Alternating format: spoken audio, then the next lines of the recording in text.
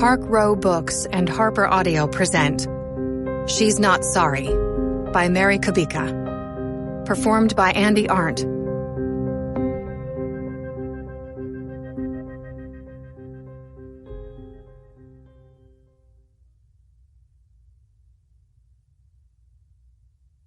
For my family and friends. Prologue. My phone starts to ring as I open the door to walk into the store. It's buried in the depths of my bag and is difficult to find. I shove aside a wallet and a cosmetic bag, knowing the search is likely futile. I will never get to it in time. My fingers make contact on the third or fourth ring. I fish it out of the bag, but as soon as I do, the phone goes quiet. I'm too late.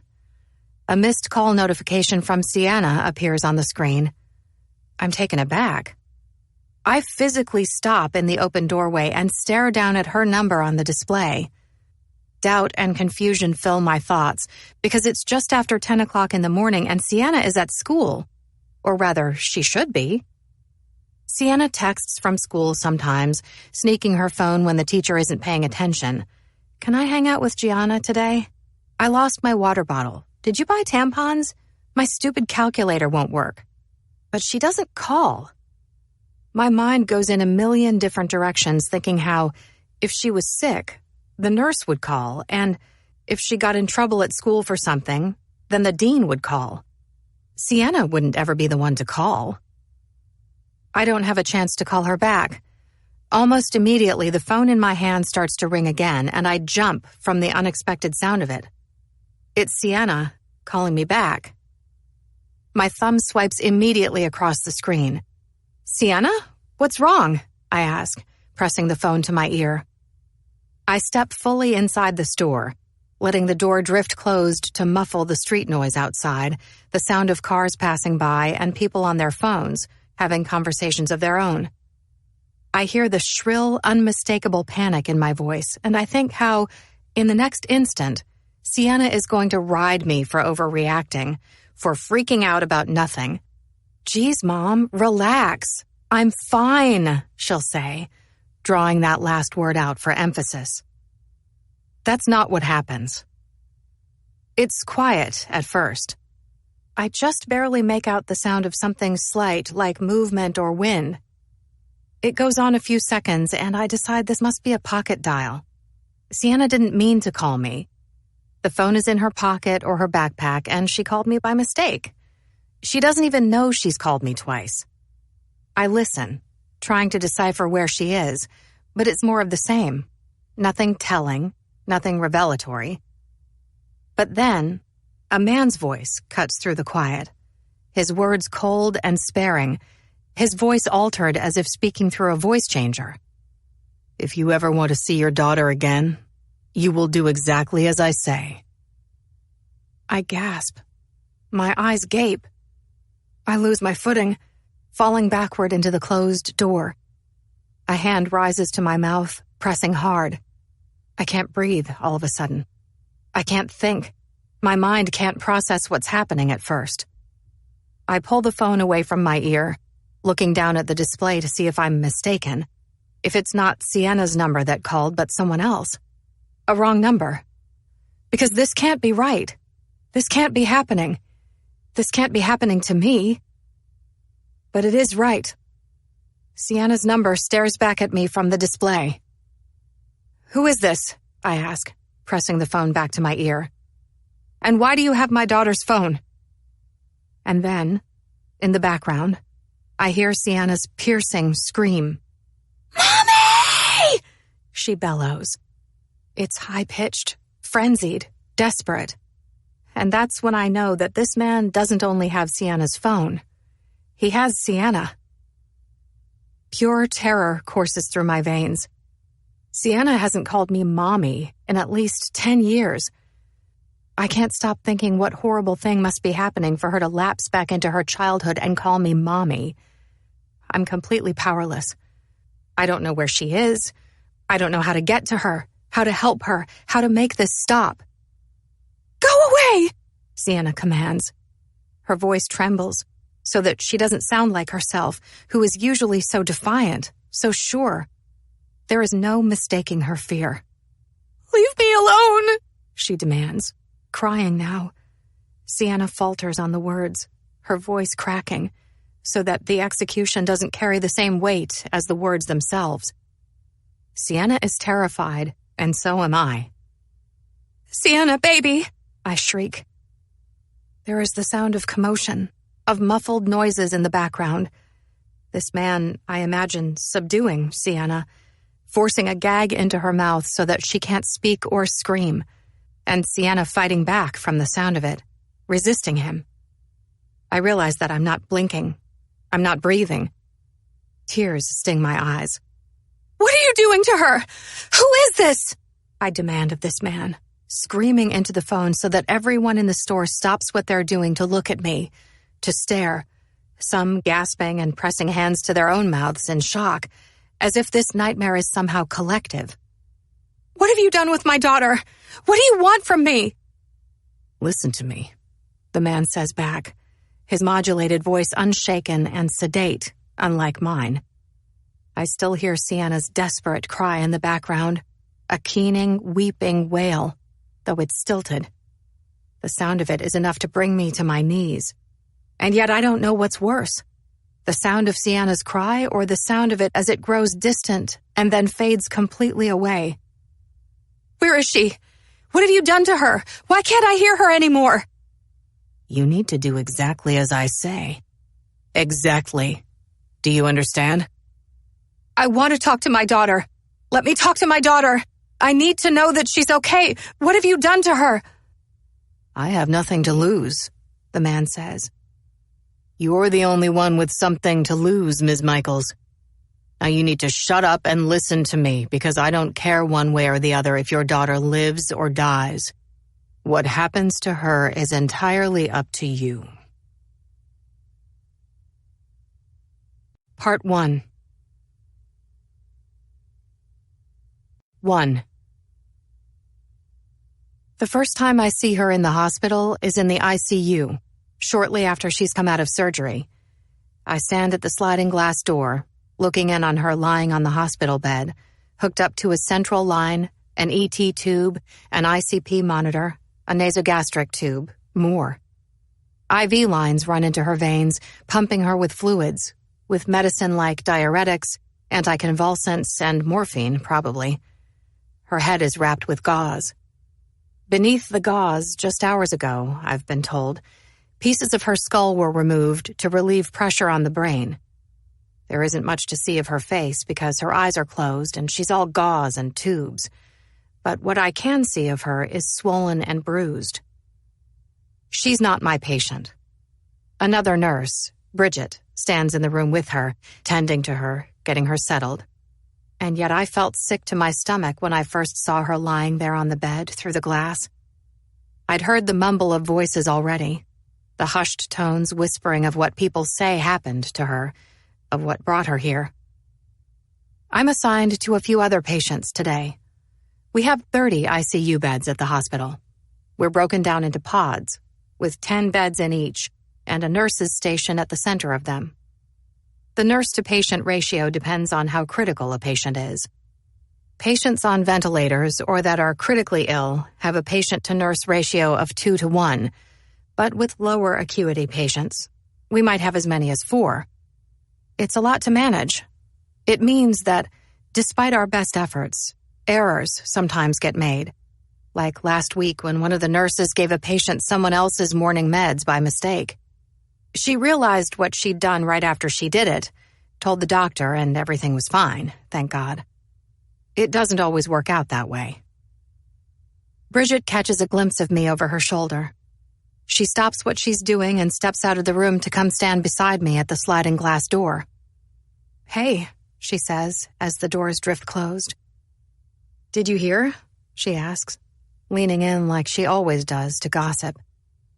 "Hear what?" I ask, and my heart kicks it up a notch as if in preparation for what she's about to say. I was late to work today. I had a doctor's appointment this morning and didn't get in until noon. I should have been here sooner. The appointment was over by 9:30. But after what happened, I walked the city for miles, considering taking the whole day and letting someone else cover for me, even though I only had shift coverage for a few hours. In the end, I came to work. I had to talk myself into it, but it was what I needed to do. I needed to act like nothing was wrong because if I didn't, there would be questions. Everyone would want to know where I was and why I didn't come in, and besides, I thought work would be a welcome distraction. I was wrong. "She jumped," Bridget says. "From a pedestrian bridge." My breath hitches. It's all anyone is talking about. The woman who dropped over 20 feet from a bridge and just nominally survived. I know. I did hear that. How awful. What's her name? "Caitlin," she says. And I muse over the name, becoming accustomed to it. Caitlin what? "Beckett. Caitlin Beckett." Bridget speaks then as if giving me the change of shift report, though she's not my patient and it's not a shift change. She says that the patient is 32 years old, that she came to our ICU from surgery, though she arrived at the hospital through the emergency room before having a decompressive craniectomy for cerebral edema caused by a traumatic brain injury. In other words, swelling around the brain was putting pressure on the brain. They had to relieve that, or she would be dead by now. Bridget goes on, saying more. At some point, I stop listening because I can't take my eyes off this woman. Caitlin Beckett. My mind gets trapped on the fact that she's only 32. It's so young. I shake my head, feeling really appalled when I think about it. I am 40. The age difference is considerable, though when I was 32, I was just coming into my own. At the time, I thought it was one of the best years of my life. I was married with a child. I had more confidence than I'd ever had in my whole life. I knew who I was, and I didn't have to worry about trying to impress people anymore. Caitlin lies in an ordinary hospital gown, starch white with stars on it, beneath a blanket, her arms placed unnaturally at her sides. I feel sick inside, though I've seen everything there is to see working as an ICU nurse. This patient shouldn't upset me any more than every other patient, but she does, for different reasons. "Do you think she will make it?" I ask Bridget.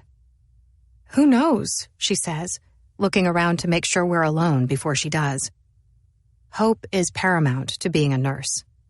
As nurses, we should believe that all our patients will live, though the survival rate for someone like this is generally poor. Most don't survive. Even if she was to survive, the odds of her having a good quality of life are not great. "Is her family here?" I ask, putting stock in the likelihood that she will either die or come out of the coma as a shell of her former self. "Not yet. They're still trying to find a next of kin." I stare through the glass wall at her face. She looks peaceful, sleeping. She isn't. The bed she lies on is angled upward, so that her head and upper body are inclined. Beneath the gauze, her hair, at least some of it, would have been shaved in preparation for the craniectomy. I imagine her bald. Her lips form around the endotracheal tube, which keeps the airways open so that air from the ventilator can get into her lungs. Her coloring is off. It's waxy and wan where it isn't bruised purple. Her injuries look horrific. A fractured hip, a broken leg, broken arms and ribs, more. Bridget asks, "She's pretty, isn't she?" I frown. How can you tell? She's unrecognizable. It's impossible for Bridget to know what she looks like with the swelling, the bruising, and the gauze. "I don't know," she says. "I just can. It's terrible what happened." I swallow. It takes effort because my saliva is thick and ropey. Tragic. "What makes a person do something like that?" Bridget asks. And I can't believe she's going on like this, to me of all people. But she doesn't know my story. She doesn't know what happened before. She doesn't know how much this upsets me. When I don't answer fast enough, she says, jump from a bridge, kill themselves? I shudder at the thought, shaking my head. I feel her eyes on my face, searching it, and feel my cheeks and ears go red. I don't know. Of all the ways to go, why that? Bridget asks. I wish she would drop it, but she doesn't. She goes on, driving the point home, saying in a low voice so that no one passing by in the hall can hear, "What about carbon monoxide or a lethal dose of morphine? Wouldn't that be easier? Less painful?" She isn't trying to be insensitive. Not everyone knows my family's history with suicide. I blanch. I say nothing because I don't have an answer, and because I can't stop thinking about what it would have been like for her to fall, to slam into the earth from the height of the bridge. There is a metallic tang in my mouth all of a sudden. I press my fingers to my lips, willing it away. I can't stop wondering things like if she lost consciousness during the fall, or if she was wide awake when she hit the ground. Did she feel her stomach float up into her chest, her organs moving freely around her insides like on an amusement park ride? Or did she feel nothing but the searing pain of impact? Bridget excuses herself. She slips back through the sliding glass door to attend to the patient. For a minute longer, I stand there watching as Bridget shows something like affection in the way she rearranges the other woman's hands on her abdomen, setting her fingers just so, letting her own hand linger on hers. I read her lips as she leans over her and asks, "What did you do, baby girl? What did you do?" I can think only one thing in that moment. It's a wonder she survived this long. 2. My shift ends at 7. I leave the hospital that night, heading east down Wellington for Halstead, trying to leave patients behind, to not take thoughts of them with me when I go. It's easier said than done. No matter how hard I try, some still come with me. As nurses, we're supposed to compartmentalize, to be detached, to mentally separate our professional lives from our personal lives, like sorting medication into a pill sorter, clearly divided with thick plastic tabs. We were taught this in nursing school, though it's not that easy, and it's not something that can be taught, to care for and about our patients, but to not let ourselves get emotionally attached because attachment, they say, leads to burnout, which causes nurses to leave an already hemorrhaging profession. It's hard because as nurses, it's in our nature to be compassionate. And these two things, detachment and compassion, are at odds with one another. The sun set hours ago. This time of year, night comes early and fast. On the days that I work, I hardly ever get to see the sun. It's dark when I leave for work in the morning, and it's dark when I go home. I text Sienna as I walk, reminding her that I'll be late, and she replies with a quick K. I ask if she remembered to close the front door, and she texts back, yes. These last few days, the door to our apartment has not been latching properly. It doesn't always stay closed. It would be just an inconvenience, except that there have been a string of break-ins in the neighborhood lately. Crime in general has been on the rise citywide. Carjackings, armed robberies. Just last week, a woman was followed into her apartment building on Fremont. She was attacked, beaten, and robbed in the stairwell. The assailant left her with a broken nose and a broken arm. He took her purse with everything inside, all her money, her debit and credit cards. She's lucky to be alive. The police are still looking for who did it, which has me on edge. I can't stop thinking that there's this man out there somewhere, attacking women, and I wonder if he's had his fill for now or if he's already on the hunt for his next victim. The thought of it keeps me up some nights. It doesn't help that Fremont is only 2 blocks from where Sienna and I live. I've asked the landlord twice already to fix the door, but he's busy.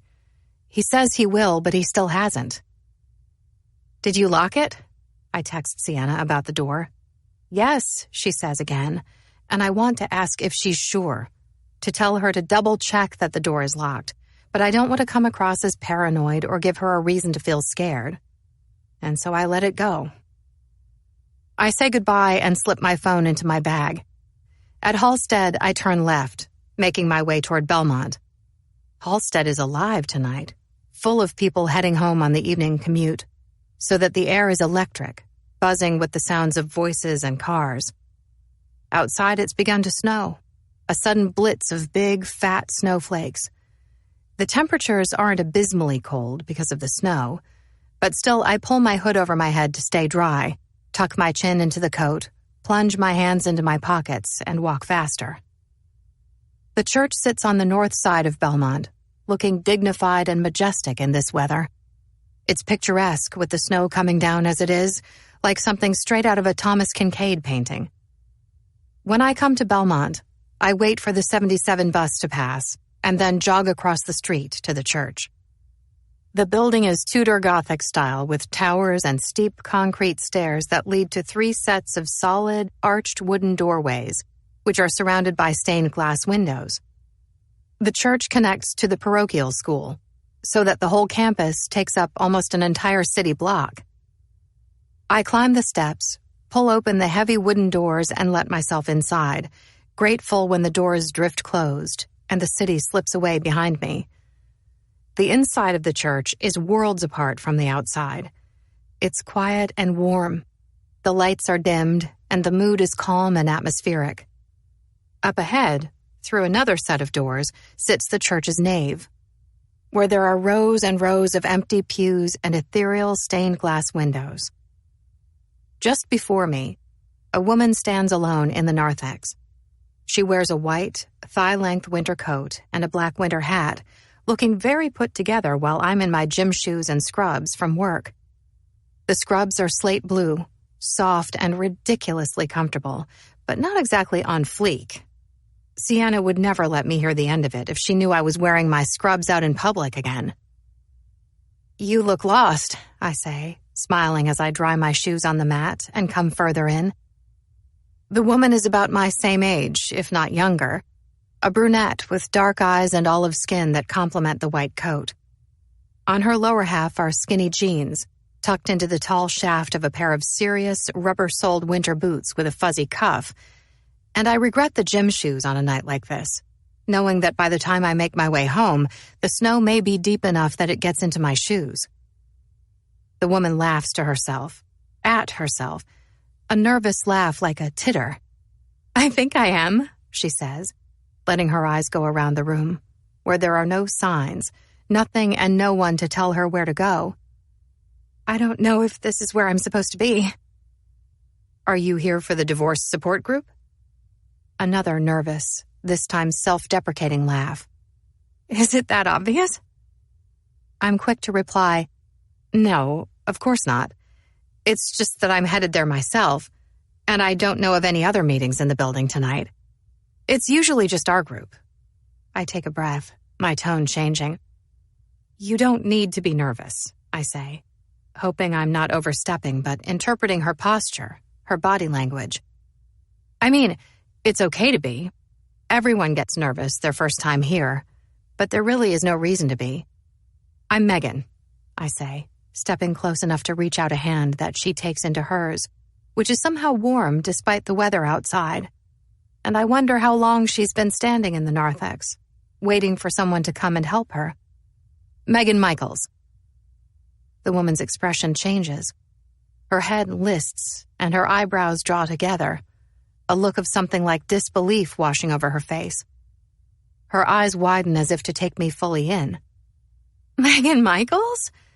Barrington High School, class of 2002? She asks. And I nod dimly, my brain trying to catch up, to make the connection. I did go to Barrington High School, though that was a long time ago.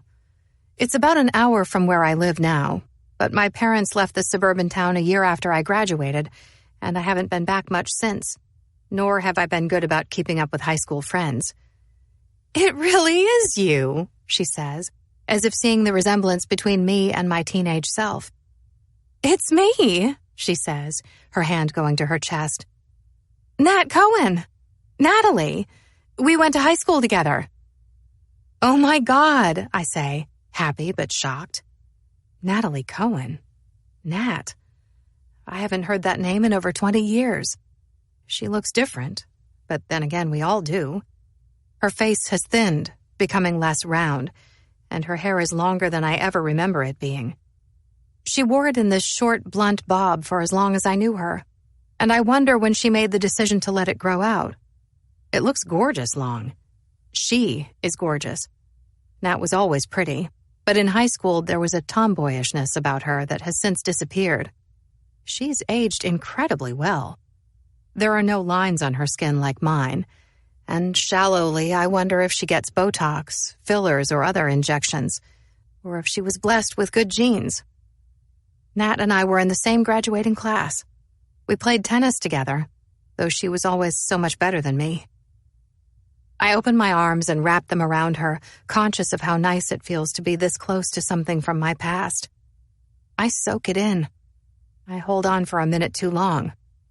Memories of high school surface, of simpler, happier times that make me nostalgic. As I release her, I say, I can't believe it's really you. How have you been? Where are you living? Are you still playing tennis?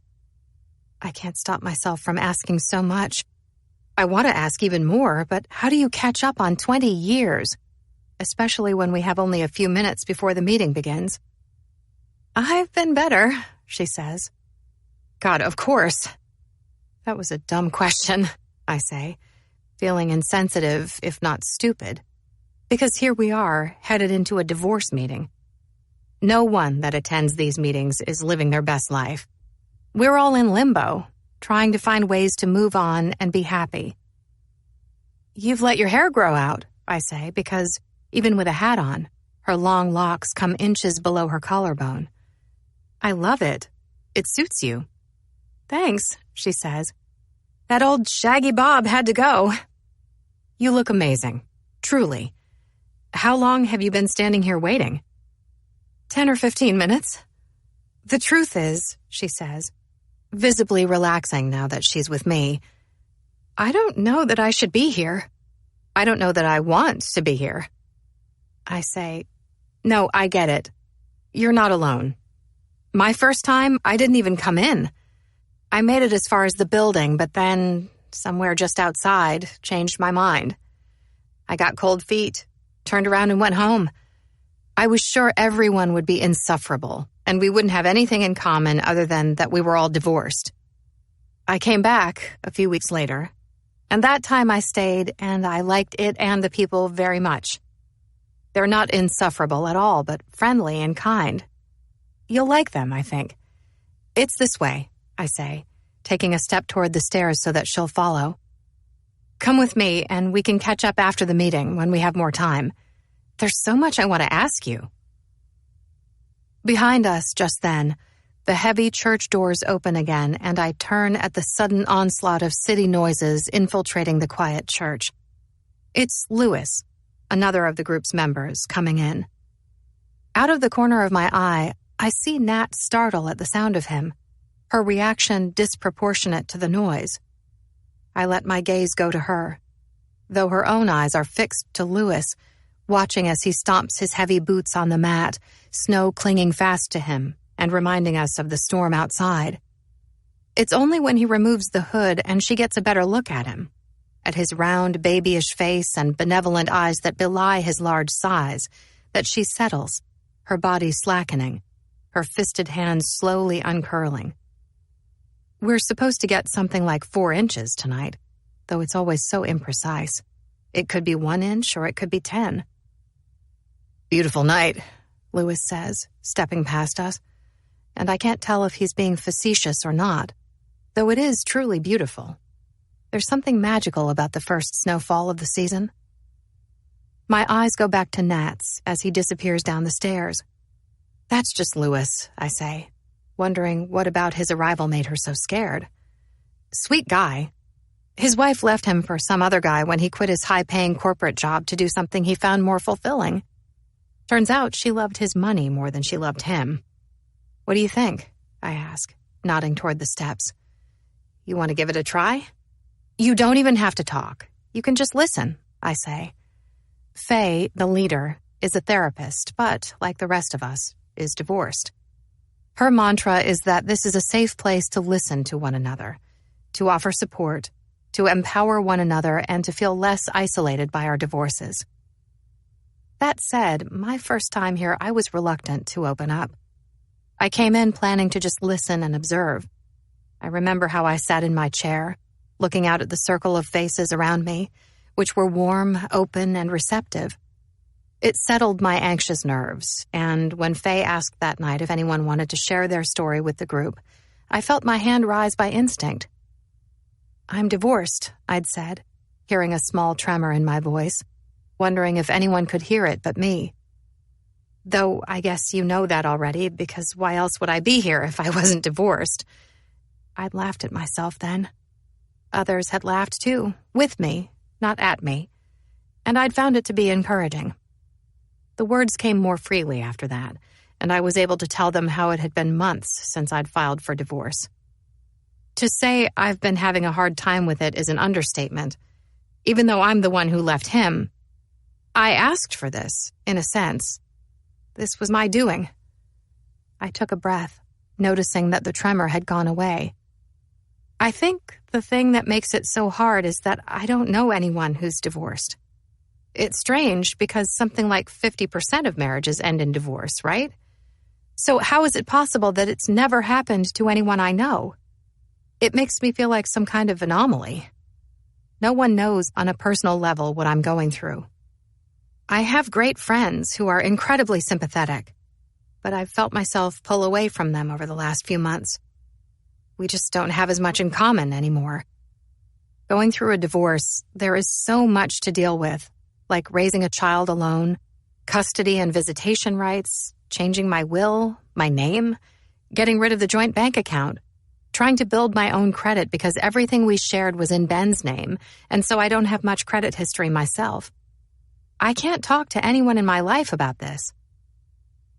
I remembered how I'd stopped there and inhaled a sharp breath, feeling self-conscious because I'd said far more than I meant to say, but also finding it was cathartic. "I'm sorry. I didn't mean to say so much." "No," Faye said. "Don't be sorry. Don't ever apologize, Megan. This is why we're here, to listen and support one another. Everyone in this room is dealing with these same issues, too." All around me, the circle of heads was nodding. And then she'd asked me to tell the group a little bit about Ben. I wasn't sure at first how to describe him. When we met, Ben was a dream. We were in high school at the time, back when things like a career and children were so far in the future we didn't think about them. They didn't exist, even in our wildest imaginations. Fast forward over 20 years, I wasn't happy. Ben wasn't happy. Sienna, by default, wasn't happy. Ben and I fought all the time. He was so focused on work, and it upset him when I asked him to make family a priority too, because he read that as me being insensitive, as not supporting him or his career, which wasn't my intent.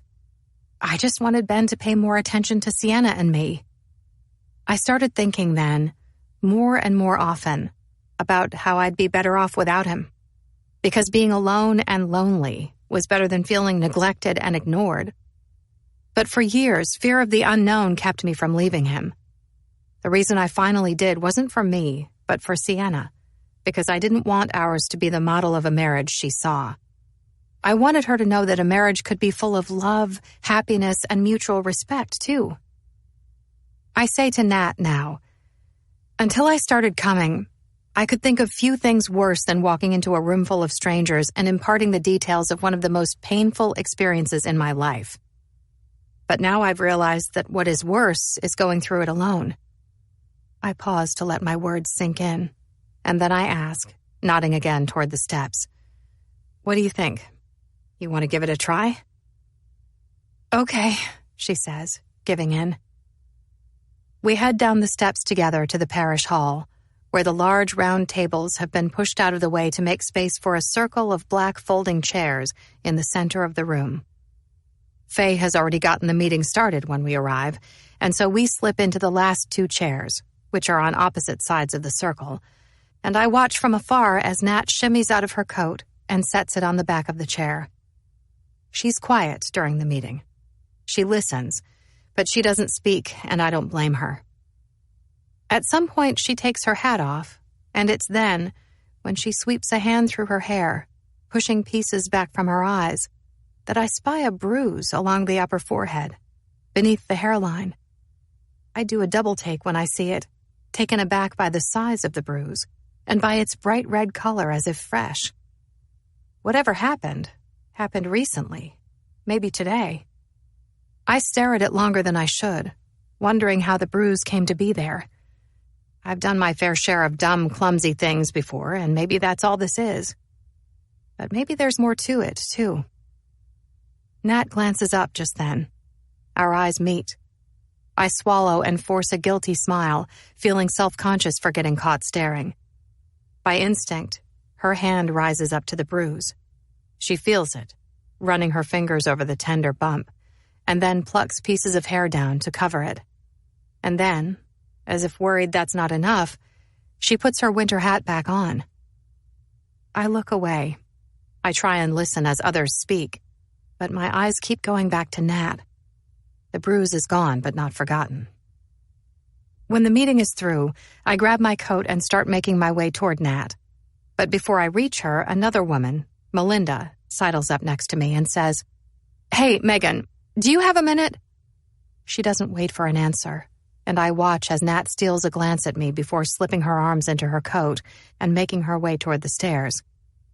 "I wanted to ask you about the school where your daughter goes, specifically what the admissions process and entrance exam are like. My oldest will be going to high school soon, and we've just begun looking into private schools in the area. It's overwhelming, to say the least." By the time I finally make it upstairs, Nat has made her way to the entrance.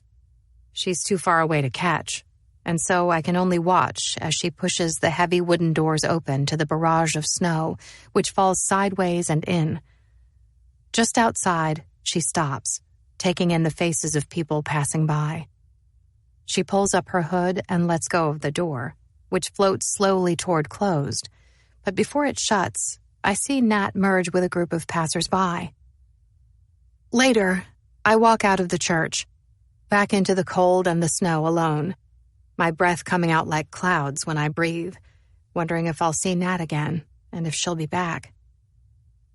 I think about the bruise as I walk, though not so much the bruise itself, but the way Nat was so quick to hide it.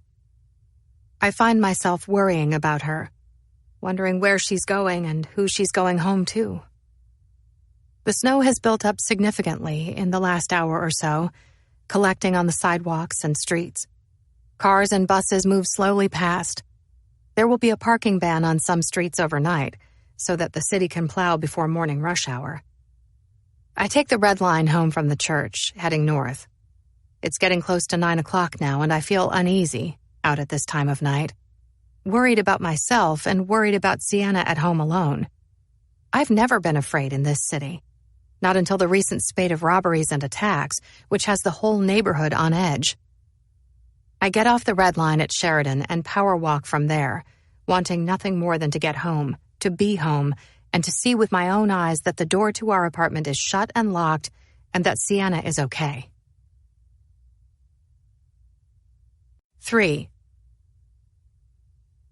The next day at work, I check in with the charge nurse for my assignment when I arrive and find out I'm assigned to 2 patients today, including Caitlin Beckett, the woman they say jumped from the pedestrian bridge.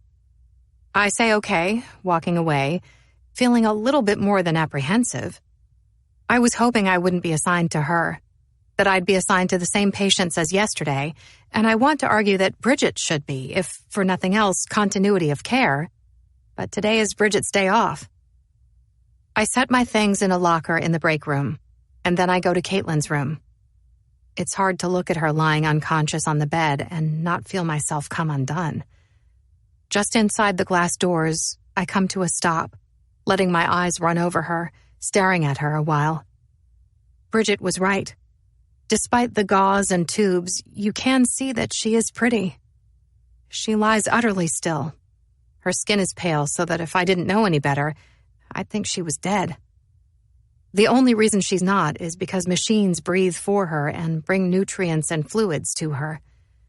I've heard whispers in the break room already about what people think happened to her. Gossip and unverified claims.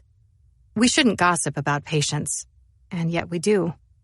It's cathartic, a way to de-stress from a long day of work or to steel ourselves for a day to come.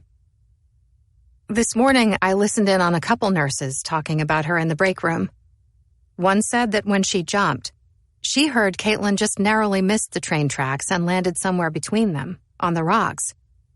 "Do you have any idea how many times the train goes by every day?" she asked, meaning that if Caitlin landed on the tracks, she would have been hit by a passing train and that would have been the end of it. She wouldn't be here in our ICU fighting for her life. She'd be dead. "Trains can't stop very fast," she went on, though it was all very theoretical because it's not the way it happened.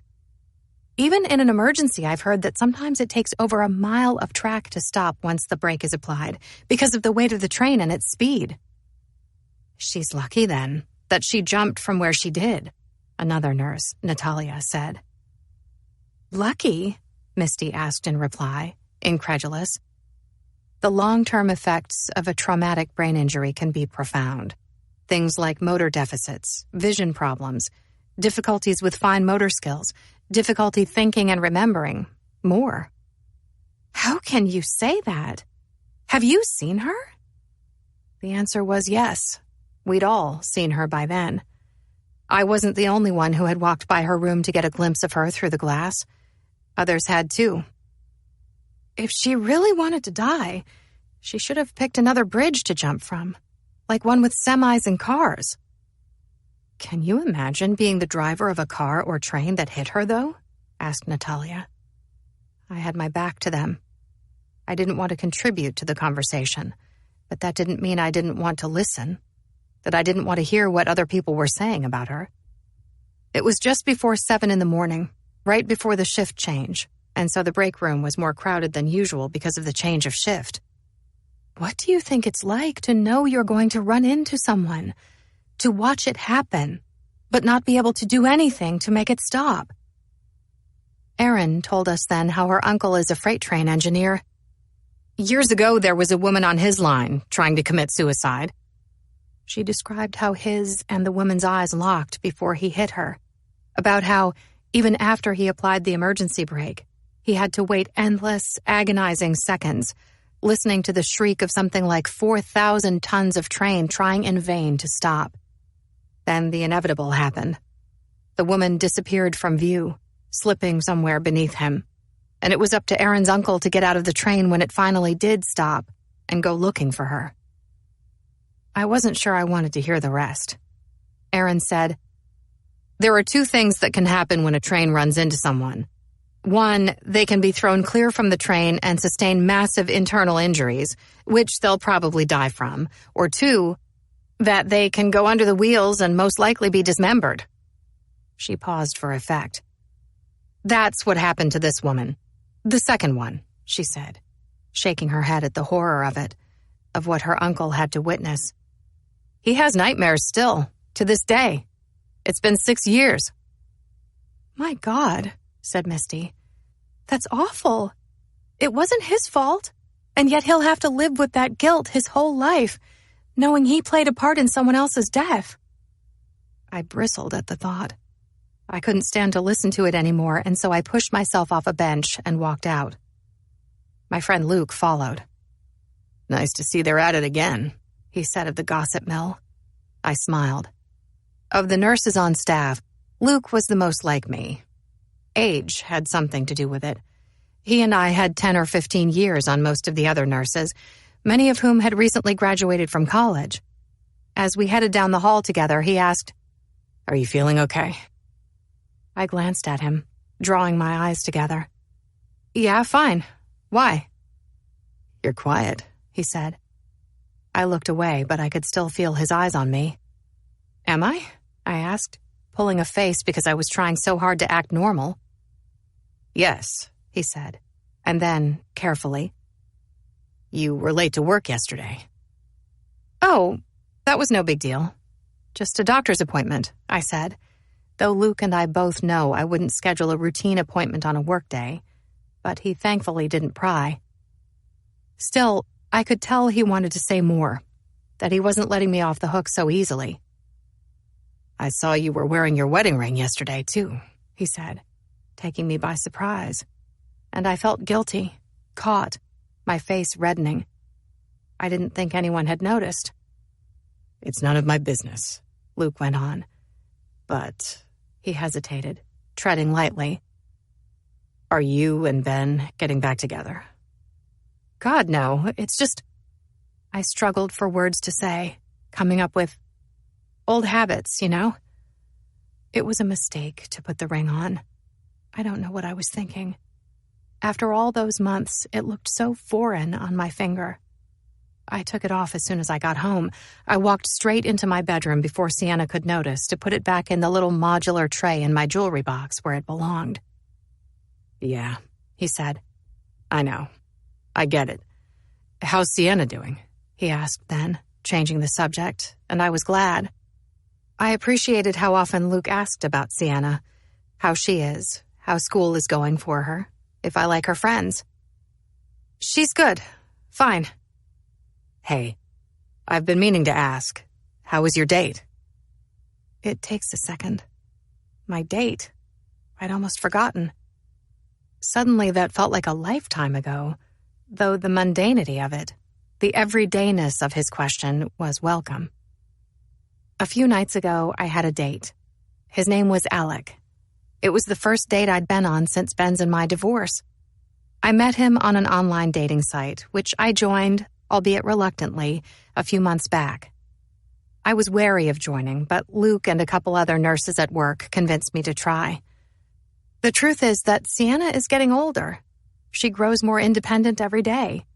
Knowing she'll head off to college soon and I'll be alone for the rest of my life keeps me up at night. The fact that Ben is dating again is what convinced me. It was the catalyst for my saying yes to a date with Alec. Ever since Sienna let on about Ben's girlfriend, she's taken up space in my mind. I'm not so sure I didn't go on the date to get revenge. Putting on a dress I hadn't worn in years, one which was sexy with a shirred waist and a plunging, deep V-neck, thinking how good it would feel for a man to touch me again, to run his hand under the short skirt of the dress, to stare at me in a wanting way. But it didn't. It felt strange, unwanted at the time, and now, days later, inconsequential. So much that I'd already forgotten about him.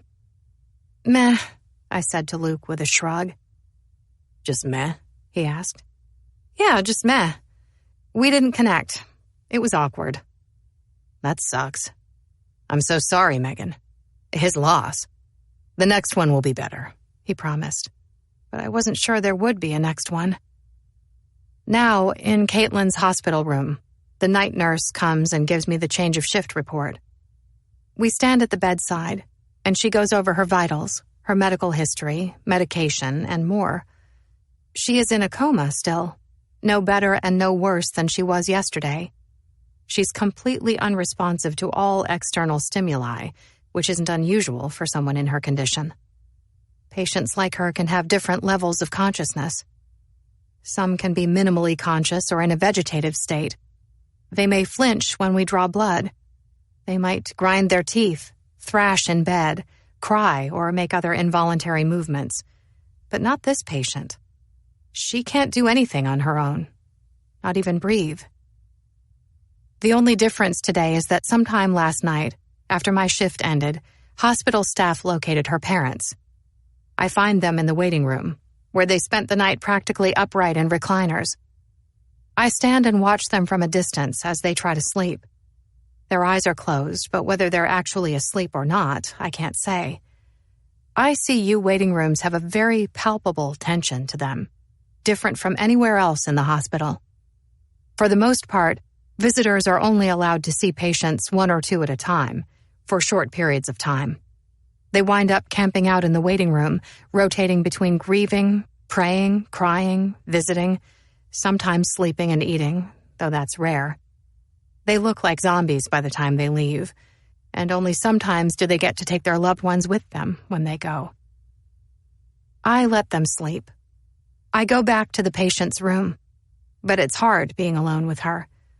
I go about my work, going through the motions, trying not to think about what happened before, about what brought her here. I check the monitor and her IVs.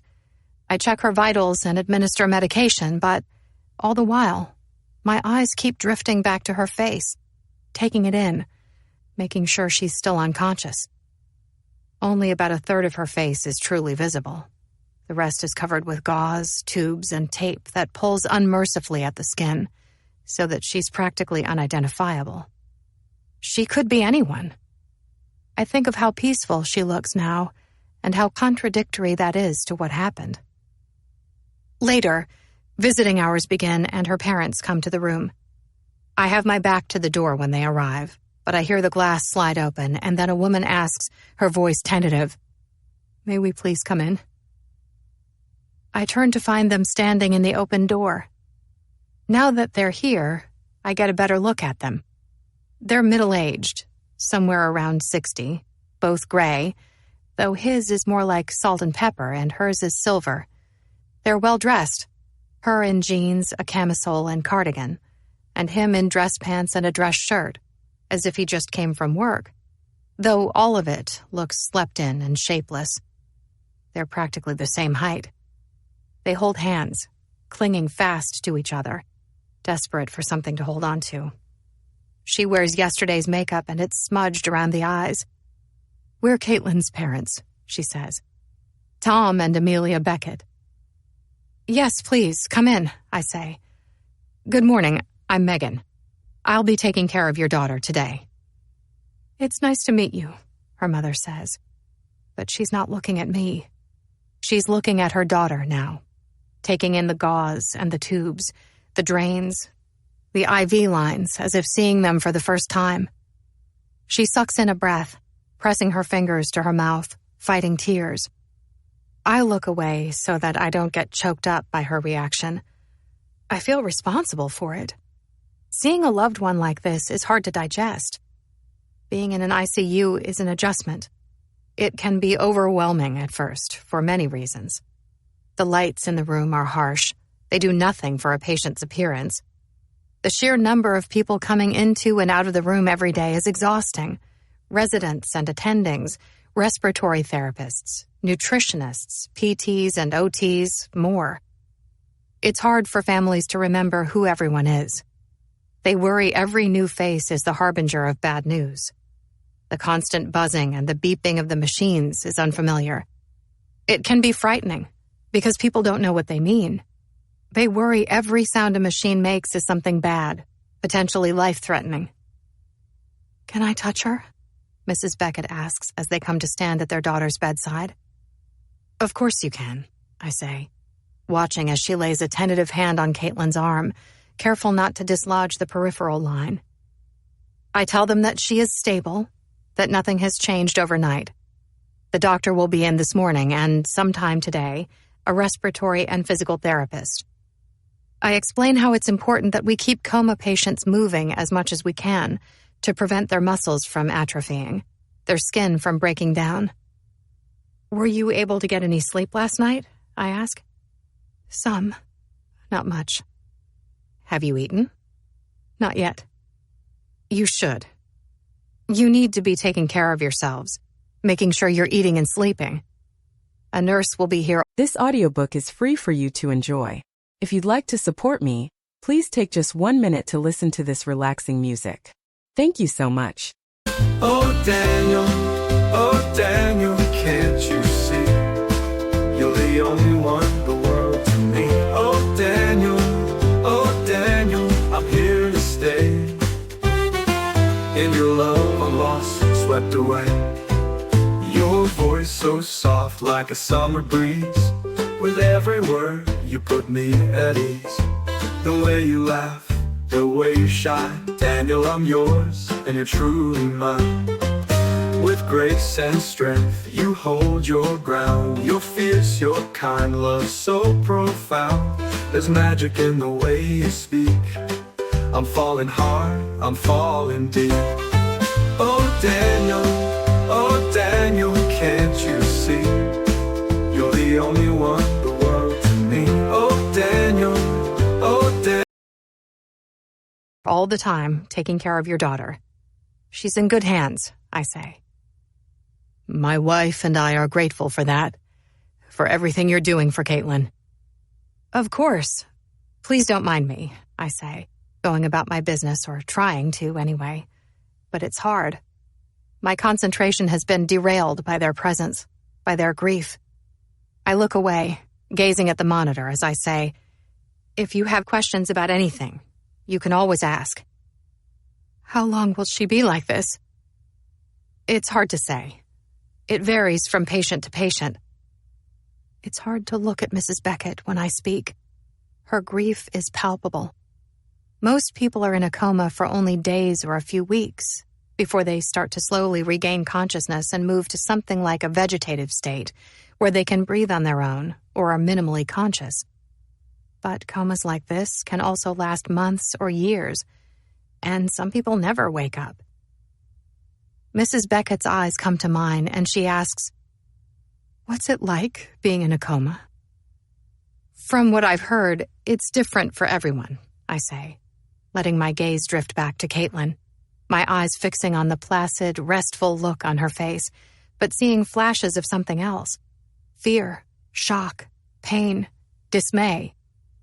I think again about the fall itself, of what it would have been like to tumble from that height. I linger on her desperation, a last-ditch effort to undo it, to stop herself, and then spinning, flailing, hitting the earth. I try to be unemotional and clinical, to think of her as I would any patient, but it's hard. I'm only human. I wonder if the fall and the impact hurt. I wonder if she was unconscious by then, or if, in that moment, her nociceptors were insensitive to pain and she was conscious but felt nothing when she hit the ground. For some, I say, moving my eyes away, looking back at Mrs. Beckett's face, it's like coming out of general anesthesia. They're groggy when they first wake up. But for them, the time they were unconscious passed by in the blink of an eye. For others, they dream. Nightmares? She asks, visibly panicked, worried that's what's happening right now, that her daughter is trapped in her brain with nothing but bad dreams. No, I say, shaking my head, though it's a lie, because sometimes they do report having had nightmares while unconscious. Just dreams. Sometimes lucid dreams. Sometimes it's hard for them to distinguish between the dreams and reality when they first wake up. It takes time. What are they like when they wake up? It's a process. It's rarely spontaneous. There is a drifting in and out of consciousness. They might be incoherent at first. There may be memory gaps. Will she remember what happened when she wakes up? Will she remember that she pauses and then says, jumped? I don't know what Mrs. Beckett is hoping, that she does or doesn't remember. The latter would be fortuitous. It depends, I say. I don't know. Some do and some don't. Sometimes patients wake up with a black hole in their memory, spanning days or weeks before the accident or illness. They can't remember what happened to them or why they ended up in a coma, which would be a blessing. Sometimes patients come out of a coma with flawed memories. They remember things that never actually happened. They make wild claims that can be blamed on things like lucid dreams or a disconnect with reality. I look away, but still feel Mrs. Beckett's eyes on me. Do you have children, Megan? She asks after some time. I look back up and meet her gaze. Yes, I tell her. One, a daughter. I don't always like to talk about Sienna when I'm at work. I like to keep my personal life private. But being in an ICU room is a very intimate experience. Today, I only have one other patient besides Caitlin, and I'll split my day between them. For as much time as I spend with patients and their families, personal topics come up. Are you and your daughter close? She asks, distracted, staring again at her own daughter's blank face, at the ghastly endotracheal tube in her mouth, taped to her skin to keep it in place. Yes, for the most part. She confesses, We haven't been close to Caitlin in many years. We didn't even know that she'd come back. I swallow. It's not any of my business, but still I'm curious. I have to know. I ask, "Come back?"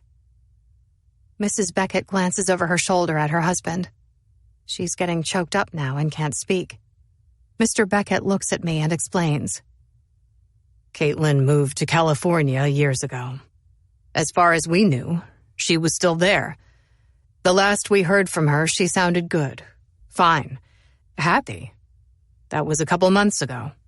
We asked all the time when she was coming to visit, but she always said she didn't know. She had all sorts of excuses as to why she couldn't come see us. Work was busy for her. She didn't have enough vacation time. Airfare was expensive. She didn't know when she could get away. She was always so busy, the mother parrots under her breath, and I can tell it's a sensitive topic from the way she says it. She was hurt Caitlin didn't make time for them.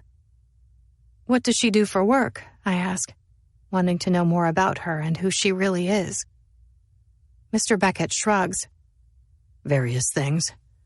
Whatever she could do to pay the rent. Working a couple odd jobs at a time sometimes. Retail, waitressing. She was a bank teller for a while, but that didn't work out. What she wanted was to be an actress. Thought she'd go to Hollywood and become a star. We supported her, Mrs. Beckett is quick to say, lest I think otherwise. We didn't have the heart to tell her that the odds of that happening were 1 in a million, because maybe she was the lucky one. She looks at her husband then and asks, bottom lip quivering, her nose beginning to run. Why do you think she didn't tell us she'd come back? Do you think she didn't want us to know? He shakes his head. I don't know. I find a tissue and hand it to Mrs. Beckett. How long had she been back? Mr. Beckett shrugs. Long enough that she had time to find an apartment. What if she thought we'd be disappointed in her? What if she felt she'd let us down? Or she was embarrassed because things didn't work out like she wanted them to? He dismisses this. Since when does Caitlin care what anyone else thinks? Caitlin is strong. She's resilient, Mr. Beckett says. He turns away from his wife and says to me, which is what makes this all the more devastating. We didn't see it coming. We never thought she was the type of person to try and take her own life. He looks as if he wants me to say something, to explain why this is happening. I know that I have to come up with something to say to set their minds at ease. I don't know that there is a type, I slowly say. We have had suicide attempts in the ICU before. I read a statistic once that said for every person who dies by suicide, there are 25 attempts. That fact scared me, especially when I thought of Sienna, of our family history and the mental health crisis that is happening these days with teens. It's an epidemic. I wanted to know more, mainly whether Sienna was at risk. There are personality subtypes of suicidal individuals, like how, in general, they tend to be dependent, anxious, impulsive. Often, they internalize their feelings versus letting them out. Sometimes people who commit or attempt to commit suicide have a diagnosed mental disorder, like depression or bipolar disorder, and some have an addiction, but not all. Men are more likely to kill themselves, but women are more likely to attempt it. But these are just statistics and risk factors. The truth is that anyone can take or attempt to take their own life. Maybe something terrible happened, or they're just having a bad day. So often these things take everyone by surprise. You can't blame yourself. You can't think that you should have known or done something differently, I say. Can I talk to her? She asks. Of course you can, I say. And you should. They say it helps, that people in a coma can benefit from the sound of familiar voices. There's been research on it. What do I say to her? Anything. It doesn't matter. It's the sound of your voice that matters. She nods, but she's slow to start. Caitlin, Mrs. Beckett says after a minute, and her voice cracks. She clears her throat and tries again. "It's me, honey. Mom. Your dad is here too," she says, and then she reaches for him and draws him closer to the bedside. "Hi, Pumpkin," he says, leaning down close, suspended above her. Later, after her parents leave and I'm alone with her, I wonder if it's true, if she can hear me, if she can feel me, if she knows that I'm here. I'm standing at the bedside. I have my back to the door, which is something they teach us as nurses, to keep ourselves between the patient, their visitors, and the door, to always have a way out of the room, an escape route.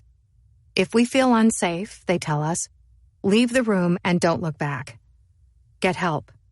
There are things you learn as a nurse not because they taught you in nursing school, but through observation and experience. Like keeping patients and families at an arm's length, never turning your back to them, and never wearing a stethoscope around the neck, because of one time a patient tried to strangle a colleague with it, and she would have died if someone else didn't intervene. I turn to leave Caitlin's room for the nurses' station when I see a man standing about 10 feet away, just on the other side of the glass door. He stares into Caitlin's room, his eyes piercing and unkind, the type of gaze you feel all the way to your navel. It's the way he stares that makes alarm bells go off, because his stare is intimidating, practically predatorial. It defies social norms. Normal people don't stare like that. They don't lock eyes with someone and then not break it. My whole body goes tight. I become motionless all of a sudden, frozen mid-stride, afraid to leave the room, to go out into the hall where this man is. I'd have to pass by him to get to the nurses' station. And I think how, during the day, the unit is unlocked. Anyone can let themselves into the ICU. There's nothing to stop them. I take a breath. I turn around, facing the patient, turning my back again toward the door. I tell myself it's nothing. Just a friend of hers who's come to visit and he's upset, grieving, which is the reason for the way he looked at us. But what if he's not? What if he's not upset or grieving? And what if he's not a friend? All of a sudden, I worry I've made a mistake in putting my back to the door. What's to stop him from coming into the room with us, from standing behind me and blocking my exit? I have to leave the room while I still can. I take a breath and gather the courage to turn and go. But when I look again, he's gone. 4. I see the friend request on my phone first that night. I don't pay any attention to it. I scroll right past while standing in line at the convenience store on the corner after work. I drop my phone in my purse when it's my turn to pay, leaving it there as I walk carefully home in the dark through the snow, staying alert to my surroundings, carrying bags so heavy my arms burn from the weight of them. Sienna is with someone in the kitchen when I come in. The front door slightly open because Sienna forgot to lock it and it didn't latch properly again. She's talking to a friend whose voice is deep and masculine. The kitchen is in the way back of our apartment. They don't hear me arrive. I stop in the open doorway, thrown, because Sienna has never had a boy over before, and I realize only now that we haven't had a talk yet about whether boys are allowed in the apartment when I'm not home. I don't know where I stand on that because, until now, I haven't had to think about it. I listen in on the conversation, which is about math, but resembles something flirtatious. "I suck at geometry," he says. "No, you don't," she says, her tone not quite like herself. I hold my breath so I can hear, remembering what it was like when I was her age. Seeing Nat at the meeting last night has spawned memories of high school. Not only have I been thinking about her, but about other people we went to high school with too. Like my best friend Cary Grant and Jason Murphy, who I was sure back then I wanted to marry, or at the very least lose my virginity to, before I met Ben. "This shit is like really hard," Sienna says to her friend. I bite my lip, leaning against the doorframe to offset the weight of the bags in my hands. Outside, the sky is dark, the darkness pouring in. Sienna hasn't turned on any lights other than the kitchen light, and so it's dim in the rest of the apartment where the kitchen light doesn't reach. I'm also not used to hearing Sienna say words like shit, which is how I know she's trying to show off for this boy. She likes him. I can tell. Sienna is 16. It was only a matter of time before she developed an interest in boys. Besides, she says, you slayed the last test. I got a C. If anyone sucks at geometry, it's me. That's not true. I just got lucky on that test. Circles are not my jam. Are they anyone's? Simon Hall, maybe. Sienna sneers. Simon Hall is stupid smart. He probably actually likes this shit. He probably does it on the weekends for fun. They have a good laugh at Simon Hall's expense. The L goes rolling by, muffling their laughter. As far as I can tell, Sienna and her friend stop talking, waiting for the train to pass before they carry on. They pick up 30 seconds later, talking about things like chord and tangent lines, and from the way he explains geometry to my daughter, gentle, patient, I realize that this boy doesn't suck at math as much as he'd like Sienna to believe. He was being self-deprecating, which tells me he likes her back. Sienna makes a mistake in her work. He corrects her, and she says, "Shit, I'm so stupid." I can hear the frustration in her voice. Math is not her cup of tea. His kindness is endearing. No, you're not. Anyone could have done it. You didn't, she says. There's a beat of quiet. And then, from out of nowhere, Sienna says, Gianna says a person can't be both pretty and smart. As if these things are mutually exclusive.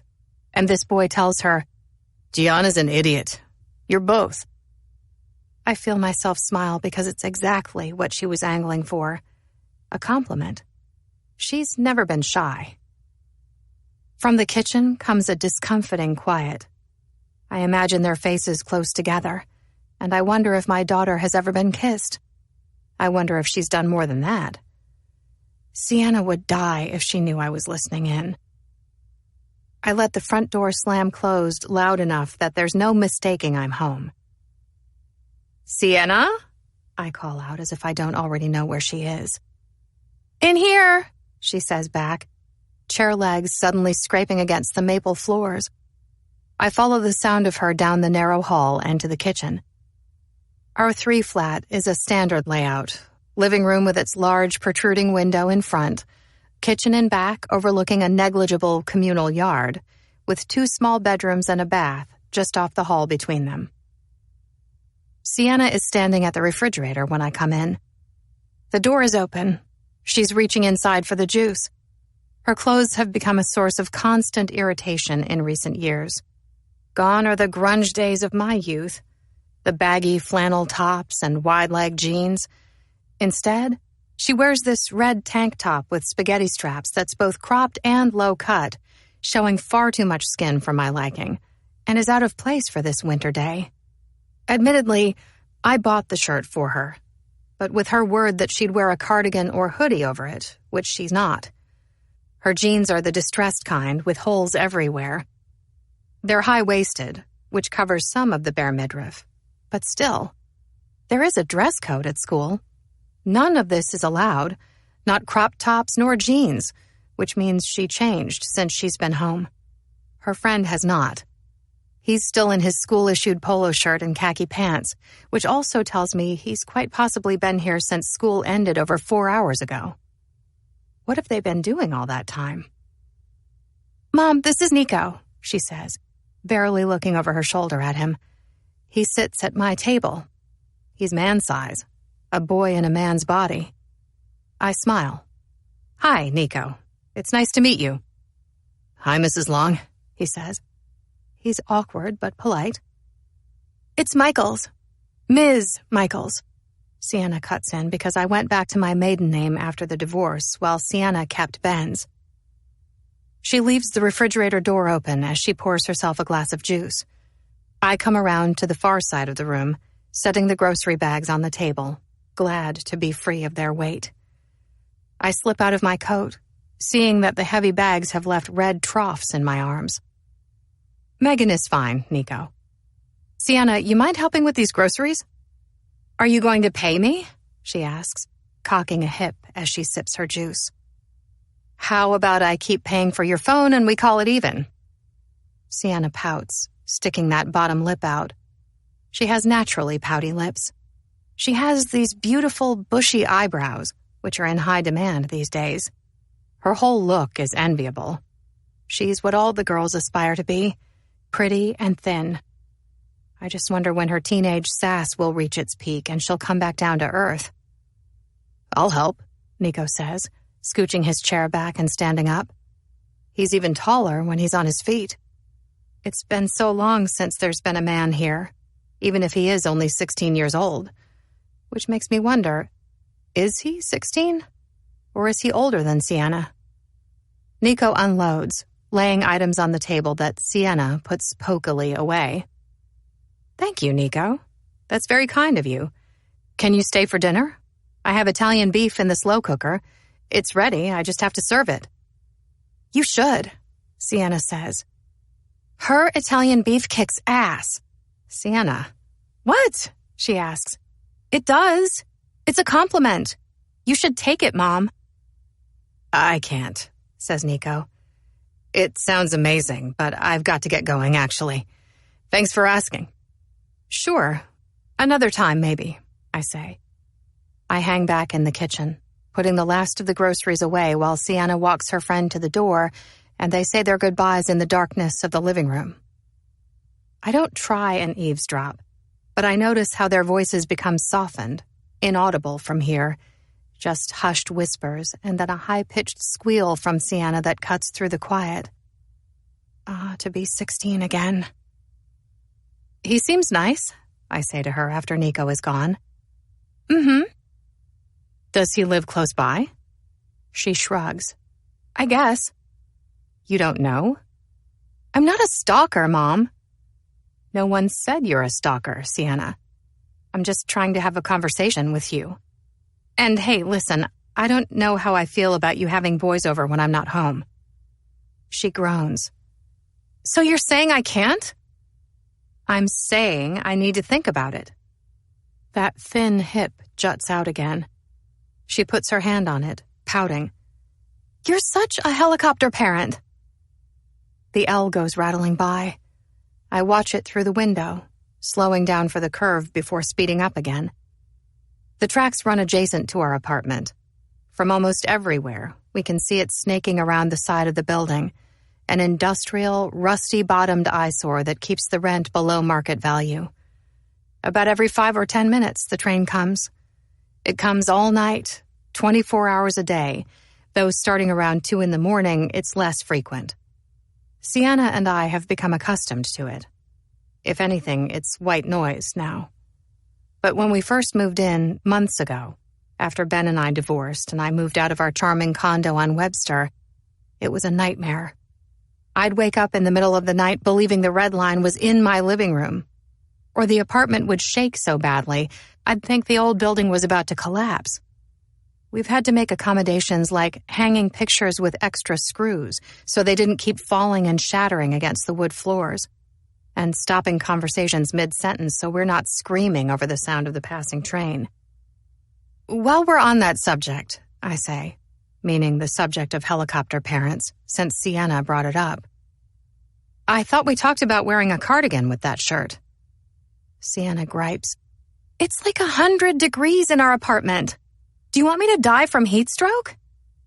Or just wear a different shirt, I suggest.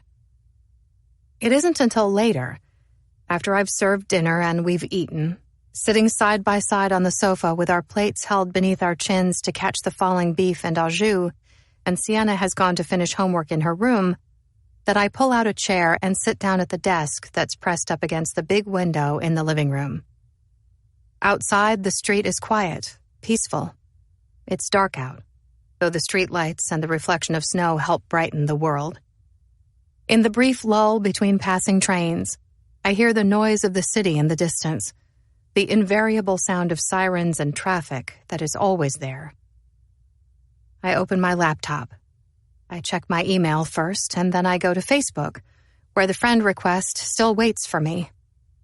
I open it to see that it's from Natalie Cohen Roche. Nat. I smile to myself, my heart swelling because I'm glad she found me on here. She wants to reconnect, to be friends again, which I'm so grateful for because it's a time in my life when I could really use a friend. I take a look at her profile photo. In it, she stands on the edge of what might be Niagara Falls, or maybe just some other massive waterfall, looking happy. And I wonder how she went from that to attending a divorce support group with me. What happened to her in the years since high school? I don't know, but I hope to find out. 5. Mr. and Mrs. Beckett spend the first 24 or more hours in the hospital without interruption. When I come in the next day, they're still there, draped limply over the arms of two of the waiting room's Spartan recliners with their eyes closed, though I can't tell if they're asleep or not. I stand on the other side of the room watching for a while, for the movement of their eyes to tell me if they're conscious. They're alone in the room. The TV is on, mounted in the corner, but it's on mute. The only sound the gentle hum of the overhead lights, which never go off. At first glance, Mrs. Beckett appears to be cold. She wears her cardigan wrapped tightly around her so that the plackets overlap, her arms knotted against her. I turn away, using my badge to unlock and pull open the door to the ICU, where I find a blanket and bring it back to the waiting room because I can't stand to see her looking cold. After everything, it's the least that I can do for her. I try not to wake her, but still, she stirs as I lay the blanket gently over her. Her eyes flutter open. She adjusts on the chair, centering herself, gazing up at me. Bit by bit, she makes out my face, and first the recognition and then the panic take over. She thinks something has happened to Caitlin. That's why I'm here. That's why I've come, to tell her her daughter is dead, that she coded overnight, and that, despite the doctor's best efforts, she couldn't be saved. "What is it?" she breathes out, her hand going to her heart. "Everything is fine," I whisper. "I brought you a blanket, Mrs. Beckett. I thought it might make you more comfortable. You looked cold." It takes a second for my words to sink in. Only then does she glance down to see the white thermal blanket on her lap. She looks at it, taking it in, and then she lets her gaze go back to me, unconvinced. "Are you sure? Is everything okay with Caitlin?" she asks, and I feel guilty for making her feel like this. "Yes. I'm so sorry. I just didn't want you to be cold. I didn't mean to wake you. Please," I say, "try to get some sleep." I return to the ICU, where I get my assignments from the charge nurse, finding out I'm assigned to Caitlin again, which comes as no surprise, though I was hoping that Bridget would be, now that she's back. I put my things in the break room and then sit on the bench to change my shoes. Again today, the nurses are talking about Caitlin Beckett. She's still a hot topic. I leave the break room, heading to her room, where I see the night nurse, Kathy, inside, waiting to give me the change of shift report. "How is she doing?" I ask, coming in, letting my eyes run over Caitlin. Even after almost 20 years working as an ICU nurse, the sight of her in bed takes me aback. "About the same," she says, and I find comfort in that. Kathy gives her change of shift report. After she leaves, I do my initial assessment, going through the motions. I take her vitals, administer medication, force her eyes open to check for a pupillary response, and then I check the urine output, which is how we watch for things like dehydration and kidney function. There is a urinary catheter in place to collect urine directly from her bladder and bring it to a drainage bag beside the bed, which has to be routinely emptied. Caitlin wears an adult brief, too, that has to be regularly changed. She requires more care than a baby, and I wonder if she'll always be this way, or if she'll ever go back to being the person she was before. The Becketts look exhausted by the time they come to the room. Mrs. Beckett holds a paper cup filled with coffee in her hand. Her clothes, the same ones she's worn for days, hang limply on her. Her jeans bunch in the knees. "How did you sleep?" "Not well," Mrs. Beckett says. "I can't sleep. Not here. Not with Caitlin like this," she says, letting her eyes go to the bed. Mr. Beckett spent the night with her in the waiting room, but now he plans to leave, to go home, to shower, walk the dog, and catch up on work. "Come with me for just an hour or two and take a nap in our bed," he suggests before he goes. But Mrs. Beckett shakes her head with a childlike mulishness to it. She won't go. She won't leave Caitlin alone. She lowers her tired body into a chair, bent on staying, and then later, after Mr. Beckett has left and she and I are alone, she turns to me and asks, "Have you ever known someone to do what Caitlin did?" The question, the frankness of it, or perhaps the fact that it hits a raw nerve, takes me by surprise. A knot forms in my throat. I try swallowing it away, but it's like a boulder, large, heavy, and unable to be knocked loose.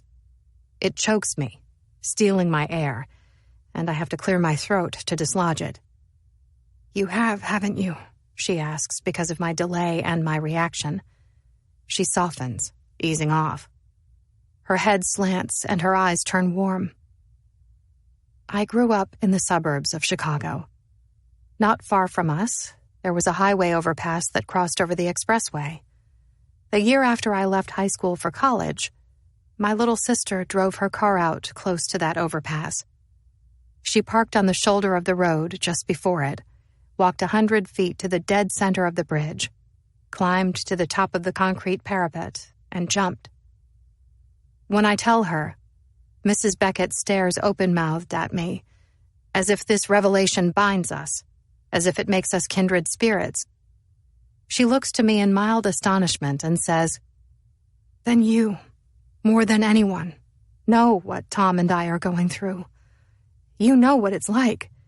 You can understand." I nod, trying to stay unaffected, but it's impossible. The truth is that everything about this stirs up memories of Bethany and brings back all the emotion I felt after she died. Lately, I've found myself thinking of her all the time and about what it would have been like for her to stand at the top of that highway overpass and jump. After her suicide, I did research, looking into things I didn't need to see, but I couldn't stop myself. It became an obsession, a form of self-sabotage, self-flagellation. Nothing I read did me any good, but I wanted answers. I wanted someone to tell me how my happy little sister could do that to herself. What I found out was that jumping from a building or a bridge is one of the more lethal forms of suicide. Unlike with an overdose, for example, where there is a chance someone might find you and that you can be saved, jumping isn't something that can be stopped or undone. It's a manner of suicide exclusive to those who are most bent on dying. That fact, when I read it, broke me. Bethany didn't have any doubt. She wanted to die. I swallow hard, asking, "You have other children besides Caitlin?" Because I have to change the subject before I start to cry. "Yes, 2. Caitlin is our baby," she says, letting her gaze go down to Caitlin's face before reaching into her purse to pull out a small photo album. She flips through the pages and, when she finds the one she's looking for, she stretches the album across the bed to me. "That's her," she says, pointing at the photo. "That's Caitlin. I wanted you to know what she looks like," she says. I know, of course, what she looks like. I can see that for myself. But what she means is that she wants me to see what she looks like without all the gauze and tubes, which mask half her face while the rest is swollen and bruised. I look down. The image I see throws me off balance. I find myself staring at her face and her eyes, which are very much vibrant and alive. In the photograph, Caitlin Beckett is a confident woman, composed and practically bold. She strikes that pervasive hand-on-the-hip pose, her chin jutting out, her smile teasing and playful. And it's hard to reconcile the woman she was with the woman she is now. If I didn't know any better, I'd think they weren't the same. I swallow hard, my saliva thickening. "She's a beauty, isn't she?" Mrs. Beckett asks, but she doesn't wait for me to respond. She goes on, harumphing and saying, "Clearly she didn't get it from me." It takes a second to collect myself. I say, "She's lovely." And then I hand the album back. "Will you tell me about her?" "About Caitlin?" I nod.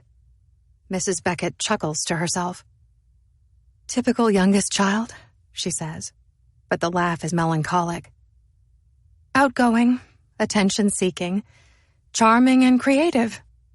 If you were to ask the others, they'd say that Caitlin was Tom's and my favorite.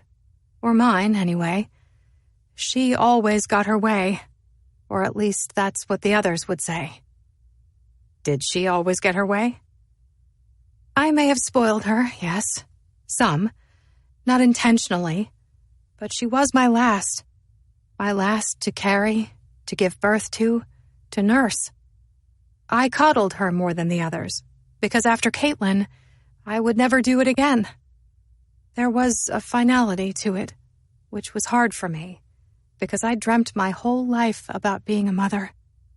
Each of Caitlin's first steps, first day of kindergarten, was also my last." I grow solemn, thinking of Sienna. I can relate. These last few years, now that Sienna is a teenager, I feel her pulling away from me, her life going in a different direction than mine. It used to be that I knew everything about her friends and what she was thinking, but now I don't. "Are your kids close?" "No," she says. "They live on opposite sides of the country, one in New York and one in Seattle. But despite the physical distance, they've never been close. Caitlin is our only daughter. My relationship with her was different than the one I have with my boys, and I'm not sure but that they didn't resent her for it." "You have a daughter too?" she asks. "Yes." "Just the one?" I nod. "Do you have a picture? I'd love to see what she looks like," she says. I carry my phone with me, in one of the many pockets of my scrubs. The phone is always on silent, though I check it throughout the day with some frequency, in case Sienna texts or calls. "She doesn't like to have her picture taken," I say. "She's at that age where she scrutinizes every photo of her I take. None is ever good enough. She zooms in on the image until every pixel is magnified, and then she comes up with some reason not to like it. Her hair, her smile, the particular angle of her head." I slip my hand into my pocket to retrieve the phone. I swipe through the pictures of Sienna on my Photos app for one to share, finding one I love. When I do, I hand Mrs. Beckett my phone, and then I watch her eyes, the way they study Sienna's face. "I have no idea why she wouldn't like having her picture taken. She's stunning." "Thank you," I say, slipping my phone back into a pocket. "The blonde hair must come from your husband," she wrongfully assumes. She wouldn't be the first to notice that Sienna looks nothing like either Ben or me, who are both brunette, while Sienna is a light blonde. "No," I say, and then I tell her the same thing I tell everyone, holding Ben's mom accountable, though she is more of a strawberry blonde. "My mother-in-law, we think." Mrs. Beckett is thoughtful for a moment, and then she asks, "Is that what you wanted? Just the one child?" The short answer is yes. I made a conscious decision to have only one child. I didn't struggle getting pregnant with Sienna. Not at all. It was too easy. She was an accident, though we don't go around trumpeting that fact. I found out I was pregnant with Sienna before I was ready to have kids. It caught me off guard. When I was younger, I say, I always thought I wanted a large family. I had this very idealistic, starry-eyed view of what motherhood might be. But Sienna was colicky when she was born. She cried all the time, and not just a fussy baby cry, but a screaming in pain type of cry. It was horrible to listen to. I couldn't soothe her for anything. She would cry in the middle of the night so that I never got any sleep. I was working then, fewer hours, but still. My husband couldn't get up with her at night. He had to be at work earlier than me, and for longer hours. It didn't matter, though, because even if he had offered to help, I would have insisted on doing it myself, because I'm her mother. She needed me. I remember that when Sienna outgrew her crib, I sold it. It was something subconscious. I didn't even think to keep it for another child of mine, because on some level, I'd already decided there wouldn't be another child. I remember, too, seeing how frazzled our friends with multiple kids were. They had to be in 4 places at the same time, and their weekends were full of things that neither adult in the family wanted to do. By then, Sienna had moved beyond the colic. And Ben, she and I had some semblance of a normal life. I could sleep at night. We could do things together as a family. I paused for breath, feeling embarrassed that I've said so much, and then say, "It sounds selfish." "No, not at all. It sounds honest." It's good to know our limitations, I suppose. It's not as if it's a shortcoming. Raising children is more work than anyone imagines, and you have something very special with your daughter, I imagine. A bond. I do, I say, letting my guard down because I like Mrs. Beckett, and because, despite the circumstances, she's easy to talk to, though I should know better than to let myself get close to patients or their families.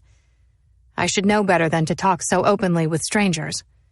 I should have learned my lesson by now. "Please don't tell my wife, but I've been doing some research," Mr. Beckett says later in the day. "Occupational hazard," he explains. "I'm an attorney." "What type of research?" I ask. "About falling. About how a person survives a fall like Caitlin did. I've been to the bridge," he says. "And when I saw how far she fell, I didn't know how it was possible. That bridge is unmarked, but the state, I've come to learn, requires a vertical clearance of 23 feet above the tracks. The fatality rate for a fall like that is high." Mr. Beckett sits back in the chair, and I think that this must be a defense mechanism, a way to cope. Fact-finding as a means of avoiding the reality that his daughter might be in a vegetative state for the rest of her life, or she might die. "But Caitlin," he says, going on, letting his eyes run over her, "from what I've learned, had some advantages. Her age, for one, and the fact that she's a woman. Older or younger people and men are more likely to die from falls like this," he says, very matter-of-fact. Then returning his eyes to mine to say, "Women are more resilient than men. Their weight compared to that of men saves them sometimes. You ladies are fortunate," he says. And then he pauses for effect, holding my gaze, and I wonder if it wouldn't be better if Caitlin was dead. I'm drawing up warm water to flush her feeding tube. I turn my back to him, which makes me uncomfortable, to not have him in my visual field. I try to be non-reactive, but my throat has tightened and gone dry. I empty 50 milliliters of water into the tube, pushing slowly down on the plunger, reminding myself to breathe. "In the end, though," he says after some time, "it all comes down to luck. Some people can survive a 100-foot fall or more. Sometimes you have that one lone plane crash survivor. Others die by falling 6 feet. I let my eyes go to Caitlin's face. She was lucky then, I say. But even I can tell how disingenuous that sounds. I feel Mr. Beckett's eyes on me still, as if he wants to say something more, but he doesn't. I'm alone in the room with him now. A friend came and took Mrs. Beckett down to the cafeteria to eat, though she wouldn't leave the building, which is what the friend suggested. Mr. Beckett had to practically force her to go, and I think the only reason she did was because her friend came all this way to see her, and she didn't want to come across as rude. It was clear she didn't want to leave. She only did with Mr. Beckett's promise that he would call her if anything happened, if there were any changes, if Caitlin woke up. You said that Caitlin has an apartment in the city? Have you been to see it? No. He looks back over his shoulder to make sure we're still alone and that Mrs. Beckett isn't coming back. My wife, he says, bringing his eyes back to mine, would like to go, or she'd like me to go, to make sure that Caitlin didn't have a cat that might be starving or something. I told her Caitlin could hardly take care of herself, much less a cat. His words catch me off guard, and I can see that Caitlin was a letdown to him. She failed to live up to his expectations. I'm sorry, he says when I say nothing because I'm not sure how to respond. That probably sounded cruel. I didn't mean for it to. What I meant is that Caitlin was still trying to find her way, and that it's more important for Amelia and me to be with her now, rather than wasting time going to see her apartment. Our daughter is here. There's nothing for us to see there. Of course, I say. I understand. You said you hadn't spoken to her since she'd been back? Yes, that's right. How did you know where she was living then? I ask. He clears his throat. We received a call from her work. Caitlin had listed Amelia as an emergency contact, which surprised us because we didn't even know she left California and was living here in Chicago. When she didn't show up for her shift and couldn't be reached, someone called to see where she was and if she was okay. Her boss gave us Caitlin's address. I nod, wondering about the legality of that, if employers are allowed to just give personal information away. But ultimately it doesn't matter because sooner or later they would have found her. Caitlin's personal belongings were given to the Becketts at the hospital and included things like the contents of her purse, which likely meant an ID and apartment key. He says, what I said before, I didn't mean for it to come out the way it did. It's fine. I didn't think anything of it. I don't want you to think that I'm disappointed in my daughter for the choices she's made. It's just that we have these lofty aspirations for our children. We want them to grow up to be happy, successful, independent. Caitlin struggled with that. He hesitates, thinking, and then decides to go on. Please don't repeat this. I never told my wife about this, but a couple months ago, Caitlin called me. As far as Amelia knew, it had been 6 months since we'd spoken. Caitlin, I believe, was still living in California at the time. She wanted money. Caitlin was never shy about asking for money, he says. And again, I hear the disappointment in his voice. The requests were frequent because she was always between jobs or not making enough to support her lifestyle, and because Amelia indulged her as a child. Caitlin wasn't used to having to work hard. I said no when she called. I'd had enough of her requests. She's an adult, for heaven's sake. She should be able to support herself. But then, he says, and his tone changes from exasperation and disappointment to something else, something different and far more like remorse. A few weeks before the suicide attempt, she tried calling again. I saw her call come in, but I didn't answer it because I didn't want to be put in a position to have to say no to her again. It wasn't easy for me because, as a father, I wanted to give her the world, but I also wanted to teach her about having a good work ethic and being a responsible human. I let the call go to voicemail. She left me a message. I still have it. I never called her back because I assumed it was money she was after. He stares down at the white sheet, lost in thought, clearly affected. He reaches into his pants pocket and pulls out his phone. His hands are shaking now, and his whole demeanor has changed. He checks again, over his shoulder, to make sure his wife isn't on her way back from lunch, and then he holds the phone out and puts it on speaker so that we can both hear. He plays the voicemail for me. Her voice, when I first hear it, throws me off balance. It's not the way I expected it to sound. What I expected was something more bold or self-assured, but not this. "Daddy," she says. Her voice is thin, reedy, like she's trying not to cry. It complements the woman on the bed before me, naked, frail, and exposed. She lets that one word slip, "Daddy." And then she goes quiet, and I wonder if she's trying to compose herself or if she's deciding what to say next. What does she want to tell him? What does she want him to know? My heart has started to beat harder inside my chest, waiting for her revelation. Before me, Mr. Beckett rubs at the lines of his forehead. His head drops, slumping forward, hanging heavy. He's no doubt listened to this voicemail 1,000 times now, so that he knows it by heart. Every word, her cadence, the rise and fall of her voice, every long pause. The silence goes on, though it's not only silence because there is some white noise, static in the background, like running water or the whir of a fan. Just as I start to think the voicemail will end like that, with that one word, "Daddy," her voice comes to me again through the speaker, breathy now, desperate and emphatic, losing composure. "I'm in trouble. I need your help," she declares.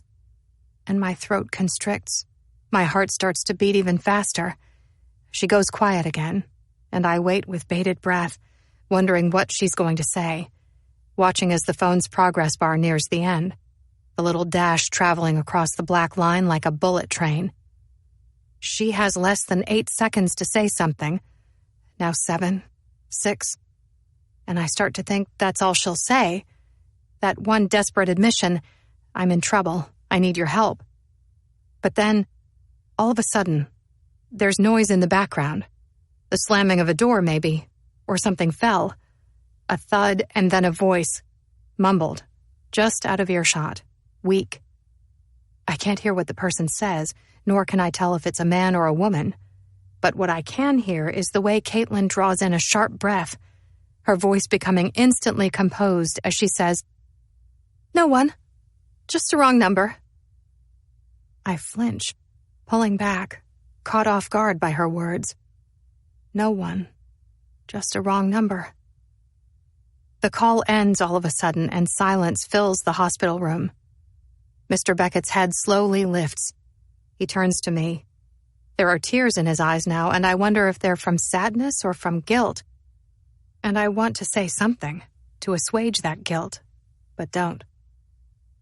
"Money," he says, by means of explanation. "I thought she only wanted money." He shakes his head, disappointed in himself. "Please don't tell my wife about this," he begs, and I nod. "I won't tell anyone. You're the only one I've told." I don't know what to feel about this. I understand the need to unload, to get it off his chest. But why me? Why is he telling this to me? "I don't want her to know that Caitlin called." There is a moment of hesitation, a beat of silence, and then he says, "She'll think our daughter is practically dead because of me." Later, I'm alone in the break room. It's a misnomer, break room, because we don't often get breaks. Most days we sit and we eat, but it's fast, shoveling food in quickly so we can get back to our patients. But some days, even that is a luxury. I'm sitting at a little round table, eating leftovers from last night, thinking about my conversation with Mr. Beckett. The small TV on the counter is on. It always is, even when no one is here to watch it. I'm staring at the evening news when Luke comes in, singing untimely Christmas carols, though the little tabletop tree with its lights and garland that was on the counter has been put away until next year. Luke is almost always upbeat. He's one of only 2 male nurses on staff, which is typical. Only something like 12 or 14% of nurses are men, though, contrary to popular belief, he's not gay. You don't have to be gay to be a male nurse. He's married to a woman, though he was single for so long that people came to their own conclusions about him. His wife is gorgeous, too, like a goddess. Luke stops mid-song when he sees me and smiles, his dimples deepening. What's on the menu today? Spaghetti, I say, picking at it with a plastic fork. It's 4 p.m, well after lunchtime, but it's the first opportunity I've had all day to sit and eat. That sounds good. I make a face. It's not. It's cold. The microwave won't work. Again? Still. I can take a look at it if you want, he says, which is typical Luke, to want to help people, to want to fix things. I tell him not to worry about it, and at the same time, his attention drifts to the TV. What are you watching? He asks. The news, I say, as a breaking story comes on about another attack that happened in the city last night. This time on Grace Street, which is just 2 blocks from where Sienna and I live. My stomach churns. Luke stands beside the table, and we watch in disgust as the anchor describes how the attack happened just after 8 o'clock last night. This victim, like the others, was followed into her apartment through the back door, which she entered from the alley, climbing the back steps to the 3rd floor. The assailant waited in the shadows for her to unlock the door. He stood silently by and let her open it. He came up from behind and forced her inside, but then, unlike in most previous times where the women were only robbed, this one was also raped. She never got a look at the man's face because it was dark in her apartment, and because he came at her from behind, forcing her to the ground face down, telling her that he had a gun, and that if she so much as thought about screaming, he'd end her life. I push my Tupperware away. I can't eat. Luke is quiet at first. He holds his breath before slowly releasing it, his anger palpable.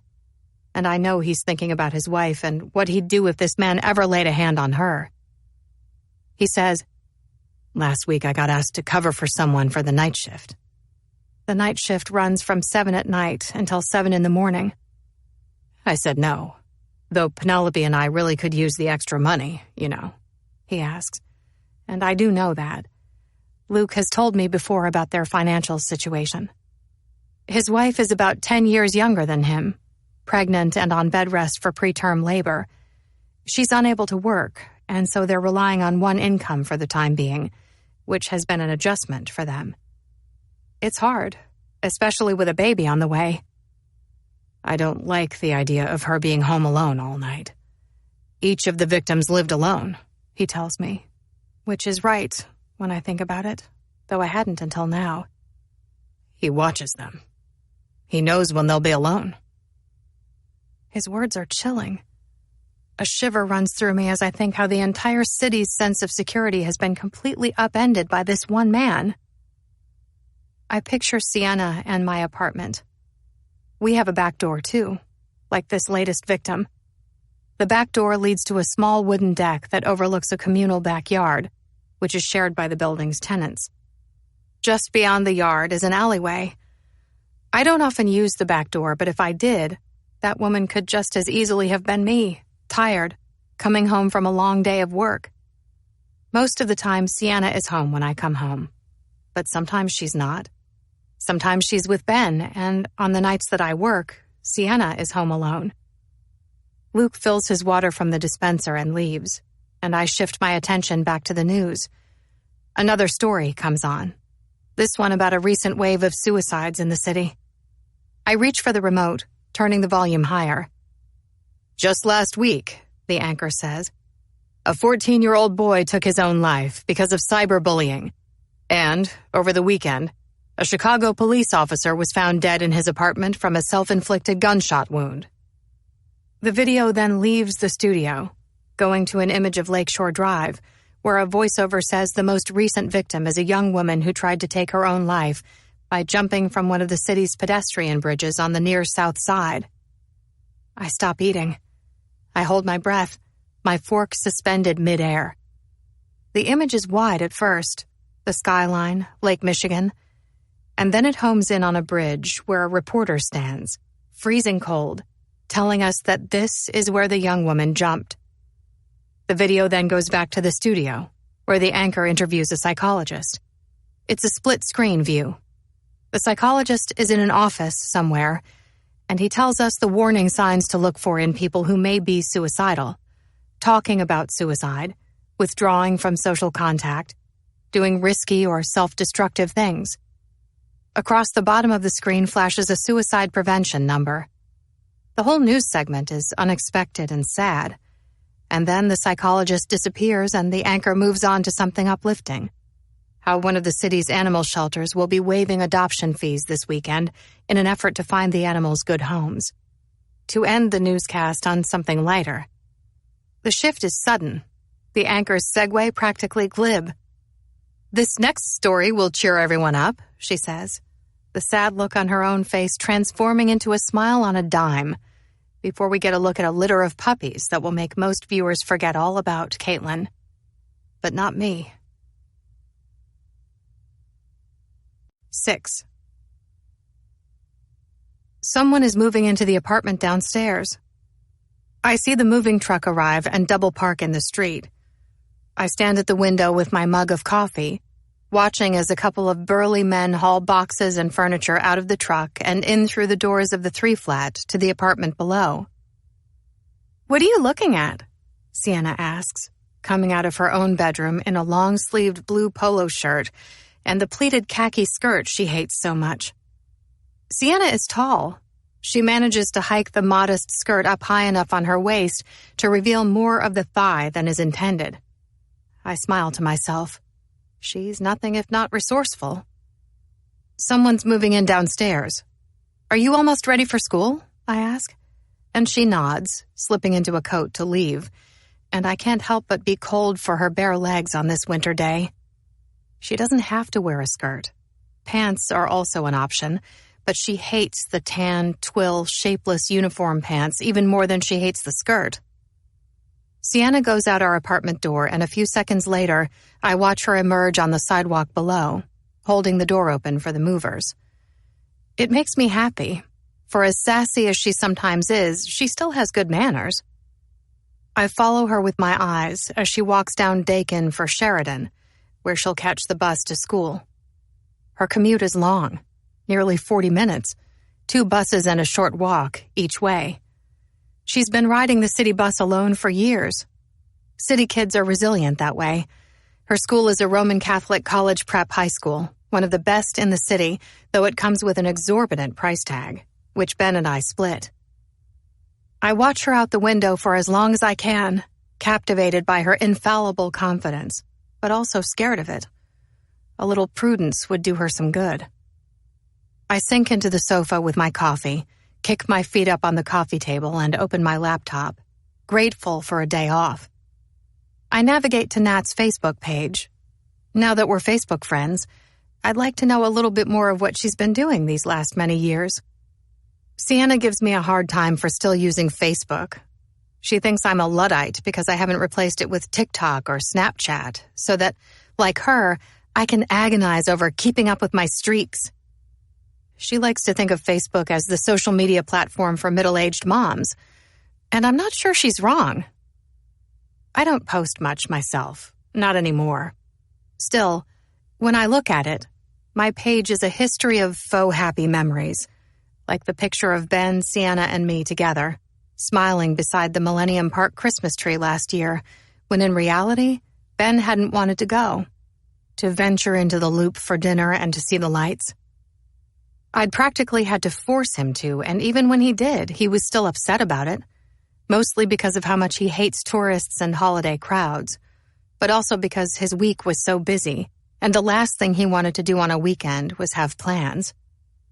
I remember how he walked 3 steps ahead of Sienna and me the whole night, and if he spoke 2 words to me, that was all. He only smiled for the picture because a stranger was taking it, and he didn't want to come across as rude in front of someone he didn't know, and so he'd stood in the middle of Sienna and me, arranging his arms around our shoulders and pulling us in so that our heads touched. He smiled widely for the picture, the tree in the background giving off perfect holiday vibes. He'd gone so far as to snatch Sienna's Santa hat from her head for the photo and put it on his. And I remember how friends' comments all praised Ben. He is so funny. Love the hat, Ben. OMG, he's too cute.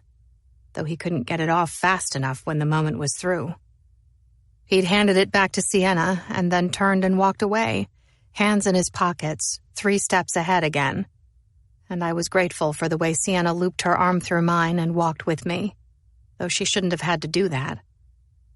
Still, when I got home, I posted the picture to Facebook, because everyone was posting pictures of all the festive things they were doing that holiday season to Facebook. Cutting down Christmas trees, pictures with Santa, ice skating at Millennium Park. And I wanted to make the world believe that we, like them, were happy too. The truth is that social media is an optical illusion. It's an unreality. It's the very deliberate version of people's lives that they want you to see. I haven't posted anything to Facebook since the divorce, though I haven't given it up altogether. I like to look because it's how I keep up with family and friends.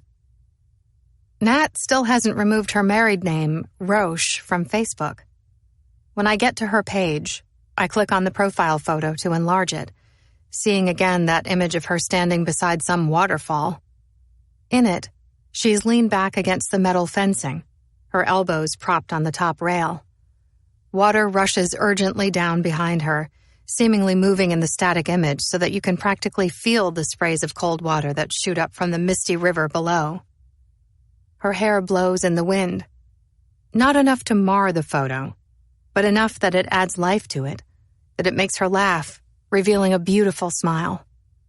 Back in high school, I remember that Nat had a gap-toothed smile. The gap was slight and endearing and only added to her personality and charm, but I can see how, as an adult, it might have made her self-conscious. She's had it fixed, and the result is nothing short of flawless. I X out of the profile image to reveal the cover photo beneath. This one is of Nat and a man. He's handsome, enough that I draw in a breath and hold it. My eyes run over the chiseled cheekbones and jaw, the slim nose, the close-set hazel eyes, the dirty blonde hair, which is a combed-back crew cut, classic and clean.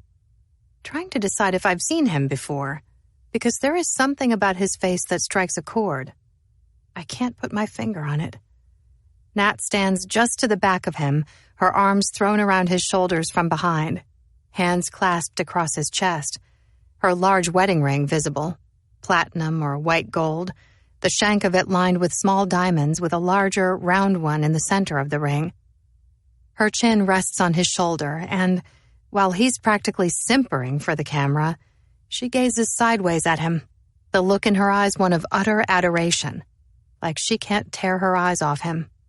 I don't blame her. I can't either. He's incredibly attractive. I feel silly, but even as I look at Nat in the photograph, my eyes keep returning to him. Unlike Nat, who's averting her eyes, he has a direct gaze that practically demands attention. I was never the prettiest or the most popular girl in school, but even as a grown adult, I've often wondered what it would be like to snag a man like that, to be able to hold hands and walk down the street with someone that attractive. Which is not to say that Ben wasn't attractive. He was, very much so. But I don't know that Ben ever turned heads the way this man surely does. I read her bio, saying how she attended Barrington High School. She works now as a teacher at a cooperative nursery school in Lincoln Park. I'm familiar with the school because it's one that I looked into for Sienna years ago, though enrollment was limited. After priority spots were taken, there was a lottery for the rest. We threw her name into the hat, but Sienna didn't get picked. If she had gotten in, I wonder if Nat would have ever been Sienna's teacher. We might have crossed paths either way. Fate is funny that way. I scroll slowly back through Facebook, back through time, feeling like I'm snooping as I do, though I don't know why, because the reason people post things to social media is for them to be seen.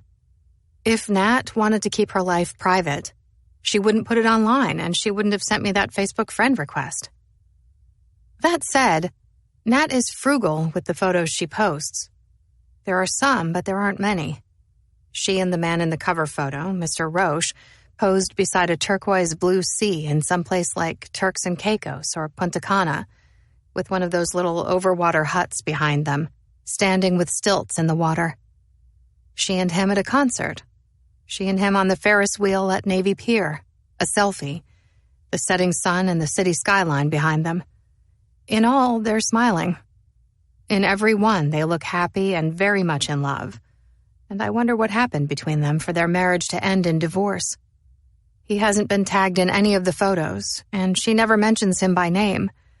There are only witty little captions like, "Heaven on earth," and "On top of the world." I have no way of knowing who he is. As I scroll, my feet kicked up on the coffee table before me, lukewarm coffee in one hand, the other on the laptop. The ping of an incoming message takes me by surprise. Automatically, the messenger box appears at the bottom right corner of my screen, insinuating itself onto the page without my having to open it. It's Nat. I feel a prick of guilt, as if she knew somehow that I was on her page. "I hope you don't mind that I found you on Facebook." A second later, another message appears. "I just wanted to say how nice it was to run into you the other day. It brought back such great memories of high school. I can't believe it's been over 20 years. Thank you, too, for talking me into staying for the meeting. I'm lucky I ran into you, for more reasons than one." I smile to myself, leaning forward to set my coffee on the coffee table so I can type with both hands. "So great seeing you, too. I'm glad you stayed for the meeting. Did you like it?" I ask.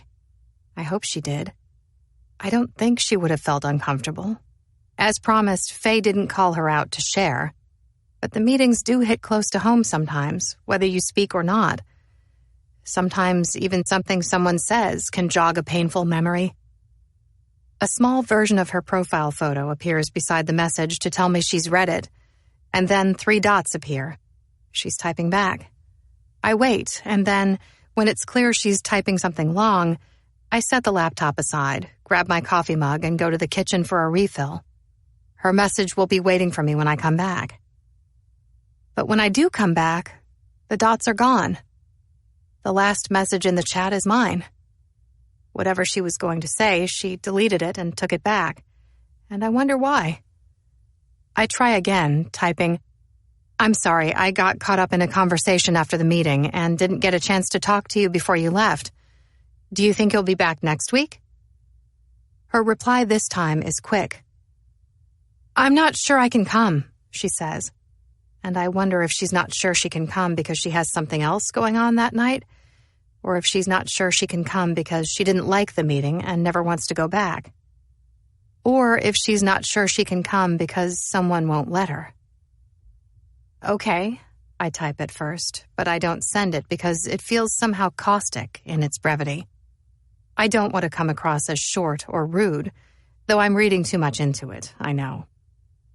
I delete my initial response. Instead, I type, "Would you want to grab coffee or a drink sometime? I'd really love to catch up." It feels forward, bold, but I send it anyway and then wait for a reply. 7. The Becketts have taken a liking to me. On the days that I don't work, another nurse is assigned to Caitlin. But on the days that I do, they ask for me. Today, for example, I wasn't assigned to Caitlin. I was given other patients. But when visiting hours began and the Becketts found Luke in Caitlin's room, they made a request to the charge nurse, who obliged. "They must really like you," Luke said as we passed in the hall. He's incredible at what he does. He's compassionate. He has the world's best smile and a sense of humor to boot. A patient would be lucky to get to work with him. "Don't take it personally. They're just used to me, I think," I said, trying not to read too much into it. "They like talking to me. Mrs. Beckett and I have a bond because we're both mothers, that's all." "There's something strange about them," he said then, his words running down my spine, especially in light of the conversation I had with Mr. Beckett the other day, where he played that voicemail for me. I was walking away when he said it, toward Caitlin's room. I stopped and turned back. "Like what?" Luke stood 3 feet from me in pale blue scrubs with a white t-shirt beneath, a partial tattoo of a snake visible beneath one of the short sleeves. He's told me about the tattoo once before, a remnant from his wild youth, getting it when he was 16 with a fake ID. By his own admission, Luke was a holy terror as a teenager. His parents were mostly absent, though his father was an alcoholic with a temper. He hit him and Luke's mom, not all the time, but sometimes, and then he would go on a bender and disappear. Luke told me about his past when I complained about something Sienna did, blowing her curfew or something relatively benign like that. He said, "It could be so much worse, Megan. She's a good kid." As a child, he told me, he drank, did drugs, and some petty theft. When I asked why, he said he loved the rush of it, the thrill of taking something that wasn't his, and because no one could stop him, no one could tell him no. It gave him power and a sense of control that he didn't have in his own family, I think, where he felt powerless. Now Luke is the salt of the earth. He did a short stint in juvie before eventually outgrowing that phase of his life. He went to college and became a nurse. In the hall, Luke's arms were crossed, his stethoscope slung around his neck. He cocked his head. "I don't know. It's just a hunch. But something seems off," he said, about the Becketts. I couldn't let it go. "How?" He gave some thought to it. "The mom doesn't make eye contact when she speaks. And earlier, when she first came in, she cried or seemed to cry. But there were no tears." The bruises and the lacerations on Caitlin Beckett's face are hard to look at. I don't think I'll ever get used to them. There are smash fractures and soft tissue injuries on her skull and face. Her nose and jaw are broken, and she has 2 black eyes. She's missing teeth. The rest of her body is worse, a medley of broken bones, torn ligaments, contusions. Her limbs are dead weight.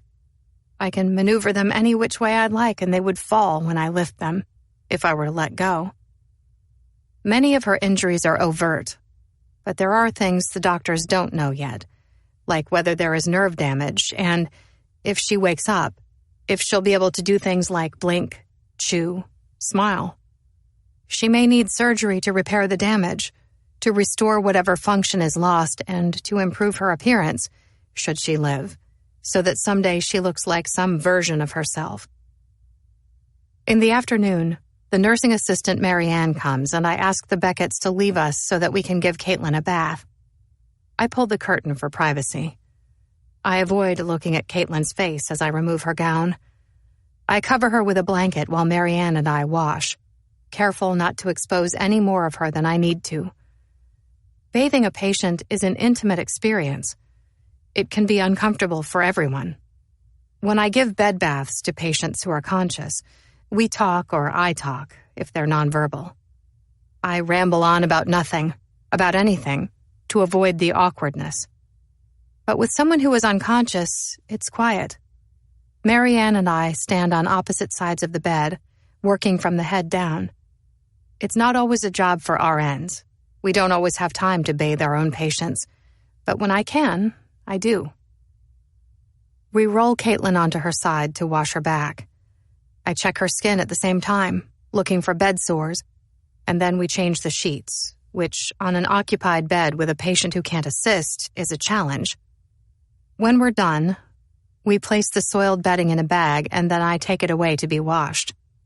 Mary Ann offers to do it for me, but I say no thanks, that I need to check on another patient, and we'll take it on the way. The other patient is a woman named Marin Laley, who's 71 years old, being treated for a stroke, though she has a number of comorbid conditions too, like high blood pressure, heart disease, and diabetes. She's lucky to be alive, though she's not out of the woods yet. She's in the ICU for close monitoring and frequent neurochecks. She also requires insulin 4 times a day, which she's due for. In the room, I find her insulin pen on the medical cart where I last left it, and give her a dose. In theory, insulin pens shouldn't be left out in the open like this, where anyone could conceivably come in and take it if they wanted. But we don't always have time to put them back into patient-specific bins in the medication room after each use. Sometimes it's more efficient to just leave them out. On my way back to Caitlin's room, I round a corner to find a man in the room with her. I stop in the middle of the hall, taking him in. He stands with his back to the door so that I can't see his face. I only see him from behind, the tufts of dark hair that appear from beneath the back closure of a hat. But even from behind, I know who he is. He's the same man who was here in the hospital a few days ago, standing in the hall just outside Caitlin's room, looking in. A feeling of unease washes over me. Who is he and what does he want? He stares down at Caitlin in bed, and there is something about the way he stands, his body language or the way he looks down at her, that makes me uncomfortable. There is nothing affectionate or benevolent about it. He doesn't touch her. He doesn't stroke her arm or her hair. He just stares, as if looking down on a dead body in a casket. The man is tall and slender.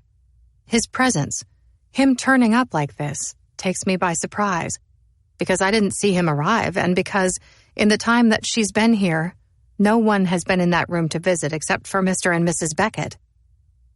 "Megan," a voice says, and I tear my eyes away from the man to find Luke sitting at the nurse's station beside me, studying me from over the computer screen. "Sorry," I say. "Did you say something?" "I asked if you were okay." I don't answer because I don't know if I'm okay. Instead, I ask, "Did you see that man come in?" "What man?" he asks, and I nod toward Caitlin's room. "Him," I breathe. Luke's gaze follows the direction of mine, and he takes him in, letting his eyes run over the jeans and the black thermal shirt, a lightweight jacket that lies at the end of the bed. He shakes his head. "No, but I was on a call just now," he says, and as I watch, he reaches forward to set the phone back in its cradle. "Maybe ask Anna." "I will, thanks." Visitors are supposed to report to the nurse's station when they arrive. There are signs all over the ICU, which are hard to miss. That said, during visiting hours, the unit is unlocked. Anyone could enter without consent, unlike overnight, when employees have to swipe a badge to get in. I slide down the long desk to Anna, who sits on the other side of it. "Hey," I say, and she glances up from another computer screen. "The man in 214, I say, leaning in to whisper, and she looks over my shoulder and into the room, which is directly behind me now. "Did you see him come in?" "No. Is everything okay?" "Yes, I think so," I say, keeping my feelings to myself. Despite my misgivings, I have to go in. I turn away from Anna. It takes a second to gather courage, but eventually I step forward toward the room. The man hears me coming. He throws a glance back over his shoulder, and I get my first good look at him. "I didn't know anyone was here," I say, stepping inside the room, hearing something like fear in my voice. The man wears a green trucker cap, the brim of which darkens his face, though his eyes are a vivid blue. Dark curls spill out from beneath the hat. There are subtle lines around his eyes and mouth, and if I had to guess an age, I'd say 40. Are you family?" I ask, swallowing hard, taking in his bent nose, which looks like it had been broken at some point in his life and was never properly realigned. There is a moment of hesitation, during which he takes stock of me. His eyes travel over my face, down my neck to my chest, to where my name tag sits, just above my left breast. I follow his gaze, staring upside down at my own name and feeling my heartbeats gain speed. My full name is on the name tag, Megan Michaels. My picture is there too. The state requires it of all healthcare workers, going so far as to say how the letters in our name must be of a sufficient size and easy to read, and the picture must be current. It's to protect patients, to ensure they receive care from qualified professionals. But who or what protects us from them? I've heard other nurses articulate their fears before, about how this or that has happened to someone they know. A discontented patient or family member learns their name, finds them on social media, finds out where they live, or a drug addict tracks them down, mistakenly believing nurses have free and unrestricted access to pills. We don't. Our privacy is at risk, and sometimes our safety is too. His eyes come back up to my face, which they peruse before finding my eyes. His head cocks and he's slow to speak, but when he does, he says, "No, a friend." I wonder if even that is true. My words are tremulous. "I'm sorry," I say. "Only family is allowed to be here." It's not the hospital's rules, but what Mr. and Mrs. Beckett wanted. He says nothing at first. His eyes hold mine, and I wonder if it's meant to be intimidating, because it is. I have a very physical reaction to his stare. My chest tightens. My heart rate changes, becoming faster so that I can hear the whoosh of blood in my ears. I feel his stare all the way to my core, and I want so desperately to look away, to turn around, to see if Anna and Luke still sit at the nurse's station behind me, to know that they're there and I'm not alone, but I don't. I keep my eyes on his, telling myself that I have no reason to be scared. He breaks his gaze then, reaching for a coat lying at the end of the bed. "I was just leaving," he says. He takes his coat into his hands and goes to move past me, stepping too close on the way to the door so that I fall back, so our elbows don't collide. "I need pictures of me as a baby," Sienna says first thing when I walk into the apartment that night. She's in the living room with the TV on, wrapped in a blanket, doing homework. It was a long, restless walk home from work, because I couldn't stop thinking about the man who came to see Caitlin at the hospital, specifically his ice-cold eyes and the way they stared at me, making me feel uncomfortable, if not scared. I kept thinking for the rest of the day that he might still be at the hospital somewhere. I saw him leave her room. I didn't see him leave the building. It was unlikely, but something I couldn't shake. I looked all around for him when I left work, wondering if he was there, hiding out in the ambulance entrance or in the loading dock, as I moved down Wellington and past them in the dark. "Hello to you too," I tease, hanging my coat on a hook. "My day was fine, thanks for asking." "It's for a school project," Sienna says curtly. She's been in a mood lately. "When do you need them by?" "Now! The project is due tomorrow." "Sienna," I say, disappointed because Sienna never used to leave things until the last minute, but it's becoming more common now. It's a team thing, the lack of motivation, the poor time management, but the subtle changes in her behavior are becoming more apparent all the time. If it's not the slip in grades, the irritability, or the way she blows hot and cold, then she's pushing the boundaries, impatient to grow up. I don't like it, and I wonder what I have to blame for it. Hormones, boys, Ben, drugs? "What?" she asks, quick to take offense. "I looked. There are like none here." She's right. There isn't enough room in our apartment to keep things like photo albums, and Sienna was born at a time where not everything was digital as it is now. The first few years of her life are chronicled in scrapbooks that I keep in the building's basement, where there are large metal cages for each tenant's things, which hold everything I took from my life with Ben that I wasn't able to fit into the living space.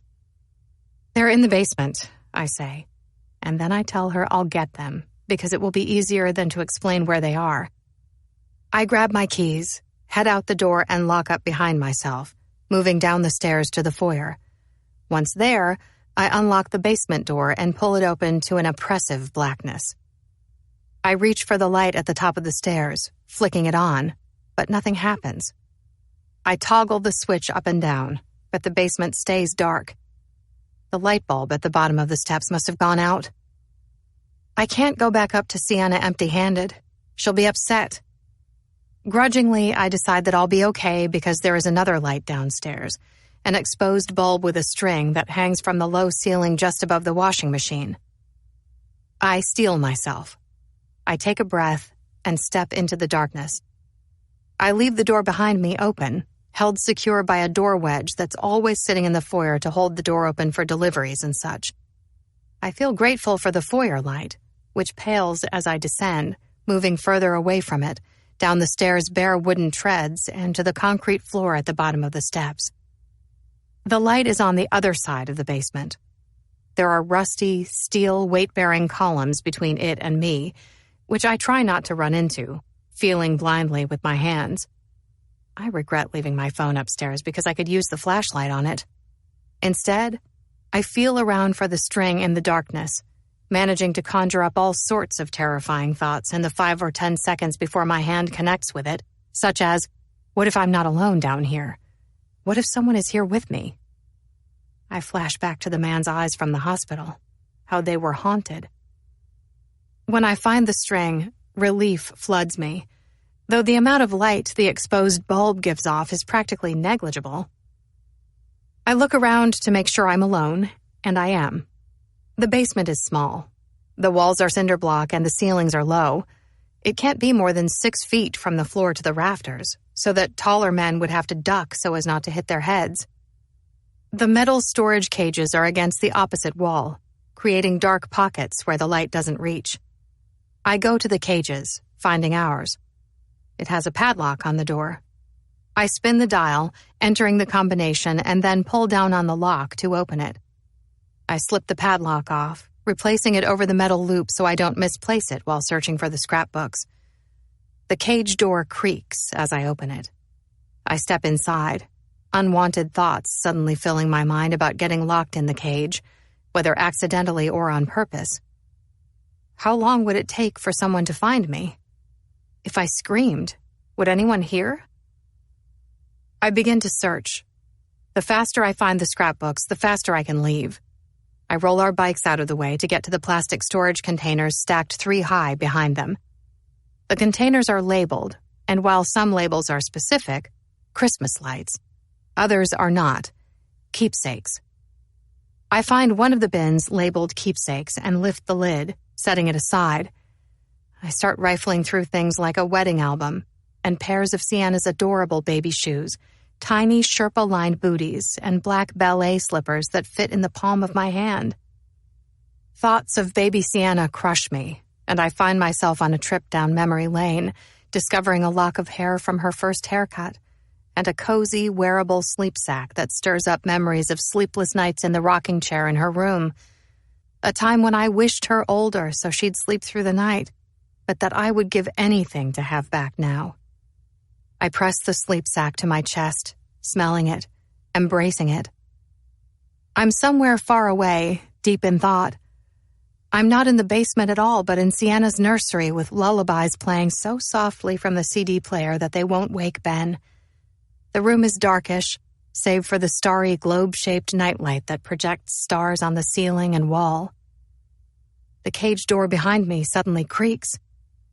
Someone is in the basement with me. I come back, spinning, searching the room with my eyes. No one is here but me. I try telling myself there must be a reasonable explanation for the door closing, such as that the heat kicked on, air from the vent inching the cage door closed. It doesn't make me feel any less afraid. I think again about the man from the hospital. Conceivably, he could have watched me leave. He could have followed me home. He could have come into the building, slipping in behind another tenant. I push the cage door back open, feeling desperate to find the scrapbooks and leave. When I do, I scoop them into my arms, relieved. I inch the cage door closed and replace the lock. I move to the other side of the room to pull the string to turn the light back off. Darkness falls over the basement, rendering me practically blind. I shuffle to the steps, feeling with my hands, worse off than before because my eyes have adapted to the light. When I get to the bottom of the stairs, I'm thrown by the closed door at the top of the steps. I left it open.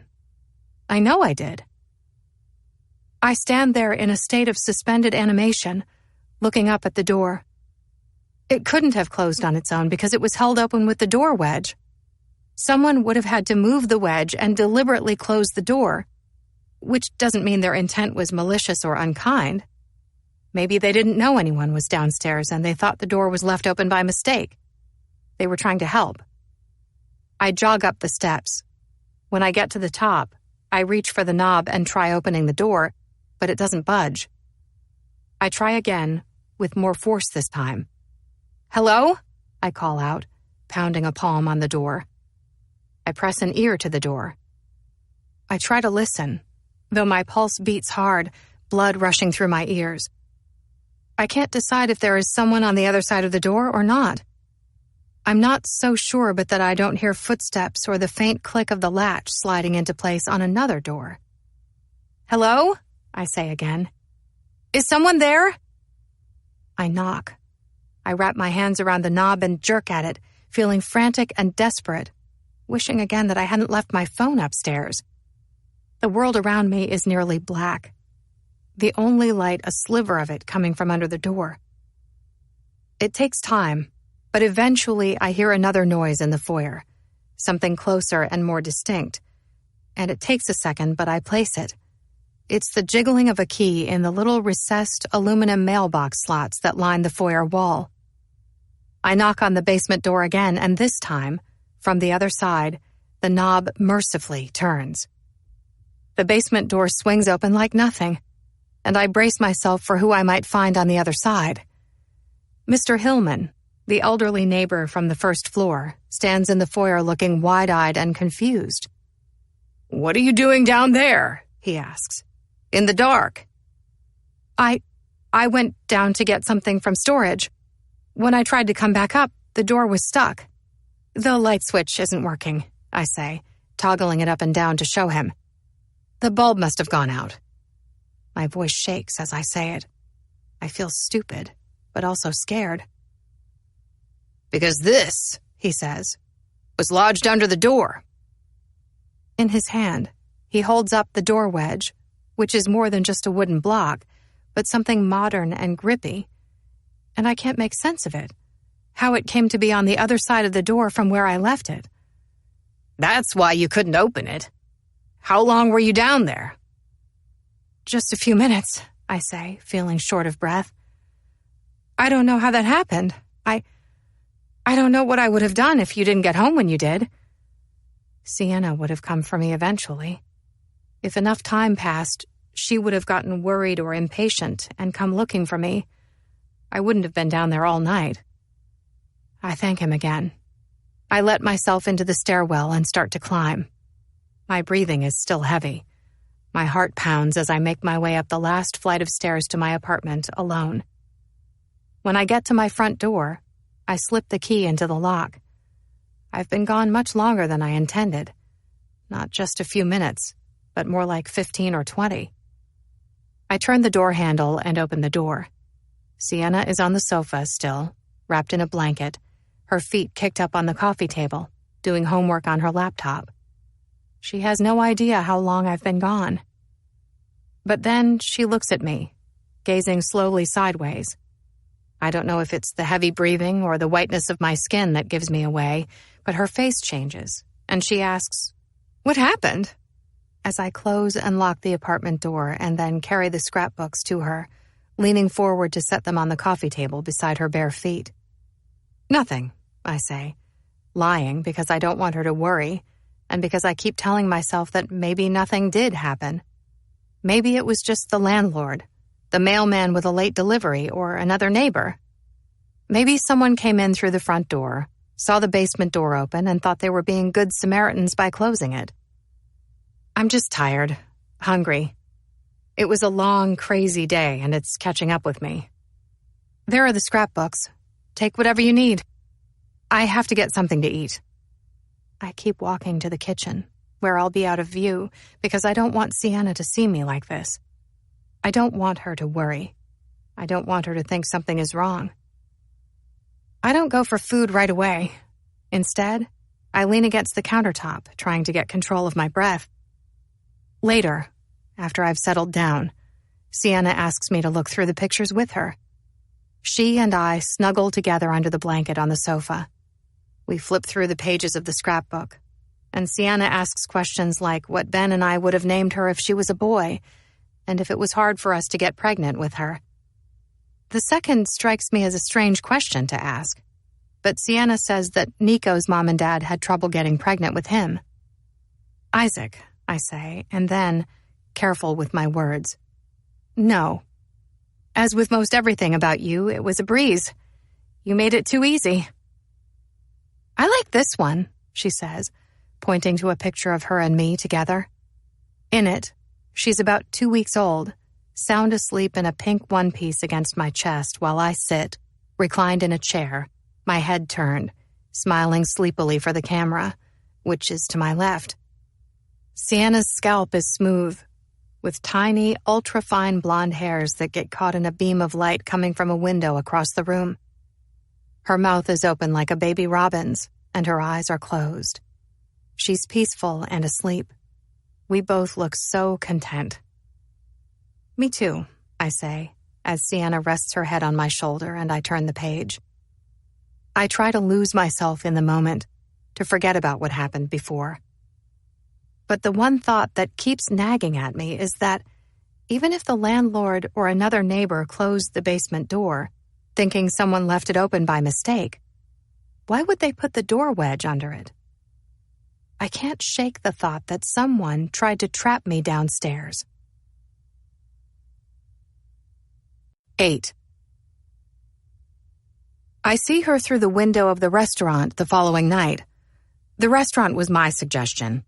It's an intimate coffee shop / wine bar just off Halsted, which used to be one of my favorite places to meet up with friends back when that was something I still did. My phone rings on the way. I answer the call. "Is this Megan Michaels?" the woman on the other end of the line asks, her voice hard to hear over the noise of the city. "Yes," I say, holding a hand to the opposite ear to block out the noise. "Hi, Megan. I'm calling from Dr. Barry's office about your recent mammogram." "Is everything okay?" I ask, my voice hesitant, knowing it's not, of course. They don't call with mammogram results unless there's a problem. "There was an asymmetry on the right breast, which is most likely nothing to worry about. Most of the time, it's not cancer. Still, we're going to need additional imaging studies to be safe." "Okay," I say, feeling anxious, and she gives me a number to call for a different radiology office than where I've been, one with different equipment. I put the phone away when we're through, trying not to think about it for now. As she just said, most of the time it's not cancer.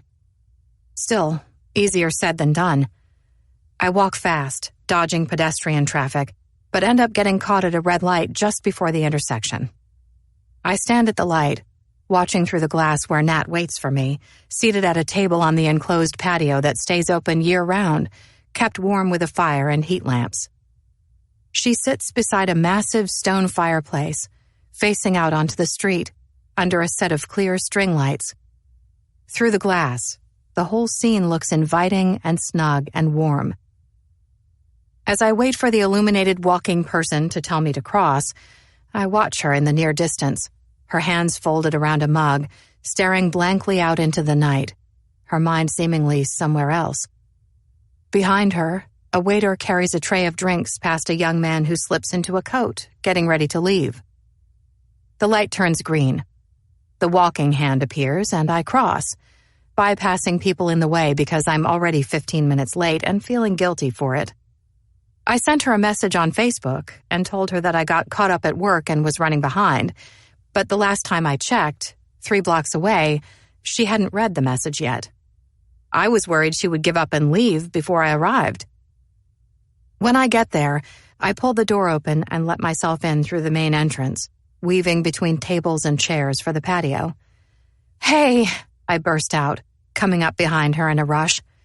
"I'm so sorry, And then I freeze because, at the sound of me, she jolted. The mug in her hands getting shaken so abruptly that coffee sloshes over the edge and onto the table. "Oh my gosh," I'm quick to say, springing into action, coming around to the other side of the table where there are napkins, which I reach for, using them to sop up the mess. "I'm so sorry," I say again, more gently this time, studying her as she lowers the mug to the table and then lets go of it. And when she does, I see how her hands gently shake. "It's fine," she says, bringing them to her lap where I can't see them. "I didn't mean to startle you. Here, let me get you another coffee," I say, my eyes searching for the waiter, who's a few tables away taking another customer's order. It wasn't the whole cup that spilled. But this was not the first impression I was hoping to make after all these years, and I want to remedy that. "No," she says. "You don't need to do that." "Are you sure? I feel so bad." "Please don't worry about it." I lower my arm. I set my bag on the floor and sink into a seat. I had the presence of mind to change into something before I left work, and so I'm in jeans and a blouse instead of the frumpy scrubs she saw me in the other night. "It was my fault," she goes on. "I'm such a klutz. Always spilling things and hurting myself." She chuckles, though her laugh feels unnatural, strained. She looks away from me and, at the same time, tucks a strand of hair behind her ear. It's an instinct, a habit. She doesn't realize what she's done, but with her hair out of the way, there it is again, up close and personal this time. The bruise. My eyes go to it. Nat brings her own eyes slowly back. She catches me looking at the bruise. Right away, she releases her hair from behind an ear and tries to hide it, but it's too late. I can't unsee what I already saw. I swallow. What I want to ask is how she got the bruise, but instead I say, more staidly this time, "I'm really sorry I'm late. I hate to be late." Thinking how good it feels to finally sit down after a full day of being on my feet. "I got caught up at work and couldn't get away." "Busy day?" she asks. Her hair hangs long now, like dark curtains around her face, spilling over the shoulders of a black mock-neck shirt that comes clear up to her chin. "Yes, very," I say. "What do you do?" "I'm a nurse. Critical care." "Oh, wow. Megan, that's very admirable. But it must be stressful, too." "Yes, it is," I say. "But rewarding. I like to help people." I leave it at that because, as a rule, I don't talk about my patients outside of work. Other nurses do, anonymously, but it's a HIPAA violation nonetheless because, even without saying a patient's name, someone else might pick up on identifying characteristics and know who the person is. Most of the time, I'm a stickler for rules. I don't like to break them, but, rules aside, not talking about my patients is a good habit for keeping work out of my personal life. "I can't remember. Did you always want to be a nurse?" she asks. I smile. "Either that or an astronaut." Until I learned that astronauts have to wear diapers in outer space, and then suddenly it didn't seem as desirable a career choice. She laughs, and this time there is an ease about it. She slowly sobers and says, "You must see all sorts of horrible things, though. Sick people and death. It has to be hard, especially after what happened with Bethany." My throat tightens at the mention of my sister's name. "I'm sorry," she says. "You probably don't want to talk about that." "No," I say. "It's okay." "I heard what happened," she says. Of course she did. Everyone we went to high school with knew that the year after I graduated, Bethany killed herself. I wanted to reach out. I can't even remember if I sent a sympathy card. "I'm sure you did." Nat would have been a freshman in college at the time, like me. I can't remember if or where she went to school, but if she went away, it would have been hard for her to come back for the funeral. And anyway, Nat and I were friends, but it wasn't as though we were best friends. We were teammates. We had a friendship in the locker room and on the court, but we never got together to hang out on a Friday night. Once I started dating Ben in high school, I spent more time with him than my friends anyway. Ben was there at the funeral with me, standing by my side through the services. After I returned to college, I abandoned all aspects of my past life except for Ben and tried to forget what happened, as if that was possible. My parents left my childhood home, citing too many painful memories, and there was never a reason to go back. Even Ben's parents eventually gave up on Midwest winters and left. "I heard you married Ben Long." "I did," I say, and then I give a short, wry laugh and add, "You can see how that worked out." "I'm sorry." "Don't be. I should have known better. Almost no high school relationships last. It was naive to think ours would be different. Did you know Ben in high school? Not really. We had a couple classes together, I think. I'm not sure we ever talked. I nod, realizing how long ago high school suddenly feels. So many years have passed that many names and faces have become hazy, if not altogether gone. What do you do for a living? I ask, changing the subject, though I already know what she does because I saw it on Facebook. After I finished looking at Nat's Facebook page the other day, I went to Instagram to see if I could find out more about her there, but no luck. She isn't on Instagram as far as I could tell. I'm a teacher. What grade? Preschool. 4-year-olds. I smile. Aw, little ones, I say. Yes, they're the best. Where do you teach? I ask. And she tells me about the co-op preschool in Lincoln Park. Do you have kids yourself?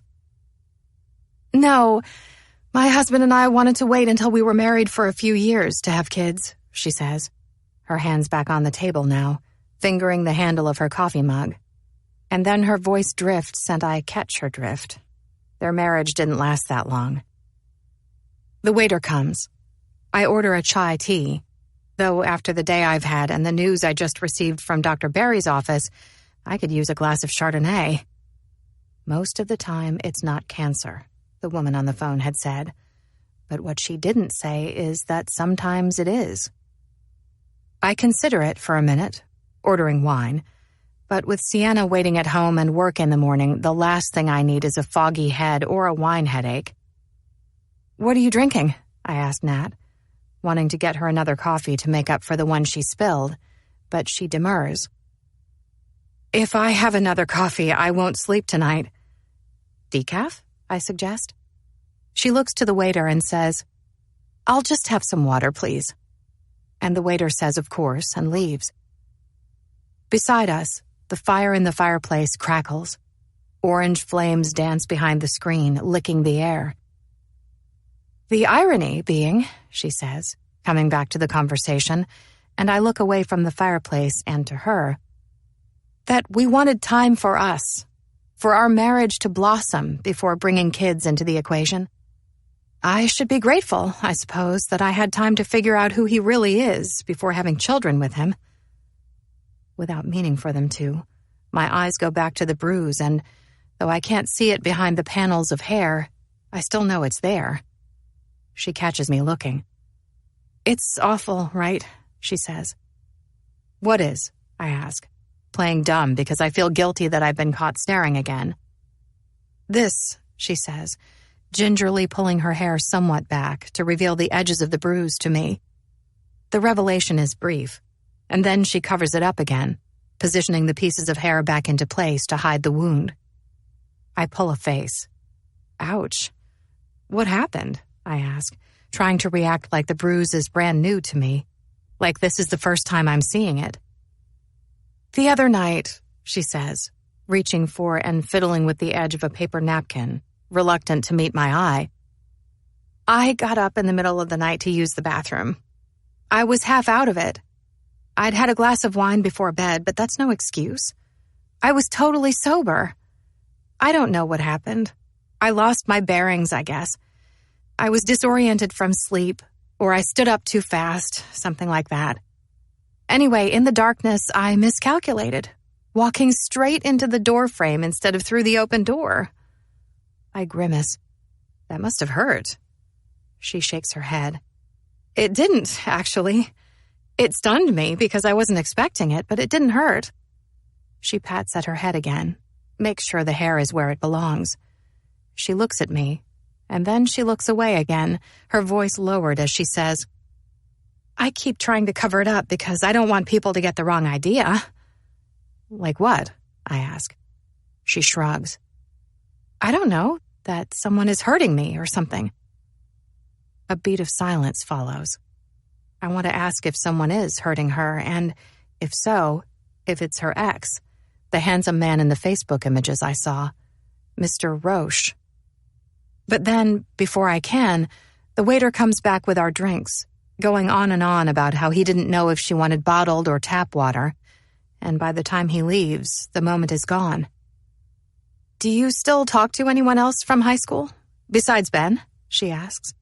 And suddenly it doesn't feel right to dredge up the bruise again. Not really. Mandy Cho? She asks, and I shake my head. In high school, Mandy was my doubles partner, though we didn't talk to one another off the court. We had opposite strengths. Mandy was a big hitter, while I was a pretty consistent returner, and so the tennis coach paired us together, not because we were friends, but to balance our strengths and weaknesses. Do you? No, not much. I lost touch with just about everyone after high school. It was my fault. I'm terrible at keeping up with people. What about Emily? I ask, because Emily Miller was Nat's closest friend in high school. Some. She calls every couple months. It's hard, right? Everyone is so busy. How is your family? I ask. Are they still in Barrington? No, not anymore. She changes topics. This place is nice, she says about the restaurant. You said you've been here before? I nod, taking a tentative sip of my tea, testing to see how hot it is. It is, yes. A friend found it years ago, and I've been coming ever since. Quaint, quiet. The drinks and food are good, but it's mostly the vibe I like. The soft, warm lighting, cool jazz playing in the background, the atmosphere. I asked what she thought of the meeting the other day. It was nice. It felt good to be surrounded by people in a similar circumstance for a change. That's one of the reasons I love it too. She asks, how long have you and Ben been divorced? About a year, I say. And then I tell her what I told the others my first time at the support group. How I was the one who filed for divorce and how I did so for my daughter, Sienna, because I couldn't stand for her to see Ben and me fight anymore. She changes positions on the chair. My family and friends absolutely love Declan, she offers. They were enamored the first time they met him. They think he's the perfect guy, as if there is such a thing. Sweet, charming, attractive, with a great job that pays well. She takes a breath and I hold mine, hoping she'll say more, and she does. It's hard to talk about Declan with them because they have this preconceived notion of who he is, and what I say is at odds with that notion. I don't think they believe me when I tell them. Tell them what? What he's like. I take another sip of my tea, too fast this time so that it burns my tongue. What is he like? I ask, trying not to react as I lower the mug to the table. She reaches for her ice water, running her fingers through the beads of condensation on the outside of the glass. I watch her, waiting for a reply that doesn't come. I'm sorry, I say, shaking my head. You don't need to answer that. Would you rather we talk about something else? I ask, because I can tell this conversation is making her uncomfortable, and I don't want to do that. It's been 20-some years since we've laid eyes on each other. The last thing I want is to come on too strong. No, she says, sliding her glass away, looking slowly up. It's okay. This is actually good for me, I think, to talk about Declan with someone who doesn't know him for a change. I considered a therapist, but the wait lists are months long, and there's something nice about talking to someone you actually know, to someone who gets it, to someone who's in a similar position, instead of someone who is getting paid to listen to me, you know? I smile. I do. I know. It's the same reason I found that group. Misery loves company, right? She nods, though it's brief. Right. She reaches for the glass of ice water again, lifting it into her hands, biding time, deciding whether to say more or to let the conversation drop. A man and a woman pass by beside her then, stealing her attention, and she waits, watching as they slip past, happy and laughing, him helping her into the sleeves of a long winter coat, before bringing the glass to her lips. She takes a sip and sets the glass down on the tabletop. Her eyes come to mine. He's been cheating on me with some younger woman, but that's not the worst of it. She pauses, gaining courage. Declan is a lawyer, an associate at Tanner and Levine in the Loop. He'll be up for partner in another couple years, which is a big deal. Huge, really. But it's not without pressure and personal cost. It's a 7-year track, which he's been aspiring to since the day he started working at the firm 5 years ago. It was a career change for him. Now he bills something like 2,000 hours a year, which means 12-hour days and weekends a couple times a month. He's incredibly smart, persuasive, a hard worker.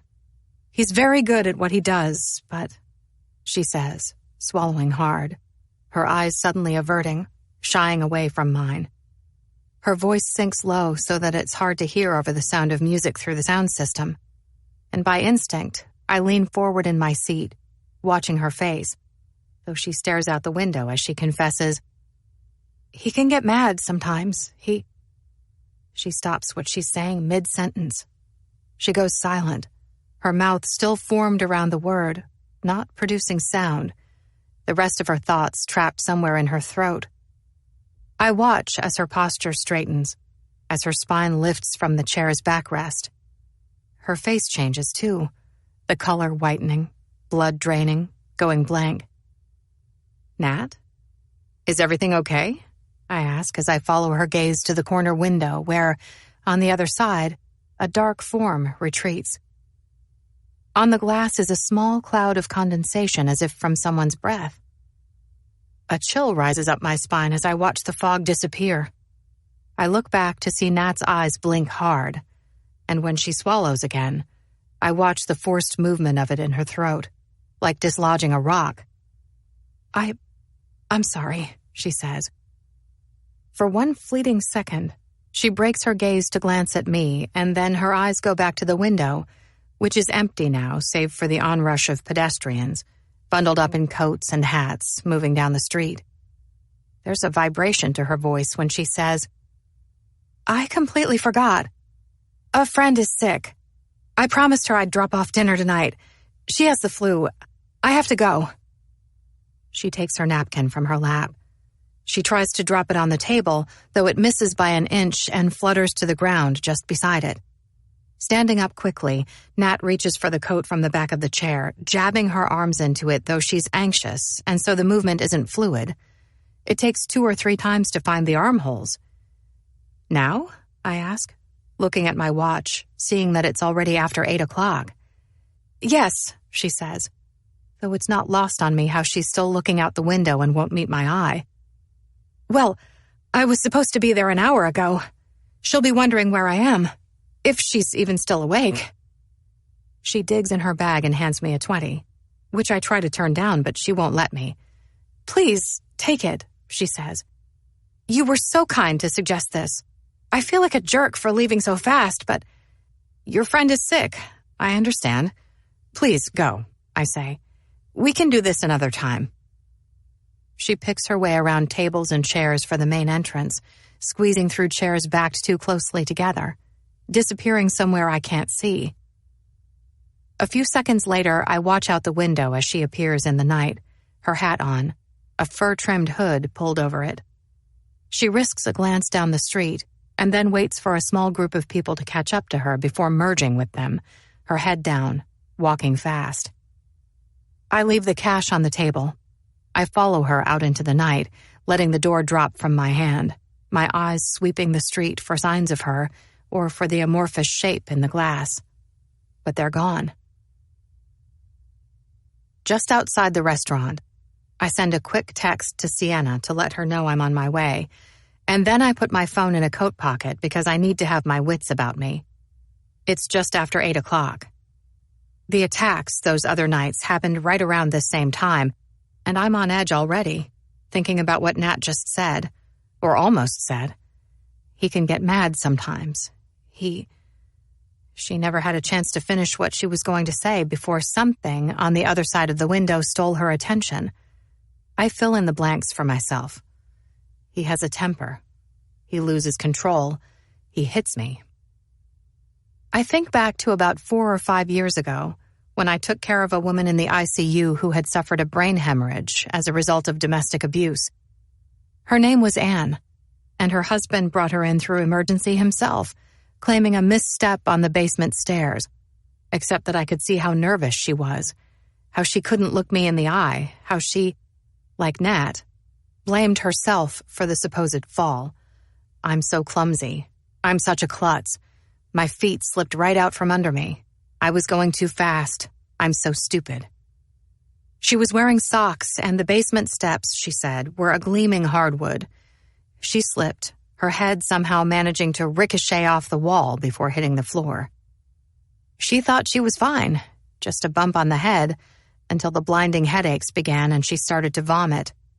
Her husband stood attentive by her side, doting on her, reluctant to leave the room even when we asked him to for an exam.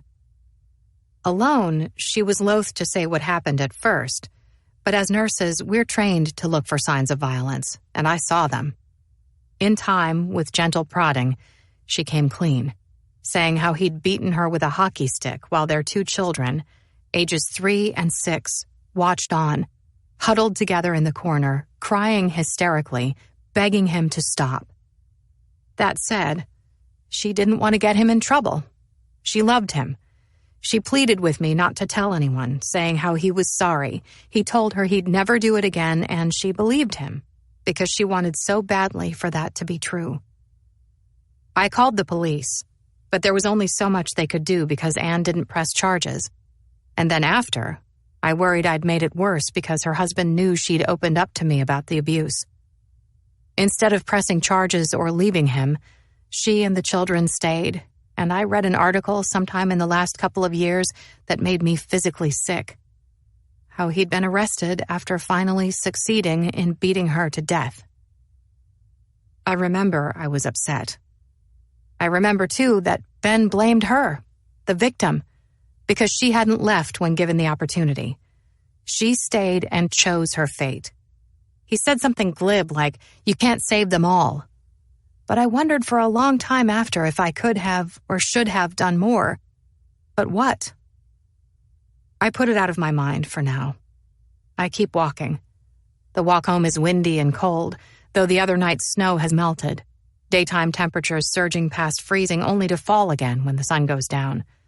The streetlights are on. The shops and restaurants are open, the lights inside all ablaze, which comes as a comfort.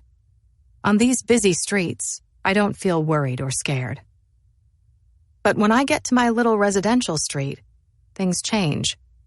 The world around me becomes suddenly quiet and dark, and I start thinking about the women who were attacked in recent days, wondering if they were like me, cold and tired with aching feet, eager to be home, and if they let their guards down too soon, which is easy to do when home is within view. I glance back over a shoulder to make sure I'm alone, and I am, as far as I can tell. The sound of my footsteps echoes down the street. I slip my hand into my bag, feeling blindly for my keys. I can't find them at first, and I get mad at myself for not taking them out of my bag back on Broadway when there were people around. I should have thought ahead. I should have been more careful, more prepared. My search feels futile. Where the hell are my keys? And I start to wonder if it's possible they fell out of my bag at some point in the night, if they're somewhere at work or on the restaurant floor. Just as my anxiety kicks in, my fingers curl around the keys. My walk home takes me past 2 boarded-up, derelict buildings and a somewhat skeevy parking lot before I get to Sienna and my apartment. The parking lot sits beneath the L tracks just adjacent to our building, and even in broad daylight is dark and dingy, the tracks overhead blocking the sun from getting in. The parking spots are owned by local residents, but some rent theirs out for cash on apps like Spot Hero when they manage to find street parking for their own cars. It's a nice side hustle, but it invites strangers into the neighborhood, which I don't like. I walk fast past it as the L soars by overhead, deafening me. I try not to dwell on the one car that sits idle in the parking lot with its headlights on. I walk faster, jogging up the steps to Sienna and my building, slipping the key into the lock, letting myself into the foyer, where the wind makes its way in with me, rustling the pages of a newspaper that sits abandoned in the corner, behind the open door. I press the door closed so I know I haven't been followed in. I start climbing the steps to our apartment. When I'm between the first and second floors, I hear a man's voice coming from higher up. which is where Sienna and I live. Ours is the only apartment on the 3rd floor. My heart rhythm hastens. What is a man doing at our apartment? I take the steps 2 at a time, my bag slipping from my shoulder to the crook of my arm. I leave it there, not wanting to take the time to push it back up. Suddenly, Sienna is all I can think about. I need to get to Sienna. I round the corner and see her first, and practically heave a sigh of relief because she's okay. She stands there in the open doorway in her pajamas, a pair of plaid flannel boxer shorts and a boxy cropped t-shirt that reveals a small amount of pale midriff. Her feet bare, one foot balanced on top of the other, her arms knotted across her chest. She's already washed up for bed. Her face is bare, sans makeup, her hair thrown into a messy top knot. And if I had to guess, she's not wearing a bra. Sienna sees me. Her head and her eyes come to me, gazing over this man's shoulder. He stands in the hall just outside my front door with his back to me. "Mom," Sienna says, a lilt to her voice as the man spins around so that I can see his face. He's an actual man, not some teenage boy like the other day, but a grown adult, 35 to 40 years old if I had to guess, wearing jeans, a blue button-down, and he meets me with an uncurbed smile that I don't return, that I can't return because smiling is the furthest thing from my mind. "What's going on?" I ask, breathless. I hear the strain in my voice as I step past him, putting myself between him and Sienna. I don't wait for someone to tell me what's going on. Instead, I ask, "Can I help you with something?" Trying to ascertain how he got into the building in the first place and what he's doing at my apartment door, talking to my teenage daughter alone.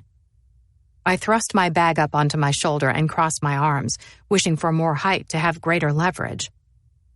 "I'm Evan," he says, extending a hand that I don't take, thinking that he's some kind of salesman, and how inappropriate, if not illegal, that he's gotten into our apartment building at this time of night to try and sell us something we don't want or need. There isn't a no soliciting sign on the front door that I can remember, but one would think a locked door would suffice. "What can I do for you, Evan?" I ask, a tartness to my words that doesn't sound like me. "Mom," Sienna says, and I hear the disapproval in her voice, the embarrassment, because of how I'm acting and because I still haven't taken the man's hand.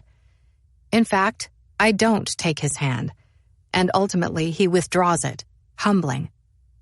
As he slips his hand into the pockets of his jeans, his smile fades. "I'm sorry," he says. "I don't mean to impose. My wife and I just moved into the apartment downstairs. We got some of your mail by mistake. I came to return it." I draw in a breath, thinking of the movers I saw the other day, hauling boxes and furniture inside.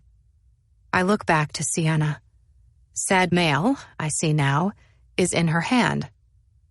It was hard to see at first because of the way her arms are crossed, but she uncrosses them and waves the envelope in my face. I look at it, and then I let my eyes go back to the man. I take a step back, into the apartment, bumping into Sienna, who falls a step back herself and then turns and retreats further into the living room. I reach for the door to close it. "Thank you for bringing the mail up. That was kind of you," I say. And then I actually close the door, putting a stop to any further conversation. I watch the man's expression go flat as the door closes, though my pulse thrums in my neck and my heart beats with such force that I need to sit down. "That was so embarrassing," Sienna declares when the door is closed and the deadbolt locked. I turn to face her as she drops down onto the sofa, kicking her feet up on the edge of the coffee table so it slides forward an inch, taking the rug with it, buckling the wool. "Did you really just kick him out?" I don't answer her. Instead, I ask, "What were you thinking, Sienna?" I still stand, staring at her aghast from the other side of the coffee table. "You know better than to open the door to a stranger." "He's not a stranger. He's our neighbor, Mom," she says, which he is, but she didn't know that when she opened the door for him. And either way, he's still a stranger. We don't know him. "Besides," she goes on, very blasé, as if she has no idea what could have happened to her tonight if that man had different intentions. I thought it was you.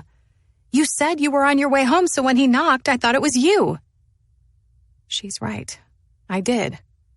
I texted her maybe 20 minutes ago from outside the restaurant to let her know I was on my way. But still, the thought of Sienna opening the door to a stranger scares me. She should know better, and I thought she did. But now I'm not so sure anymore. You didn't have to be so mean to him, she says. I wasn't mean. You weren't exactly nice. Fair point. I wasn't, but he caught me off guard. I was scared for Sienna's sake. Listen, I say. Next time use the peephole, okay? It's there for a reason. What reason? To keep us safe. From what? She asks. And again, her optimism scares me a little. That feeling that bad things happen to other people and not her. There are bad people out there in the world, Sienna. Not everyone has good intentions. There is a man out there attacking women in their own homes. You watch the news. You know that. You have to be more careful.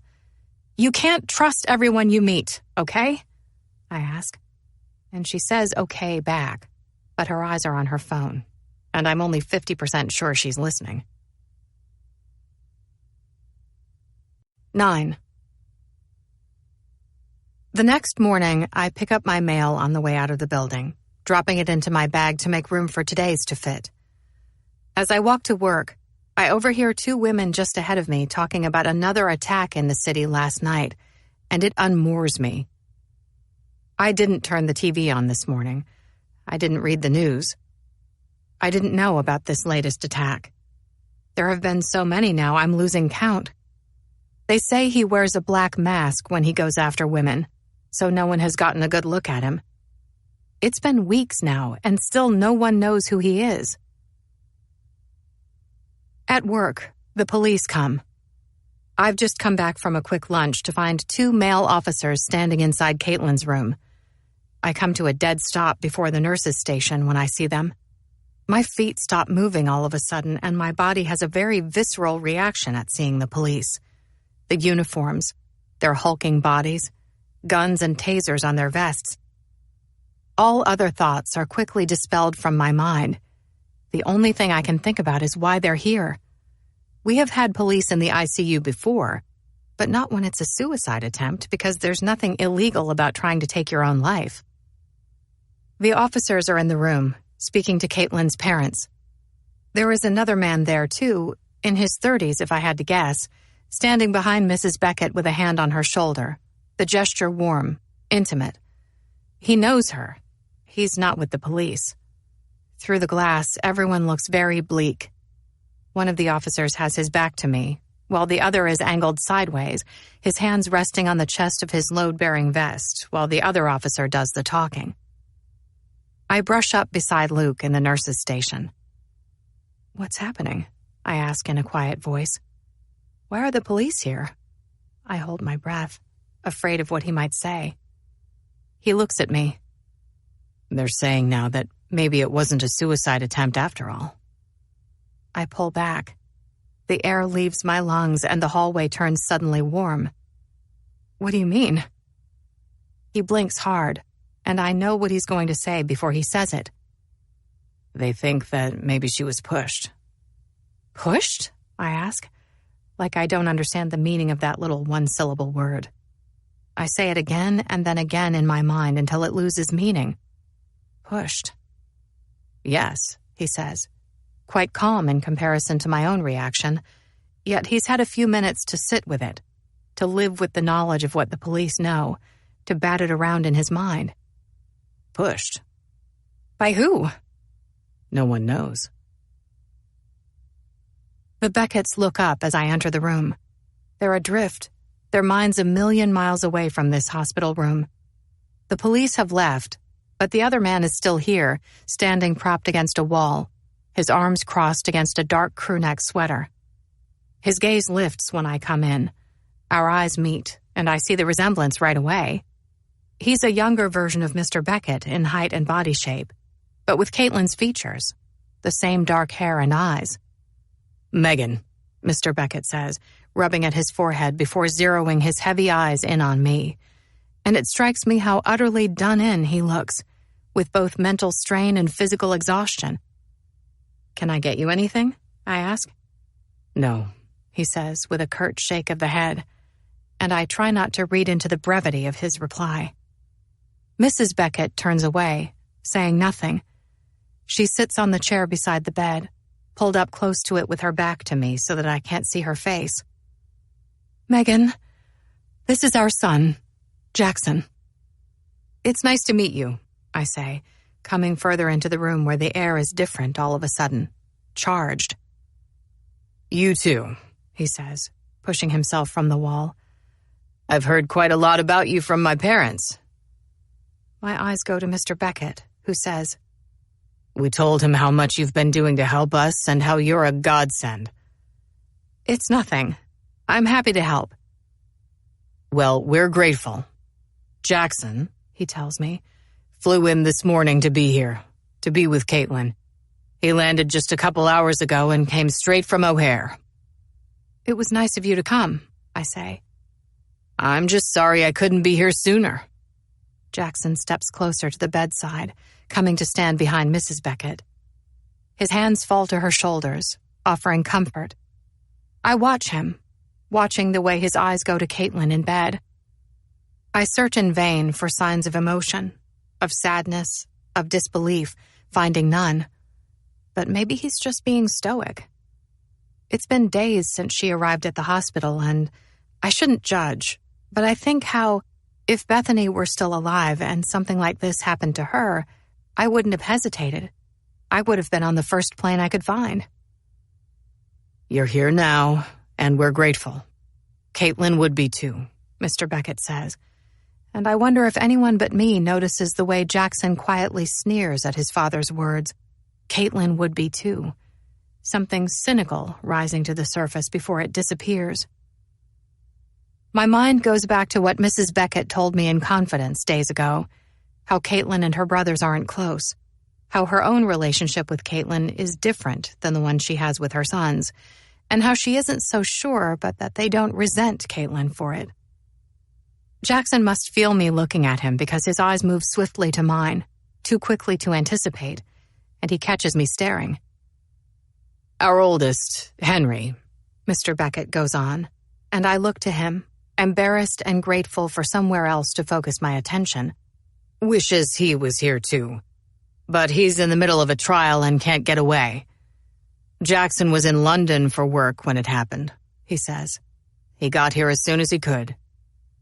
"You must be exhausted if you've just come from London," I say, thinking of the long flight and of jet lag. He shrugs.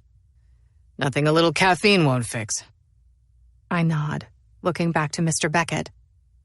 "I saw the police here earlier," I say, treading lightly. The Becketts are at first reticent. The three of them exchange a glance, but it's Mrs. Beckett who turns to me and asks, "Did you hear what they're saying?" In the last couple hours, the gossip mill has been at it again.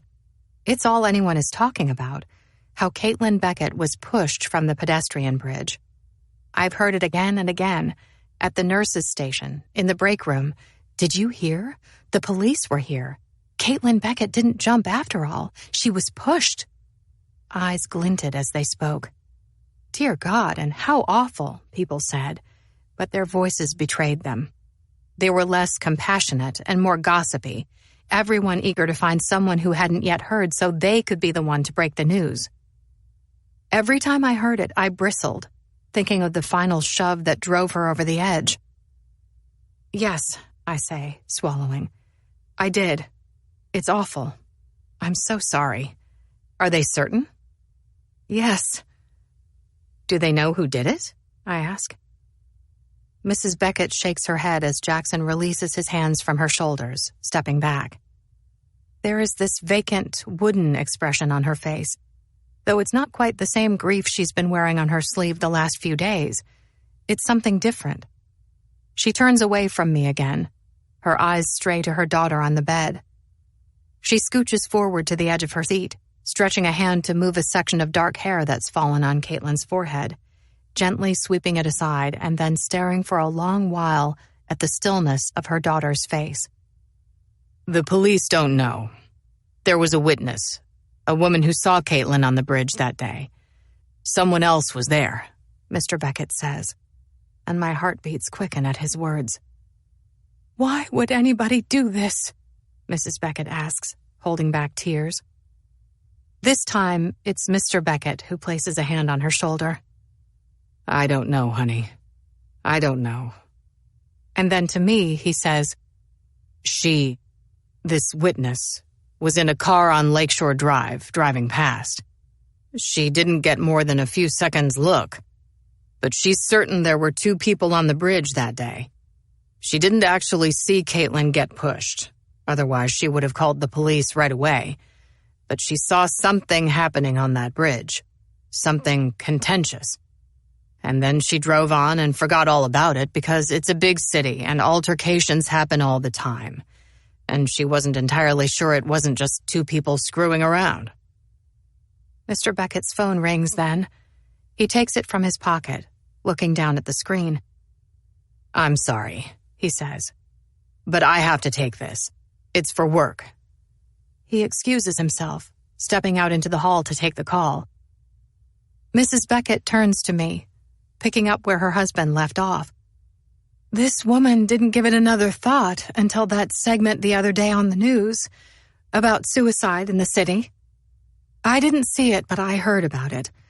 She knew our Caitlin didn't jump like they said.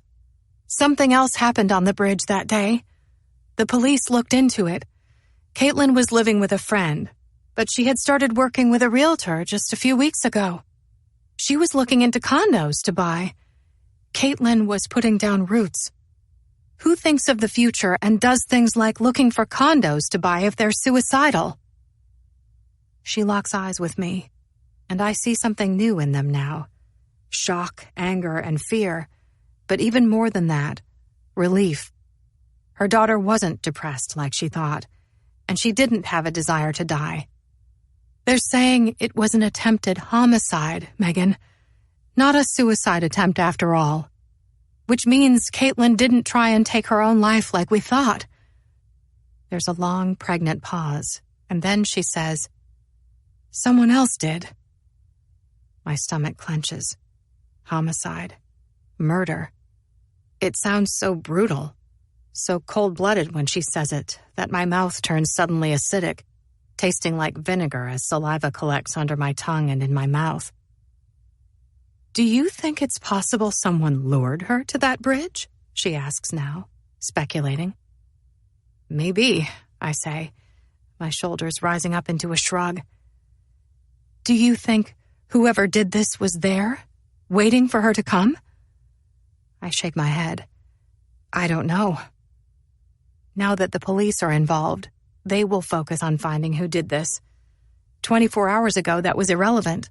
But now it's the only thing that matters, aside from keeping Caitlin alive. Though as the days pass and every day I come in to find her still unconscious, I wonder if she'll always be that way. "What is it, Megan?" she asks.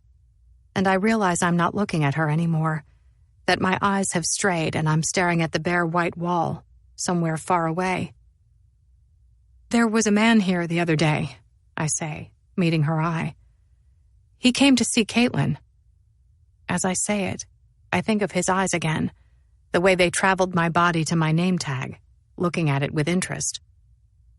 "A man?" Mr. Beckett asks, returning to the room just then, coming to stand beside his wife, concern manifest in the lines of his forehead. I should have told them about this man before, and now I wish I had, that I hadn't kept that to myself. I watch as he slips an arm around the small of her waist, drawing her close. "You didn't tell us," he says. And at first it sounds like an accusation, and maybe it is. "No, I didn't. I'm sorry," I say, my face hot. "I didn't think it was worth mentioning. He said he was a friend." "What was his name?" "He didn't say. Visitors are supposed to report to the nurses' station when they arrive, and if he had, we wouldn't have let him in. I'm so sorry, I say. Well, what did he look like? Mrs. Beckett asks. I describe the man for them. I tell them about his dark curly hair, the blue eyes, the bent nose. The Beckett's bodies stiffen, growing taller. They look at one another and decide, we don't know anyone who looks like that. Mrs. Beckett's voice quivers when she speaks. What did he want? To visit, I assumed. But I told him only family was allowed in Caitlin's room and that he'd have to leave, and he did. It wouldn't have been hard for him to find Caitlin's room without reporting to the nurses' station. There are 30 beds in our ICU, 10 beds broken down into 3 pods. There is a whiteboard at the nurses' station where the charge nurse sits, designating assignments. For purposes of privacy and to avoid HIPAA violations, patients are listed by initials only. But that would be enough for someone who knows her to recognize her by, if the whiteboard was visible to him. It's not exactly on display, but it's not inconspicuous either. Anyone passing by with decent eyesight could see it. Aside from that, the doors are made of glass. They're easy to see straight through. The hallway can be chaotic at times. In fact, it's often chaotic. The nurses' station is a central hub. It's located in the center of the pod and is where everyone congregates.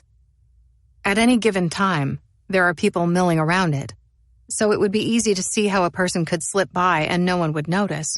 No one would think twice. Mrs. Beckett looks at her husband and says, "We should tell the police." And he agrees.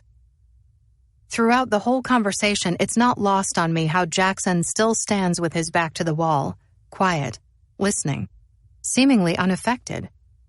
If I found out just a short while ago that someone tried to kill my sister, I'd be outraged. That night, I'm in the break room. It's just after 7 o'clock, and I'm exhausted and head up from the day. I quietly gather my things to leave. Beside me, Luke does the same thing. I catch a glimpse of the mail I took from my mailbox this morning on the way into work. I didn't look at it this morning. I just stuck it in my bag.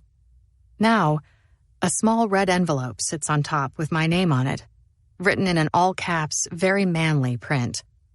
And the thing that draws my attention to it is that there is no address, no return address, and no postmark. Luke says goodbye to head home for the night. I say goodbye too, but I'm distracted because my mind is miles away now. Luke leaves and, alone, I reach for the envelope. I slide a finger under the flap to open it. Inside, I find a torn sheet of white computer paper. The front is blank, but when I turn it over in my hand, the back robs my lungs of air. In jagged, masculine handwriting with all caps and black ink, it reads, "Bitch." The horizontal stroke of the H written so forcibly that a hole lances the page. The break room door opens all of a sudden and I jump, almost dropping the note. Luke returns. "Almost forgot this," he says absent-mindedly, sweeping something up off the floor. I don't see what it is. I barely register him because my eyes are hung up on the note, on the handwriting, on that awful word. Who could have sent this? Even more, how did it come to be in my mailbox if there is no postmark? It didn't go through the post office. Someone put it there. Someone was at my apartment. Someone got into my mailbox somehow and left this note for me. "Megan?" Luke asks, and my eyes jerk up to find him standing close. There's a mischievous twinkle in his eye. "What's that you've got there? A love note?" he teases because of the red envelope, I think. "Yeah, right. I wish. But no," I say, thinking on my feet. "It's just a letter from an old friend." My words are terse, my throat tight. I need water, air. I can barely breathe. I force the note back into the envelope, though my movements are careless, rushed, and it takes 3 attempts to get it in, the corner of the page catching on the envelope's flap. "Bitch." His expression turns thoughtful, concerned. "Is it bad news?" he asks. "No, why?" "I don't know," he says, reading me. "You just seem upset." "I'm not. No. I'm honestly fine, just tired, I say, making a false front of being fine, and he believes me, I think. Okay, if you're sure. I am. I'm going to head out then. Have a good night. He pauses. You want me to wait for you? I can walk you home. There's a part of me that almost says yes, because I'm afraid to be outside alone, because of this note, and because of everything else that's been happening. I glance up and our eyes meet. And I think what a relief it would be to have someone like Luke in my life to confide in, to assure me that this note is a mistake, and that everything will be okay, to walk me home and make sure I get inside safely. But then I think of Penelope alone, waiting for him to come home. No, I say, taking a deep breath, my words more grounded and self-possessed. There will be people on the street, as there always are. Rush hour commuters. The only place without foot traffic is my own street, which I will take fast. It's just a short stretch, and then once I'm in the apartment, I'll be fine. Thank you, that's sweet, but I'll be okay. I might treat myself and take a cab, I lie, hoping he buys it. His eyes are still on me. They're warm, keen, searching. Can I tell you something? He asks after a minute. Of course, you can tell me anything. You won't think I'm weird? Well, that depends on what you're about to say, I say, trying to keep things light, witty, though it's completely contradictory to how I feel. It's just that I worry about you and Sienna, he admits. Not that you can't take care of yourselves. You can. But, I don't know. All these stories on the news. This fucking madman going after women. I lose sleep over it some nights. You lose sleep worrying about Sienna and me? I ask. But as soon as I do, I think that I've misinterpreted what he was trying to say and feel embarrassed. He loses sleep thinking about this madman, not about Sienna and me. But Luke nods. I wasn't wrong. He does lose sleep worrying about Sienna and me. Ben has never said that. Despite all the women being attacked in our city, he's never once expressed concern for Sienna and me, and the fact that one of us is often home alone. Luke says then, as if going back on what he said, not that you need some man to take care of you. That's not what I mean. You're stronger than anyone I know, Megan. And in that moment, something inside of me changes. I've never thought of Luke as attractive. Not that he isn't, but I've never thought of him as anything but a coworker and friend. I've never thought what it would be like for him to take me in his arms, to press his body into mine, to run a warm hand the length of my hair, to follow me into my apartment, to stay the night with me so I didn't feel so alone or scared. Just as quickly as it enters, I eliminate the thought from my mind, feeling wrong for even thinking it. Luke is Penelope's husband. I have no right to thoughts like those. My voice is light, dismissive. I make an offhand gesture with my hand. You don't need to worry about Sienna and me, Luke. Don't get me wrong, I appreciate it. But honestly, we're fine. Divorce or not, Ben is always keeping an eye on us. To the extreme, I lie. Some days it's intolerable. He means well, but I wish he would leave us alone. Okay, Luke says, suddenly self-conscious, I think. And I feel guilty for a different reason, watching as he backs away toward the door. Just be careful out there. I will. You too. Luke leaves. I watch as the door drifts closed.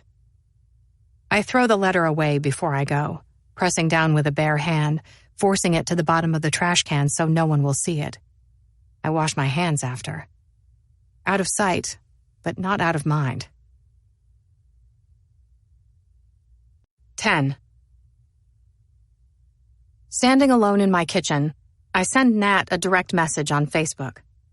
I try and keep it breezy because I don't want to overwhelm or put pressure on her, but I've been thinking about her all day and the way things left off at the restaurant, with something outside frightening her enough to make her leave. All day at work, and then later at home with Sienna, eating dinner and helping her with homework, I've replayed her words in my mind. He can get mad sometimes. before she cut abruptly off and practically ran from the restaurant, concealing herself in a passing crowd. I think of all the ways to finish that sentence. He has a temper. He hits me. He scares me. He might kill me. Now I just want to hear from her. I want to know that she made it home okay. I wonder where home is for her, how far she had to walk, and whether her ex knows where she lives. Is your friend feeling any better? I ask in my message, though I wasn't born yesterday. I don't for a second believe she left because she was taking dinner to a sick friend, and I understand, but I feel bad that she felt she had to lie to me.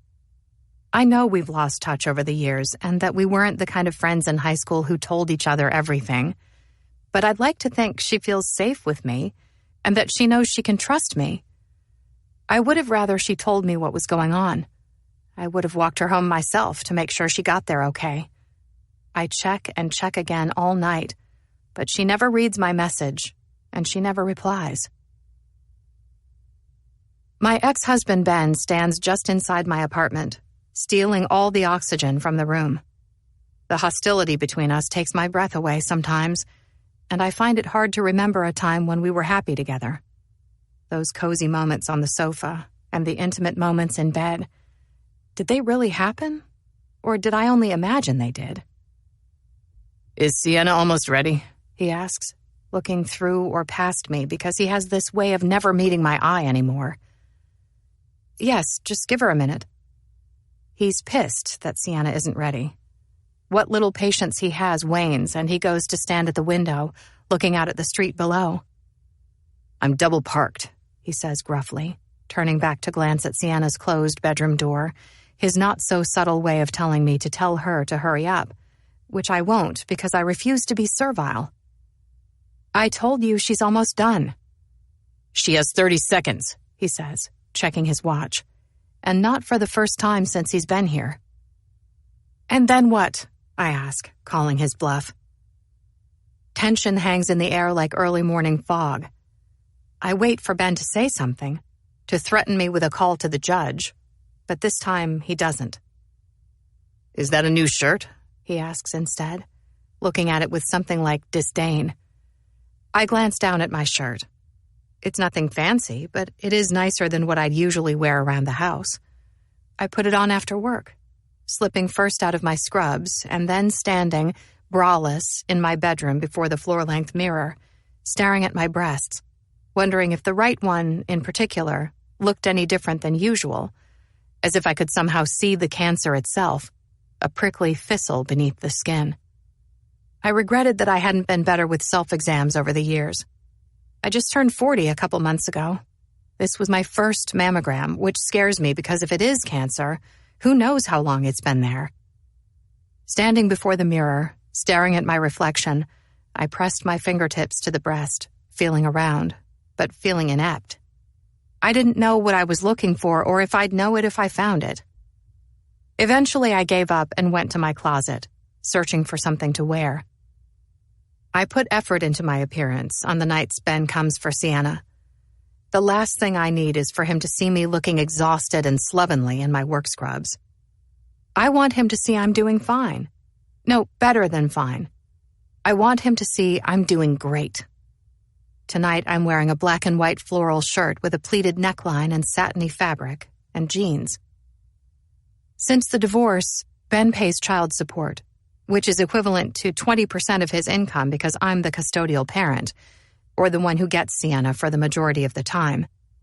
He gets her for a few days every other week, which he was fully on board with because his work and travel schedule preclude him from being a full-time parent like me.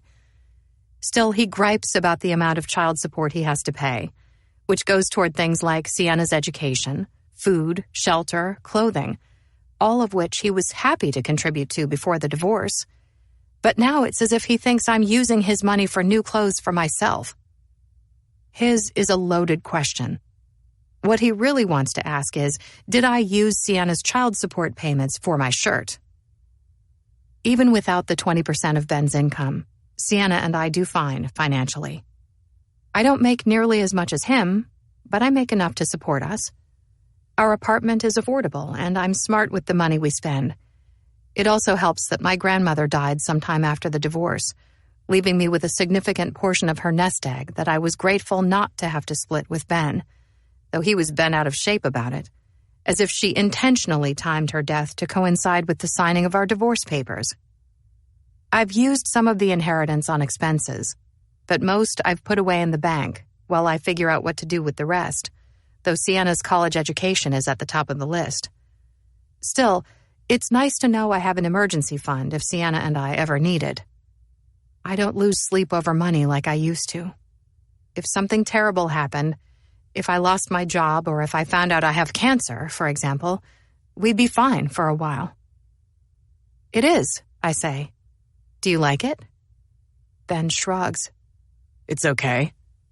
He looks at his watch again. It's 10 after 5. She should be ready when I come to pick her up. I shouldn't have to wait. This is cutting into my time with her. Give her a break. She was at school all day, Ben. She could have packed last night. She could have packed before she went to school. This is fucking ridiculous. With a humph, he steps past me, brushing past my arm for Sienna's bedroom door, and knocks. Come on, Sienna, he barks through the door. Let's go. Geez, Dad, Sienna says, opening the door with her duffel bag over her shoulder. Relax.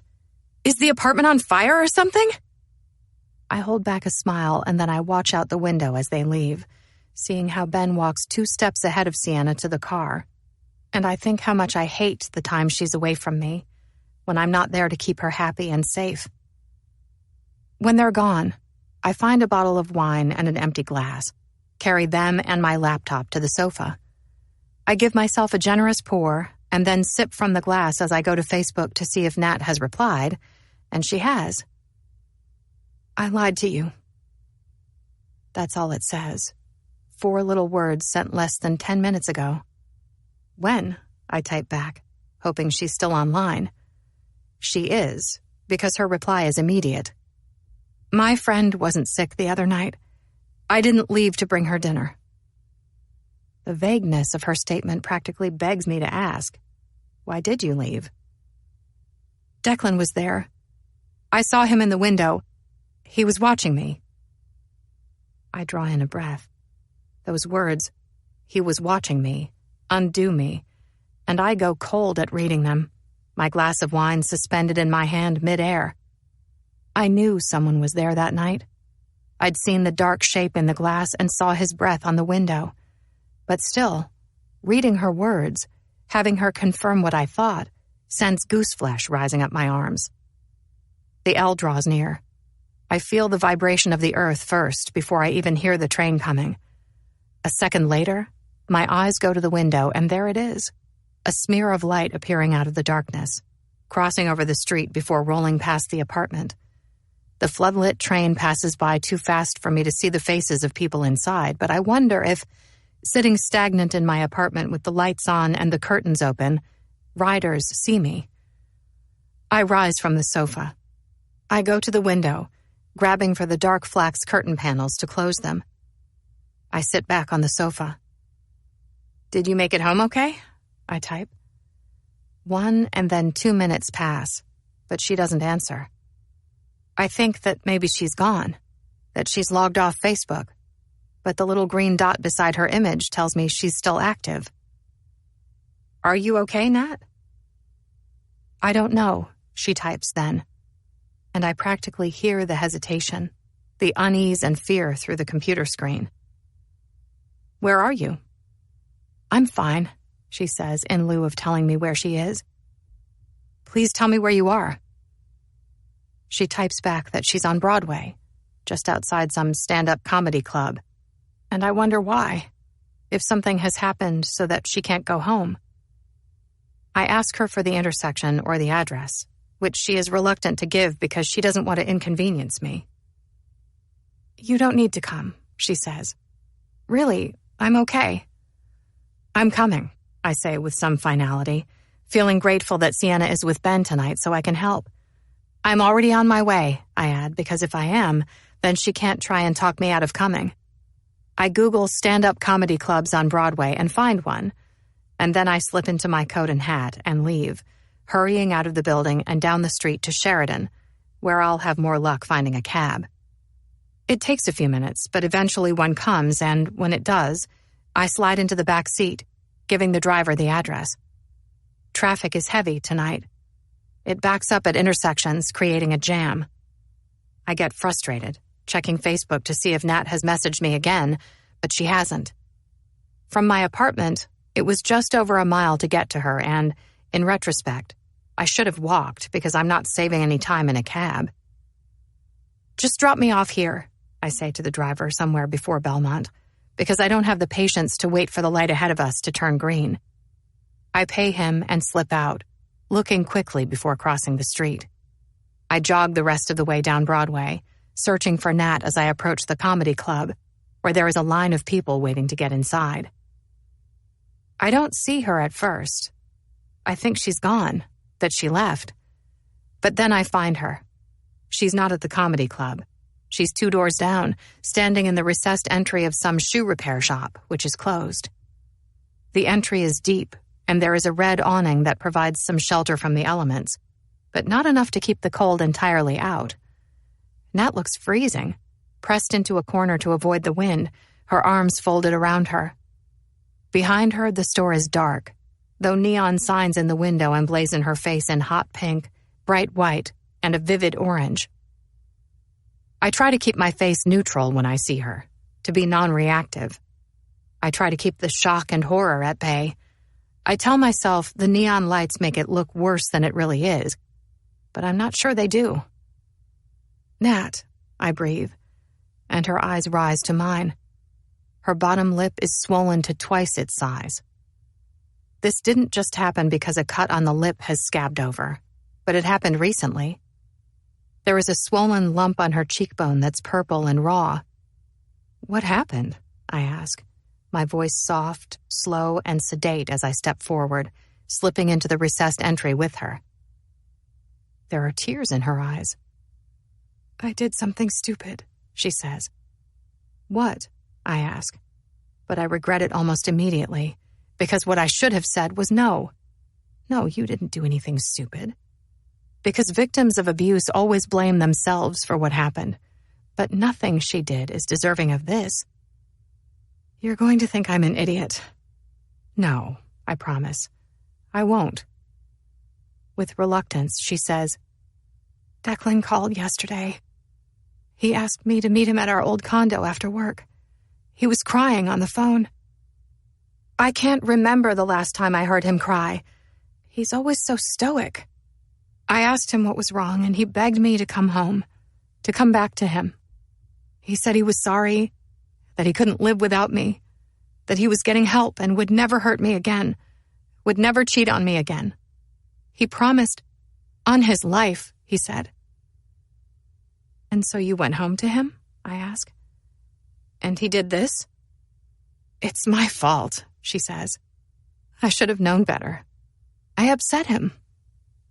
I hate that she would think she was to blame for this kind of abuse, though I know it's normal for victims of domestic violence to think this because it's what their abuser wants them to think. That they did something so egregious as to deserve physical punishment. "How is it your fault, Nat?" I ask. "He's the one who hurt you. He did this." "When he called," she says, "he said he wanted another chance, and I said okay, because, to be honest, I love and miss him too. I believed him when he said he would never hurt me again, because he sounded so broken down and gutted on the phone. I'd never heard him sound like that. He left work early, which he never does. He brought home flowers and takeout, and at first everything was fine." "No," she says, thinking back in an almost nostalgic way, a sad smile playing on her lips, turning the swollen one even more deformed. "It was better than fine. It was just like the old times. He was the Declan he used to be when I first met him. Loving, funny, and sweet. He started a fire, and I opened a bottle of wine, and we ate dinner on a blanket on the living room floor in front of the fire. It was romantic. We talked for hours. We laughed. We made love," she says, pausing there, reminiscing. He was so tender, so attentive. He took his time. When we were done, we lay there holding one another. And he said he'd been thinking about us starting a family, and how he wanted more than anything to have a baby with me. Suddenly she sobers, any vestiges of wistful memories disappearing. But I knew I couldn't do that. Not with the way he sometimes is. I brought up what he said about getting help. I asked about the therapist and how it was going. And that's when he told me that he wasn't actually seeing a therapist. That he'd thought about it but decided that it wasn't something he needed to do after all. He could control his temper himself. She pauses for breath and to collect herself, and then goes on. I should have known better. I shouldn't have said anything. I shouldn't have second-guessed him. What did you say? I asked him if he really thought that was a good idea. And wasn't it worth seeing a therapist at least once before making the decision not to go? It's a smart question, Nat, I say gently. It wasn't wrong of you to ask. Yeah, well, apparently it was. Because the mood in the room suddenly changed. He stood up and threw what was left of his dinner at me. And then he screamed, "Why do you always have to go and ruin everything? We were having a perfectly good night and then you went and fucked it all up again. You're so fucking stupid, Nat. You couldn't just keep your dumb mouth closed." He hit me, she says, her fingers brushing against her lip before moving to her cheek. Tears prick my eyes and I force them back. That someone could speak to her, to anyone, like this makes me sick. She takes a breath, holds it, and then slowly exhales. He's not wrong, you know? I should have known better than to bring it up. If I would have just gone with the flow. If I could have just enjoyed our time together and not questioned him or dredged up sensitive topics, he wouldn't have gotten so upset. Nat, I say, it's not your fault. Where are you staying now? Do you have your own apartment? She shakes her head. No, with a friend and her husband, she says. They have an extra room. I've been with them for a few weeks. I think back to what Nat told me at the restaurant the other night. How no one believes her when she tells them about Declan because they find him to be so charming. To quote her words, they think he's the perfect guy. What did she say when she saw your face? I ask. Nat turns shy. It takes a second for her to reply, and when she does, she says, I lied to her. I couldn't tell her that Declan did this. So I told her I slipped and fell down the stairs on my way to catch the L. She believed me. Some L stations are elevated and others are underground, with steep concrete steps and poor lighting. It wouldn't be hard to think that someone could lose their footing on the unforgiving stairs and fall, and if they did, the end result might look something like this: a bruised cheek, a swollen lip. The similarity to my former patient, Anne, and her claim that she fell down the basement steps is upsetting. I think back to Anne and how her husband ended up killing her eventually, and how I regretted not doing more to help while she was still alive. Leaving an abusive partner is the most dangerous time for someone like Nat. I remember reading that somewhere. For men who wind up killing their spouses, the inciting incident is most often when a woman leaves or threatens to leave. It's one of the reasons women stay in abusive relationships for as long as they do, because they're afraid of what might happen if they leave. What about people at work? Do they think the same thing? That you fell? I didn't go to work. I called in sick because I didn't want my students seeing me like this. They would have been afraid. I went to the museum instead. I just walked around all day alone, looking at things, wondering how my life ended up like this. You can't go back to him, Nat. Ever. No matter what he says, he won't change. She says, I know. But it's meek, and I want to ask if she does. If she really does. But it's not my place. And I don't want to overstep and push her away because, as far as I can tell, there isn't one person in her life she can talk to about Declan except for me. A question comes. How did he know where to find you the other night, when we were at that restaurant? Her eyebrows pull together, the neon sign still emblazoning her bruised cheek. "What do you mean?" she asks, confused. "You said he was there, watching you. How did he know where you'd be? Did you tell him?" Her face changes. Her eyes enlarge and her jaw goes momentarily slack. Her words are slow, staccato-like when she speaks. "It was just a coincidence, I thought." This city is big. It's sprawling, spanning over 20 miles north to south along the lake. There are upwards of 100 different neighborhoods and something like 3 million people who live here.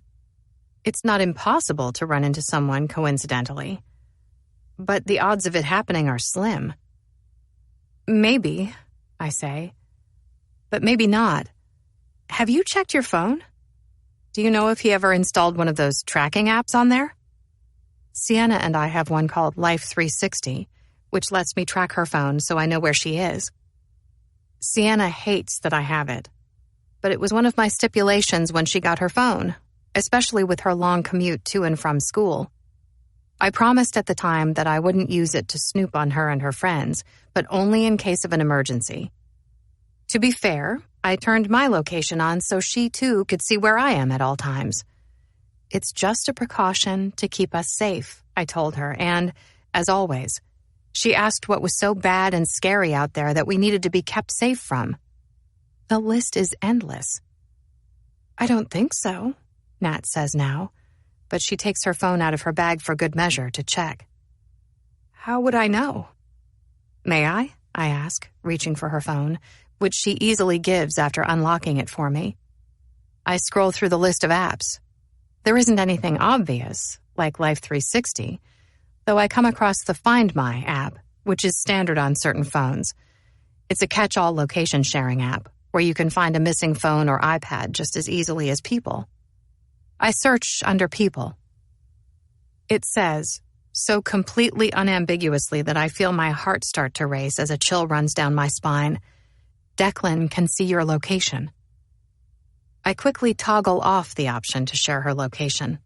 And then, by instinct, I spin around, looking back over a shoulder, overwhelmed by the sudden feeling of being watched. I wonder if Declan can see us now, if he knows where she is, if he followed her here.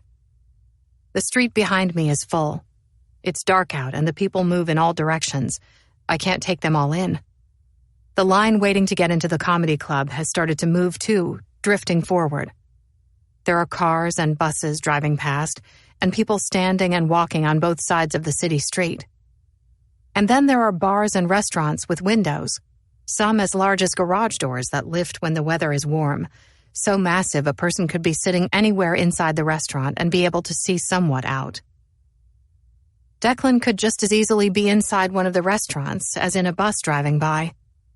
I turn back to look at Nat, trying to put my thoughts into words that won't scare her. "What is it?" she asks, her face practically white, her eyes reading my own face. "What's wrong?" "You've been sharing your location with him this whole time. He's known all along where you are." "I turned it off," I say, returning the phone. "But he knew exactly where you were the other night. It wasn't a coincidence that he found you. Maybe you should go to the police, Nat, and file a restraining order." "What good would that do?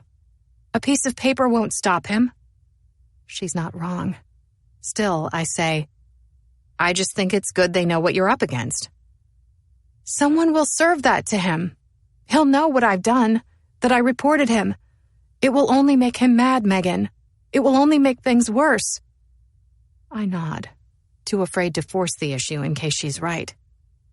I don't want to be the reason something terrible happens to her. "I should go. My friend will be wondering where I am if I'm not home soon." "Okay," I say, offering to walk or ride with her, but she says she's okay, that she'll go it alone. "Are you sure?" "Yes." I'm full of misgivings, fear. I don't feel comfortable with that. "Please," I beg, "let me walk you home." "No, I'm fine. I can do this," she says. And reluctantly I say okay, because Declan has taken so much, and I don't want to take her autonomy too. I watch her hail a cab. I wait for it to arrive, and then I stand on the curb just behind her, watching her get in.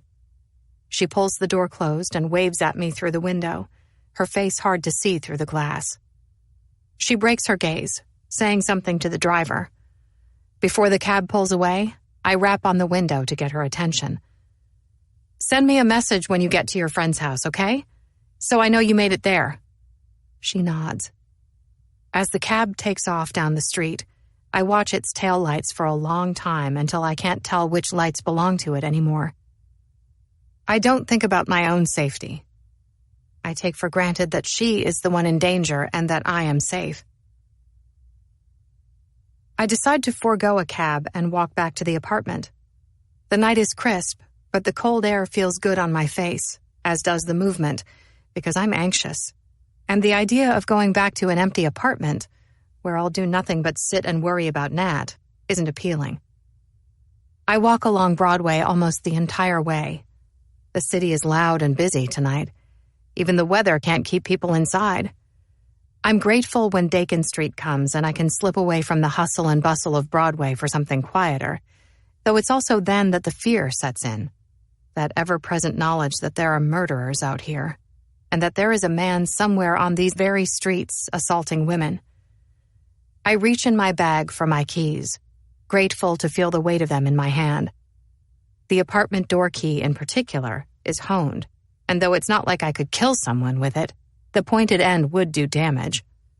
I single that one out, holding it in a hammer grip as I walk under leafless trees, past 2 and 3 flats and dark cars parked along the street.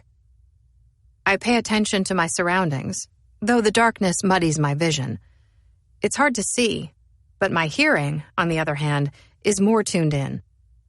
At first there is practically nothing, just the usual city noise, the sound of sirens in the distance, like a woman's piercing cry, the rasp of a car door opening and closing.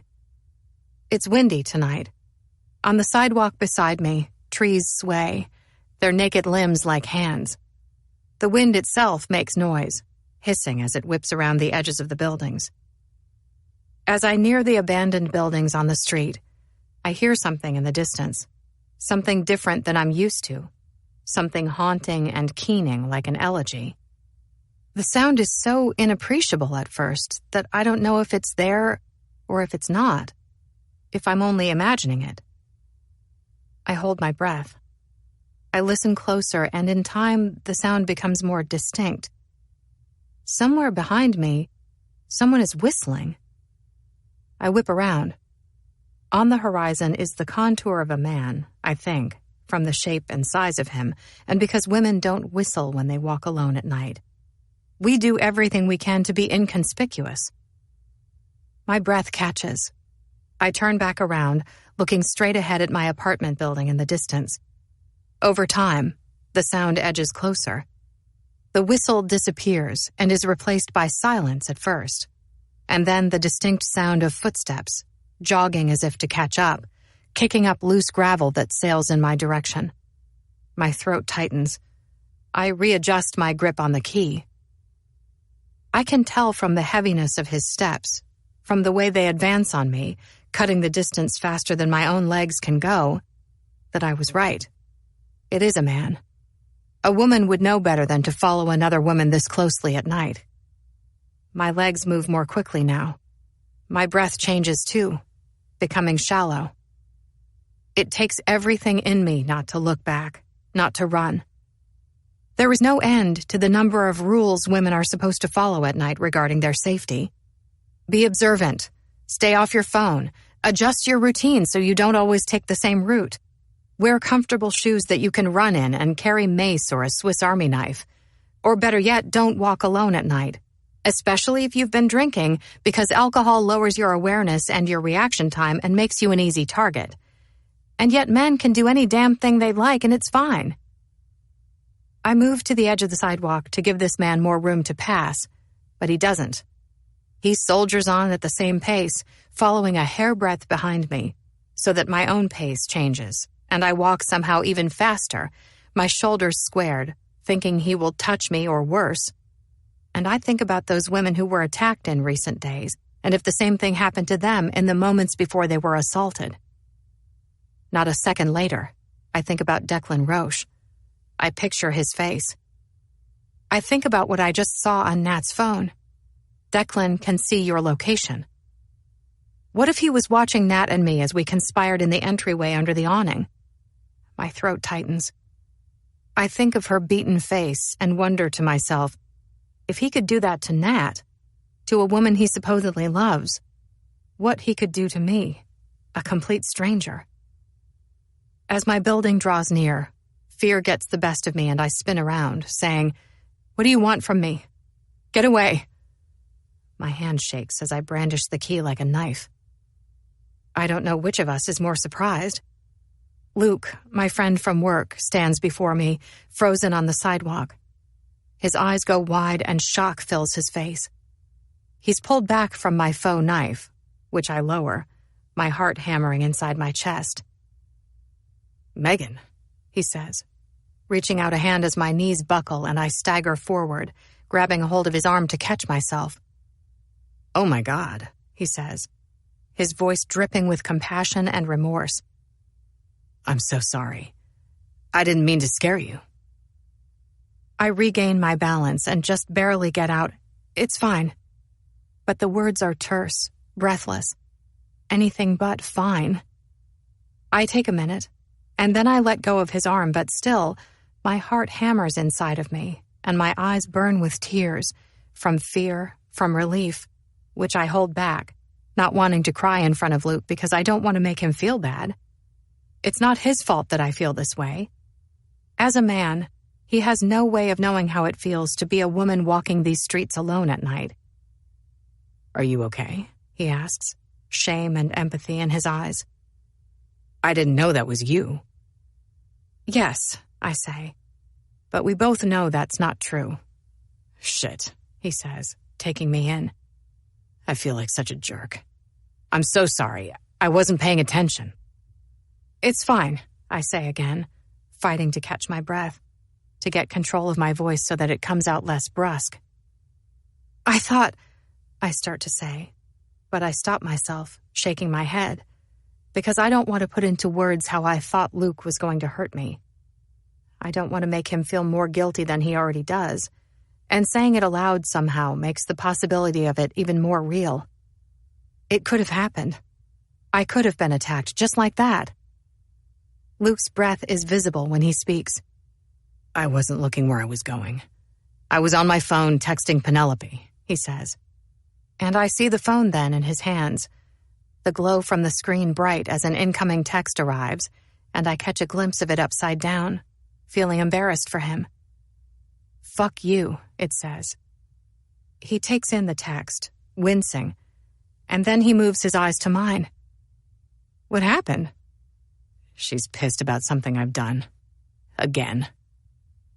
I watch the wind move his hair and I ask, softening, "About what?" Luke slides his phone into a pocket and says, "It's nothing." "It's not nothing. You're upset." "Maya," he says, explaining, "was scheduled to work the night shift last night, but there was a last-minute emergency with her mom." Maya is another nurse at the hospital. I don't know her well because she always works the night shift, but I know that her mom has dementia and that Maya takes care of her. She had no one to cover for her, so I stayed until someone could come in. It took a couple hours. As nurses, we're supposed to call in sick 3 hours before our shift, so there is time to find coverage, which makes sense on paper, but that doesn't mean last-minute emergencies don't sometimes crop up. For our patients' safety, we're also mandated to stay until we've completed the handoff to an incoming nurse, which means Luke would have had no choice but to stay until another nurse arrived. Penelope got it in her head that I was late because I was with another woman. I can't convince her otherwise. "I'm sorry," I say, meaning it because I've been there myself, stuck at work when I had someone waiting for me or somewhere else to be. I'm sure it's just the hormones speaking. Lying around in bed all day alone would be unbearable. Penelope is something like 7 months along in her pregnancy. She's been on bed rest a couple weeks, and already it's been hard.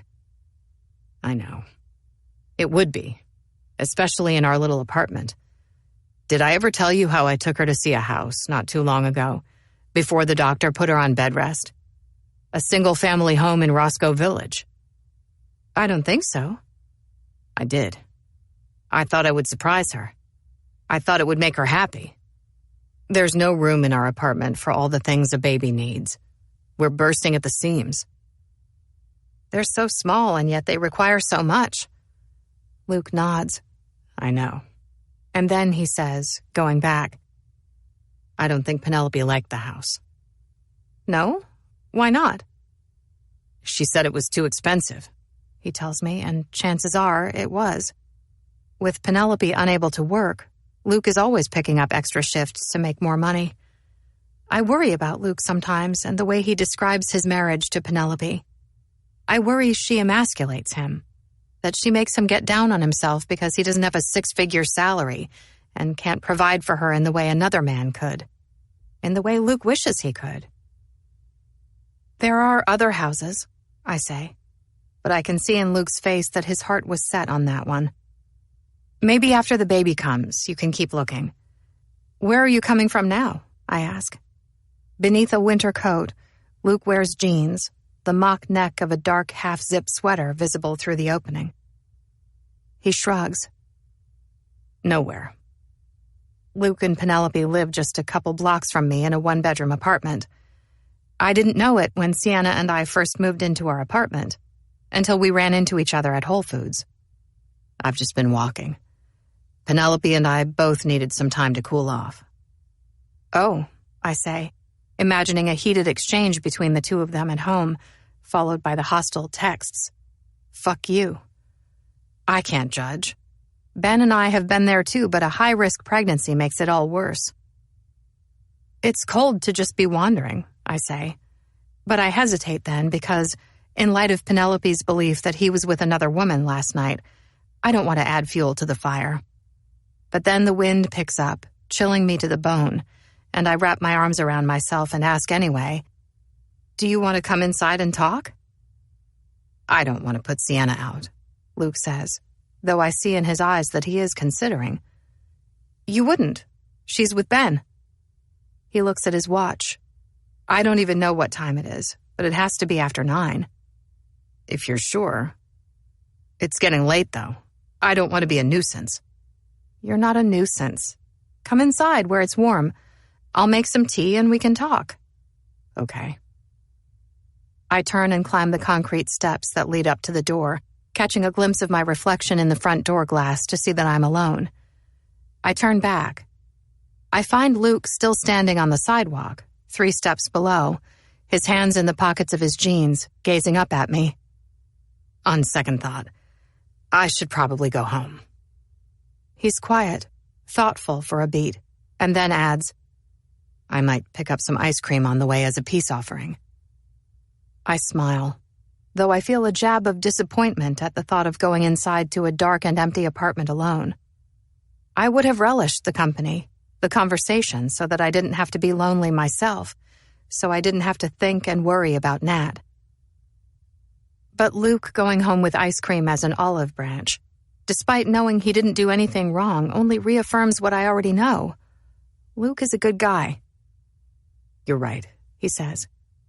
Lying around in bed all day alone would be unbearable. Ben never did that. He never saw things from my point of view.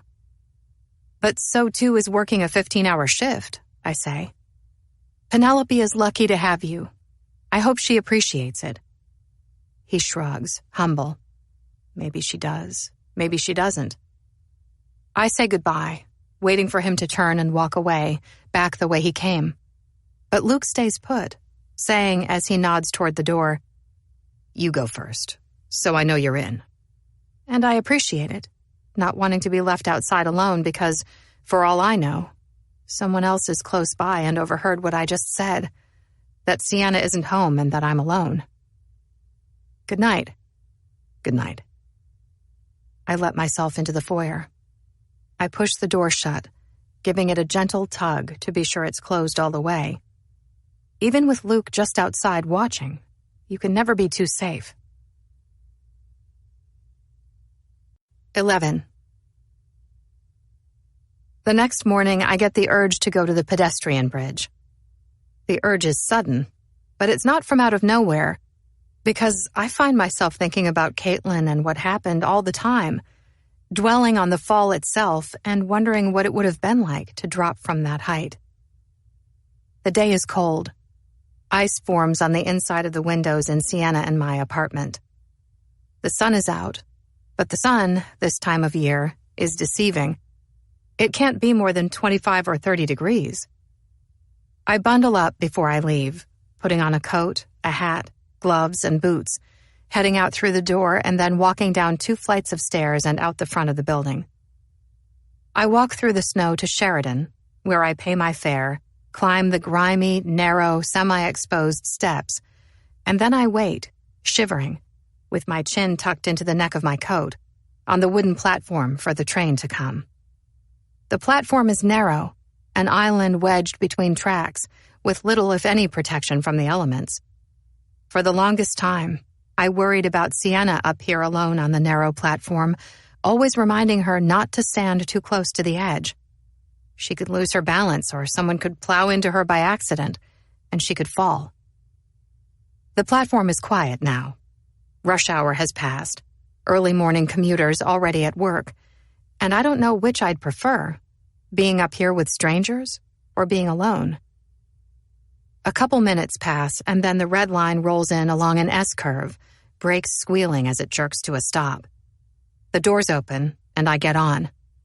I look around, letting my eyes run over the nearly empty car, counting the people on the train. There are 3, including me. I give thought to getting off, to waiting for another train to come. Calculating the time I'd have to wait, and whether that train would be just as empty. But before I can decide, the doors close, and the decision is made for me. The train lurches forward. I stumble into a seat, and the train continues on, along the elevated track, until eventually it slips underground, moving through dark, choked tunnels beneath the city. I get off at Roosevelt. I make my way out to the street, and then head east on Roosevelt for the museum campus. From there, I follow the nearly desolate path further south to Soldier Field. In the summer, this path would be busy with families, with runners, bike riders, and museum goers, but as it is, it's almost completely uninhabited. The emptiness takes my breath away, and I wonder if I've made a mistake in coming. I cut past Soldier Field. When I reach it, I travel through a long, shadowy underpass beneath Lakeshore Drive, bringing me closer to the bridge. The entire commute takes about an hour, so that by the time I step out from beneath the underpass and see the bridge just ahead, my teeth are chattering and I'm so cold that despite a pair of leather gloves, I can barely feel my hands. The bridge. It's not much to look at. You almost don't see it until it's there. There's nothing pretty about it. Nothing fresh and modern like the light blue, sinuous curves of the pedestrian bridge at 43rd Street. This bridge is wooden and austere. It's a necessity only, indispensable, but old and ugly, providing lakefront access to residents who live here. I feel a surge of emotions wash over me seeing the bridge. I regret coming all of a sudden. This was wrong. I could still turn back, and I consider it for a split second. But then I don't. Not when I'm this close. I don't usually do this kind of thing. I don't let patients dominate my days off, and I don't get wrapped up in their stories. I don't let them affect me in any personal way, though it takes effort not to. I have to be careful. The bridge slopes gently upward. It's not a hard climb, but still my breathing is heavy. I hold fast to the corroded railings and climb the ramp to the top to where the bridge spans 6 railroad tracks. Once there, I tent a hand to my eyes to block out the sun. At the center of the bridge, a single bouquet marks the spot where Caitlin went over the edge. I walk to it and squat down beside the flowers, which are wrapped in cellophane and half dead. Their petals wilt, losing color, turning pale. I wonder who left them. I glance over my shoulder to be certain I'm still alone, and I am, as far as I know. A semi-truck soars by just then, blaring its horn at something, and I jump. I turn toward the rush of road noise. I see cars in the distance, traffic easily moving in excess of 45 miles per hour on Lakeshore Drive. I think about what Natalia from work said, that if what happened had happened on a different bridge, one that went over the street and not the train tracks, she'd be dead and not fighting for her life in our ICU. Natalia was right. If it had happened on Lakeshore Drive, things would be different. Traffic isn't always heavy on Lakeshore Drive, but it is constant. There would have been no way for a driver to anticipate something like that, and no time for them to react to a falling body. I stand up. I step past the flowers to get closer to the edge of the bridge. I lean down, looking over the railing to the tracks beneath, feeling suddenly lightheaded from the height. It's disorienting and overpowering, a sheer drop. I can't even begin to estimate the distance to the earth. I find myself thinking again about what happened when Caitlin landed, wondering if it would have hurt when she hit the ground, or if she would have been unconscious by then. I thought the same thing about my sister Bethany for years. I wondered if she would have been dead before impact, or if she died sometime after. I wondered if it hurt. I think about the person who found Caitlin. I've heard it was a lineman, someone who was already here inspecting the tracks and came across her body. I think about this lineman a lot, and about what he saw, the condition of her body. All of a sudden, I'm not alone. I jerk, hearing the hollow screams of kids passing through the Lakeshore Drive underpass, going the opposite direction and away from me. I look, but the voices are disembodied. I can't see them. They're just kids. I can tell from the sound of them, being silly, playing around, listening to the echo of their own voices in the underpass, which should bring some humor to the situation. But instead, the sound of their piercing screams undoes me. The ground beneath me suddenly seems to move, and I jerk my eyes back, grabbing hold of the railing as a train appears, bearing down on the tracks beneath me. I grip the bridge's ledge even tighter to keep my balance, having to tear my eyes away from the train as it passes by below. I've never been any good with heights, but this is something different, something even worse because of what happened here. I risk a glance back down. One thought comes to mind when I see it from this angle. She should have died. There's movement in my peripheral vision just then, immediate and unanticipated. My head swings to the right, to the ramp that leads up to the bridge, where a man appears, stopping at the top of the ramp to take stock of me. My stomach tightens and I feel caught, taking in his thick, warm-looking brown parka, his bare head, the brown hair that stands upright in the wind. I think the thing that worries me most is how he lingers at the end of the bridge, hanging patiently back, watching me. It crosses my mind to leave, to go the other way so I don't have to walk past him. But that would make things worse. The pedestrian bridge is part of a path that leads to the museum campus, and then all the way to Northerly Island if you follow it long enough. When the weather is nice, people walk or bike, but it's too cold out for that now. The kids are gone from the underpass. They've moved on to somewhere else. I look around. The vastness, the barrenness of the space is overwhelming. Jackson Beckett begins a slow walk along the bridge, his hands in the pockets of the parka. "What are you doing here?" he asks as he reaches me, and I feel guilty for having come. I can't come up with an answer to save my life, because everything I can think of, how curiosity got the best of me and I had to see it for myself, sounds insensitive. "It doesn't matter," he says, letting me off the hook. "It's a public bridge. Anyone can be here." He looks away from me, toward the skyline, the modern skyscrapers a sharp contrast to the steel rails of the rail yard. "It was brave of you to come, though, when there's a murderer on the loose," he says before correcting himself. "Sorry, attempted murderer." His tone too light, too offhand for the situation, his breath visible in the cold. He sets his bare hands on the rusty railings and leans over, looking far down over the edge of the bridge, taking it in, unfazed, unlike me by the height. I look at his hands, holding tight to the bridge railing. He's married, a wedding band on his ring finger, and I wonder about his wife and what she's like, and if the Becketts have grandkids.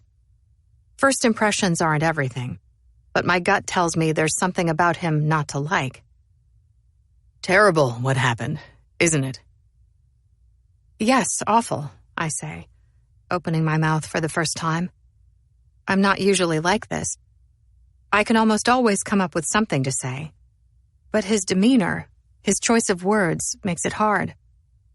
Your poor family, I say. You must all be completely beside yourselves. He lifts himself back up, quiet at first. Do you think she'll make it? He asks then, as if asking if there is snow in the forecast rather than if his sister will live. I don't know, I say, caught off guard by his bluntness. There's certainly a chance, though there's no way to know for certain. He stares, saying nothing, as if expecting something more. What I sometimes tell loved ones is to hope for the best, but prepare for the worst, just in case.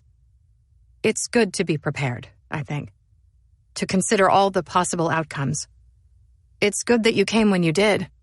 People have a hard time forgiving themselves if something terrible happens and they don't get a chance to say goodbye. He harumphs.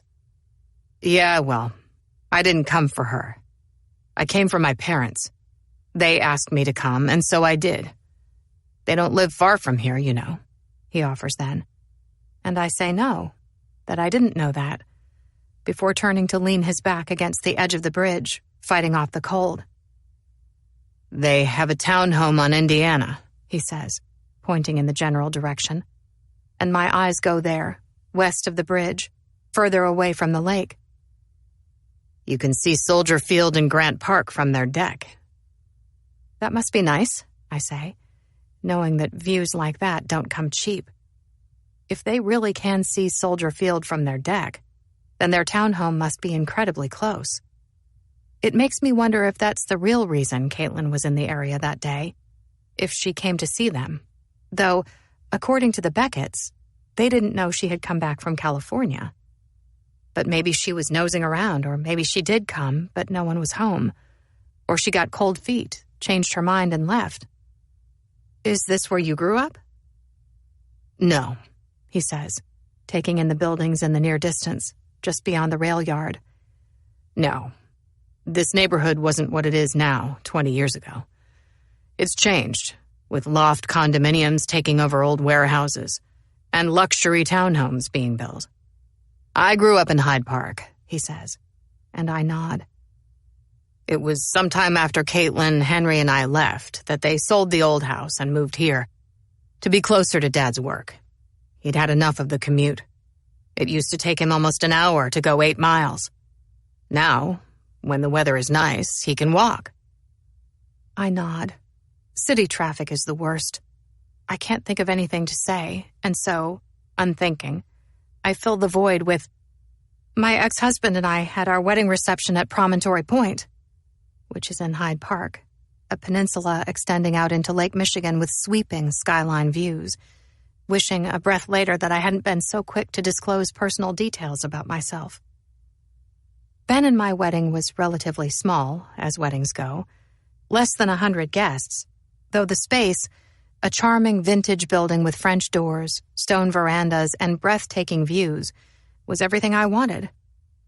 The pictures, now packed away in a box in the basement, were exquisite. Promontory Point. He laughs under his breath. My buddies and I used to hang out there back in high school, usually up to no good.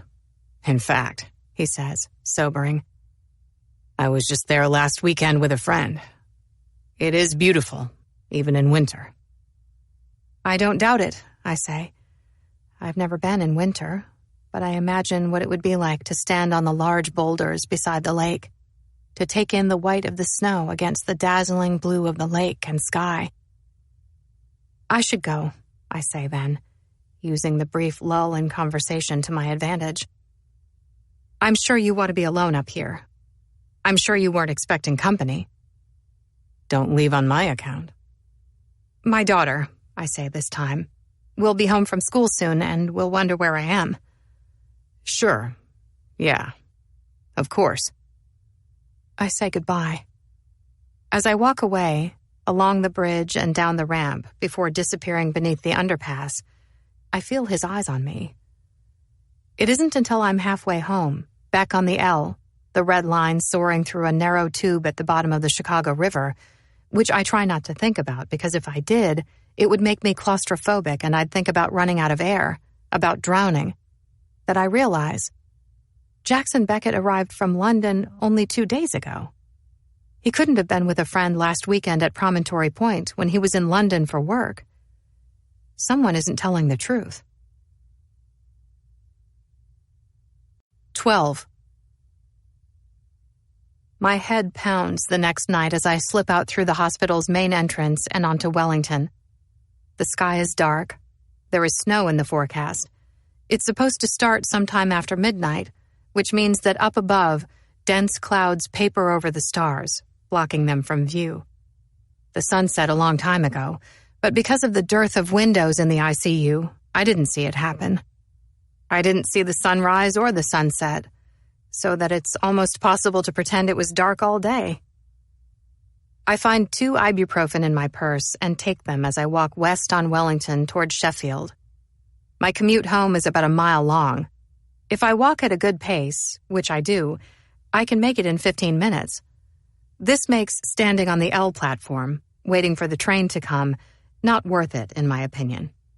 I'd rather keep moving. I stay warmer that way. It feels like I'm making progress, and either way, whether I take the train or walk, I get home at roughly the same time. When I come to it, I turn right onto Sheffield. Sheffield is the street I always take when I'm going straight home from work. There's comfort in familiarity. I've walked this route so many times I could practically do it with my eyes closed. It's the most direct route and takes me the whole way from the hospital home, passing by low and mid-rise apartment buildings mixed with shops, restaurants, doctors' offices, Wrigley Field. Anyone who knows anything about baseball knows that Sheffield Avenue, behind Wrigley Field, is one of the best spots to stand and catch home run balls. My mind is elsewhere. I'm not thinking about where I'm going. I'm not paying attention to where I'm walking. My eyes are unfocused, looking where I'm going but not ingesting what I see. I almost don't see her. I almost walk right past in my haze. But then I hear a man's cruel words hurled like darts in the air. What the fuck, lady? Why don't you watch where you're going? And I look. It's not as though I haven't heard words spoken in this city like that before.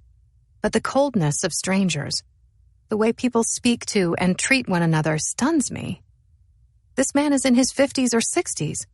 He looks expensively dressed, though the buttons of his black suit coat are strained over a large abdomen and he's losing his hair. He's turned toward a woman, and he points a hard-hearted, pitiless, practically inhumane finger at her, so close it almost touches her nose, saying, "What the hell is wrong with you?" before mumbling, "Idiot." Just before him, I make out Nat's shocked face as she stands there, getting shamed in public and reprimanded like a child. Her shoulders round forward, her skin becoming mottled and red, fighting tears. Nat carries a large black duffel bag over her shoulder, which looks cumbersome enough that she might have clipped the man's shoulder with it walking by, or stepped on the back of his fancy leather shoes. Something like that. Something accidental and benign. Not the worst a grievance. And yet he's made her feel stupid for it. I read her lips. "I'm sorry. I'm so sorry," she mouths, shaking her head as he pulls down on the lapels of his suit coat, straightening it, and then turns away without another word. Once he's gone, Nat seems anxious to get away. I don't blame her. I see it in her eyes and in her body language. Her eyes flit like hummingbird wings, searching for a place to go, finding one. She turns quickly, attempting to duck into a nearby restaurant. except that on the way in, she struggles to get the large bag through the door.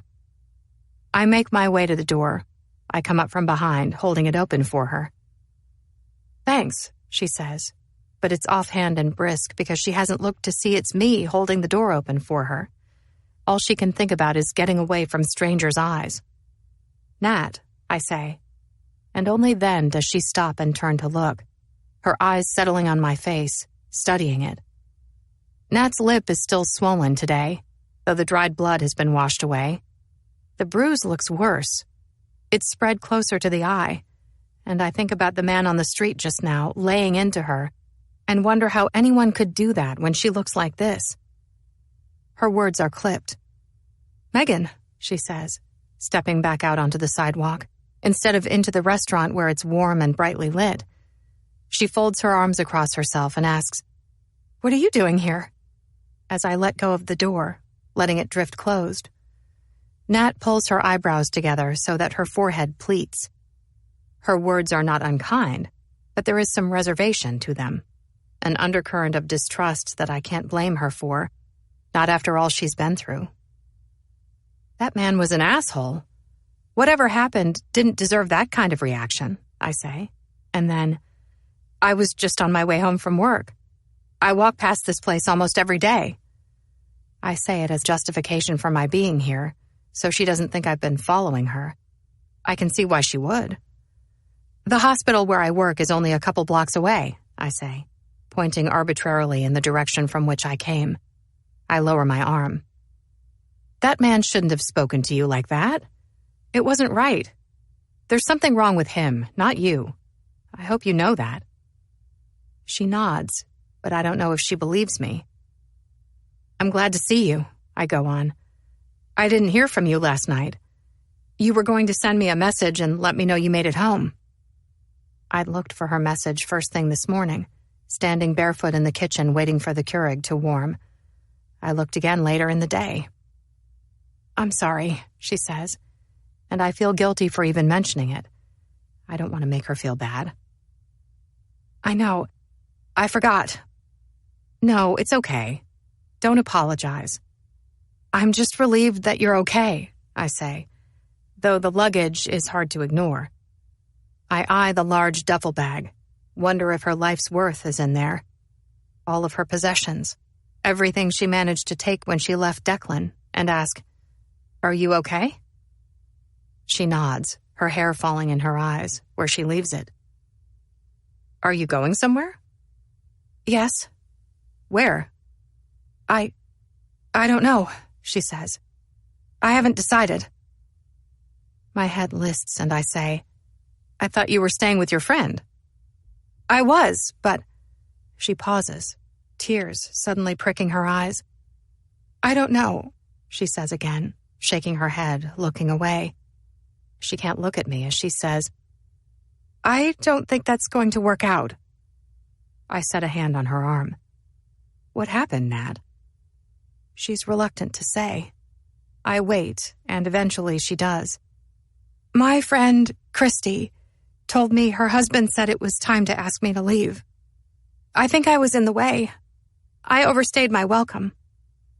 "Oh, God," I say, thinking how awkward that must have been for her, and what it would have been like to be asked to leave by a friend. "I'm so sorry." "Don't be. It's not your fault. She felt terrible about it, but I get it. Three's a crowd," she says. The look on her face tells a different story. She swallows hard, and then I see it in the downcast eyes, a mix of sadness and despair. "When did this happen?" "This afternoon.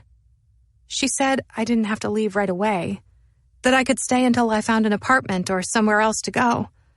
But I didn't feel comfortable staying, once I knew I wasn't welcome." "No, of course not. I get it. I would have left too. Did you eat dinner yet?" I ask. I haven't eaten in hours, and the smell of food is prevailing on me. "Do you want to grab a bite?" "I'm not hungry," she says. And she wouldn't be, not after what she's going through. Food is the last thing on her mind. "I should let you go. I shouldn't keep you like this when you have your daughter waiting for you at home." She turns to go. No, wait, I say, stopping her. She's not. Sienna is with Ben. I don't have to leave. Do you have another friend you can stay with, Nat? Or money for a hotel? Yeah, she says, shrugging a shoulder. Sure. Who? I don't want to overstep, but I remember what she said the other night in the restaurant, how she couldn't talk to anyone about Declan because they were all biased toward him. They liked him too much to believe the things he was doing to her. It's not lost on me now that the only person in her corner is me, someone she hasn't seen in over 20 years. My memories of Nat from high school have faded over the years, but I have vague memories of her as fun-loving and easygoing, with an infectious smile. She was captain of our tennis team, a leader. People looked up to her. Now she seems practically meek, and I hate that a man did this to her, that he changed her very essence. I don't know him, but still, I hate him for it. I regret that she and I fell out of touch, and wish now that I'd made more of an effort to stay connected over the years. There is a hostel close by, she says. A hostel? I ask, aghast. There is one on this street in a brick mid-rise. I walk past it almost every day. From the outside, it looks nice.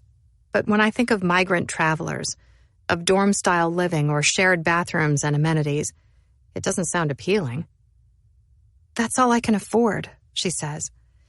It will be fine. I think back. The other night at the cafe, she told me that her ex, Declan, is a lawyer, an associate at a law firm in the Loop, but that soon he would make partner. Nat, on the other hand, teaches preschool. This makes him the obvious breadwinner. He should be paying alimony, and the payments should be significant enough that she could get back on her feet, that she could rent an apartment or at the very least afford a few nights in a hotel. You must have money from the divorce. Alimony payments? Declan has our money. What do you mean? I mean, I don't have access to it. He has all of it. Dividing assets is a divisive time, and never does anyone get exactly what they want, but they should get something. And Declan already has their apartment or house. There is no possible way a judge would have given him all the assets. Nat has a job. She earns an income. Where is that? The money she makes? I don't understand. He can't do that, Nat. Some, if not half, of that money is yours. Have you talked to your lawyer? If Declan is keeping your money from you, that's illegal. I don't have a lawyer. You represented yourself in the divorce? I ask. A person can represent themselves in a divorce. It's not always a good idea, though, especially if the divorce is contentious.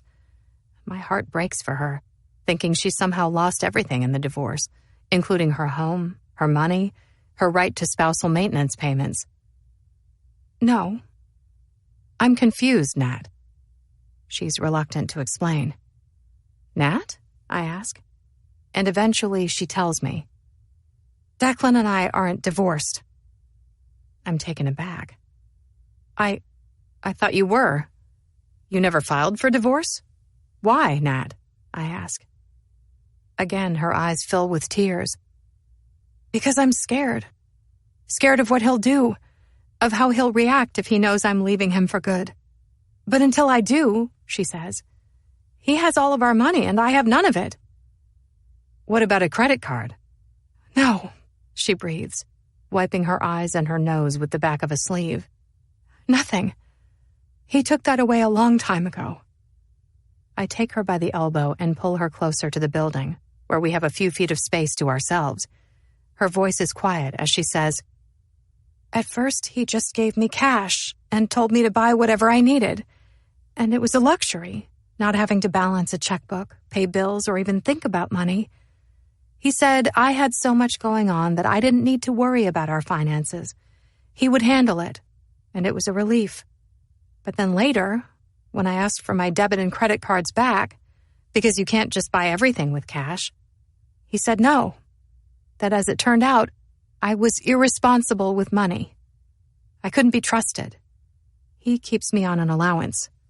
If I need more money than he gives, I have to ask for it. And then he decides whether I can have it or not. She speaks in the present now, and I realize that this isn't something he used to do. This is something he does now. She's still reliant on him for money, which keeps her completely dependent on him. For food, for shelter. That's what men like him do. It's a form of entrapment, Nat. It's one of the many reasons women stay in relationships like yours or keep returning to an abusive spouse. For money, shelter. Because there is a very real fear of being homeless or broke. You were brave to walk away from him, I say, reaching out for her hand. But now we need to figure out your finances. We need to get you what's rightfully yours. You need to file for divorce. We can talk to my attorney. She's amazing. If I'm so brave, then why do I always feel scared? She asks, her dark eyes begging. She's not looking for an answer, though I know exactly why she would feel scared, because she's always looking over her shoulder for him. I don't feel brave. But, she says, recovering. A few weeks ago, I went to the bank. I opened an account in just my name, and I filled out the paperwork so my paychecks get deposited there instead of into the account with Declan. I have my own money now. Not much, but some, she says. And I've been saving. That's great. I'll be fine. I'll get through this, she says, though her eyes tell a different story. I know you will. She forces a tight smile. If she's only been saving her own money for a couple weeks, on a teacher's salary, she has maybe $1,000 saved, tops. A hotel in the city could cost $200 or $300 a night, and a hostel, though less, isn't ideal. I worry that if Nat doesn't have anywhere else to go, if she can't afford food to eat, then she'll go back to Declan for lack of options because that's what women in her position do. My mother once told me that I was born to be a nurse because it was in my nature to help people. It makes it easier that Sienna is with Ben tonight and I'm the only one home. I have to work all weekend. I'd agreed to take on a few extra shifts for another nurse because I could use the money and Sienna wasn't going to be home anyway. I didn't think it would matter. Now I regret it. But it will be fine. We'll figure something out. I know Nat, and if the situation were reversed, she would do the same for me. Come stay with me, I say. She's visibly taken aback by my offer. That's so sweet, she says, eschewing it at first. But I can't ask you to do that, Megan. I can't impose on you like that. You didn't. I offered. And it's not an imposition at all. Please, I beg, because I know that if she doesn't come with me, things may turn out very badly for her. I couldn't live with myself if they did. In my apartment, Nat says, I told you the other day that Declan has been seeing another woman. You did, I remember. I almost feel sorry for her. She doesn't know him like I do. She doesn't know what she's gotten herself into. She stands, shifting positions, and then says, I thought about talking to her, about letting her know what he's really like and trying to stop her before she lets herself get too close to him. Did you? No, she says, looking out the open window. Why not? She brings her eyes back to mine. Because I didn't know if she'd believe me. And because I kind of hate her, too. Part of me thinks it's what she deserves for Declan to hurt her, she says. And then she pauses, thoughtful, and a knot forms in my stomach, thinking of partners who cheat and of people who sleep with married men and women and wonder if they are deserving of some terrible fate. That's awful, right? I shouldn't think like that. No, I tell her. It's okay to be upset. You're only human. We all have thoughts like that. I found her. You did? Yes. I found her number in his phone. I called a couple times, but when she answered, I hung up. I couldn't bring myself to say anything. I shouldn't be jealous, she says, though I can see she is, and I can't blame her. He's still her husband. She loved him once. I don't know what to say. I can't blame her for the mix of emotions, for feeling hurt and betrayed, but also wanting to help this woman, to save her from the same fate. Tell me again how you and Ben met, she says, changing the subject.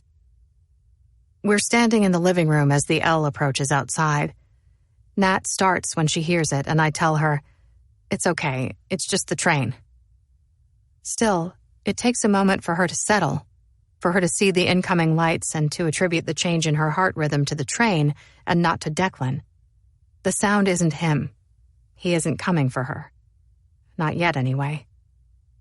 I lay the sofa cushions on the floor. I reach down to pull out the sofa bed as her phone dings the arrival of an incoming text. She glances quickly at it as I watch, her eyes reading over the message before she puts her phone away, her eyes going outside again, as if looking for someone. I wait for the train to pass and then say, to answer her request, "We had a class together. Honors English, junior year." I think back, hearkening back to happier times. We didn't meet in class, though. I assumed he had no idea who I was. He was too cool and I was too insecure. But then one day, I got a job at that little frozen yogurt place in town, I say. When I went in for my first shift, I discovered that Ben worked there too. We became friends. He was different than I expected. He was funny and kind, and not all wrapped up in being popular and liked. One day after work, Ben and I stayed late to study for finals together. He'd worked there long enough that the manager trusted him to close. I remember how magical and romantic it felt, being there with Ben in the empty shop with all the lights off except for the storefront windows. Ben walked me to my car after we studied and locked up. And to this day, I still think about the way our hands brushed by accident against each other and how, somewhere in the middle of the empty parking lot, I pulled shyly back, but Ben reached for me in the darkness, taking my hand into his, holding it. The memory overwhelms me. My throat tightens and I wonder, not for the first time, how Ben and I went from that, a budding relationship full of love and potential, to where we are now. Nat's phone dings again and she reaches for it, darkness covering her face. "Who is it, Nat?" I ask this time, putting Ben out of my mind. "Declan," she admits, her eyes rising up over her phone to come to mine. "He's been texting all day." "What's he saying?" "That he's sorry, begging me to forgive him, begging me to come home." "How did you reply?" "I haven't, not yet." "Good," I say, reaching for a bed pillow from the floor and pulling a pillowcase over it. "Good for you, Nat. That's the best way to handle it, I think." "Not yet." That worries me. There is a part of me scared that she will go back to him, even after all he's done to her. "You can block him. Then you won't see when he texts." I lay the pillow at the head of the bed. "I know. The thing is," she begins, her discomfort palpable. I move to the window, drawing the curtains together as she says, "It made him mad when I didn't reply. It enraged him, actually. The tone of his texts goes from begging forgiveness to threatening and mean." "Can I see?" I ask, turning back to Nat as she hands me her phone. "I'm so sorry for the other night, baby. I didn't mean to hurt you. It's been killing me all day. I feel terrible about what happened. Please come home. Let me make it up to you. It will never happen again. I love you. I will go to therapy if that's what you want. I will do anything for you. We can go to therapy together. Marriage counseling. It would be good for us. We can get back to the way we used to be. I can't stop thinking about you, baby. I'm nothing without you. I can't eat. I can't sleep. I keep fucking things up at work because I can't focus on anything. All I can think about is you. Please answer me, Nat. Please don't shut me out. Where are you, Nat? Where the fuck are you? You are nothing without me. You'll regret this. You fucking bitch. Answer me, damn it. As I stand there with her phone in my hands, the phone pings. Another text message arrives, one that makes my skin crawl. "I will find you," it says. "I will bring you home where you belong, and once I do, I will never let you leave. I'll lock you in a room if I have to. You are mine, Nat. Never forget that. I own you. Nothing can keep us apart." "What does it say?" Nat asks. I say nothing. There are no words. She asks again, "What is he saying this time?" In an instant, I hold down on the text message to delete it. "Megan?" she asks, realizing what I've done. "Nothing you need to see." I look slowly up from the phone to find a tear move down Nat's cheek. I reach for her hand, promising her, "You're safe here, Nat. He won't find you here." But even I have trouble believing that. Later, in my own room with the door closed, I reach for the string to lower the blinds on my window before changing out of my clothes and into my pajamas. My bedroom, like Sienna's next door, sits on the side of the apartment that faces west. Our view from the third floor skims over the roof of the 2-flat next door and onto the street, which is nowhere near as good as having a view of the skyline or lake, but still feels fortuitous for the sunlight and privacy. I fasten my hand around the string, but before I give it a tug to lower the blinds, I look outside to see if the night's forecasted snow has begun to arrive, and it has. There are flurries, visible in the halo of light given off by a nearby streetlight. As I lie down to sleep, I wonder if Nat really is safe here like I promised, or if in bringing her here, none of us is safe anymore. 13. It's hard to get up in the morning. It's hard to leave, to go into work. I always hate working on weekends, but today in particular, it's hard to leave the safety and warmth of the apartment. I leave a note and then slip quietly out, making as little noise as possible. It's then, walking to work in the dark, early morning commuters absent because it's the weekend and everyone else is fast asleep, so that the streets are dead, practically dystopian, that I start thinking about the note I found in my mailbox the other day, the one I've worked hard to put out of my mind until now. Bitch. I try telling myself that I wasn't the intended recipient, but my name on the envelope disproves that. I try to convince myself it was just a mean prank, but the fact that someone broke into my mailbox to leave it calls that into question. Someone wanted to scare me, and they did. I make it to work without incident, though I arrive to the news that someone from the hospital, a pharmacy technician who everyone adores, was attacked last night. It's all anyone is talking about because she's someone we work with, someone we know. I heard he followed her to her apartment from work, Misty says as a small group of nurses stands in the break room, feeling like we've had the collective wind knocked out of our lungs, because this is far too close to home. I heard her fiancé, who she lives with, was out of town and so she was alone for the night, says Natalia, which makes me uneasy because this man must have known somehow that she would be alone. Does anyone know how she's doing? Is she okay? I ask. Though it's a dumb question to ask because of course she's not okay.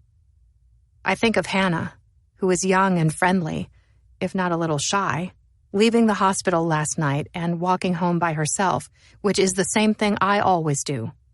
And it makes me wonder why her and not me. It could have just as easily been me. When visiting hours begin and Mr. and Mrs. Beckett come into Caitlin's room, the police are with them. "Are you Megan Michaels?" one of the men, a detective from the way he's dressed, asks, and I nod, wary, feeling anxious. Not yet 10 o'clock, and already it's been an inauspicious start to the day. "Mr. and Mrs. Beckett tell us there was an individual here the other day to visit Ms. Beckett." "Yes," I say. "There was." This man is everything I would expect of a detective, intense and austere. He's tall, of average weight. He wears a suit, dark and fitted with a gun in a hip holster. I don't see the gun at first, not until he moves the front panels of the coat by accident, and then I do. "We've gone through Ms. Beckett's phone records to see who she was in contact with over the last couple of weeks," he tells me, and I bring my gaze from the gun to his eyes, which are observant and alert. I'd like to show you some pictures and see if you can't identify the man who was here. Would that be okay? He asks. And I wonder if I shouldn't have told them about the man after all. If I should have kept that to myself and stayed as far from this as possible. Of course, I say, my mouth dry. Whatever I can do to help. Is there somewhere we can speak in private? I say yes. I lead the detectives to a small bereavement room, reserved for families to grieve. Mr. Beckett tries to follow, but one of the detectives asks him and Mrs. Beckett to wait there, with Caitlin, until we come back. In the room, the detective tells me to have a seat, and so I pull out a chair and sit at a table across from him while the other man stands at my back, making me uncomfortable for many reasons, including his physical size. I watch as the detective places a photo lineup on the table. Before me are 6 images of 6 men, each of them similar looking, though my eyes go right to one. It's a mugshot, like the rest, taken from the front with an almost identical, featureless wall behind him so as not to distract from the face. In it, he's in his own clothes, not a prison uniform, though there's no denying that this is a mugshot, taken from the shoulders up. So I only see the neckline of a white undershirt, but I see his eyes, which are hollow and angry. My stomach tightens. I can't decide if it's guilt or fear. This man will be accused of attempted murder because of what I say. If they can find him, he'll get in trouble. He'll be arrested. He's not a good man. Clearly, he's been arrested for something before, which tells me he's done something illegal in the past. Do you recognize any of these men? I pick up the picture. I hold it in my hand, taking in the dark, curly hair, a small tattoo on his neck that I hadn't noticed until now, the cold blue eyes. This is him. Are you certain? Yes, I say. I have no doubt. It's him. He takes the picture from me. Thank you for your help, Miss Michaels. He gathers the rest of the pictures. We're through here, he says. You can go. I don't leave right away. I hesitate, thinking how I could go back to Caitlin's room and keep this to myself, but it seems like a missed opportunity not to tell the police about Jackson Beckett. Is there something else, Ms. Michaels? He asks, his eyes coming to mine, sensing my hesitation.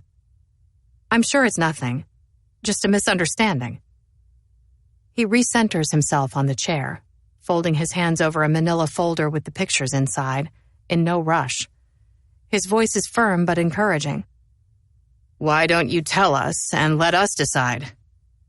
I nod, though still unsure if I'm making the right choice, if I'm doing the right thing. I'm not sure if this will come back to hurt me. I take a breath. It's just that I was under the impression that the Beckett's son, Jackson, arrived from London a couple days ago, though it seems he's been here longer than that. How do you know? He told me. I don't even know if he's realized it by now. We were talking, and he let it slip, how he was with a friend at Promontory Point last weekend, though as far as his parents know, he was in London at the time and didn't arrive until the middle of the week. I'm not sure it matters. The Becketts are under so much stress and they're not sleeping. It's just, I say, pausing for air.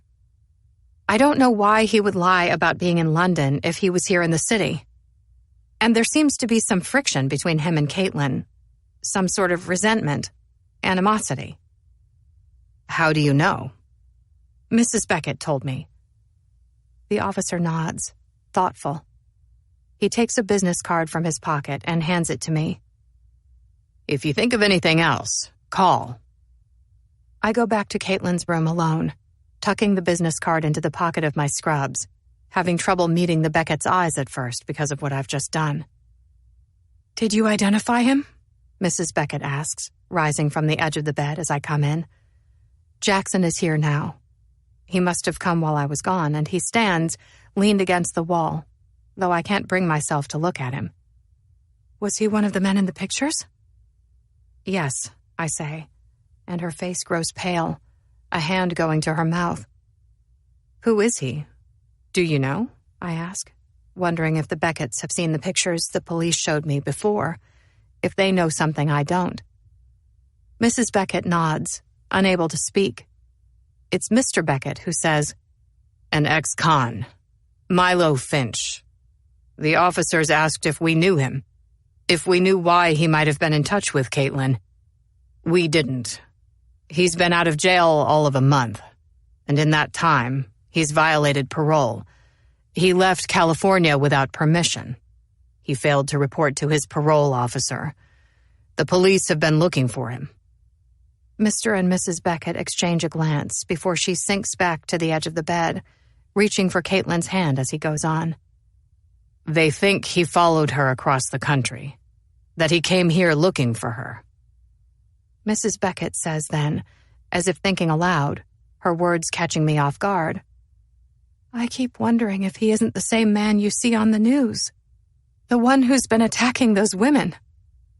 "He's not," Mr. Beckett says, as if he somehow knows, but he's just postulating. "How can you be so certain?" "It's different, Amelia. Those other women were raped in their own homes. Caitlin was pushed from a bridge, and there were no signs of sexual abuse." "But maybe she ran from him, Tom, and maybe he followed her there." I dwell on the idea. It's not impossible to think that it's the same man.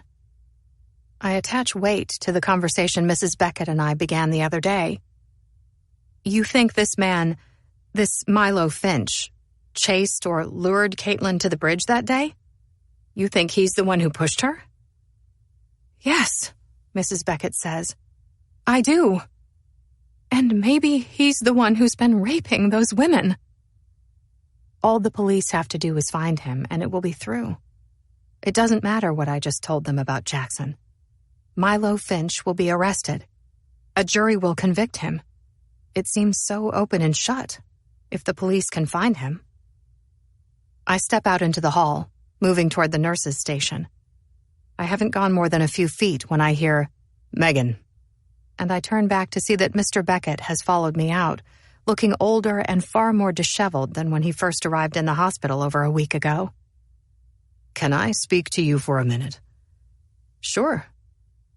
"That voicemail I played for you the other day, from Caitlin," he says, coming to stand too close. And I realize how very relevant it is all of a sudden. The last-ditch, pleading, "Daddy, I'm in trouble. I need your help." He turns around to be sure Mrs. Beckett and Jackson are still in the room and that the glass door between them has closed, which it has. He turns to me, leaning in even closer, and it takes everything in me not to fall back. "I was hoping we could still keep it between you and me. It's meaningful, in light of what we now know, but it's not as if that message is going to help the police find this man. And I don't want Amelia to know Caitlin reached out for help and that I dismissed it." "Of course," I say. "Whatever you want." He smiles, but it doesn't reach his eyes. He reaches out to set a hand on my arm. "Thank you, Megan. I hope you don't think less of me for asking." "No, of course not," I say. But I do. The request shows him in a bad light. "I understand. And like you said, it wouldn't make a difference now." On the walk home, I search for Milo Finch on my phone and find him. Milo Finch is a former restaurant owner and a registered sex offender who was found guilty of possession of child pornography and sentenced to 5 years in prison. I tell myself again that he's not a good man. I shouldn't feel guilty for turning him in to the police. That said, I wonder where he is now. I wonder if, when the police find him, they will tell him it was me who identified him. 14. That night after work, Sienna calls. "You'll never believe it," she says, squealing, her voice giddy and high so that I all but see her smile through the phone. "What?" I ask. I'm in her bedroom, straightening up for her, which I sometimes do when she's with Ben. Nat is in the living room now. She had dinner waiting for me when I came home from work, which was nice for a change, to have someone cook for me. We sat at the small kitchen table and ate and talked about how, when she has enough money saved, I'll help her look for an apartment, though, in the back of my head, I wondered what was to stop Declan from finding her there. "Dad got Dear Evan Hansen tickets!" Sienna screams into the phone now. "5th row!" I flatten, air coming out of me like from a balloon. Of course he did, I think. I thought about doing that too, but the cost for tickets is outrageous. And if I was going to get them, it was going to be for Christmas or her birthday and not just an ordinary day. "When is the show?" I ask. Sienna screams, "Tomorrow night!" into the phone, and then says, "Can you believe it, Mom? This is so fire. I can't wait to tell Gianna and Nico." "Wait up," I say. "Tomorrow night? Tomorrow is Sunday, Sienna. You come home tomorrow afternoon." "I know," she says. "Dad told me to call and see if I can spend another night with him so that we can go. He said he'll drive me to school Monday morning. You don't need to do anything. Please, Mom," she begs. "It's just one night and I'll be home Monday." "Okay," I say after a second, because what choice do I have? Sienna would hate me if I said no to Dear Evan Hansen. She'd never forgive me. It's one of those Broadway and Chicago shows and is only here for a few weeks. She won't get a chance like this again. Ben knows this. Maybe it's just a coincidence that he managed to snag tickets for a Sunday evening. Or maybe it was designed to pit Sienna against me, to keep her from me and to get under my skin. "You're the best," she says as I move into her closet to collect her dirty clothes from the hamper. "Just remember that the next time you want to do something and I say no." "I will," she says. And then, "By the way, Dad has a girlfriend." She lets drop as I pull clothes out of her hamper. She says it so very casually. Dad has a girlfriend. Like she's telling me she has math homework or a chemistry test to study for. I back away from the closet, lowering myself to the edge of her bed to catch my breath. I'm quiet for a minute, processing her words. And because of it, I think, she says, "You can't be all butthurt about it, Mom. You're the one who divorced him." I wince. It's reasons like this I hate letting Sienna spend time with Ben. Not that I have a choice. He puts ideas in her head. He brainwashes her. He wins her over with things like Dear Evan Hansen tickets and then sways her in his favor because that's the kind of thing Ben would say. How I divorced him. I did, but it's not the whole story. "You know I hate that word," I say.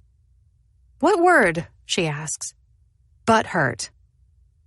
I can practically see Sienna roll her eyes at me through the phone.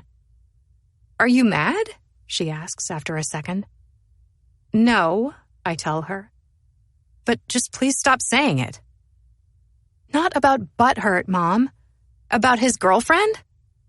"Oh, no," I lie, moving back to the closet because it's a distraction. "It's fine." Ben should have told me about his girlfriend himself and let me process it without Sienna on the other end of the line. I ask, "Is she going with you tomorrow night?" I picture that. Ben, Sienna, and said girlfriend at the gorgeous Niederlander Theater, posing for a requisite picture together beneath the marquee on Randolph Street. But Sienna says, "No, he only got 2 tickets and he wants to take me." I bite my tongue. How sweet. "What's she like?" I ask. Sienna says, "I don't know. Fine, I guess." "Is she there now?" "No. I forgot to tell you, but I met her last time I was here." "Oh," I say. But what I really want to ask is she pretty? Is she prettier than me? All of a sudden, I have so many questions. How did they meet? How long have they been dating? But I button my lip. It's none of my business. I tell Sienna about Nat, about my old high school friend, who will be staying with us for a week until she can find her own apartment. A week is optimistic, but I don't say that to Sienna. Nat wouldn't be able to find, apply for, and be approved for an apartment in that time, and I don't know that she has the money to do so. It might be more like 2 weeks or a month. It's not ideal to have a house guest in our little apartment for a month, but we'll make do. I wanted to be here to introduce you to. I thought we could hang out tomorrow night and order pizza, but you'll be at Dear Evan Hansen now, which is fine, I say, emphasizing the word fine because I don't want to guilt trip her. It's that this is not how I imagined things playing out. It's just that I work Monday, Sienna. You and Nat will both be at home without me. I don't know exactly what time Nat's school day ends, but it can't be all that different from Sienna's. I won't be home until 7:30 at the earliest. In theory, they'll spend hours together before I come home. That's so weird, Sienna groans, and I don't argue with her because she's right. I don't like it either, but such is life. Nat is an old friend. She and Sienna will get along fine for the short time before I get home. I'm excited for them to meet because they'll like each other, I think. I like, too, that Sienna can know a bit of my past, my history before her and Ben. I was once a teenager, too. She forgets that sometimes. I end the call with Sienna, telling Nat I'll be back before carrying Sienna's laundry basket down to the basement.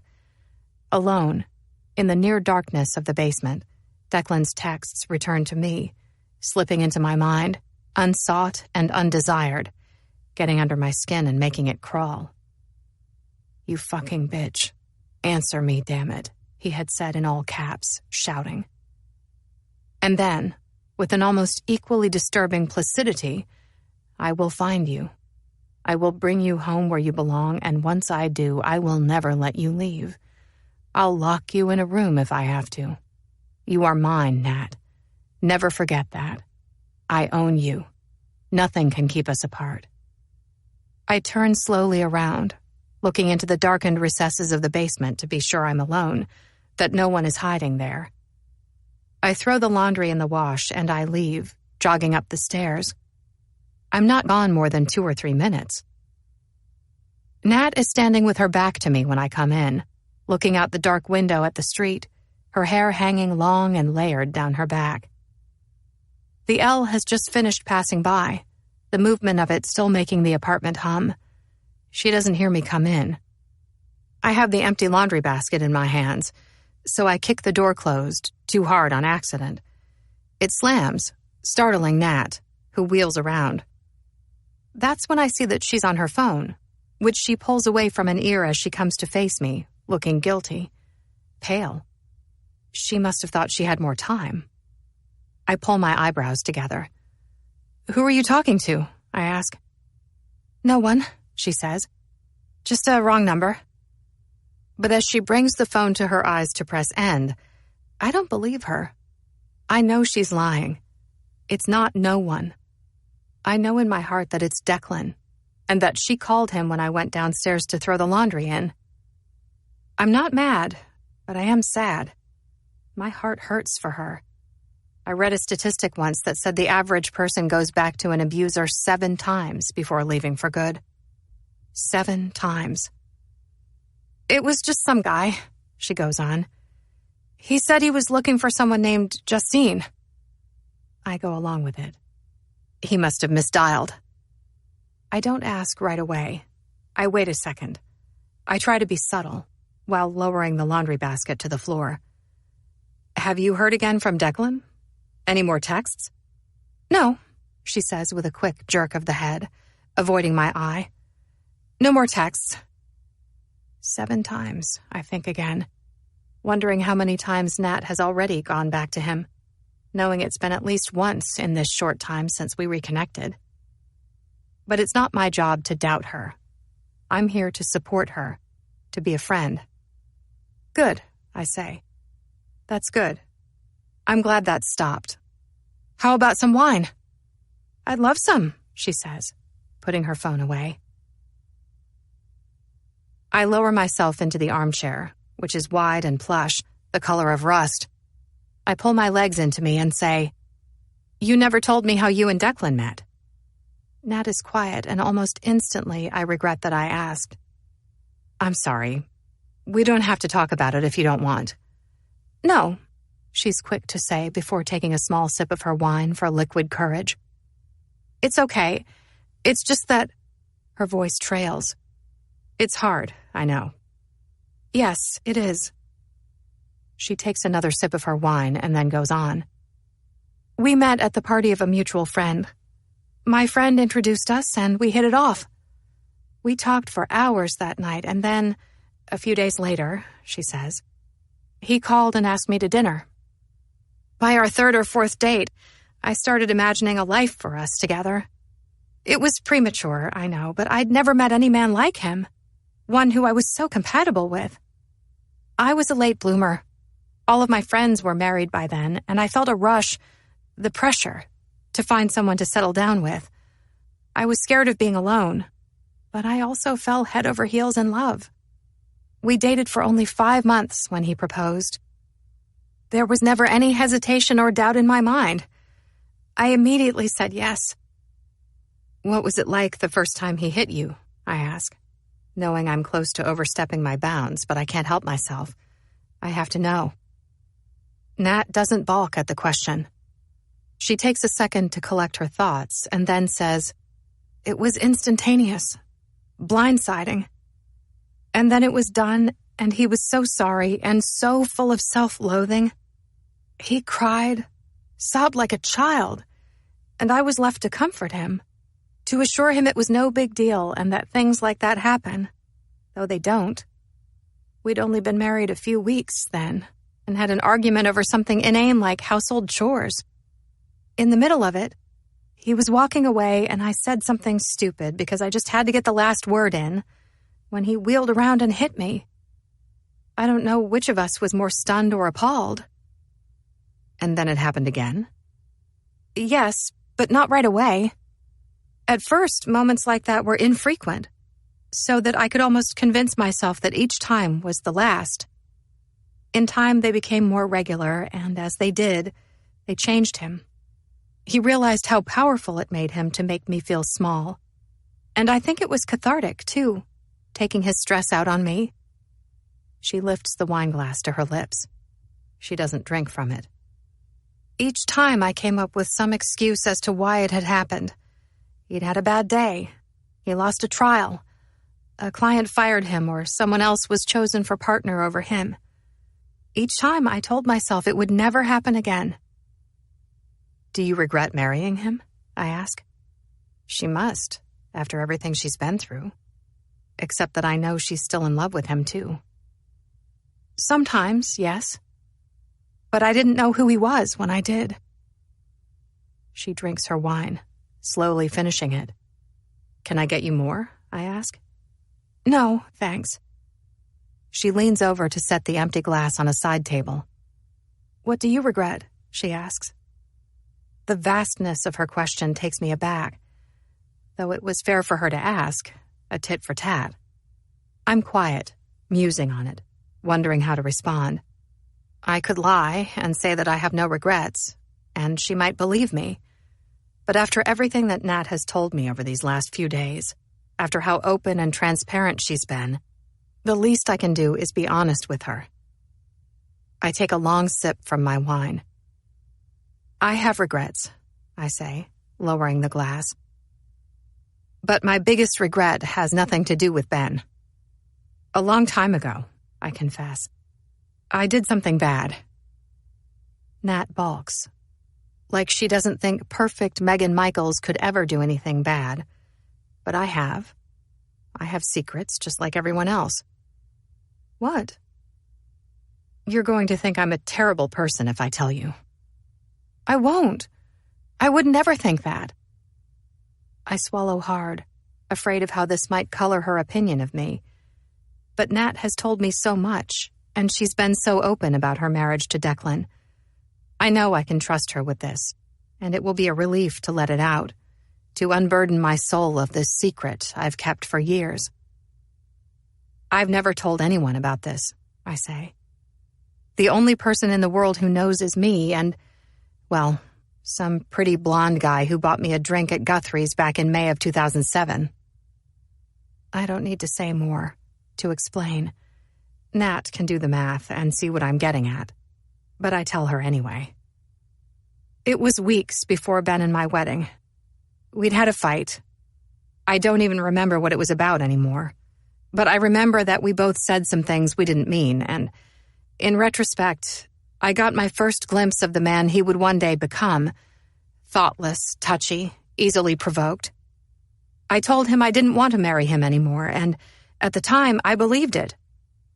I was so angry, and what made it worse, I think, was that Ben didn't try and talk me out of it. He accepted it and said something very cavalier, like how it was probably for the best. I went so far as to give him the engagement ring back. I called the banquet hall to see if I could get a refund on the deposit, which they declined because the wedding was weeks away. I was heartbroken, I say. I called friends then to see if they could hang out, to comfort me, but no one was free on such short notice. And so I went to a bar alone to wallow in self-pity and get drunk. Guthrie's, she says, and I nod. Guthrie's. This cozy little unostentatious bar off Addison, not far from where Sienna and I live now. I can't walk by it anymore and not think of that night, though the memories I have are fragments only, disconnected pieces, and I don't know for certain what's real and what time and my imagination have only dreamed up. He was cool, that I remember. Laid back, humble, and easy to talk to. I liked talking to him. I have no idea what we talked about, but there was an ease to him that made me feel at home. We talked for a long time, sitting on stools at the bar, watching the sky darken out the window, turning from steel to purple to black like a bruise. At some point, he set his hand on my leg and my breath caught, watching his fingers twiddle with the gauzy cotton fabric of my skirt. My heart sang when he slowly lifted his gaze to mine, when he leaned in to tell me about his apartment, which was just a short walk down Addison. It will be more quiet there, he said, his breath hot on my ear. I can't hear you over all this noise. I knew he didn't want to talk, but I said okay because I didn't want to either. He lived on the 3rd floor of a mid-rise building. We took the stairs, holding hands, quietly climbing. Just inside his apartment, he pressed me against a wall and lifted my skirt to my waist. I don't remember much after that, though I spent the night with him when we were through, sleeping beside him. He held me, his strong arms wrapped around me from behind, which I liked because even though I knew it didn't feel like a meaningless hookup. The morning after, I awoke before he did, got dressed and slipped quietly out, pulling the door gently closed. I walked home as the sun was rising, a chill to the spring air. I knew I would never see him again, though I didn't regret what had happened between us.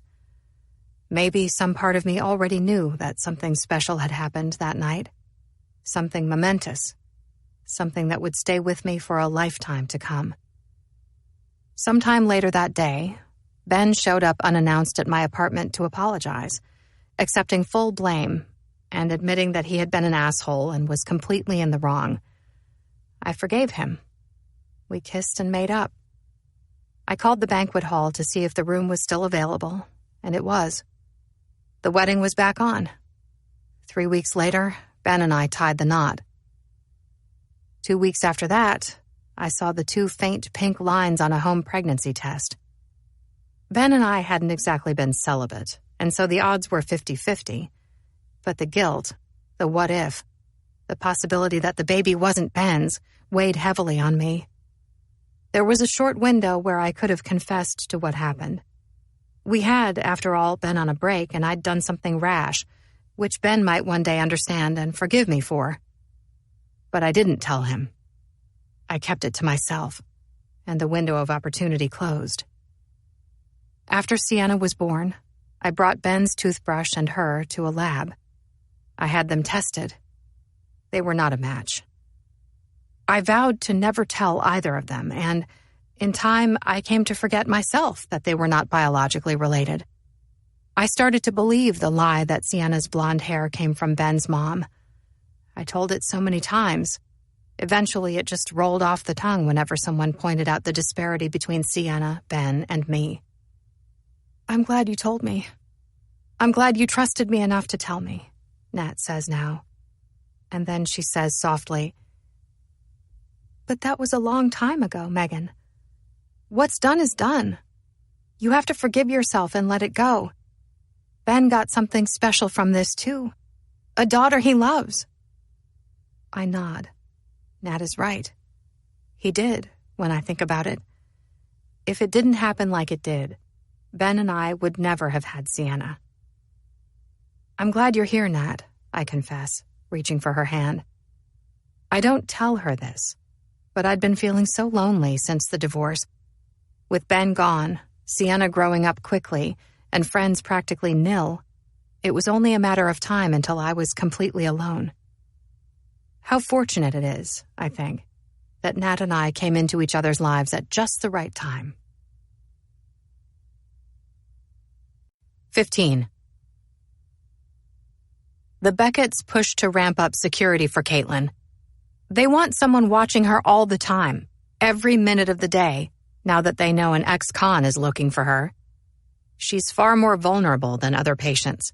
Her life is at risk, they say. And maybe it is, though it's just not feasible that an RN or a CNA can commit to standing guard in her room. We're short-staffed as is, which is nothing new, though the shortage is worse now than ever before. And the hospital can't pull a security guard from somewhere like the front desk or the ER because they're just as needed there and are equally in short supply. That evening, after I've given my end-of-shift report to the night nurse and am getting ready to leave, a young woman steps into the ICU, slipping in before someone has a chance to lock the door for the night. It's just after 7 o'clock. My shift has been over for a few minutes. I've gotten my things already, my coat and my bag, and I stand at the nurse's station saying my goodbyes. I turn at the sound of the door opening, watching as the woman steps cautiously through the doorway. Her hair is fine, a dark brown that's practically black, very monotone, which suggests to me an at-home box dye. She has long, straight bangs that sweep sideways across a small forehead before getting tucked behind an ear on the opposite side. Her small body is practically lost in an army surplus jacket, the olive drab arms overtaking her wrists and hands. The body of it is too wide, and I wonder if she picked it up from a thrift store, which is something Sienna and her friends are into these days, thrifting, seeing how far their allowance can stretch. "Can I help you?" I ask, calling gently out to her. I smile, trying to take the edge off. She smiles back, but it's perfunctory. No sooner does she smile than the smile is gone. She steps hesitantly up to the desk. I'm, she says, slow to find her words. "Looking for Caitlin Beckett." Up close, I see that gold hoop earrings hang from her earlobes. The cartilage is pierced, a thin, minimalist hoop hugging the helix, as is her nose, where a tiny gold stud pokes out of the crease. Her skin is fair, pale even, which is completely contradictory to the dark hair. She's young and lovely, with a heart-shaped face, wider around the forehead and eyes, narrowing at the chin. "Visiting hours just ended," I say, and then I ask, "Are you family?" "No," she says, shifting from one foot to the other, crossing and then uncrossing her arms, constantly in flux. "A friend." "I'm so sorry," I say, hating to be the one to tell her, though the Becketts are more adamant than ever that no one can see Caitlin but them. "Only family is allowed to see Miss Beckett. But if you want," I offer, "if you give me your name, I can let Mr. and Mrs. Beckett know you stopped by.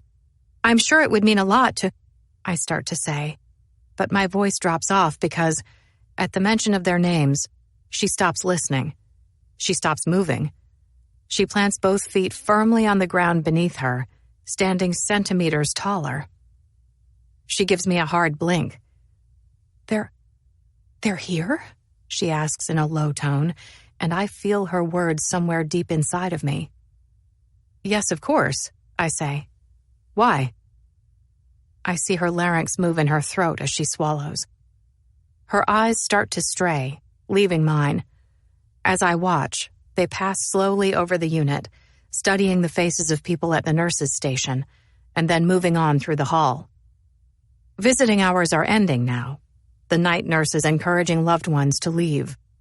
It's a process. Some go right away at a nurse's first request, but others take more nudging. Regardless, people emerge from patient rooms, carrying coats and purses. This woman watches them all, looking through the glass and into the rooms. She finds Caitlin's. It's not that hard because of its adjacency to the nurse's station and because of the ICU's very design, which is intended for visibility. It's important that the medical staff can see inside of them in case of an emergency. I don't have to see the Becketts for myself to know that she's found them. I see it in her response, in the deep breath that she draws swiftly in and holds in her lungs. As I watch, her eyes squint, sharpening the image before her like the turning of a camera's lens, bringing objects closer and into focus. I let my gaze go then to the Becketts, to see what she sees. On the other side of the glass, they sit, administering to Caitlin as they've done for all these days that she's been here, though I'm not used to seeing it like this, from outside the room instead of inside of it with them. It feels intrusive, like I'm some sort of voyeur for watching, but at the same time, I find it's impossible to look away. The night nurse isn't there, nor is Jackson. The police were here earlier, talking to the Becketts, but they've left too. For now, it's just Mr. and Mrs. Beckett in the room with Caitlin, and their movements, their gestures, are tender and affectionate. It takes my breath away at first, and I stand there, moved by how endearing the whole scene is to someone on the outside looking in. Mrs. Beckett sits perched on the edge of the bed. She holds a washcloth in her hands, gently wiping the visible parts of Caitlin's face with it. Gauze is still wrapped around Caitlin's head, though it's been unwrapped and rewrapped to check the incision, and between it and the endotracheal tube taped to Caitlin's face, pulling at the skin, there isn't much for Mrs. Beckett to clean. When she's done, she sets the washcloth aside and reaches for a tube of chapstick, which she sweeps across Caitlin's lips, moisturizing as best she can around the tube. All the while, Mr. Beckett sits in the chair beside her, leaned in, his hand on his wife's knee. He takes the chapstick from her when she's done with it, replaces the cap and sets it aside, and then he reaches for Mrs. Beckett's hand. The intimacy between them, as a couple and as a family, is undeniable, and I feel a stab of envy because the relationship I have with my parents is something less. The woman's voice is apoplectic when she speaks. Caitlin would have fucking hated this, she says, the jaggedness of her words cutting into me like a knife. Hated what?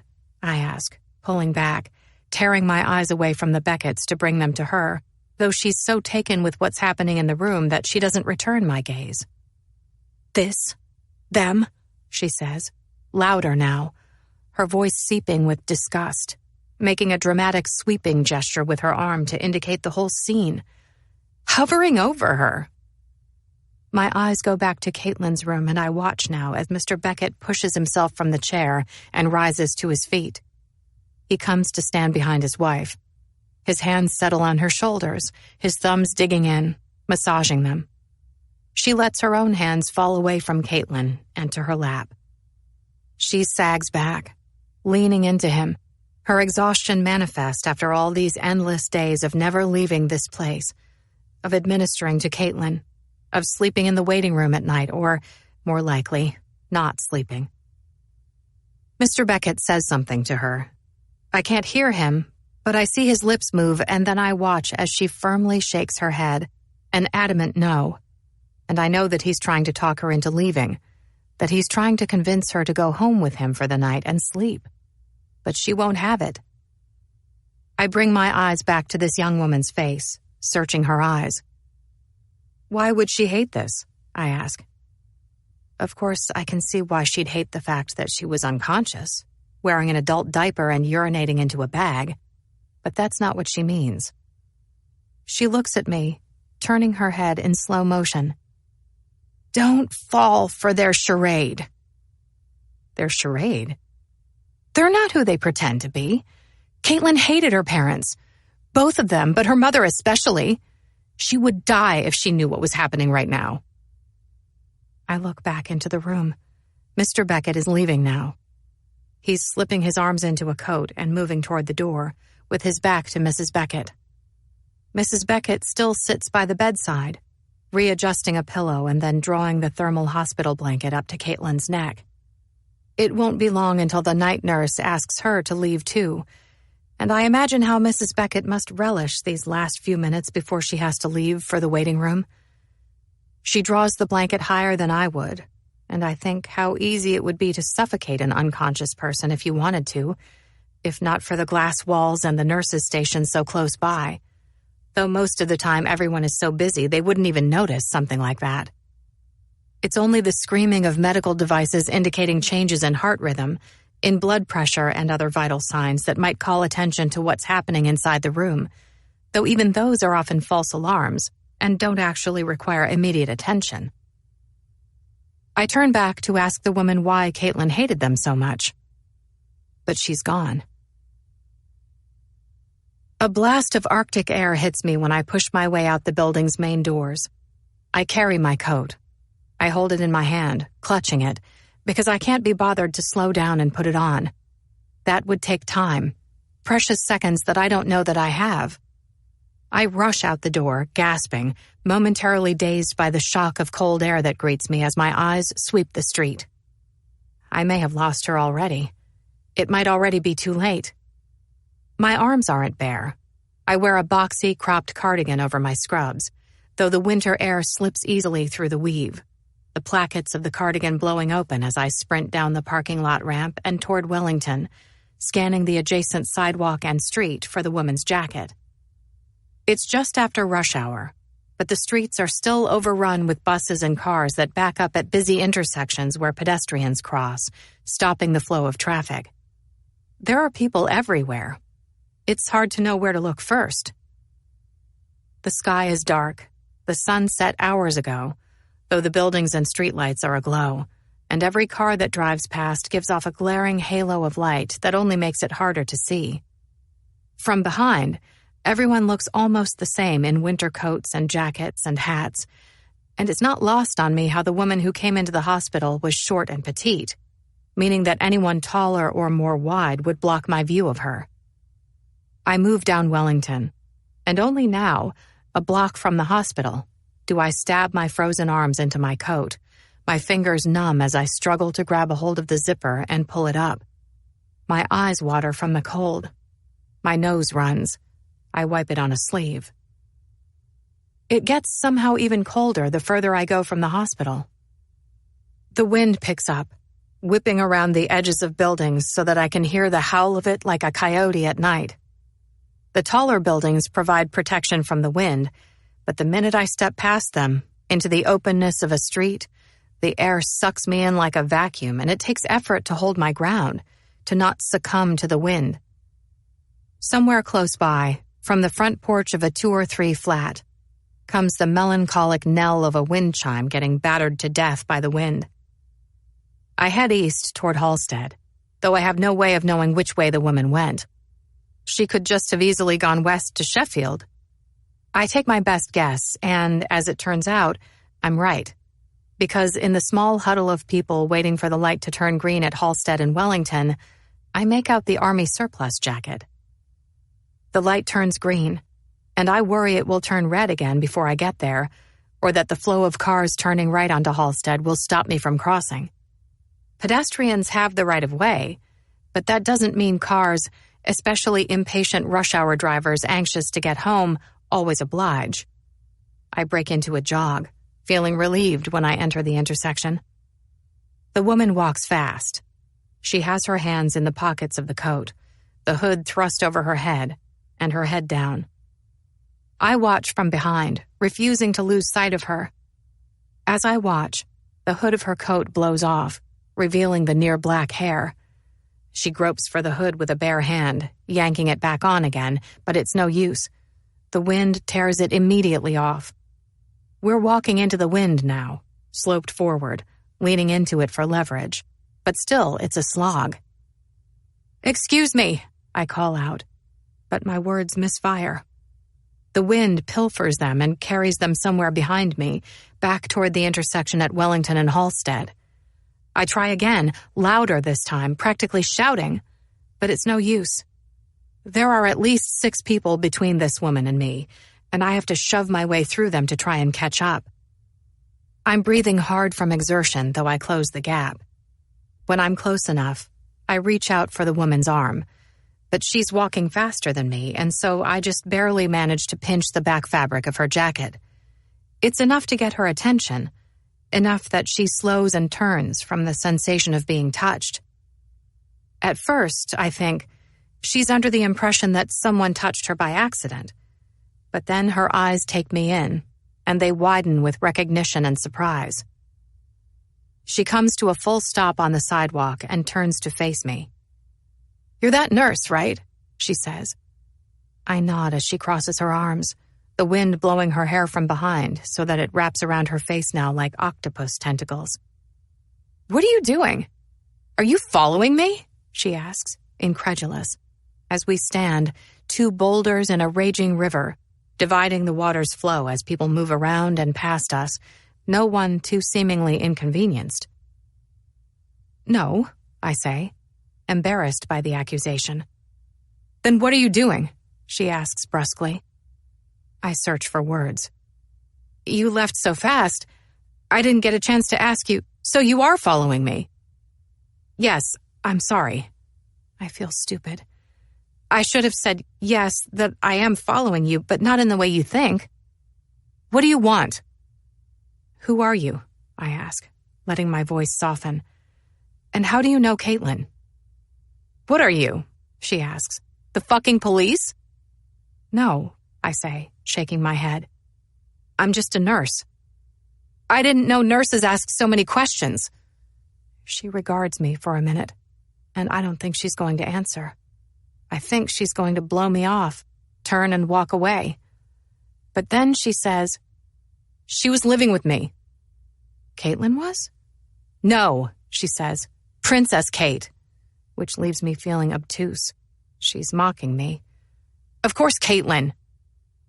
"You were roommates?" "Yeah," she says. "I placed an ad online looking for a roommate and she found me." "You didn't know her before?" "No." "What was it like to live with her?" "Fine, I guess. Though the last couple weeks she was all uptight. She stopped answering her phone. When I asked who she was avoiding, she said collection agencies, and maybe it was.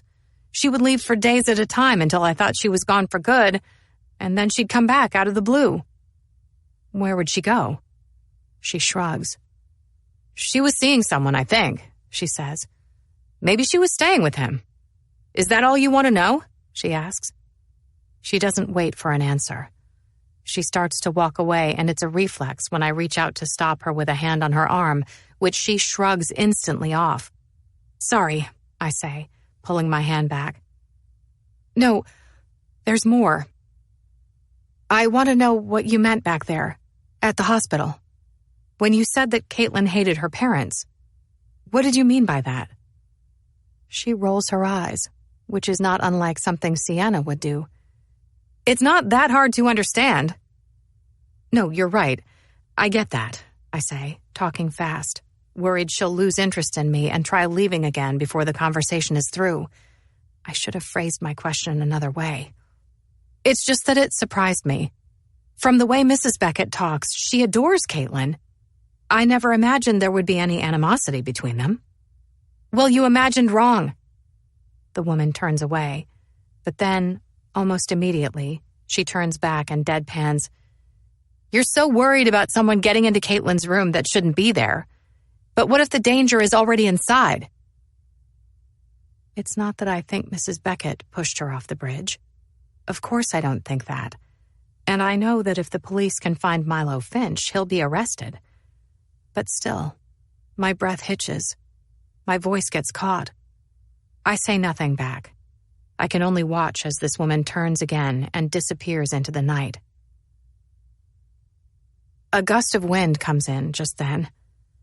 The rush of winter air assaults me, the wind agitating my hair before slipping down the collar of my coat, touching skin. I pull my hood up over my head and tug the coat's zipper higher. I hear my name shouted from somewhere behind me. Megan. I spin around. There is a crowd of people on the sidewalk behind me. The light at the intersection has just turned green, and they cross the street all at once, moving toward me in a pack. I take them in, searching each individual wind-blown face when Mr. Beckett breaks through the crowds. My heart pounds and my legs go numb, watching as he moves with confidence as he walks, weaving around people, somehow unsusceptible to the cold. "I thought that was you, but I wasn't sure," he says when he reaches me, his eyes going the same way the woman just went. And I wonder if he can see her, if he knows who she is. "I saw you from back there," he tells me, making a dismissive gesture to somewhere behind him, on the other side of the intersection. And I wonder, from back where? How long had he been watching me? Did he see that she and I were talking? He brings his eyes back to mine. He smiles and asks, "Is this how you get home, Megan?" I try to keep my voice from shaking, but it does anyway from the cold and nerves. "Yes," I say, though that's not true. He smiles again, clearly pleased. "We can walk together then. I'm headed this way myself, and I wouldn't mind the company." I swallow hard, my saliva thickening. "Okay," I breathe out, my breath visible in the cold, as we turn and move down the sidewalk together, closer than I would like because of the crowds. "Do you always walk home alone like this?" "Yes. It's a short walk. It's not far and is good exercise." "I don't know how safe it is to walk in this city alone at night anymore," he says. I keep my gaze on the sidewalk. Still, I feel his eyes on me, searching. "You'll have to forgive me, Megan. Once a father, always a father. Raising a daughter, it's in my nature to be protective. But you have a good head about you, and I'm sure that you're smart, careful, that you stay on busy streets when you're alone. That said, it sure is cold," he says, pressing his hands further into his coat pockets. "You get used to it," I say, though that's a lie. You don't ever get used to cold like this. In the coming days, meteorologists say we're likely to enter a deep freeze thanks to a polar vortex coming in from the North Pole, with possible overnight lows of negative 20 degrees, and a wind chill that is even more grim, more like 30 or 40 degrees below zero. It isn't atypical for January, and Chicagoans are a hardy bunch. Brutal temperatures like these rarely bring us to our knees, but that doesn't mean we like it. "Do you?" he asks, disbelieving. "Because I've lived in Chicago my whole life, and I've never gotten used to cold like this." "It helps to keep moving. The faster I walk, the better. It keeps the blood flowing." He chuckles. "I like that about you, Megan. You're very smart, very astute, and you always look on the bright side of things." We come to Broadway, just a few blocks east of Sheffield, which will take me home. I try, I say, but don't always succeed. I can be quite the pessimist, too. I'm this way. I step past him for Broadway, anxious to leave him, to be alone. "I'm sure I'll see you tomorrow." But Mr. Beckett says, looking around, taking in the intersection before his eyes come back to mine, "I'll walk with you a while, I think. I know you're a smart girl, and chances are you'll be fine.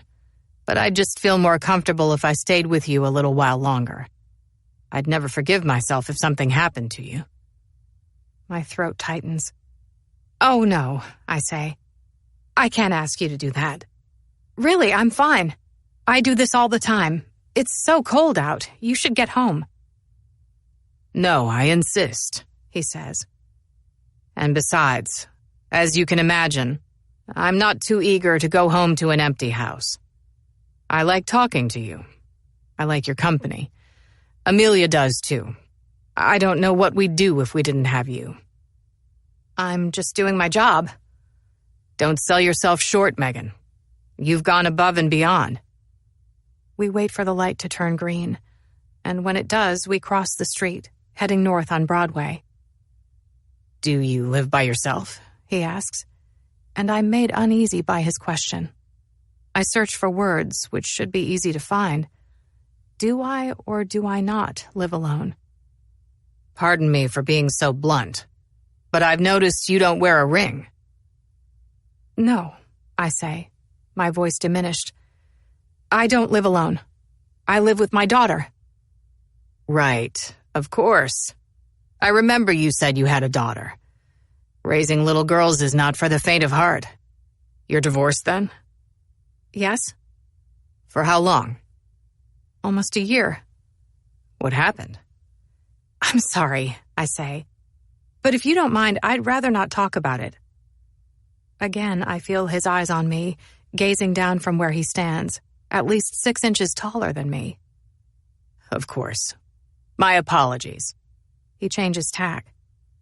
"Listen, Megan, I'm glad I ran into you like this. I've been wanting to talk to you about Amelia. I don't know who else to talk to about this. I'm worried about her." That's understandable, I say. "She's not doing well." No, she's not.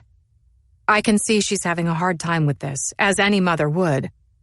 But the hospital has counselors and chaplains available. It might be good for her to talk with someone, if you think she would, if you think it might help. "Maybe," he says, nodding. "Though Amelia is a private person. I don't know how she would feel about speaking to a counselor. We're all quite private, in fact, which is why I appreciate you using discretion when speaking to others about us. The police have an investigation to do, but we don't need too many people probing into our personal lives." I wouldn't. "No?" He asks. He knows it's not true. He did see me speaking to Caitlin's roommate earlier. He knows who she is. I shake my head, but it's weak, and in my silence, he says, "I received a call from that detective this morning. He had something interesting to say." "What's that?" I ask, feeling my heart rhythm change. "He said that the other day, when you were looking at mugshots together, you told them something about Jackson." My jaw clenches, my throat narrows, making it harder to swallow, harder to breathe. "I'm sorry," I say, feeling caught and also stupid for thinking the police would be more discreet with where they got their information. "I don't blame you, Megan. I appreciate you looking out for Caitlin like that. I spoke to Jackson. I asked him if what the police said was true, and it is. He wasn't in London like he said. He was here in Chicago," he says. "Turns out he's been in Chicago many times this year, and we haven't known. He's kept it from us and from his wife, telling us that he was in Toronto or Detroit or some other place for work. I haven't told Amelia yet. She has enough on her mind for now and shouldn't have to worry about this too. But Jackson has been seeing a woman here in the city. He's been having an affair. Being in London for work was only a cover story." "Oh, I'm so sorry." "Yes, I am too. It caught me off guard.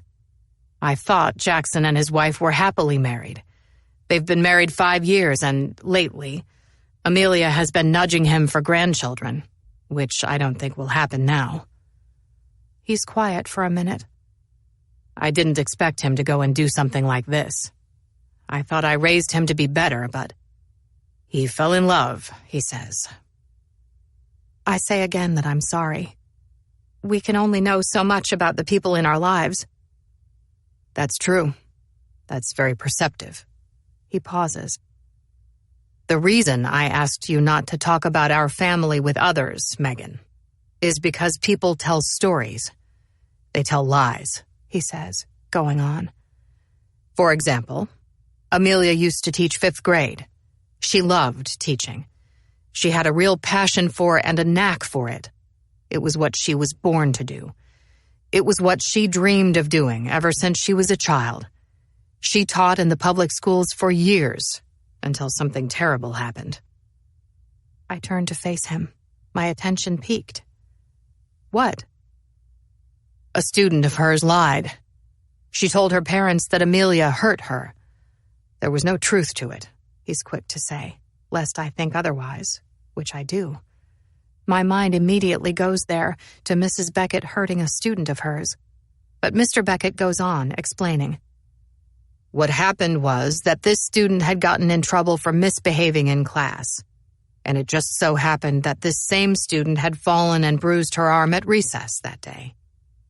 When her parents asked about the bruise, she said Mrs. Beckett did it. That Amelia had grabbed her by the arm when she was yelling at her, fastening down on it, squeezing hard. Amelia never touched the girl. What happened? I ask as we walk together down Broadway. The girl's parents told the principal, who had no choice but to call DCFS. But being indicted by DCFS comes with consequences. Rumor got out that Amelia was being investigated for suspected child abuse of a student. It was completely unfounded and unsubstantiated, of course. Other kids attested to the fact that they never saw Amelia lay a hand on this child. But despite having her name cleared, Amelia was embarrassed. Her co-workers and the parents of the children she taught never looked at her the same. Amelia left her job, which was hard on her. I suggested she look for another position in a different school, a different district, a fresh start. But Amelia wasn't sure she ever wanted to step foot in a classroom again. What was to keep this from happening again? He takes a breath before going on, deciding whether to say more. Amelia has had many letdowns in her life, and her relationship with Caitlin has been much the same, a series of disappointments. How so? I ask as we step into the intersection at Barry, crossing, letting traffic wait for us. Just as with teaching, all of her life, Amelia dreamed of being a mother, he says. She wanted a daughter more than anything. She and her own mother had been incredibly close. They were practically inseparable until her mother had a heart attack and died. Amelia envisioned having a similar relationship with Caitlin, but that didn't happen. Caitlin was always a difficult child, he says.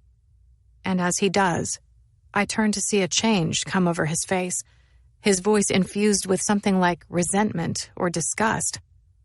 I hate to speak negatively after everything that's happened, but as a child, Caitlin didn't enjoy being told no. Unlike other children who might pout or slam a bedroom door, she would fly into a rage and pull out all the stops to get what she wanted. There was nothing she wouldn't do. With Caitlin, it was pathological, he says, giving the full picture of the woman who lies unconscious on the hospital bed, one that bears scrutiny. Caitlin was 11 or 12 when the investigation with DCFS happened. She caught wind of it and used it to her advantage, realizing how easily a lie could ruin her mother's life. Every time Amelia told her no, she wouldn't buy her more candy or clothes, Caitlin would make like she was being hurt. Let go, you're hurting me, she'd cry out in public until people looked. Amelia and I tried to make light of it. Caitlin, we told ourselves, was an adolescent with a still developing brain. She didn't know what she was doing.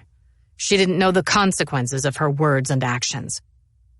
Once, when she was angry with Amelia for something, I don't even remember what anymore, it was that inconsequential, she picked up the phone and dialed 911. She told the dispatcher that her mother was hurting her.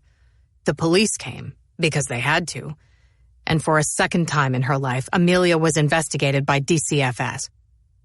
For all of Caitlin's life, Amelia and I would tiptoe around her, afraid to do anything that might set her off. But she had Amelia, in particular, in an emotional death grip, because Amelia wanted more than anything to be close to her, to be her confidant and a good mom. You have a daughter. I'm sure you can understand. We have 2 sons, but Caitlin is our only daughter. Amelia would do anything to earn her affection and love, which was parceled out by design. Imagine, he says, loving this tiny little human so much and so unconditionally, and then one day she turns on you and becomes the source of so much pain. I can't imagine it, I can't bear to think of it. Sienna has her moments, but she could never hurt me like that. Every time Caitlin behaved in a certain way. He pauses, thinking his next words through. It broke Amelia's heart and pushed her closer to the edge. I wonder what he means by that. But before I can ask, he changes course, saying, I'll definitely mention the counselor to Amelia, though, and see if I can't talk her into giving it a try. It would be good for her to talk to someone. He reaches out all of a sudden then, setting a hand on my arm, stopping forward motion. The sensation of his hand on my arm, the firmness of it, and the breach of personal boundaries discomfits me. My breath hitches. I turn to face him, looking up. The thing is, he says, his face suddenly grave. I don't know what Amelia will do if Caitlin dies. She won't survive it. I pull back. I don't know what to say, how to respond. My mind searches for words, something comforting that doesn't give away my own discomfort. I don't mean to unload on you like this, he says because of my silence, his eyes holding mine, studying them before the faint, throttled sound of a ringing phone, heard barely over the sound of traffic and the wind, interrupts us. I'm sorry, he says, breaking his gaze, reaching into the pocket of his pants to produce the phone, letting his eyes run over the name on the caller ID. Speak of the devil. It's Amelia, he says, and then, I can call her back later. As if he's just going to slip that phone back into his pocket and keep talking to me, keep walking with me. No, I say too eagerly, and then more staidly, no, you should take it and make sure she and Caitlin are okay. Yes, he says, giving it some thought. You're probably right. You'll be all right on your own from here. I nod. I'll be fine. I do this all the time. As I walk away alone, I think how what he said about Mrs. Beckett not surviving if Caitlin were to die sounded almost prophetic. 16. That night I have bad dreams. Angsty dreams. Like that the apartment is on fire and I'm late to school and can't find my class. It goes on all night so that I don't get any restful sleep. I'm tired the next day at work as a result. I go through the motions, keeping to myself and avoiding people as best I can because I'm not in the right mind for conversation. Around 5 o'clock, I step out into the hall to text Sienna. I had texted her this morning, too. This morning, I waited until I was at work because I didn't want to text too early and catch her when she was still with Ben, having breakfast together or on the drive to school. How was the show? I'd asked. And at the time, she texted almost immediately back in all caps. So good. I'm glad you enjoyed it, I said, hoping it didn't come across as insincere. I was glad she enjoyed the show. I just felt envious that she shared the experience with Ben, and I regretted not having splurged to buy the tickets first. I slipped my phone into the pocket of a cardigan then, keeping it on silent but vibrate, so that if Sienna needed something, I'd feel it pulse in my pocket. The day got away from me, so that only now do I find the time to check back in. How is everything going? Are you and Nat getting along okay? I ask, because today is the day that they will be alone and meeting for the first time. The situation isn't ideal. I know that and feel guilty for it, but there is nothing I could do in light of dear Evan Hansen, and the last thing I wanted was to take that experience away from her and say she couldn't go. I hold the phone in my hand, waiting for a reply that doesn't come. Nat was still getting ready when I left for work this morning. I left the apartment before she did, telling her to lock the door from the inside because she didn't have a key. She was going to work herself, and Sienna would be home before either of us, so she'd be there to let Nat back in. Now, after a few minutes of waiting in the hall, I reluctantly return the phone to the pocket of my cardigan and get back to work, though Sienna's lack of a reply troubles me. An hour later, I steal another look at my phone. It's after 6 o'clock now, and Sienna still hasn't replied. My anxiety intensifies. I'm sure there is a reasonable explanation. Maybe, I tell myself, she and Nat are hitting it off so well that she hasn't bothered to look at her phone.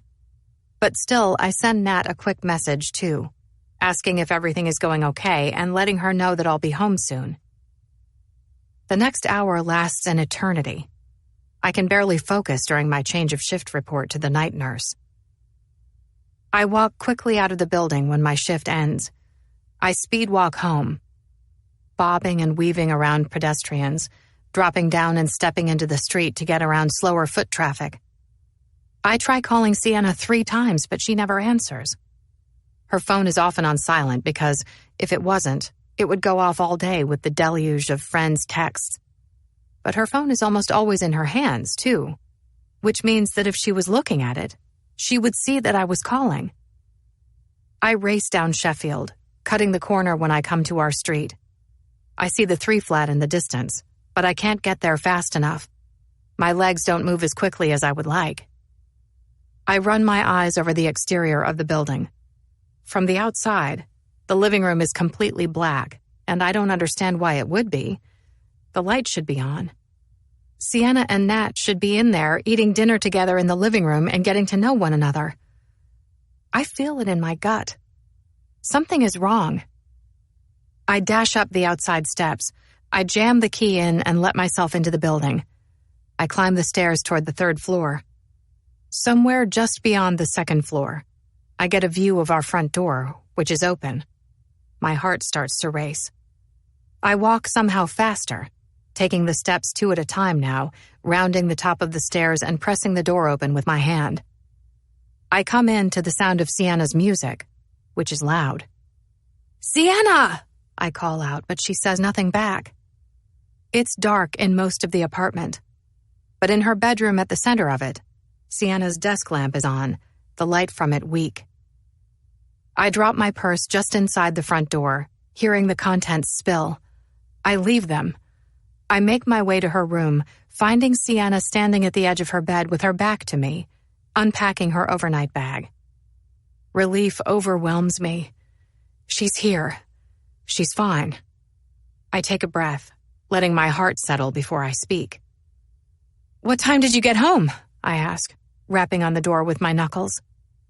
Sienna spins around. "What the?" she asks, dropping the shirt that she was holding to the floor. I've startled her. She didn't hear me come in over the sound of her music. "Sorry," I say, holding my hands up as a sign of peace. I make my way to her Bluetooth speaker to turn the volume down. "I didn't mean to scare you. I thought you heard me come in. We have neighbors, you know. I'm not sure they're as big of fans of Beyoncé as you." She rolls her eyes. It takes a second for her to catch her breath. "I thought I was about to be murdered," she says. That word, murdered, taking on a whole new meaning in light of everything that's been happening. "That's not something to joke about, Sienna," I scold. "You left the front door open, by the way." "No, I didn't," she says, defiant as always, as if I didn't just see the open front door. "Yes, you did. You have to make sure it's closed and locked," I say, which reminds me to send another note to the landlord to have it fixed. "I texted you over 2 hours ago. Why didn't you reply?" "I didn't see it," she says. She looks at her phone and, only now, sees my text. "Sorry, I fell asleep after school. I got like 3 hours sleep last night." Of course she did. The show would have gone late.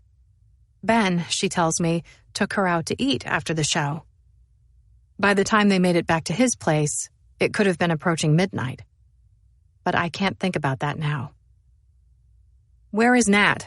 I ask, watching as Sienna's face clouds over in confusion. "My friend," I prompt.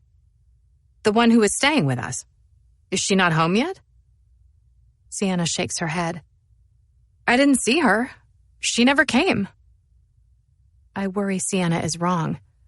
I worry that Nat did come, but that Sienna was asleep and Nat couldn't get in downstairs. Nat might have buzzed to be let in. Sienna might have slept through it.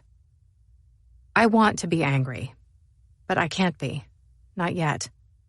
My first priority is finding Nat, figuring out where she went when she couldn't get into the apartment.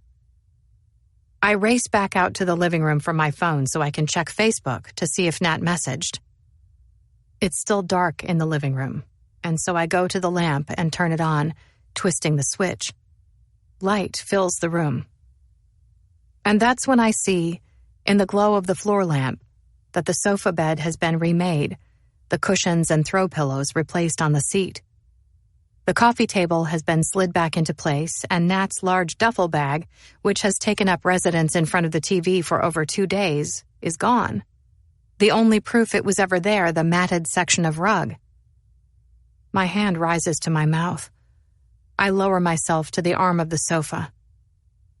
I think back to my patient, Anne, whose husband beat her to death. I followed the murder trial. I went to it one day, sitting at the back of the courtroom because I wanted to see his face. The day that I went, there was a homicide detective on the stand. He described how Anne's husband left her to bleed out internally after the beating. I know from my own work that bleeding out internally can be sudden, painful, and severe, or it can be slow, a silent, sly death, a trickle of blood until the total blood loss is so severe it's beyond hope. I deliberated for days after the trial, and then for weeks about which way Anne died. Sudden and painful, or slow. Did she go into shock? Did her organs fail? Did her children watch? I think about Ben's decree when I first heard about Anne's murder, how I can't save them all. Maybe he was right. Maybe I should have listened. Maybe I shouldn't have tried. "Mom?" Sienna asks, coming up behind me, her hand on my shoulder a comfort. "What's wrong?" Nat left. She left this morning, sometime after I left for work, taking all of her things with her. She had no intention of coming back, and I wonder when she made the decision to leave, sometime this morning or in the middle of the night. Or did she know even sooner than that?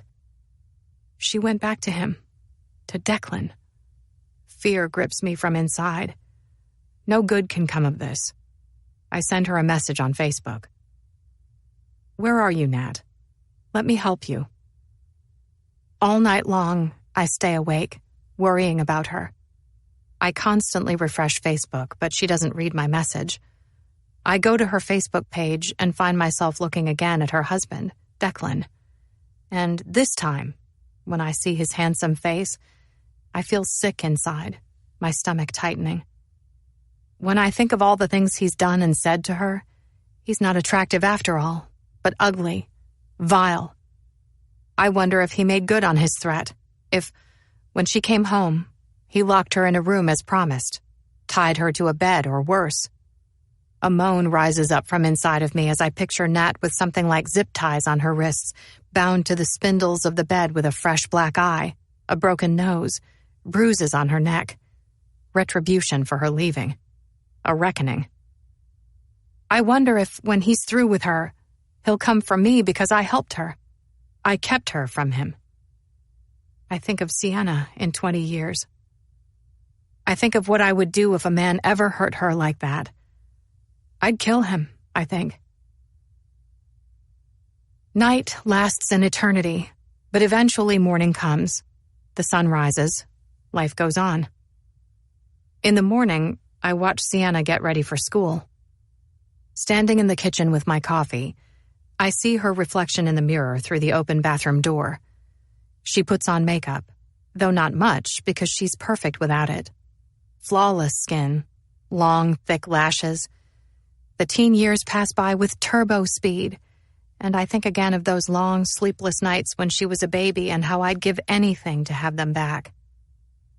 Once she leaves, I shower, grateful for the day off. I'd be worthless today if I had to work. Sometime after 9, I bundle up in my coat, gloves, and hat and head out into the cold. Christmas is coming and I haven't even begun to shop. I'm not in the mood for it, but right now I could use the fresh air and the distraction. I don't have many people to buy for this year, which is an upshot of divorce, I suppose. I won't be buying for Ben or his family. But there is Sienna, of course, my parents, and I like to pick up some small things for a few of the nurses at work. I go first to a cozy corner boutique, and then I make my way to a cheeky little home decor store with magnets and coasters and vintage art that makes me laugh. I'll find something there for Luke and the rest of my colleagues. My phone starts to ring as I open the door to walk into the store. It's buried in the depths of my bag and is difficult to find. I shove aside a wallet and a cosmetic bag, knowing the search is likely futile. I will never get to it in time. My fingers make contact on the third or fourth ring. I fish it out of the bag, but as soon as I do, the phone goes quiet. I'm too late. A missed call notification from Sienna appears on the screen. I'm taken aback. I physically stop in the open doorway and stare down at her number on the display. Doubt and confusion fill my thoughts because it's just after 10 o'clock in the morning and Sienna is at school. Or rather, she should be. Sienna texts from school sometimes, sneaking her phone when the teacher isn't paying attention. Can I hang out with Gianna today? I lost my water bottle. Did you buy tampons? My stupid calculator won't work. But she doesn't call. My mind goes in a million different directions, thinking how, if she was sick, the nurse would call, and if she got in trouble at school for something, then the dean would call. Sienna wouldn't ever be the one to call. I don't have a chance to call her back. Almost immediately, the phone in my hand starts to ring again, and I jump from the unexpected sound of it. It's Sienna calling me back. My thumb swipes immediately across the screen. Sienna? What's wrong? I ask, pressing the phone to my ear. I step fully inside the store, letting the door drift closed to muffle the street noise outside, the sound of cars passing by and people on their phones, having conversations of their own. I hear the shrill, unmistakable panic in my voice, and I think how, in the next instant, Sienna is going to ride me for overreacting, for freaking out about nothing. Geez, Mom, relax, I'm fine, she'll say, drawing that last word out for emphasis. That's not what happens. It's quiet at first. I just barely make out the sound of something slight, like movement or wind. It goes on a few seconds, so that I decide this must be a pocket dial. Sienna didn't mean to call me. The phone is in her pocket or her backpack, and she called me by mistake. She doesn't even know she's called me twice.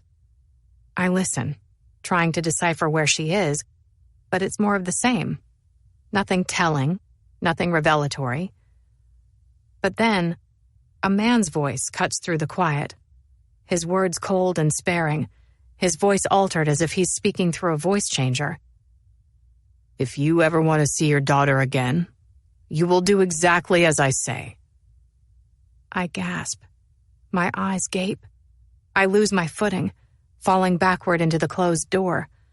A hand rises to my mouth, pressing hard. I can't breathe all of a sudden. I can't think. My mind can't process what's happening at first. I pull the phone away from my ear, looking down at the display to see if I'm mistaken, if it's not Sienna's number that called but someone else. A wrong number. Because this can't be right. This can't be happening. This can't be happening to me. But it is right. Sienna's number stares back at me from the display. Who is this? I ask, pressing the phone back to my ear. And why do you have my daughter's phone? And then, in the background, I hear Sienna's piercing scream. Mommy! She bellows. It's high-pitched, frenzied, desperate. And that's when I know that this man doesn't only have Sienna's phone. He has Sienna. Pure terror courses through my veins. Sienna hasn't called me Mommy in at least 10 years. I can't stop thinking what horrible thing must be happening for her to lapse back into her childhood and call me Mommy. I'm completely powerless. I don't know where she is. I don't know how to get to her, how to help her, how to make this stop. Go away, Sienna commands. Her voice trembles, so that she doesn't sound like herself, who is usually so defiant, so sure. There is no mistaking her fear. Leave me alone, she demands, crying now. Sienna falters on the words, her voice cracking, so that the execution doesn't carry the same weight as the words themselves. Sienna is terrified, and so am I. "Sienna, baby!" I shriek. There is the sound of commotion, of muffled noises in the background. This man, I imagine, subduing Sienna, forcing a gag into her mouth so that she can't speak or scream, and Sienna fighting back from the sound of it, resisting him. I realize that I'm not blinking. I'm not breathing. Tears sting my eyes. "What are you doing to her? Who is this?" I demand of this man, screaming into the phone so that everyone in the store stops what they're doing to look at me, to stare, some gasping and pressing hands to their own mouths in shock, as if this nightmare is somehow collective. "What have you done with my daughter? What do you want from me?" "Listen to me," the man says back, his modulated voice unshaken and sedate, unlike mine. I still hear Sienna's desperate cry in the background, a keening, weeping wail, though it's stilted. The sound of it is enough to bring me to my knees, and yet I don't know what's worse, the sound of Sienna's cry or the sound of it as it grows distant and then fades completely away. "Where is she? What have you done to her? Why can't I hear her anymore?" "You need to do exactly as I say." "Exactly. Do you understand?" "I want to talk to my daughter. Let me talk to my daughter. I need to know that she's okay. What have you done to her?" "I have nothing to lose," the man says. "You're the only one with something to lose, Ms. Michaels. Now you need to shut up and listen to me because I don't care one way or the other if your daughter lives or dies. What happens to her is entirely up to you.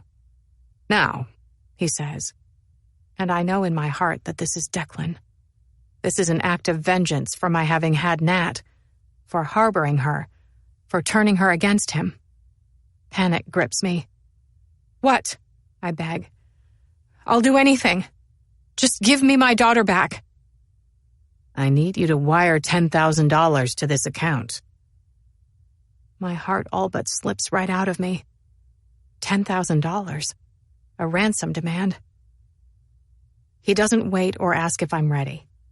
In the next breath, he fires off bank account and routing numbers, and I race, desperate, to the woman who stands open-mouthed behind the cash register, motioning like a mime for paper and a pen. She searches the counter for them, but it's another woman standing to the side, a customer in line, who goes inside her purse and finds them for me. I didn't get it. Please, say them again," I plead, and he does. "You have 5 minutes to wire the money." "Or what?" I ask, panic in my voice. I can't do that. I need more time. I can't do this in 5 minutes. 5 minutes, he says again. And then she dies. The line goes dead. When I pull the phone away from my ear, Sienna's number is gone. Vanished. It feels predictive, prophetic. I moan. It's primitive, animal-like. My hand goes to my mouth. My knees buckle beneath me so that I would collapse if not for a stranger's hand on my back, propping me up. I don't have time to go to pieces. In 5 minutes, Sienna might die. There is a hand on my shoulder, which I shrug off. People are talking, asking me questions, incessant questions, while others stand quietly aside, their mouths agape. "Is everything okay, ma'am? Ma'am? What do you need? Should we call the police?" 4 minutes and 40 seconds. I step away, finding space. I pull up the bank's app on my phone, my fingers pushing the wrong buttons in my haste. If it wasn't for my grandmother's inheritance, I wouldn't have this kind of money, and I thank God for it because I don't know what would happen if I didn't. Would Sienna die? 4 minutes and 20 seconds. There is no time to think it, though. There is no time to call the police. I picture Sienna bound and gagged. This man is a monster. There is nothing he won't do. I won't risk it. A call to the police would take precious time that I don't have. And for what? They would never find Sienna in that time. 3 minutes and 55 seconds. My heart palpitates. The pounding in my chest is almost too much to bear. I enter the recipient's information and select where I would like to wire the money from, which is my savings account, where my grandmother's inheritance sits collecting minimal interest because I haven't invested it yet. I select the amount to send, and then I schedule the wire and hope it sends, watching the time pass by on my watch. 1 minute and 20 seconds. 1 minute and 10 seconds. 1 minute. The Wi-Fi isn't strong, and I worry it will fail, that I'll lose the connection before the money can send. If that happens, there isn't time to try again. Regret fills me. I shouldn't have let her go to school today. I should have kept her home. I shouldn't have gotten involved with Nat in the first place. I shouldn't have put her safety before Sienna's. This is my fault. It's my fault this is happening. I move around the store with my phone in hand, everyone backing away, giving me a wide berth, trying to find a spot with better Wi-Fi. And eventually I do. Eventually, the wire transfer goes through. I fall to my knees, sobbing. The voices return. Ma'am, is everything okay? What can we do? I've called the police. They're on their way. Do you need something? Water? Someone get her a glass of water. Give her room. Ma'am. I can't respond. I'm in my own head thinking how this isn't the end of it. I don't know what he'll do now that he has his money. Will he let Sienna go? Or will he keep her? Only then do I think to check the location sharing app to see where he has Sienna. I hold my breath as the app loads. I expect it will tell me she's down some alley or moving 70 miles per hour on the expressway. I wait in fear because if he took her this morning as she was on her way to school, she could be in Wisconsin or Indiana by now. Michigan even. But that's not where the app says she is. Sienna, it says, is at school. My mind spins. I don't understand. I can't make sense of it. It isn't just that Sienna's phone is at school because the call came from her phone. I heard her voice in the background. No, the app is wrong. It hasn't updated or my connection inside the store is slow. I click on the button for it to refresh and then watch as 2 little purple arrows chase each other around and around the screen, updating. And when they come to rest, the words at the top read, "Last updated now." According to this app, Sienna has been at school since 8:02 this morning.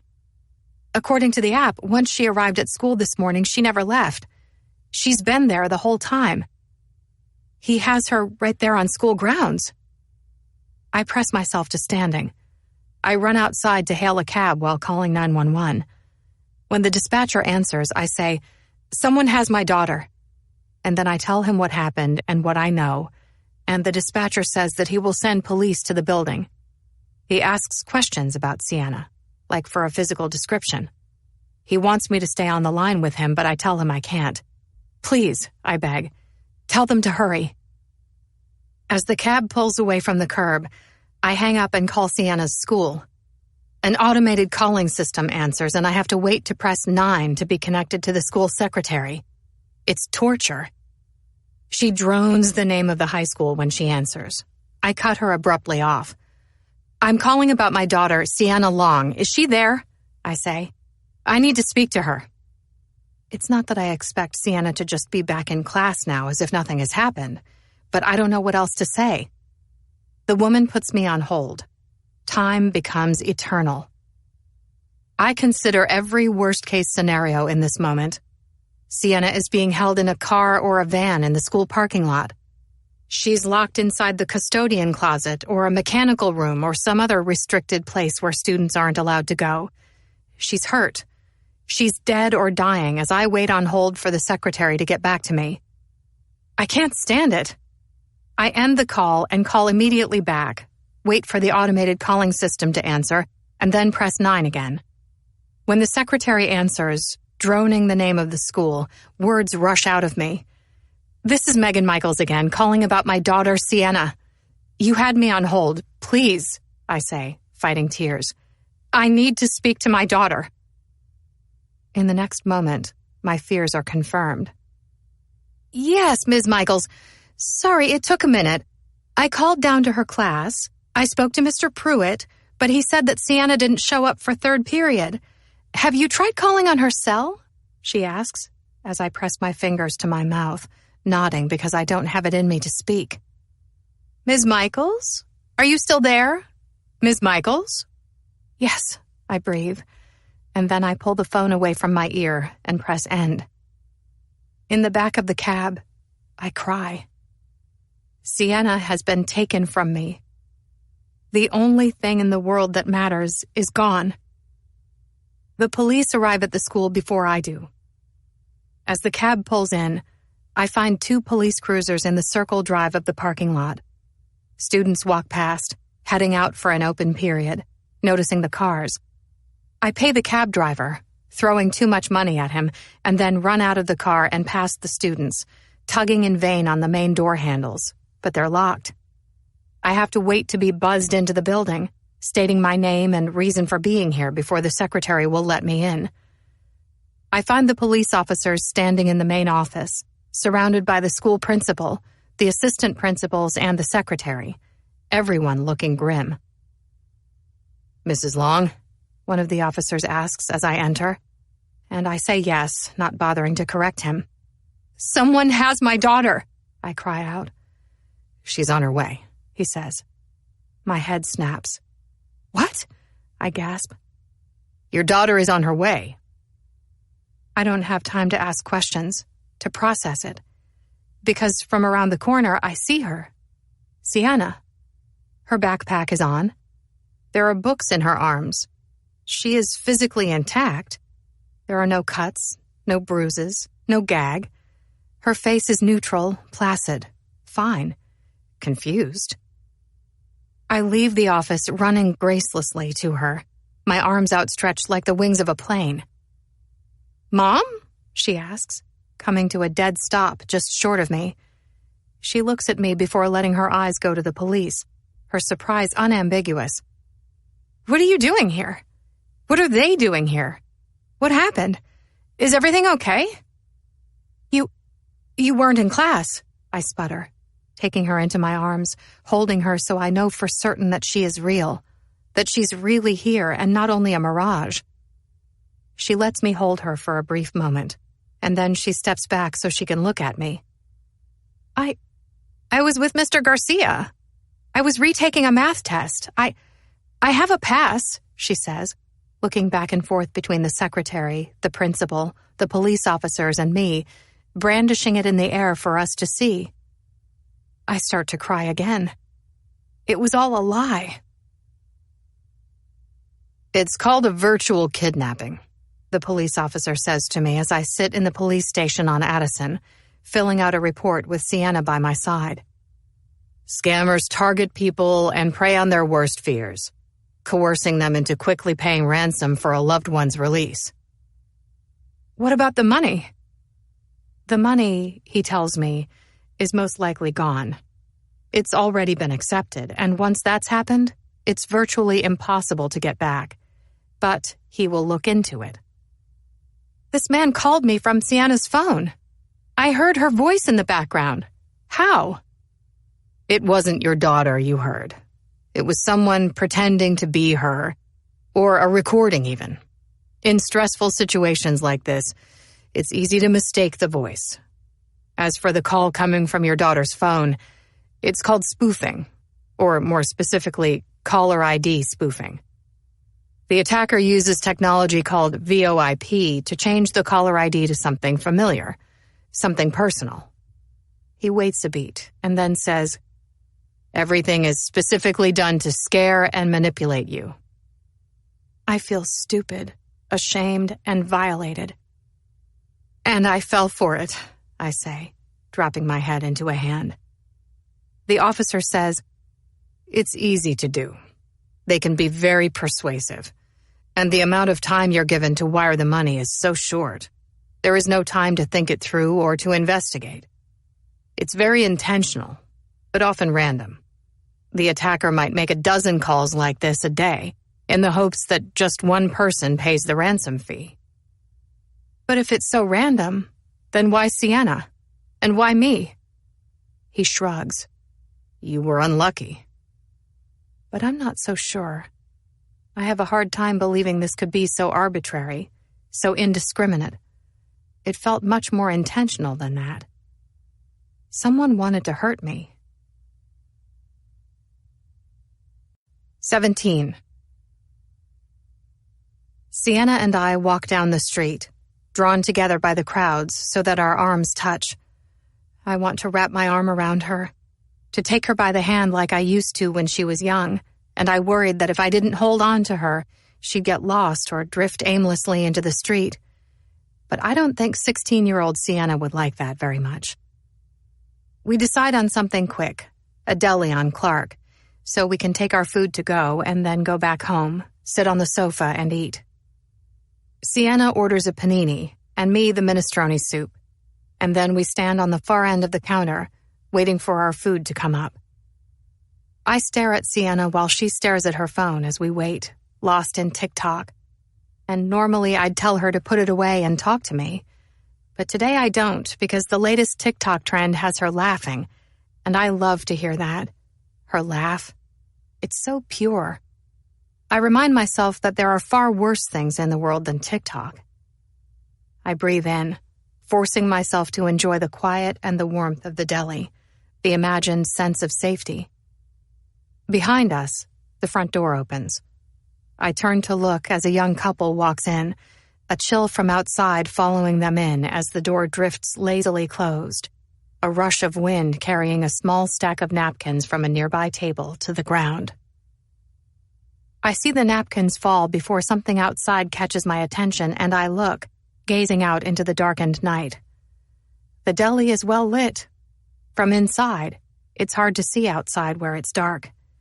My eyes run over the glass, searching. I almost don't see him at first. My gaze goes right past him, and if not for the reflection of light that catches his eye, I'd miss him altogether. But my eyes double back, and the longer I stare, a face begins to form, the features coming into focus. His body something like a vignette, faded and with indefinite edges. My breath quickens. I say to Sienna, trying to keep my voice smooth, "I'll be right back." "Where are you going?" she asks, not looking up from her phone. "I think I see someone outside that I know. Just stay here, okay? Wait for our food. I'll be back." All I can think about in this moment is keeping Sienna safe.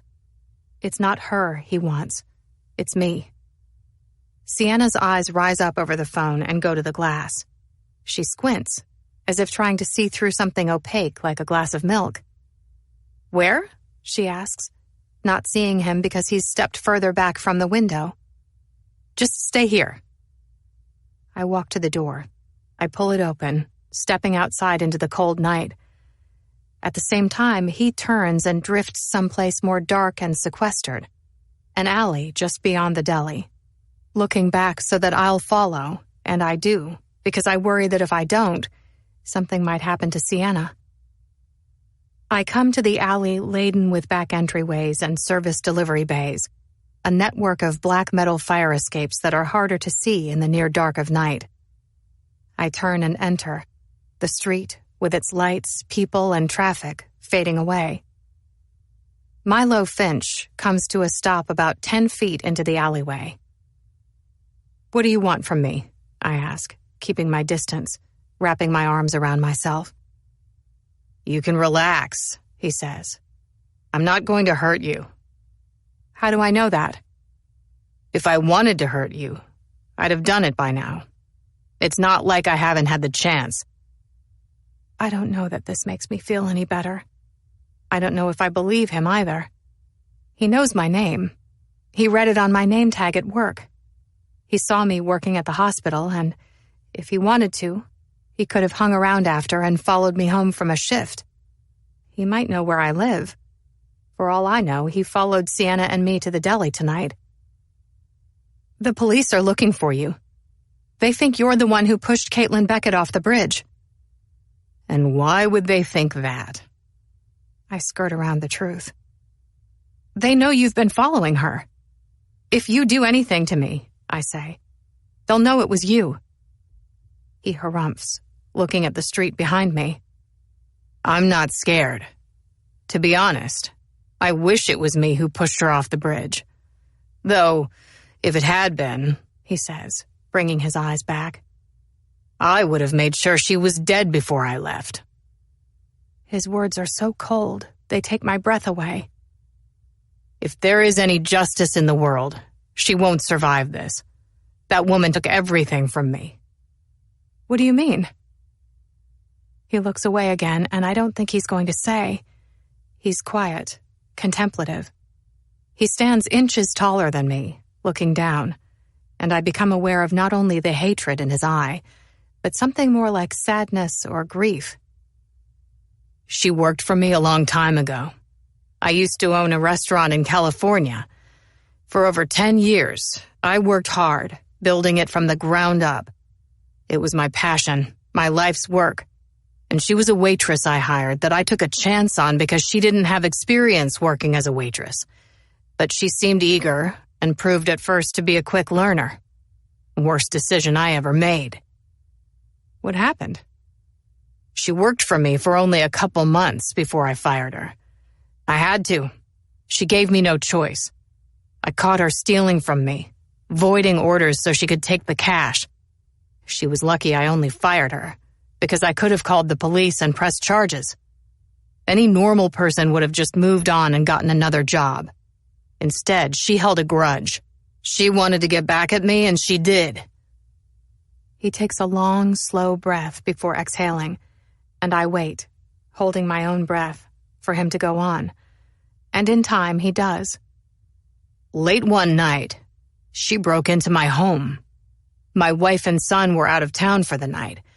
I'd left a window on the first floor open, which I sometimes did for the cross breeze and because I didn't think about someone breaking in while I was asleep. My mistake. My bedroom was on the second floor. I slept with the door closed, not that it would have mattered because I'm a deep sleeper. In my mind, I picture this. A woman removing the screen from outside, sliding the window open and crawling through in the darkness of night. She downloaded stuff onto my computer while I was asleep. What kind of stuff? Really sick stuff. Obscene. Pictures of little girls, he says, and my stomach sours, feeling sick. Child pornography. I might not believe him. I might think he was making this up, if I hadn't already gleaned certain things about Caitlin Beckett myself, like how she will lie and hurt people to get what she wants. She sent those images from my email to people I knew, and then left out the window back the way she came. I slept right through it.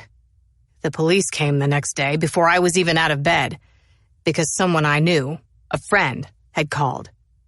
They searched my house. They took my computer.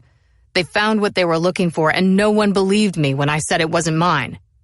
Why would they? I wouldn't have believed me either. The evidence was there. My throat is tight. Child pornography is a very serious crime. You don't just get a slap on the wrist. It's life-changing. That woman is merciless, he says. I spent 5 years of my life behind bars.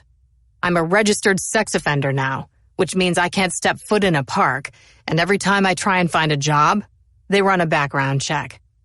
The best I can get is as a general laborer when I have a master's degree in culinary arts. My life is over. That woman ruined it. And what's worse is that my wife took our son and left because she believed I had those things on my computer. I lost my family, my business, my reputation, everything.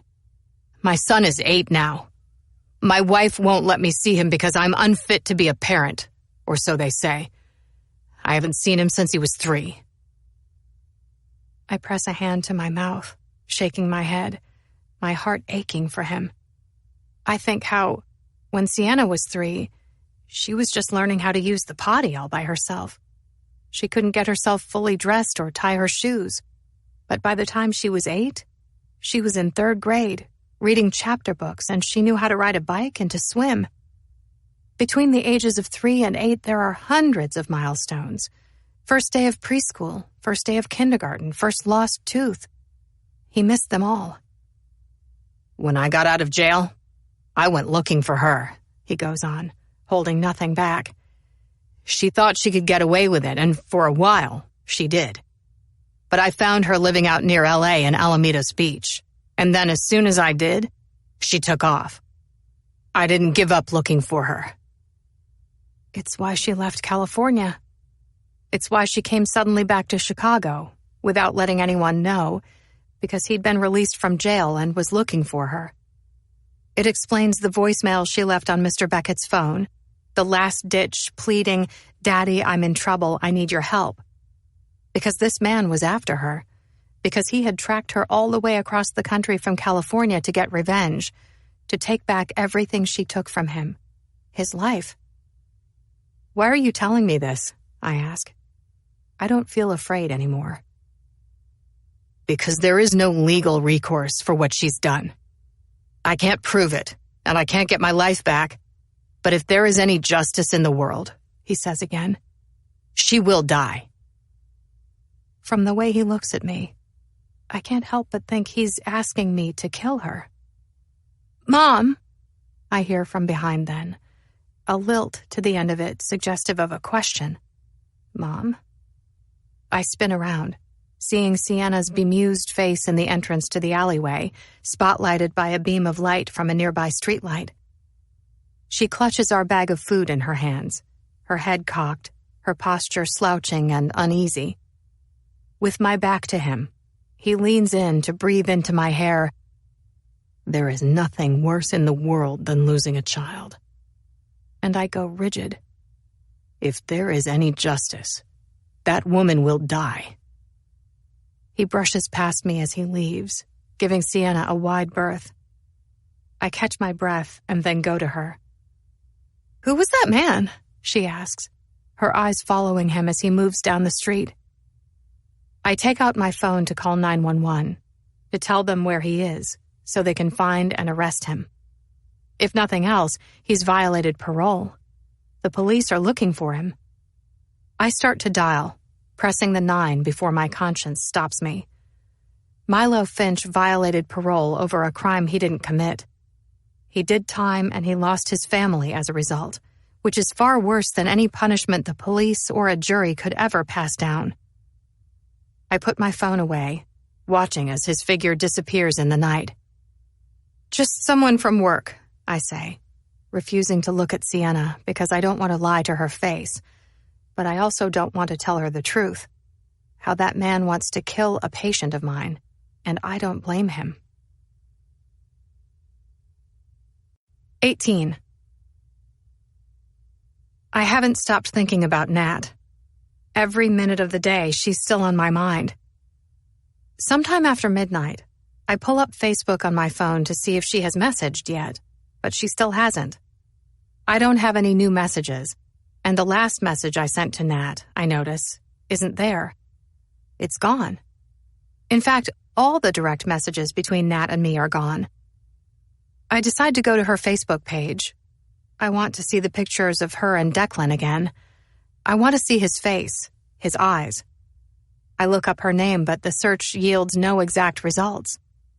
There are Natalie Cohens and Natalie Roches, but no Natalie Cohen Roches. And all of these profiles want me to add this person as a friend, meaning we aren't already friends. I search each of the profiles, looking for that image of Nat standing beside Niagara Falls, but never find what I'm looking for. Either she or Declan deleted her Facebook page. Someone doesn't want me to find her. In the morning, I reluctantly let Sienna go to school, though I ride the bus with her and walk her inside, where I get assurances from the school principal that the school is safe and that my daughter is safe. Sienna herself looks at me and says, "It's okay, Mom. I'm fine." And I give in, knowing that despite these assurances, I'll still worry about her. As I walk away from Sienna's high school, I look back twice, wondering if I've made the right decision in leaving her there. I think about Nat then, and the things she told me about herself. like how she works as a teacher at the cooperative nursery school in Lincoln Park, and that her husband, Declan Roche, is an associate with the law firm Tanner and Levine in the Loop. I can't go home because I'll sit there and worry about Sienna all day. Instead, I pick up coffee and head to Nat's nursery school, where I stand outside on the snowy street, watching as students arrive with their parents and nannies before rushing giddy and laughing into the building, happy to be at school. Quite unlike at Sienna's high school, where the students moped in, tired and crabby.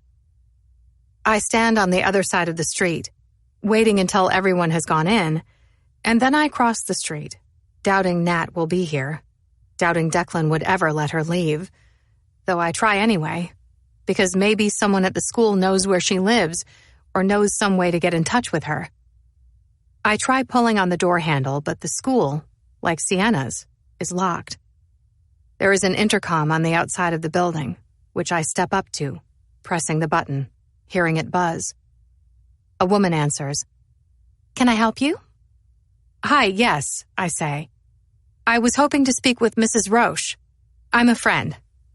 "Who?" she asks, unable to hear me over a passing truck. I lean into the microphone, saying louder, "Mrs. Roche? Nat. Natalie Roche." "And you said she's a teacher?" the woman asks, though I hadn't said that. And as she does, a knot forms in my stomach. I wouldn't think that there were more than 10 teachers here, and maybe only a few more support staff. Not so many that it would be hard to know or remember them all. "Yes," I say. "She's a teacher. 4-year-old preschool." And then it occurs to me that teachers don't always change their name when they get married. "She might go by Nat Cohen, or Natalie Cohen," I say, wondering if she goes by her maiden name at school. If Nat's Facebook page hadn't been deactivated, I would have a photo to show this woman. But as it is, I have nothing. It doesn't matter. The woman's voice comes to me again through the intercom, saying, "I'm sorry, but we don't have a teacher here by either of those names. Are you sure you have the right school?" And with that, I start to doubt myself, to wonder if I've somehow made a mistake. Because there are other cooperative preschools in the neighborhood, plus other Lincoln Park preschools that are not part of a cooperative. Nat could teach at any of them. I thank the woman for her time and leave, feeling worried for Nat and dejected. I could go to the police, but what would the police do? I don't know where Nat lives. They couldn't even do a standard welfare check if I said I was worried about her and her safety. I start to walk home, but somewhere along the way, another idea comes to me. Instead of going home, I take the red line into the Loop, looking up the address for Tanner and Levine on my phone as the train swerves along the elevated track before soaring underground just south of Fullerton, the winter scene disappearing, pitching us into darkness. As the train rasps through the snug tunnels, I steel myself for a meeting with Nat's husband, Declan, thinking about what I will say to him when I finally meet him face to face. I get off the train. I take the stairs up to street level, and then I walk to the tall black building that houses Tanner and Levine. I let myself in through the revolving door. Someone in the lobby tells me which floor to find the firm on, and then directs me to the correct elevator bank. I ride the elevator up to the 43rd floor and, when the doors open, let myself in through a set of glass doors to the modern, elegant office, feeling my heart hasten to know that Declan is somewhere within these same walls. I look around, letting my eyes roam, searching for him. The space is airy, bright, which is contradictory to how I'm feeling. Floor-to-ceiling windows line the wall, looking out over Lake Michigan. Under different circumstances, it would be beautiful. "May I help you?" a receptionist asks, gazing up over a computer screen. I let my eyes go to her. She is young, pretty, impeccably dressed, so that I feel underdressed in my jeans and winter boots, though that doesn't matter. What I'm wearing is the furthest thing from my mind. I step in, making my way up to the desk, my eyes in flux, searching the face of everyone I see. "Hi," I say, hearing my voice tremble. I take a breath, trying to get it under control. "I'm here to see Declan Roche," I say, expecting that she'll ask if I have an appointment with him, to which I'd have to say no because I don't. But somehow, I'll have to persuade her to still let me see him. But that's not what this woman says. Her face darkens. "Is he a paralegal?" she asks, cocking a head so that her long, straight locks fall longer on one side. "No," I say. "He's an attorney." Soon-to-be partner, I think, finding it almost impossible, given his stature, that this woman wouldn't know who he is. By Nat's accounts, Declan has been at the firm for years, climbing his way up the legal ladder. But I think, then, that this law firm is massive. There must be over 100 attorneys, and maybe this receptionist is new. Maybe that's why she doesn't know who he is. "Declan Roche, you said?" she asks. "Yes." "Are you sure you're in the right place? This is Tanner and Levine." "Yes, I know," I say, hearing the edge in my voice, thinking how Sienna would be embarrassed by it. "I am in the right place. This is where he works." The receptionist just looks at me, deciding what to say, how to respond. I stare back, trying my best to stay calm but feeling my heart race. When she says nothing, I ask, "Can you check, please? Because I think that maybe you're mistaken. I think he does work here." Reluctantly, she nods, reaching for a list beside the phone. The list is pages long, with the extension for each office. She goes through it, a long manicured fingernail sweeping across each page, down the list of names. "Declan Roche, you say?" she asks, and I say yes. "Sorry," she tells me when she reaches the end, "but there is no one here by that name." And I want to argue, except that as she was looking at it, I read the list of names upside down for myself and saw how it skipped from Rafferty to Shabar. My world spins. I widen my stance because I feel suddenly like the office is moving around me. She was right. I was wrong. He's not here. He's really not here. There is no Declan Roche at this firm. "If that's all," she prompts, putting her list away, her voice drifting. My words are a whisper. "Yes, that's all. Thank you for looking." I turn to go. I feel dizzy, weak. I can't make sense of this, because I know for sure, I remember explicitly, that Nat said her husband worked at Tanner and Levine. It's possible I might have made one mistake, that I might have confused where Nat worked, but it's impossible that I would have made two, which means only one thing. Nat lied. But why? And then it happens. I see something on the way out. Brochures for the law firm in the reception area. The name Tanner and Levine written across the front of them. A small stack of brochures sits fanned out on a side table beside magazines like Newsweek and The Economist. They catch my eye as I walk past, and I gasp because there is an image of a man on the front of the brochures. I see his eyes first, and then his smile, and the recognition hits. On front of a 3-fold laminated brochure is an image of Declan Roche. "It's him," I breathe. I feel validated. I am right. I'm not losing my mind. I swoop down to pick one up. This is him," I say, my voice too loud, conveying too much enthusiasm as I carry the brochure to the receptionist's desk, pointing sharply at it. "This is Declan Roche. I was right. He does work here." The woman takes the brochure from me for a closer look, letting her eyes run over his handsome face. "Okay," she concedes, nodding. "Let me call down to Human Resources and see. Why don't you have a seat?" I take a seat on one of the smoke-gray lounge chairs, my heart palpitating because it's only a matter of time now until I really do come face-to-face with Declan. What will I say to him? What will he say? What will he be like? I think he will be charming because that's the way all sociopaths are. But I know better than to believe that. I think of the things he's done to Nat, the things that he's said, the text messages I've read. You are nothing without me, you fucking bitch. It doesn't take long. Less than a minute. Ma'am? The receptionist asks. I look sharply up. My heart pounds, and I think that she is going to tell me that he's on his way. I set the magazine aside and press myself from the chair to go to her. I'm sorry, she says, setting the phone back in its cradle. But as it turns out, our marketing department created that brochure. That man doesn't actually work here. We don't know who it is. I blink once, twice, and then 3 times. I don't understand, I say, stammering. His picture is on your brochure. It's a stock photo, she says. And though she doesn't mean for them to, her words come as a punch to the gut.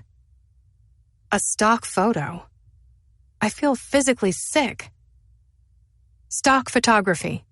Images bought online, which means one of 2 things.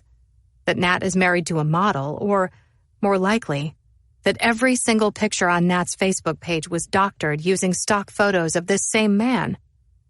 Microstock images are dirt cheap. You can buy them for something like $1 each and then make alterations on programs like Photoshop to make it look like he's in Punta Cana or riding the Ferris wheel at Navy Pier. She can insert herself into them, make believe they're husband and wife. She must have found dozens of photos of this same man to use on some website like Shutterstock. Heaven on earth, on top of the world. Why would she do this? Why would she pretend to be married to this man? The receptionist slides the brochure across the desk to me, and I spin it around so that I'm looking into this man's eyes, the world around me growing dim. I tune everything else out, the ding of the elevator, footsteps, a cough, and focus on him and only him. His eyes are seductive, a strange but beautiful combination of green and brown with flecks of gold. The color of them is one thing, but it's that undeniable effect that his eyes are watching me, following me no matter which angle I look from. And then there is his smile, a simper, really, smug but also incredibly sexy, and I'd bet my life that the day I first saw him on Nat's Facebook page isn't the first time I've ever seen him. He looked familiar even then, though I couldn't place him at the time, and now I think what happened was that I saw him on an ad for the law firm or for something else. Because he's a model. He's not her husband. Are you okay, ma'am? The receptionist asks, and I realize that I've lost all sense of time. I wonder how long I've been standing here staring at the brochure, my jaw slack, speechless. Is there anything else I can help you with? She is smiling when I lift my gaze to hers, a polite, albeit uncomfortable smile. And when I look down at the brochure again, I see what I failed to see before. How his placement, the way he sits, the way his hands are positioned, and the angle of his head are an exact duplicate of Nat's cover photo on Facebook, except that Nat herself, her arms thrown around his shoulders from behind, hands clasped across his chest to show off her dazzling wedding ring, chin resting on his shoulder and eyes that gaze sideways, are gone, excised. Because they were never there to begin with. No, thank you. I stagger away from the desk, taking the brochure with me. I don't know what I'll do with it. Finding this man would serve no purpose because he is not Declan. Declan is someone else. The cold air outside is an insult. I weave my way around people back to the train. I feel lost, hopeless, bemused. It's as I'm riding the train back home that an idea comes to me. I find Emily Miller on Facebook. Emily Miller is an old high school friend, one Nat said she still talks to from time to time. With a name like that, and not knowing her married name, it's not easy. But I scroll through a myriad of Emily Miller's Facebook profiles with dwindling hope until I find the right one. Emily Miller Cease. She lives in Portland now. Her page is private, but I can see that she and I have mutual friends from high school. I send her a friend request, but also a direct message saying, "Hi, Emily. It's Megan from high school. I'm trying to find Nat Cohen and was wondering if you might have her phone number or know another way to get in touch. Please call." I leave her with my phone number. Later that night, my phone rings. The number a 971 area code. I swipe to answer, pressing the phone to my ear. "Hello?" I ask. "Megan, hi. It's Emily Cease," she says. And then, "Emily Miller, from high school." "Emily, hi. Thank you so much for calling me back. I can't tell you how much I appreciate it." Emily and I weren't great friends in school, but we didn't dislike each other. We just didn't know each other well. We didn't have many classes together or things in common or a reason to be friends.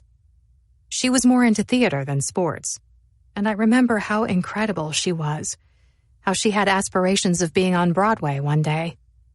I wonder how that panned out. Under different circumstances, I might ask, but instead I get right to the point. "I'm trying to get in touch with Nat Cohen. You two were so close in high school. I'm hoping you might have her number."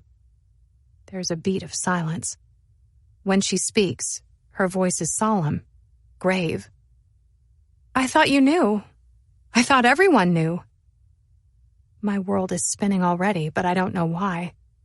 I lower myself to a chair, waiting for the bottom to fall out.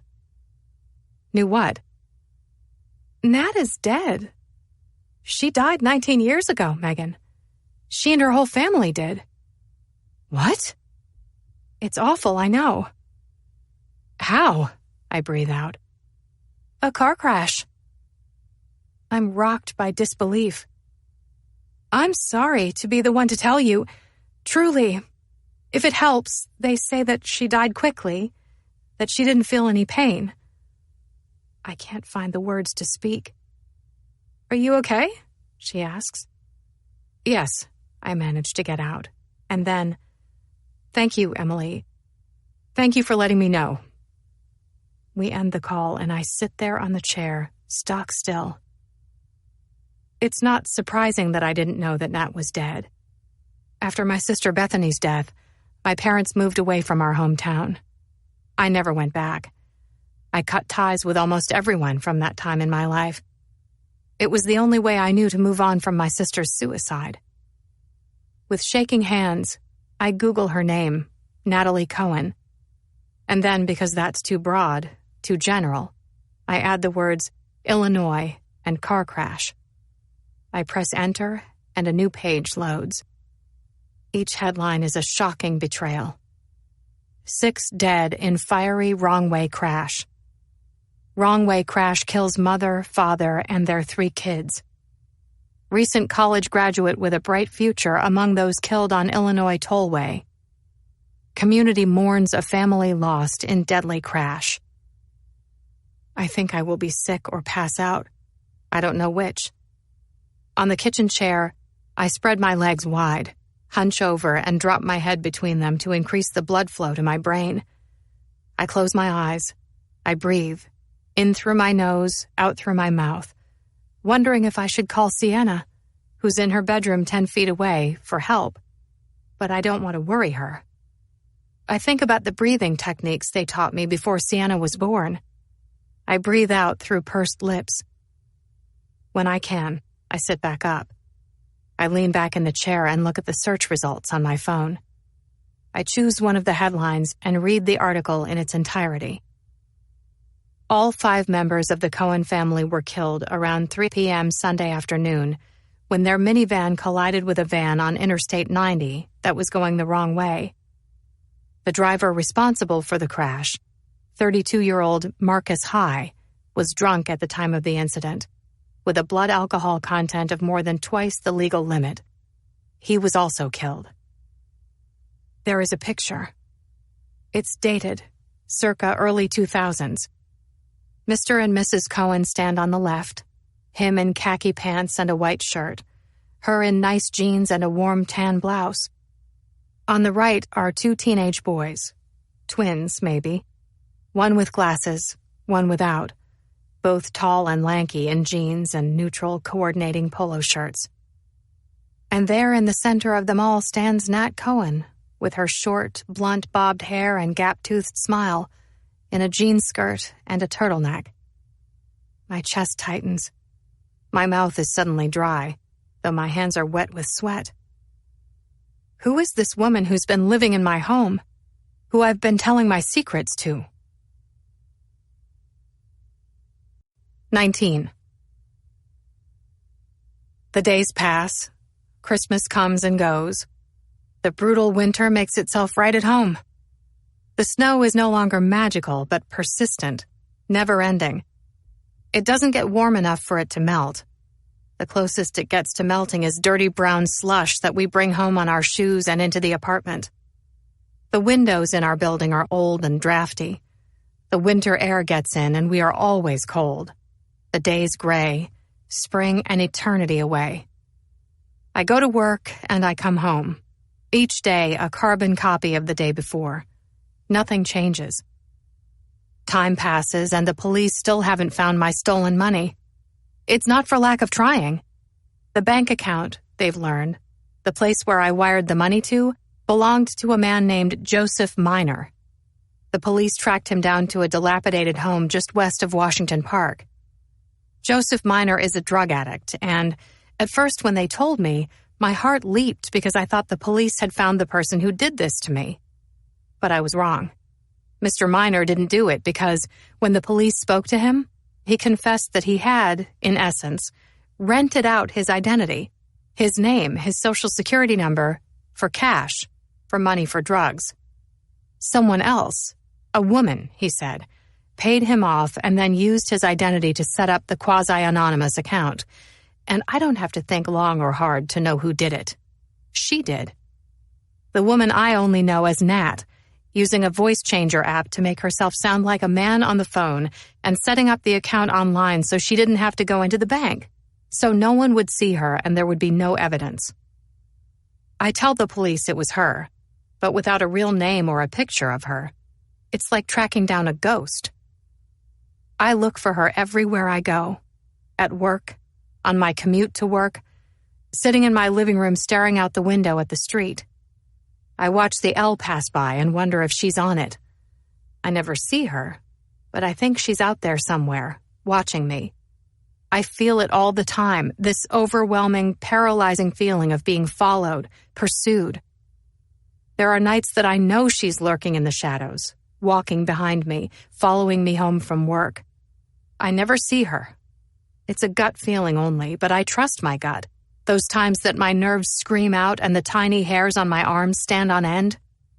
I hear footsteps behind me, but every time I turn around to see, she's gone, slipping into gangways, into the alcoves of stores, into covered bus stops or blending in with other people on the street.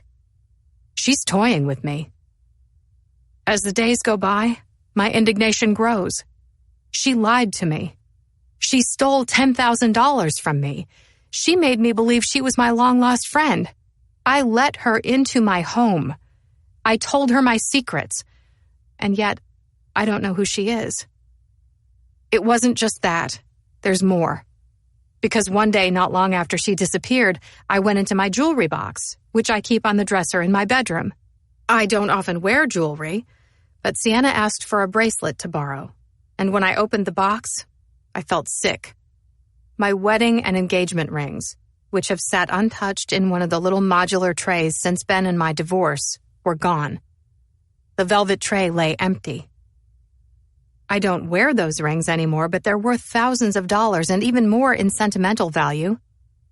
Right away, I told the police and reported the crime. But the only thing the police could do was file a report and then keep tabs on jewelry stores and pawn shops to see if she tries to sell them. But so far, no luck. I start to lose hope that I will ever see her with my own eyes. I try to distract myself with other things. I go on a date with a man I meet online, telling myself I need to move on and forget about Nat and everything that happened. I need to forget about my divorce and about then. I need to put it all behind me. I need to find a way to move on with my life, to find peace and happiness. What's done is done. Easier said than done. Today is a work day, but I've taken the morning off to go for an appointment on Wabash and the South Loop for my follow-up mammogram, to have the asymmetry on the right breast checked. I don't usually schedule appointments on days I work, but it was the only time for weeks that they could get me in, and I didn't want to put it off any longer. I change into the hip-length gown and then follow the mammographer into the room. After it's done, I sit, anxiously waiting for her to come back with results from the radiologist. If they're still inconclusive, we'll do an ultrasound and then go from there. I'm all nerves. "Good news," she says when she comes back. "Everything looks fine." "You're sure?" "Yes, we're sure. The breast tissue was most likely superimposed when the first mammogram was done," she says, making it look different than the other breast. "It happens. It's common, but nothing to worry about. You don't need to have another mammogram for a year." I smile, feeling lighter and in good spirits. It doesn't last long. It's as I'm leaving the physician's building that it happens.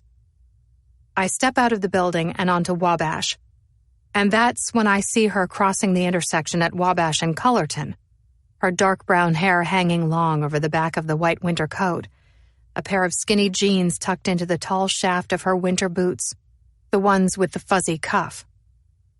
My heart stops. It's her. I call out with the only name I know for her. "Nat!" I scream, cupping my hands around my mouth, though she's not Nat because Nat is dead. "Nat Cohen!" The woman turns, and for a moment, our eyes lock. As they do, she visibly straightens. It might just be a coincidence that I've run into her here, but I'm not so sure she hasn't been following me and that this time, she just happened to get caught. Who is she, and what does she want with me? Quickly, I start making my way toward her. As I do, she turns the other way and runs. I give chase.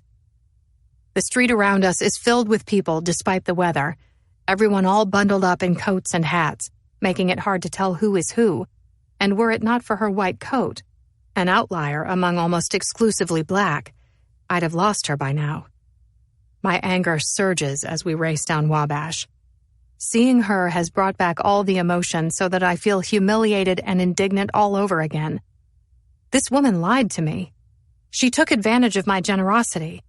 She came into my home under false pretenses, and I fell for it. She stole from me. All of a sudden, my rage reaches new heights. The adrenaline spikes, and I run faster. At 18th Street, she turns sharply right. She cuts close to a brick building, throwing a glance back over her shoulder to see if she's lost me, which she hasn't. She runs fast, faster than me, the distance between us increasing. I keep her in my range of vision. We cross Michigan, Indiana, Prairie Avenue, running past businesses, a warehouse, apartment buildings, and parking lots. I elbow people by accident as I run and am met with curt words like, "Watch it," "Excuse you," and "What the fuck, lady?" Houses appear. Massive houses. 18th Street becomes Calumet Avenue, and still I run. I run down Calumet, past brick townhomes on one side of the street, high-rise apartments the other. Some recognizable from all the times I've traveled down Lakeshore Drive, which is just a stone's throw to the east. Everything here is packed densely together, creating pockets to hide. Parked cars line both sides of the tree-lined street in the Prairie Avenue district, which is much sought after and where the most affluent Chicagoans lived before the Gold Coast was built. Under different circumstances, I might stand to take it in, to admire it, the architecture and the history. But as it is, it's all a blur. And the only thing I'm really aware of are the many hiding spots and the many places to escape. The street in front of me is devoid of life, nearly everything white. Winter is a wasteland. I've lost her. I stand in the middle of Calumet, arms outstretched, spinning, my eyes wildly searching the street. When I come to a stop, dizzy, breathless, the townhomes to my right have patios that sit just slightly beneath ground level, access to them limited by a black wrought iron fence, which would be easy to climb, to then hunker down on the patios behind bulky outdoor furniture covered for the winter with polyester tarps, and hide. I start drifting right when movement in my peripheral vision grabs my attention. I turn. To my left is a walkway. It's wide and open, heading under a bridge. From the bridge's underpass, I see a flash of white. I'm wrong. She's not hiding on the patios. She's gone the other way. I run toward the flash of white, as if dashing after Alice in Wonderland's White Rabbit, along the sidewalk and then under the bridge. On the other side of the underpass, a ramp appears to the right, going up. It's a pedestrian bridge, over the rail yard. Here, the beauty of the Prairie Avenue district fades, and it's industrial.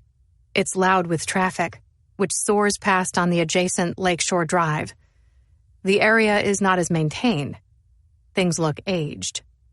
The deck of the bridge is a composite of wood and something else, but the railings are a rusted metal, reddish-brown, flaking off.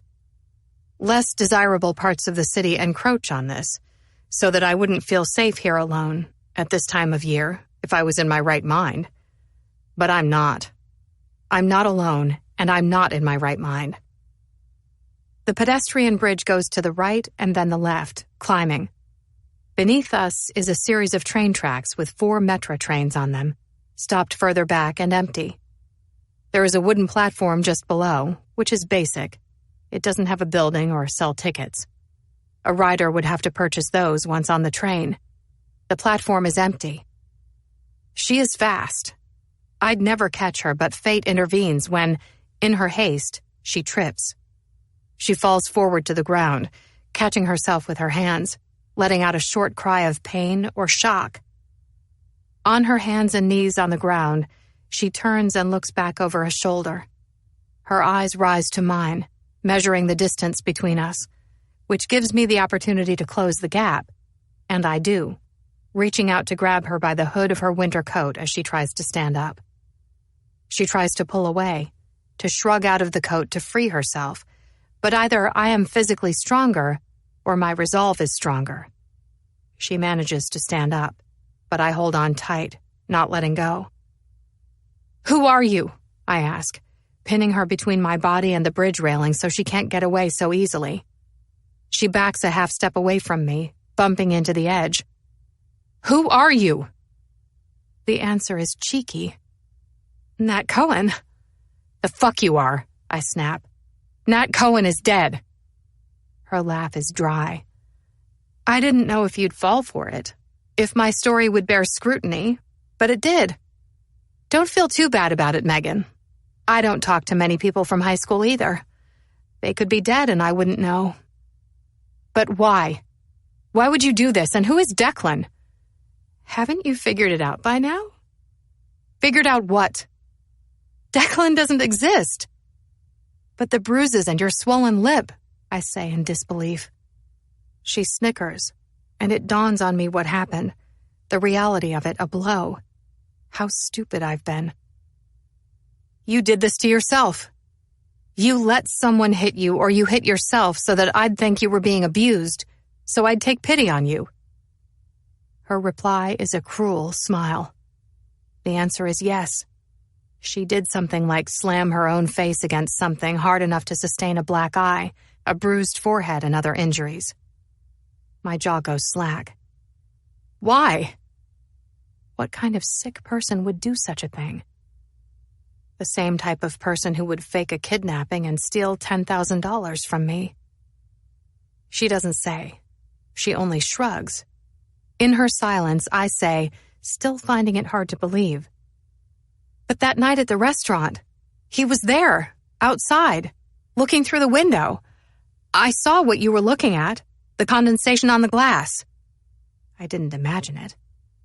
She stares, looking smug. "The timing was fortunate. I couldn't have planned that better myself." It takes a second before I realize what she means. That while someone was at the window, it was unrelated. A man looking into the restaurant to see how crowded it was or if a friend had arrived, something like that. And she used it to her advantage to make me believe her husband was there. I shake my head, going through everything that happened, trying to understand it. But the Find My app on your phone, it said Declan could see your location. And the awful text from him that night, I say, thinking back to that night when the text messages came rapid fire. You fucking bitch, and I own you. I don't understand. I was with you when they arrived. You couldn't have sent them to yourself. I'm so desperate to make sense of it, not wanting to believe that I could be so easily fooled. Couldn't I? Did someone help you? I ask. Someone would have had to help her, unless it's possible she has 2 phones and was able to schedule the texts in advance. Why would I tell you that, Megan? You think I'm going to tell you all my secrets? She asks. And I feel stupid because that's exactly what I did. I told her, a stranger, my secrets. I didn't think I was the type of person who could so easily be a victim of manipulation. I thought I was smarter than that. I think back, going back in time. She did her research.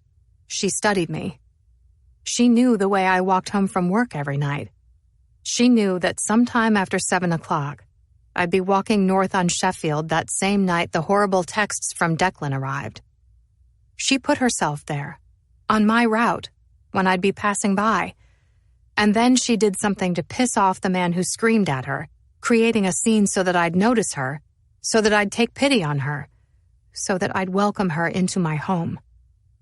Everything was premeditated. Everything was done with purpose. Why are you doing this to me? Why are you following me? What do you want from me? I like you. I miss talking to you. I miss you. Under different circumstances, we could have been friends. My laugh is barbed and cynical. You like talking to me? The only thing you ever told me were lies, I say in disbelief. The sad thing is that I liked talking to her too. I was so relieved to have finally found a friend I could be open with and trust.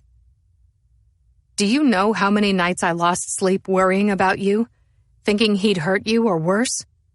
Nothing you said was real. The thing I don't get is why. Why did you do this? What did you have to gain from it? Was it just an intricate but well-devised plan to steal from me? She pretended to be someone I knew because the odds of gaining my trust were in her favor. She appealed to my compassionate side, and I let her into my home so she could help herself to my things.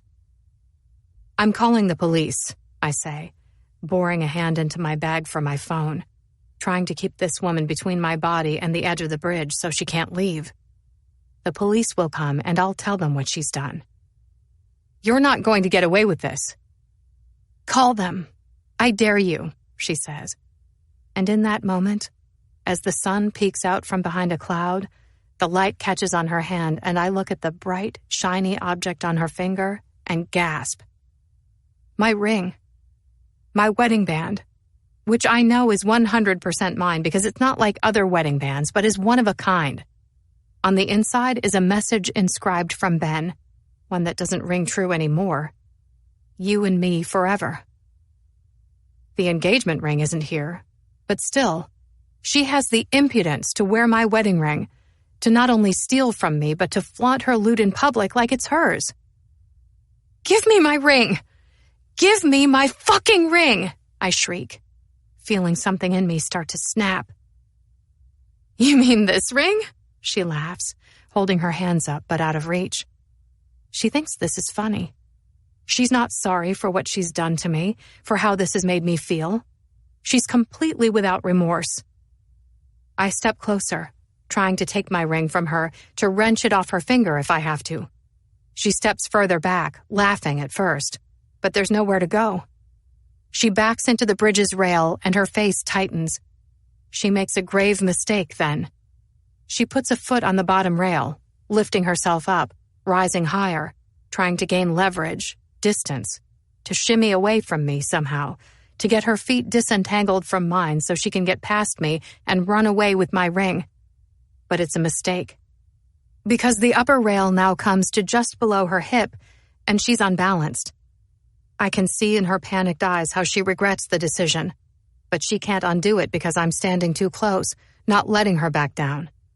She's fighting now, making an attempt to shove, to knee me away, to get her feet back on the ground, but it's difficult because of her position. She hasn't gained leverage, but lost it instead. And so she screams, "Take it! If you want it that bad, take the fucking ring!" Twisting it over her knuckle, hurling it to the bridge deck, and then reaching back to hold tight to the rusty railing just behind her. In anger and in spite, she says, "No wonder your husband didn't love you." I blanch at the hateful words. Why is she doing this? What have I done to her? I think of everything I told her about Ben, all those intimate confessions. She violated, preyed upon, exploited me. She pretended to be my friend, to need me, just to take advantage of and steal from me. "No wonder your sister killed herself," she says, hoping to stun and immobilize me with her words so that she can get away. A train roars in the distance. "Haven't you figured it out by now?" she goes on. "You're the common denominator. Everyone just wants to get away from you. Now get your fucking hands off me or I'll tell them what you told me. I'll tell them who Sienna's real dad is and how you're a..." With that, something in me snaps. I rear back. I push. It's reactive, provoked. I don't even think about what I'm doing, only how good it feels, how cathartic, my anger dissipating with each thrust. The first time she only jerks back and then recenters herself, aggrieved and in disbelief, saying, "What the fuck?" But after the second time, her arms flail at her sides like helicopter propellers, trying to find her equilibrium, a toehold, an anchor. She doesn't. Her knees lock, but still gravity and imbalance pull her over the edge. I watch it happen in slow motion. As she falls backward, her eyes go wide like full moons. Her hands reach out, grabbing at the air, but in the next second, I can't see her face. She's over the edge, and what I see when I look down is graceful, almost. She falls with ease, a lissome gymnast tumbling through the air. She screams. The landing is forceful. It's driving and abrupt. She slams into the earth with a dull thud. I jerk, blanching, and then I stare at her lying face down beside the tracks. Her scream suddenly silent, her arms bent under her, hair swirled around her head, strands lifting in the wind, the only part of her that still moves. My heart is in my throat. I cling to the cold railing with my hands, staring down, open-mouthed, gawping, gasping, over the edge. I can't catch my breath. She's dead. I pushed her. I can't wrap my head around it. It's not possible. This can't be happening. This can't be real. But it is. I see her on the ground before me, blood starting to appear. Tiny rivers of it that flow through the rocks beside the train tracks, cardinal red in contrast to the milky pastiness of the ballast. I look around, searching. The earth is a void, my only saving grace. There were no witnesses. No one has seen what I've done. The only sign of life is in the cars that soar by on Lakeshore Drive, too far away and moving at too high of a speed to see what's really happened here. But soon people will come. A pedestrian or a train will pass by and find her, and then more people will come to lift away what's left of her and to see what a dead body looks like. I sweep my wedding band up from the deck of the bridge and slip it on my finger so I don't misplace it. I have to go before someone finds me here. Part 2. 20. It's hard to be at work. It's hard to focus when my mind is all over the place. I thought about taking the day and calling in sick, but I've taken days in the past and don't want to let them go to waste because eventually I might need them. And besides, I remind myself, as I have so many times of late, I have to act like nothing is wrong, like caring for Caitlin Beckett doesn't upset me more than any other patient, though it does, for different reasons. Because I'm the one who pushed her from the bridge. Late in the morning, I make my way toward her room. She's been in the hospital for just shy of 2 weeks now. Every day the spitting image of the last. Nothing changes, so that I've become complacent, thinking she will never wake up. Though still, every day for the last 10 or so days, I've said a little prayer on the way into work that I'll arrive to the news that Caitlin expired overnight. But so far, no luck. I shouldn't ever wish another person dead, but I do, because if Caitlin dies, then I won't get in trouble for what I've done.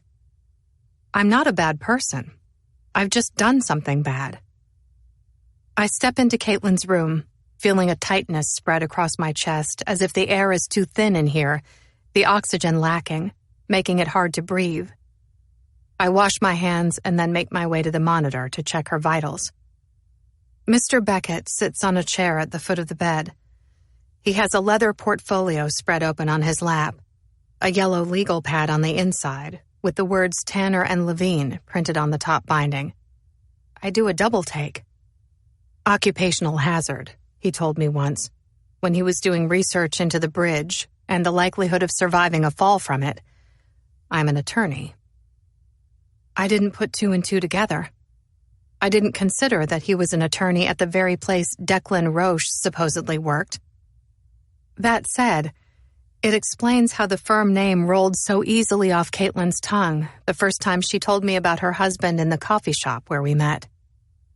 I think how scared she pretended to be when I arrived that night, how her coffee spilled, and I remember what Mr. Beckett said the first time we met, how Caitlin thought she could go to Hollywood and become a star. She is quite the actress. Mr. Beckett stares down, jotting something on the pad while Mrs. Beckett sits beside the bed. There is a magazine open on her lap, but she doesn't look at it, letting her eyes rest instead on the lines of her daughter's face, reading them. The bruises on Caitlin's face are healing now. They're not gone, but her body is in the process of breaking down the blood, of reabsorbing it so that they have a brownish tinge to them and are no longer black and blue. Her broken bones are healing. I look at her. I think about the last conscious minutes I spent with her, as I often do when I'm in the room with her. For as hard as I try, I can't escape the image of her arms as helicopter propellers that day on the bridge, spinning, trying to pull at the air, to thrust herself forward so she wouldn't fall over the edge. But then she did anyway, and I could do nothing but watch. I stare at Mrs. Beckett now as she looks at her, at Caitlin, at Nat, whatever her name is. I think of the things her husband has told me. I see the love in Mrs. Beckett's eyes and wonder if Sienna treated me the same way her daughter treats her, I could still love her. I could, I think, because that's what unconditional love is. I don't know if there is anything Sienna could do that would make me not love her. As I'm watching, my gaze going back and forth between Caitlin's and her mother's faces, it happens. At first, it is only an almost inappreciable ripple beneath the eyelid, the gentle lapping of waves against a shoreline, skimming the rocks and sand, so that I could almost convince myself it didn't happen. I stare, waiting for it to happen again, and it does. Caitlin's eyes blink open. It's slow, cautious.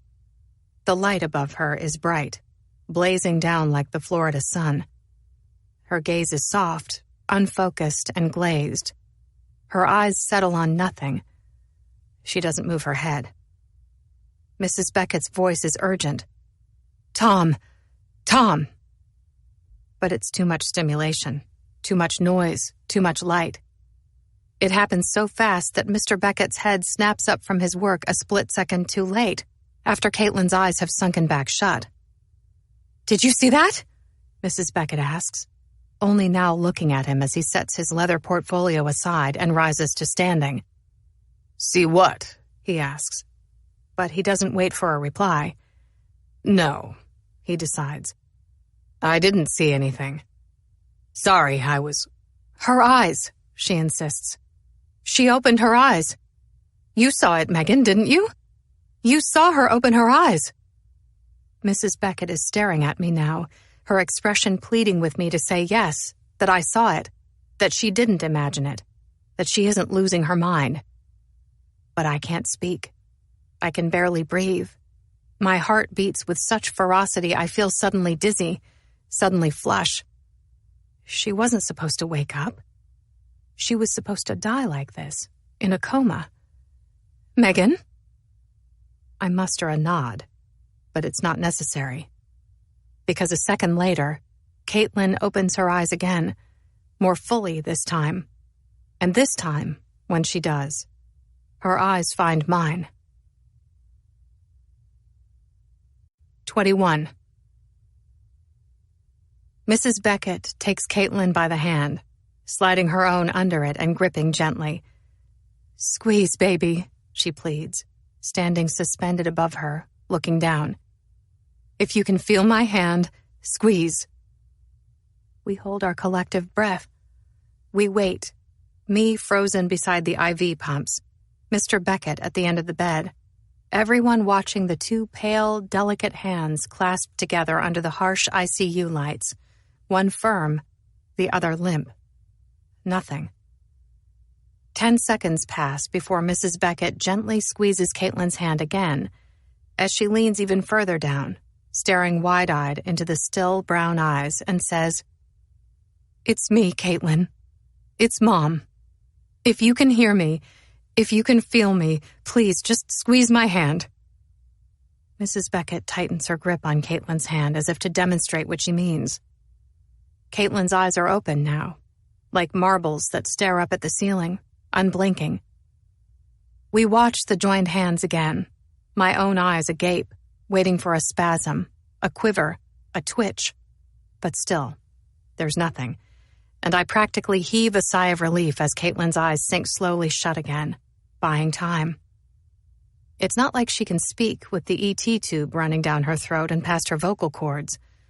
But if she could, I wonder what she would say, and if she would say I'm the one who pushed her off the bridge. We should call the doctor, Mr. Beckett says, practical, businesslike. I feel his eyes on me, and it takes a minute to process. But then I think that yes, we should. I should. Because I'm her nurse, and it's my job to do things like that, to assess her and to call for the doctor. If this was any other patient, I'd be reacting already, taking the appropriate action and not standing frozen, anchored to the ground as I am now with my heart in my throat. The reality of what's happening hits like a tidal wave. She's waking up. She's coming to. Caitlin Beckett pretended to be someone she's not. She lied to me. She made me trust her. She stole from me. I don't know what type of crime that is exactly, whether theft, larceny, or something else. But it's nonviolent, punishable by probably a short time in jail and a meager little fine. I, on the other hand, pushed her off a bridge. That's so much worse. It's attempted murder, and I couldn't even claim self-defense because she didn't try to hurt me. Not physically, anyway. My life was never at risk. I could go to jail for something like 20 years, if not for the rest of my life. And I have a child. I have Sienna. In 20 years, Sienna will be 36 years old, an adult, not that much younger than I am now. And I think about the last 20 years of my life, all I have done and experienced. And then I think of Sienna doing it and experiencing it without me. Going to college, meeting the man of her dreams, falling in love, getting married, getting pregnant, having children, bringing new life into the world and then watching it bloom and grow. I think of the things I told her. I think of the last words she spoke to me before I pushed her off the bridge. I'll tell them what you told me. I'll tell them who Sienna's real dad is and how you're a whore. I have so much more to lose than she does. Megan? My head snaps up. Mr. Beckett's voice brings me back to reality, to the present. He's watching me, and I know I have to do something, and so I step forward, my legs shaking and weak. I'm not so sure the Becketts can't hear my pulse, the surge of blood as it rushes through my body, so fast it makes me dizzy. As the Becketts watch, I move to the bedside. I lean down and force Caitlin's eyes open to check for a pupillary response, sweeping my penlight across her eyes, when what I really want to do is remove her from life support, to extubate her, to yank the endotracheal tube out and watch her die. I back away from her. "Let me call the doctor," I say, which I do, and in time he comes. He does an exam and orders tests to check different aspects and function of the brain and her awareness. He orders continuous infusions of a sedative as needed to keep her comfortable until she's ready to be weaned from the ventilator. Caitlin doesn't open her eyes again for the rest of the day. At least, not that anyone sees.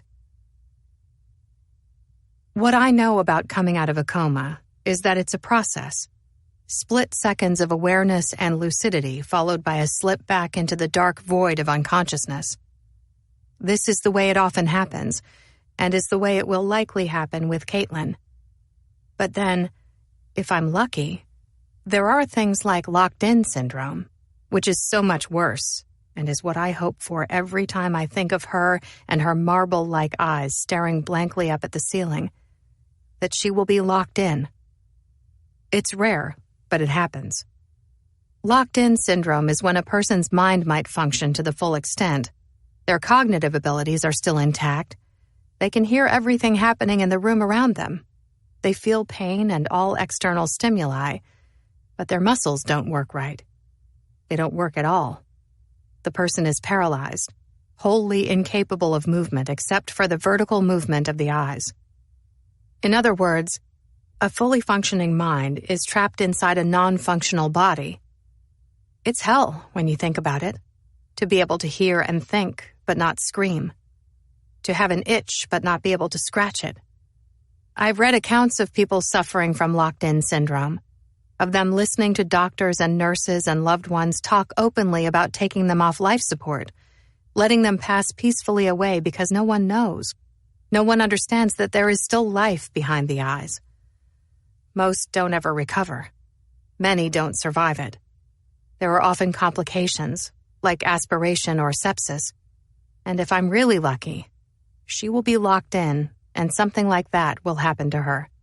She'll aspirate, get pneumonia, and die. I shouldn't think like that. I'm not a monster. It doesn't have to be that way. She could live, too, and if that were the case, she would eventually be transferred to a skilled nursing facility for care because she couldn't stay here in our ICU for the rest of her life. That wouldn't be so bad. Not for me, not for her either, not when the alternative is death. A skilled nursing facility could better meet her needs. I think about her living out the rest of her life like that, with the ability to hear and feel, blink and think, but not much more. And there is some satisfaction in it. Imagining how she could ruminate for the rest of her miserable life on what she did to me and others, and live to regret it. The staff at the skilled nursing facility might be able to teach her to communicate with her eyes, but even if they could, it could be elementary, rudimentary at best. She would never be able to tell them what I've done, and even if she could, it would be so easy for me to dispute it, to say that she's mistaken, or that someone misinterpreted what she was trying to say. I'm in the room with her. It's early the next morning, before visiting hours have begun. Caitlin's eyes are closed, and, at first glance, she looks unconscious. But then I think of everything I know about this woman, about everything I've learned over these last few weeks, and wonder if it's possible she's bluffing, if she's only trying to pass for being unconscious. I wouldn't put it past her. We assess patients' brain function and consciousness using the Glasgow Coma Scale, which I have done at every shift that I've cared for her.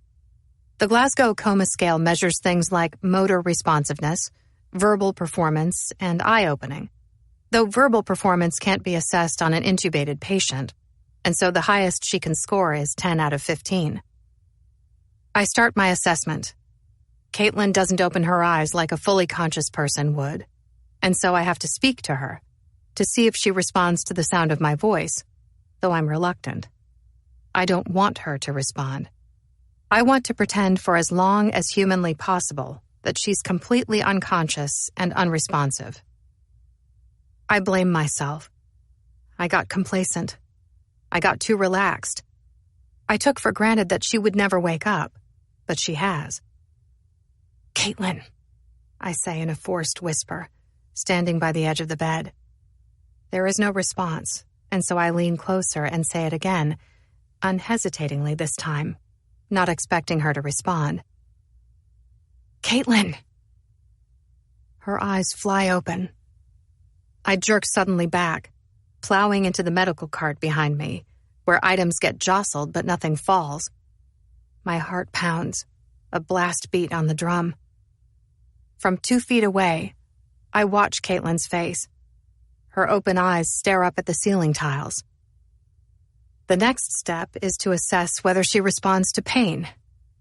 I don't want to touch her, but I drag myself back to the bedside to pinch a couple inches of the trapezius muscle between my thumb and index finger. I pinch lightly at first, and then gradually harder, and this time she reacts, her arms subconsciously flexing, bending at the elbow as if to pull away from the pain. I step back again, letting go. She can move, which comes as a letdown because it means she's not locked in. I tally the results in my head. Today she scores a 7 on the Glasgow Coma Scale. She was at a 3 when she came in, which is as low as a person can get. She's getting better. In the break room alone, I try to catch my breath, to think. Caitlin Beckett is improving. It's only a matter of time now until the respiratory therapist comes to try and wean her off the ventilator. Once Caitlin can breathe on her own, she will be able to speak. And I wonder what she will say and if her memories are still intact. The TV on the break room counter is on. It's the midday news, and they're saying how the police are getting closer to finding the man who has been attacking women in the city. And I should be relieved, grateful. I should turn the volume up so I can hear it better. But my mind is somewhere else. And though I notice the voice of the reporter, I have my back to the TV and I'm only hearing her words at surface level. I don't mentally absorb them because I'm thinking about Caitlin and what I've already done and of what I need to do. Because I can't take any chances. The latest victim fought back, scratched him, debris from fingernails, DNA. I need to kill her. I need her dead. It's not that I want to do this. I'm not a killer. I save people for a living. The idea of taking a human life is unthinkable. I can't imagine anything worse, but I have so much to lose if she lives. That said, it's possible. I can kill her. If you work in a hospital long enough, you know that some medical mistakes are inevitable. Every nurse has made them in his or her career. I certainly have. We used to hear horror stories back in nursing school, and I remember when I first started working at the hospital, how I went into every shift just hoping and praying I didn't accidentally kill one of my patients that day. We're human, and everyone makes mistakes. But some mistakes are worse than others, more egregious. Things that range from improper documentation to administering the wrong medication. Maybe one meant for another patient. And sometimes it's okay, there are no adverse effects. But sometimes someone might have an allergy to a certain medication and die as a result. Even something like improper documentation can have fatal consequences if a nurse doesn't document a medicine a patient takes and someone else also administers it. Some mistakes have ripple effects like that, and then before you know it, a patient has overdosed and died. There is a shortage of nurses in the workforce these days. Burnout from the pandemic is real. In the last few years, it's led many to rethink their career choice and to leave the profession en masse, which puts even more pressure on the rest of us. While the number of critical care nurses has been depleted, the number of patients continues to grow. They still come, despite the fact that we don't always have enough room or resources to care for them as well as we should. It's a known fact that inadequate nursing staff is directly aligned to patient mortality. The fewer nurses we have, the more responsibilities we have.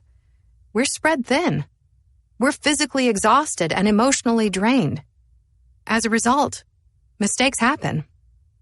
It's not necessarily due to bad doctors and nurses, but systematic healthcare problems. It wouldn't be my fault. It would be the fault of the system. What people don't know is that fatalities from medical errors are one of the leading causes of death in America, though they don't tell you that. Instead, it's misrepresented as something else like cardiac arrest, when in reality it was something like a fatal drug mix-up, a programming error, the injection of air into the arterial line to cause an embolism, or infusing something like potassium too fast. What I wonder is, if a nurse makes a mistake that results in the death of a patient, is she criminally liable? I might lose my job. I might lose my license. I'm okay with that, if it means keeping me out of jail. 22. The next day, the decision is made to wean Caitlin from the ventilator. Once she's off it, she won't be sedated anymore and will be able to speak. Liberating someone from a ventilator is a process. It's not something that happens right away. We have to be sure a patient can breathe on their own before we extubate them.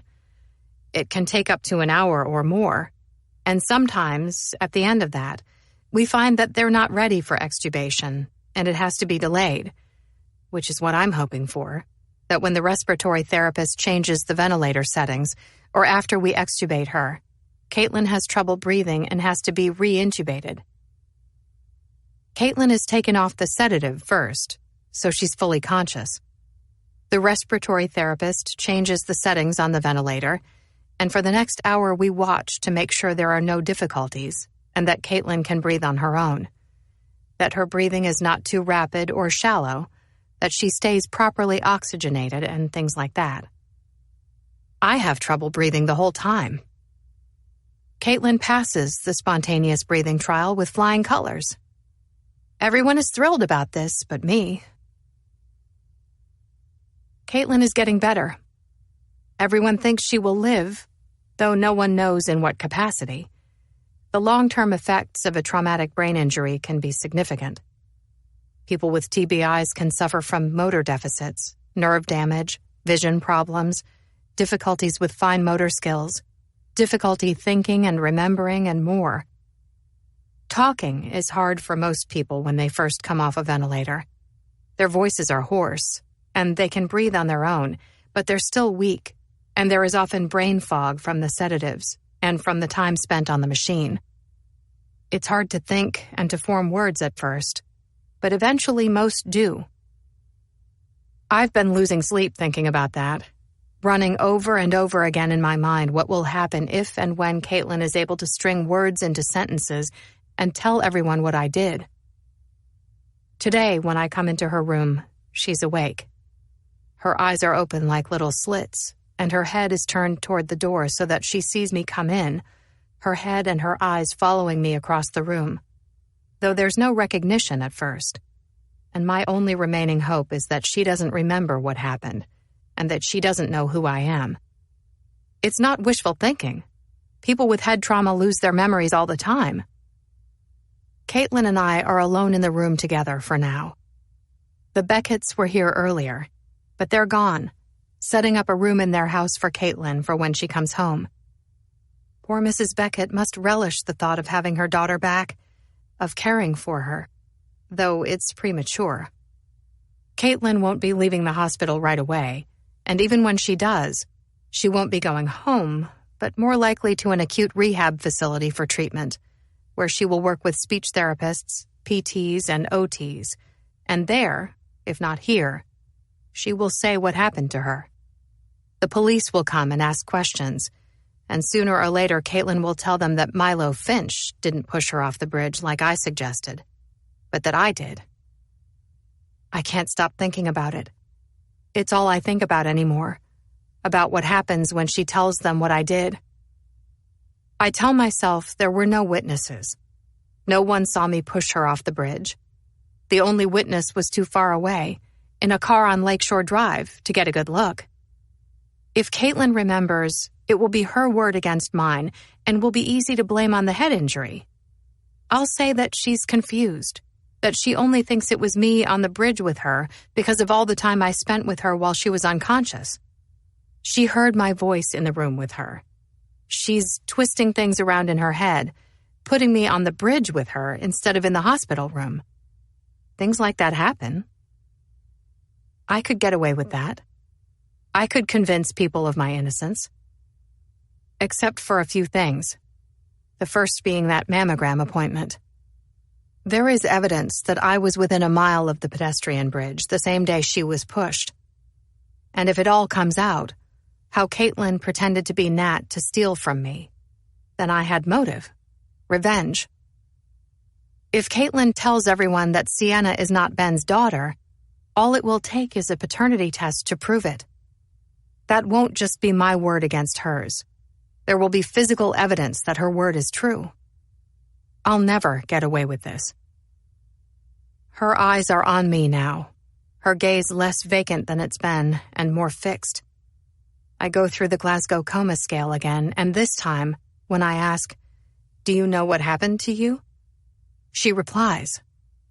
It's inarticulate at first, but then she gets visibly agitated. You, she says. My throat tightens. It's happening. She's forming words, and not just any words, but incriminating words. Words that will ruin me if I let them, if I don't figure out a way to shut her up. I what? I ask, my voice trembling. And in the next instant, her hand latches down on my wrist. I gasp, trying to pull away, but she won't let go at first. I have to use my left hand to wrest my right from her. And only when I manage to get it free do I let my gaze go back to her face, where her eyes are wide. I turn and walk quickly from the room, my heart racing inside of me. There are people milling around the nurse's station. I seek refuge instead in my stroke patient Mrs. Laley's room, feeling hot all of a sudden. A heat that spreads over my neck and face, and though I can't see myself, I imagine my skin is red. Just inside Mrs. Laley's room, I pluck at my scrub top, pulling it away from the skin so that it billows and the air gets in. I try to breathe. I go to the sink. I wash my hands, letting the cold water run over them, taking a moment to catch my breath. "Hello," Mrs. Laley says, and I know I have to go to her, that I can't just stand here and hide out in her room. I go to the bedside, trying to smile, to be mentally present for Mrs. Laley, but it's practically impossible because all I can think about is Caitlin. Her wide eyes, the expression of her face, the way her mouth formed around the word, trying it on for size, like a baby first learning to talk. I could be wrong, but I think her broken body moved too as she said it, that she pulled just barely away from me in bed, slithering like a worm to get away as if she was afraid. She could have meant anything by it. You are my nurse. You are here. There could be a dozen things she was trying to say. Or she could have meant exactly what I think she did. It could have been quite implicit. You pushed me off the bridge.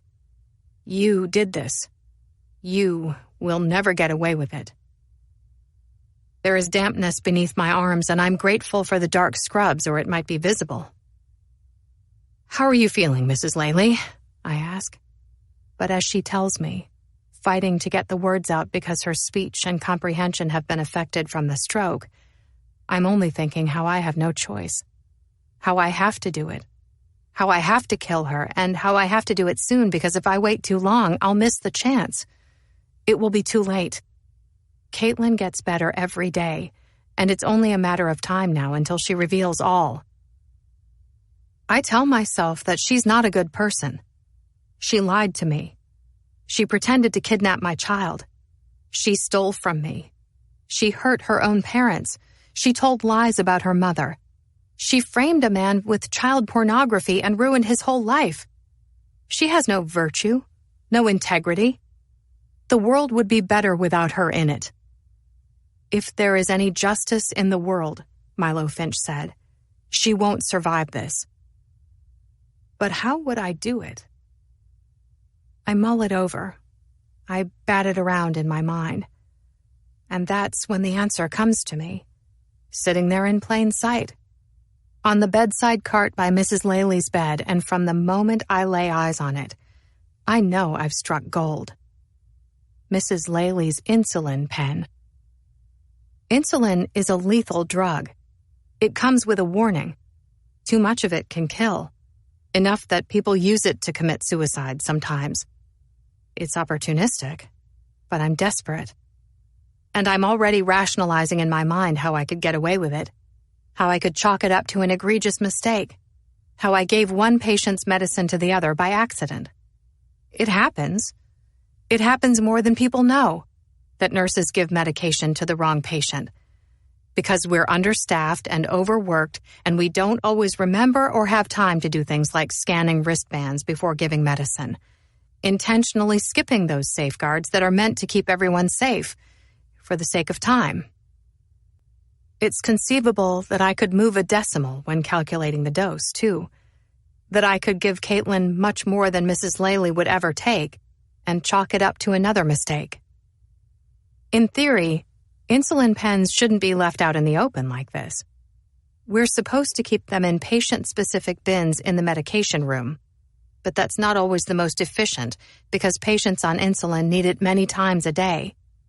We don't have time to be running back and forth to the medication room all day. It's become common practice for nurses to leave them unsecured in patient rooms or to carry them around in a pocket. As a result, they get lost. I hear nurses at the nurses' station from time to time, troubled by lost insulin pens, looking for them, wondering where they left them. When they can't find them, they request a replacement from the pharmacy because patients like Mrs. Laley can't go without insulin without becoming hyperglycemic or developing ketoacidosis. And it's never a big deal. The pharmacy just replaces them. I take the pen on my way out of the room, slipping it in my pocket as I leave. 23. I feel the insulin pen through the pocket of my scrub bottoms. It's not actually visible. I keep telling myself that it's not, reassuring myself. If anything, it's just a small bulge that no one would ever notice, but I look down at it from various angles to be certain it's not obvious. I'd be lying if I said I wasn't scared, or that I didn't have my doubts. I do. I'm not a murderer. It's not that I want her to die. It's that I keep thinking what will happen to me if she lives. Her life and mine are incompatible. I think through the likely outcomes of giving her the insulin. Bradycardia, pulseless electrical activity, death. It's not a guarantee. There are variables, of course, because everyone is different. For example, it could take 20 units of insulin to kill a person, or 900. There's no way to know for sure how her body will respond. Though this is regular insulin and not long-acting, my guess is death will come relatively quick. Caitlin is asleep, but she wakes up when I touch her, her eyes slowly opening, and I know that if I hesitate, I will lose my nerve. She grimaces, pulling back from the light, getting acclimated to it as I grab her by the arm, thinking, in that last second, about loyal Mrs. Beckett and the day, years ago, that police showed up at her front door because Caitlin accused her of child abuse. I think about what it would feel like to have your reputation tarnished, to be dragged through the mud by someone you love, by someone you would do anything for. I think of Milo Finch and the day the police came for him, taking him away in handcuffs, his family and freedom gone, his life forever changed because of her. None of it is provable. She'll heal. She'll get physically better and walk out of the hospital an innocent woman if I let her, while I'll go to jail and she'll go on to ruin someone else's life. I give the insulin in the back of the upper arm because it's easiest to get to. She winces and recoils from the pain of the injection. I'm sorry, I say. And I am, though I'm not sorry for what I'm doing. I'm sorry that she's not the person I thought she was. For a moment, I let my thoughts go back to the night I met her at the divorce support group meeting, and how grateful I was to have found a friend. I think back to how I embraced her that night in the church, how I held on too long, feeling nostalgic and longing for the past and for simpler, happier times. She preyed on my loneliness and on my desperate need for a friend. She was never my friend. My hands tremble as I turn the dial on the pen and inject her for a second and then a third time, having to wrench her arm back into place because she fights harder each time. When I'm done, I drop the pen back into my pocket. I move the call button out of reach, stepping away from the bedside. My breathing is heavy, lumbering, and my chest pounds. I hear the blood pulse past my eardrums. What have I done? It can still be undone, I tell myself. But I don't want to undo it. I want it to be over. I want her to be dead. I breathe in. I breathe out, knowing I have to find a way to relax, that I have to be patient because it won't happen right away. It will take a little time, her condition worsening before she goes into cardiac arrest, and all the while, I have to act like nothing is happening, like nothing is wrong. I force myself forward again. I silence the alarms in the room. Eventually, she'll become tachycardic, her heart rate high, and I don't want anyone to know because they might try and save her too soon. I can't take any chances that she survives this. On our unit, we don't have teletechs sitting around, analyzing heart rhythms. Instead, as nurses, we're trained to pick up on subtle differences on an ECG or to listen to the alarms. Caitlin watches me as I silence hers, her eyes fully open, and I wonder if she knows what I've done, if she knows what's happening to her, and if she's scared. I leave the room because I can't just stand here for the next hour and watch it happen. I have to go about my day. I have to act normal. I go to check on my other patients. I take vitals and administer medication, but all the while, my mind is on Caitlin, wondering what's happening in her room, if she's experiencing heart blocks by now, the electrical signals slowing down, failing to conduct. I leave one patient's room, stepping into the hall for the nurse's station to make a call. At the same time, I see Luke coming in the opposite direction. He smiles, and I think he's just going to pass by, but then he says, "I've been meaning to talk to you. Penelope has a friend," at the last second before we pass, gently grabbing a hold of my forearm, turning me to face him. We're just outside of Caitlin's room when he does, and because of my positioning, I'm forced to look in, to see sweat on her forehead, her skin turning red.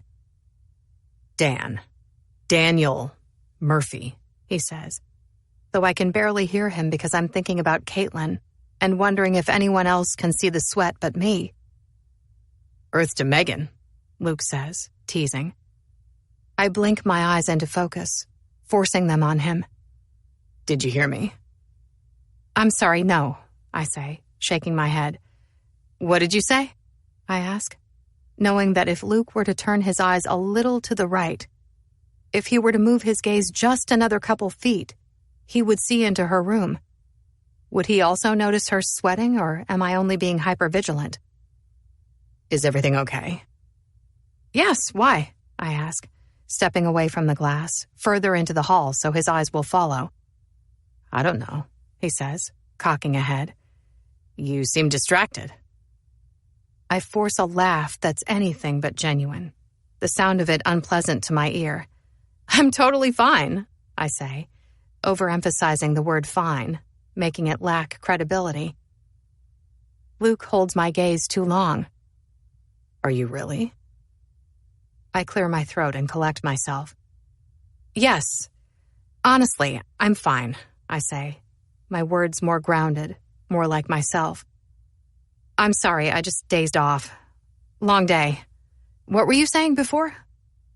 I said, I think you and he would make a good match. Penelope's friend, Dan Murphy. What do you think?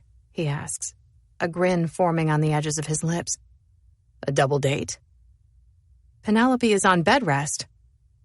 We'll have you and Dan over to our place. I'll cook. I'll do the dishes, so that Penelope doesn't have to lift a finger. Spoken just like a man who's never been pregnant or on bed rest before. I'm sure she'd love that. She's going stir-crazy, Megan. I'm sure she would. Think about it, okay? Let me know later. Just don't wait too long to decide, because he's quite the catch, as Penelope says. He says, putting air quotes around the words. If you wait too long, you might lose your chance. Okay. You promise? He asks, lingering too long when I wish he would leave. Yes, I promise. When he walks away, the relief is profound. But it's short-lived, because at nearly the same time, the doors to the ICU open and I brace myself, imagining the Becketts coming back to visit at the wrong time, seeing it happen, watching their daughter die.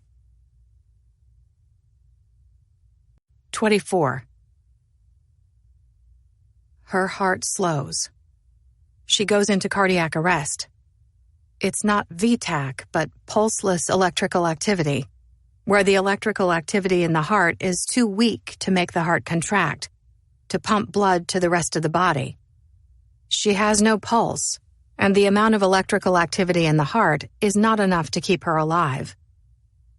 I'm in the room when it happens, watching as she loses consciousness, as she becomes unresponsive, as she turns pallid. I do nothing yet, though my nerves scream out and my brain is on fire. She's dying. By the grace of God, the Becketts haven't returned from their house.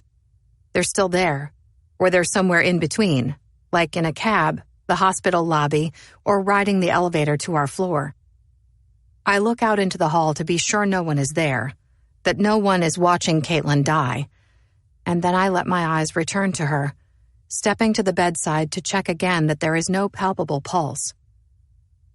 Death from pulseless electrical activity happens within minutes, so that by the time I decide to call a code blue, she will already be edging towards death. Within 5 minutes of the brain not receiving blood and oxygen, her brain cells will start to die, and once that happens, there will be no reviving her. I stand watching for as long as I can, to be sure that the damage is substantial and irreversible, and then I know I have to attempt to resuscitate her. I have to make it look like I want to save her life as I would any other patient. I call a code blue, screaming it out into the hall, and then I start chest compressions, which are passive at first until a witness arrives and I put more effort into it, feeling Caitlin's ribs break under the pressure of my hands. A code blue is not a gentle process. CPR is violent. It's an assault. Bad things happen to patients in an often vain attempt to save lives. Of the people who go into cardiac arrest in the hospital, most don't live, and of those who do, many have a permanent neurologic disability and few live meaningful lives. It's awful, but I have to make peace with that. I can't feel guilty this time for allowing a patient to die. People come running into the room, bringing the crash cart. Natalia takes over with chest compressions. I've mustered tears and am visibly upset. What happened, Megan? I gave another patient's insulin to her by mistake, I admit, breathing heavily, knowing that after she's dead, there will be an autopsy. They'll find the insulin in her system. Lying would only make things worse. It would make me look guilty. But being honest will go a long way in the future. There will be leniency. The fallout won't be as bad because there are systems in place to protect nurses who make genuine mistakes, so long as they tell the truth. I say when and how much was given. I admit to having miscalculated the dose, too, to moving a decimal point, and the room becomes instantly frenzied. Organized chaos, everyone cramped into a small space, so hyper-focused on their own task, but working toward the same goal.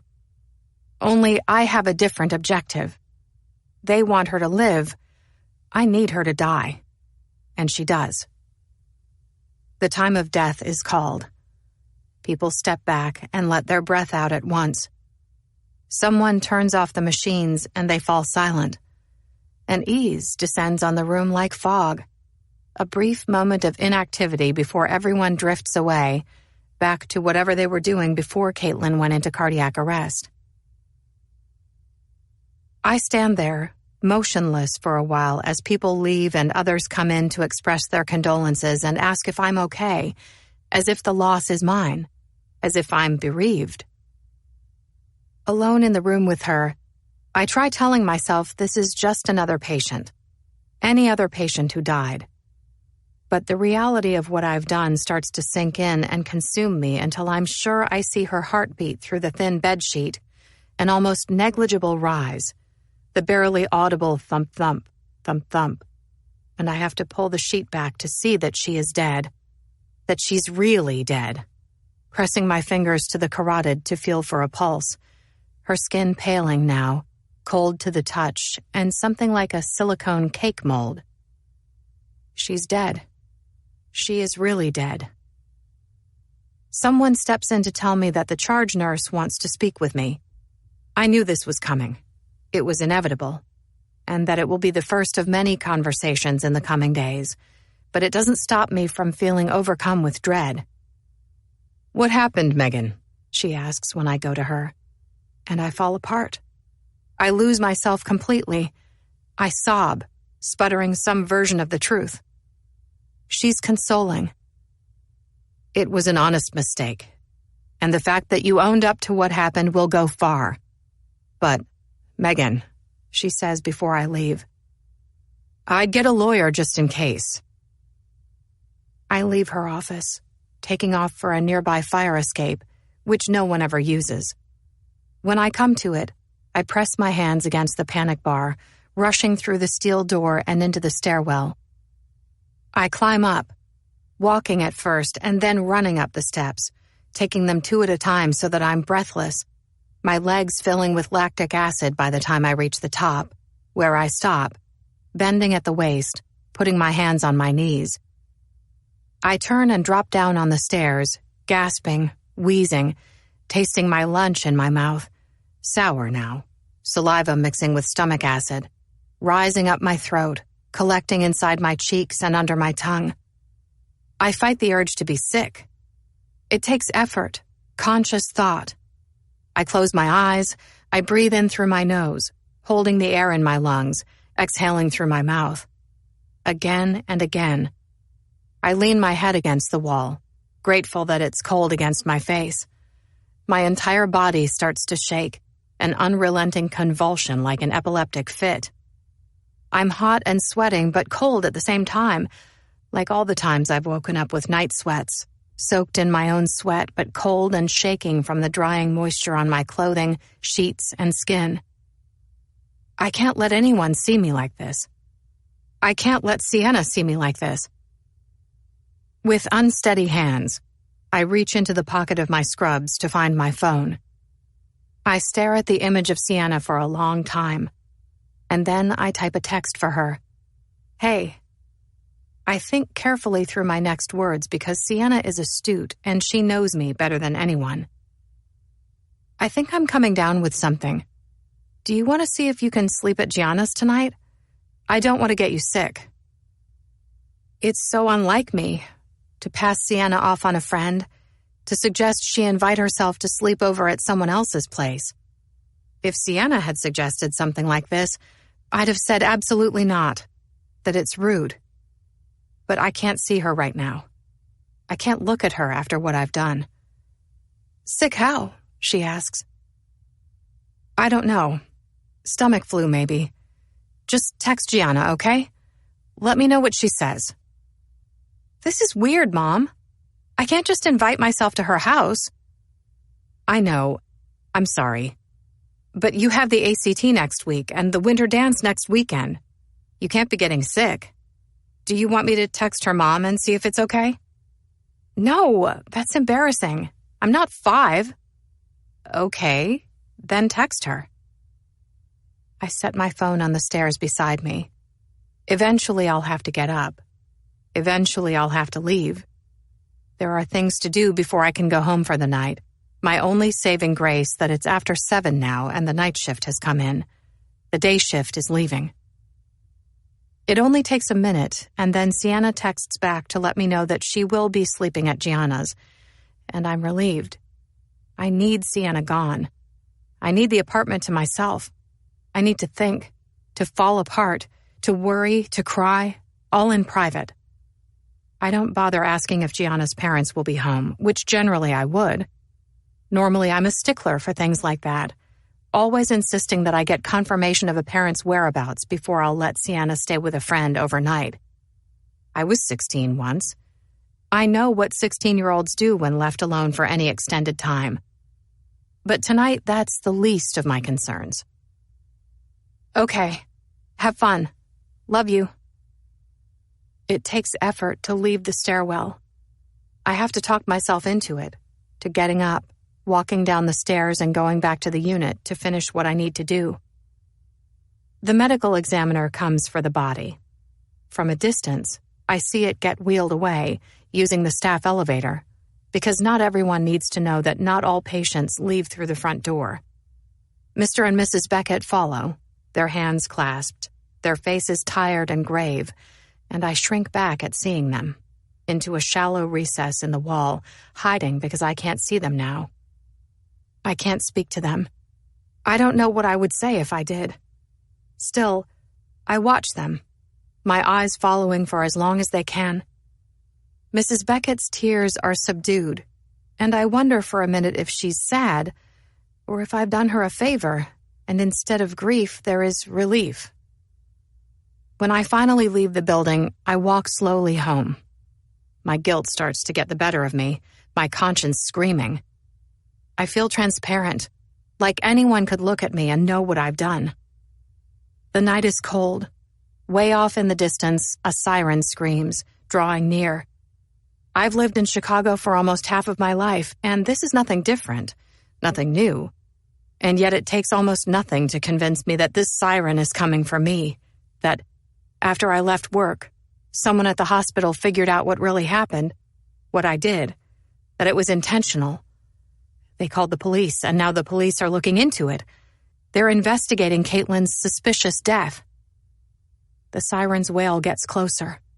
It moves in, approaching until it's there, just over my left shoulder. And I don't know what's louder, the siren's blare or the pounding of my own heart.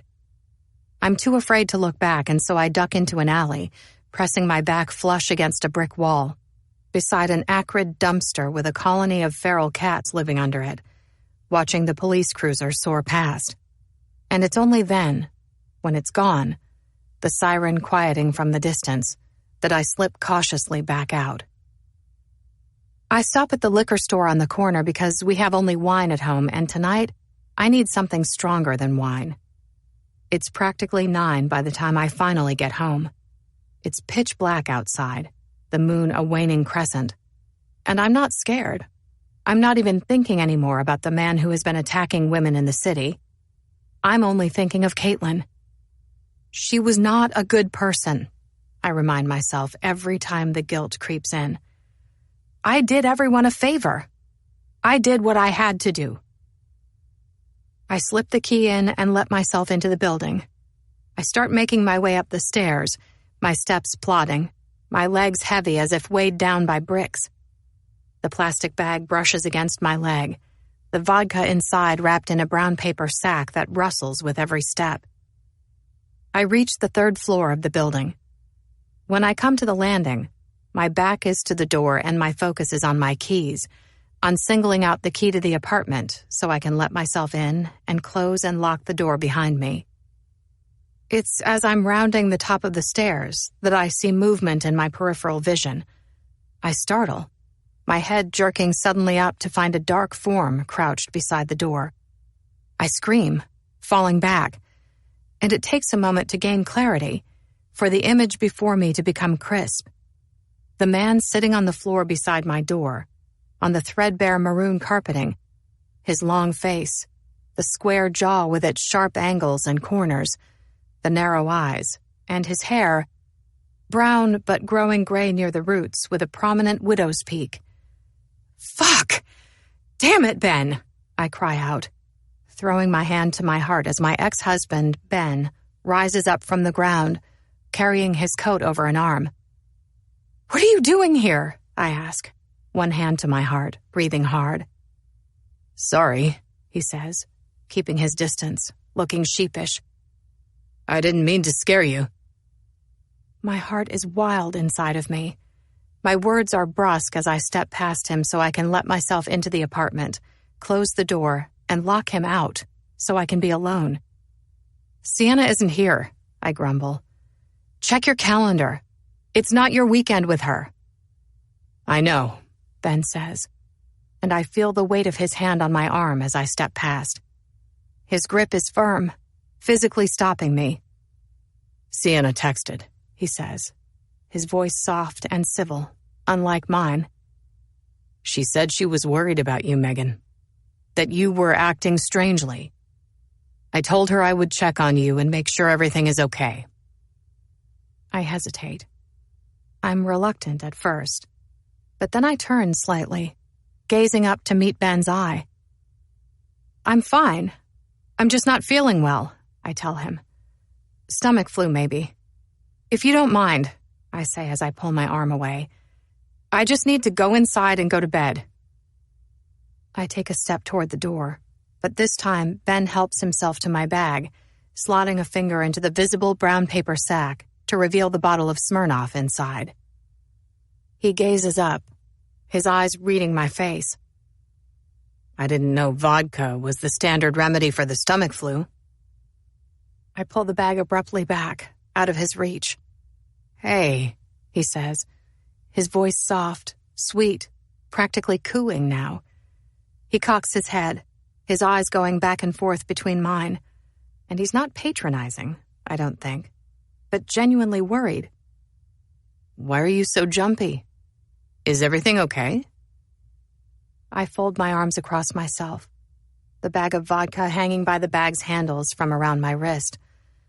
I feel myself tighten up and get defensive. My words are hostile. "Let me guess," I say roughly. "You're going to tell the judge about this?" But Ben only flinches, looking physically pained. "No, Megan," he says, shaking his head, the lighting in the hallway throwing shadows on his face. "I wouldn't do that. And even if I wanted to, there's nothing to say. You're an adult.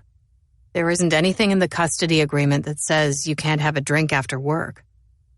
He takes a step forward, and this time his hands come down on my shoulders and they're warm, firm, buoying. He bends at the knees, lowering himself so that we're practically at eye level now. "I'm not worried about that. I'm just worried about you."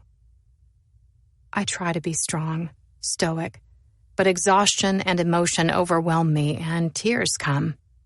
I don't mean for them to, but they come anyway, and Ben's face changes, softening. I'm not one to cry. I never have been.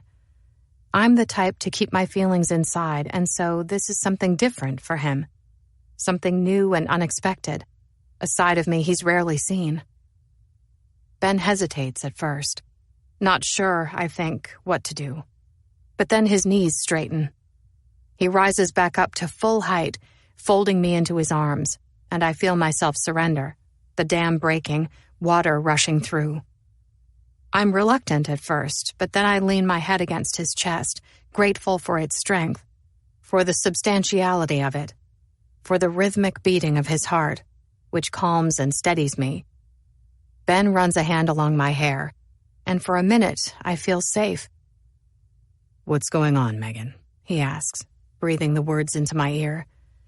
"You can talk to me," he says, and I give in because Ben, despite our differences, despite what's happened to us over the last few years, knows me better than almost anyone, even sometimes better than I know myself. He's seen me at my best. He's seen me at my worst.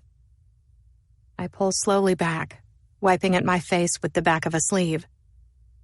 "It was a bad day," I say. "I lost a patient."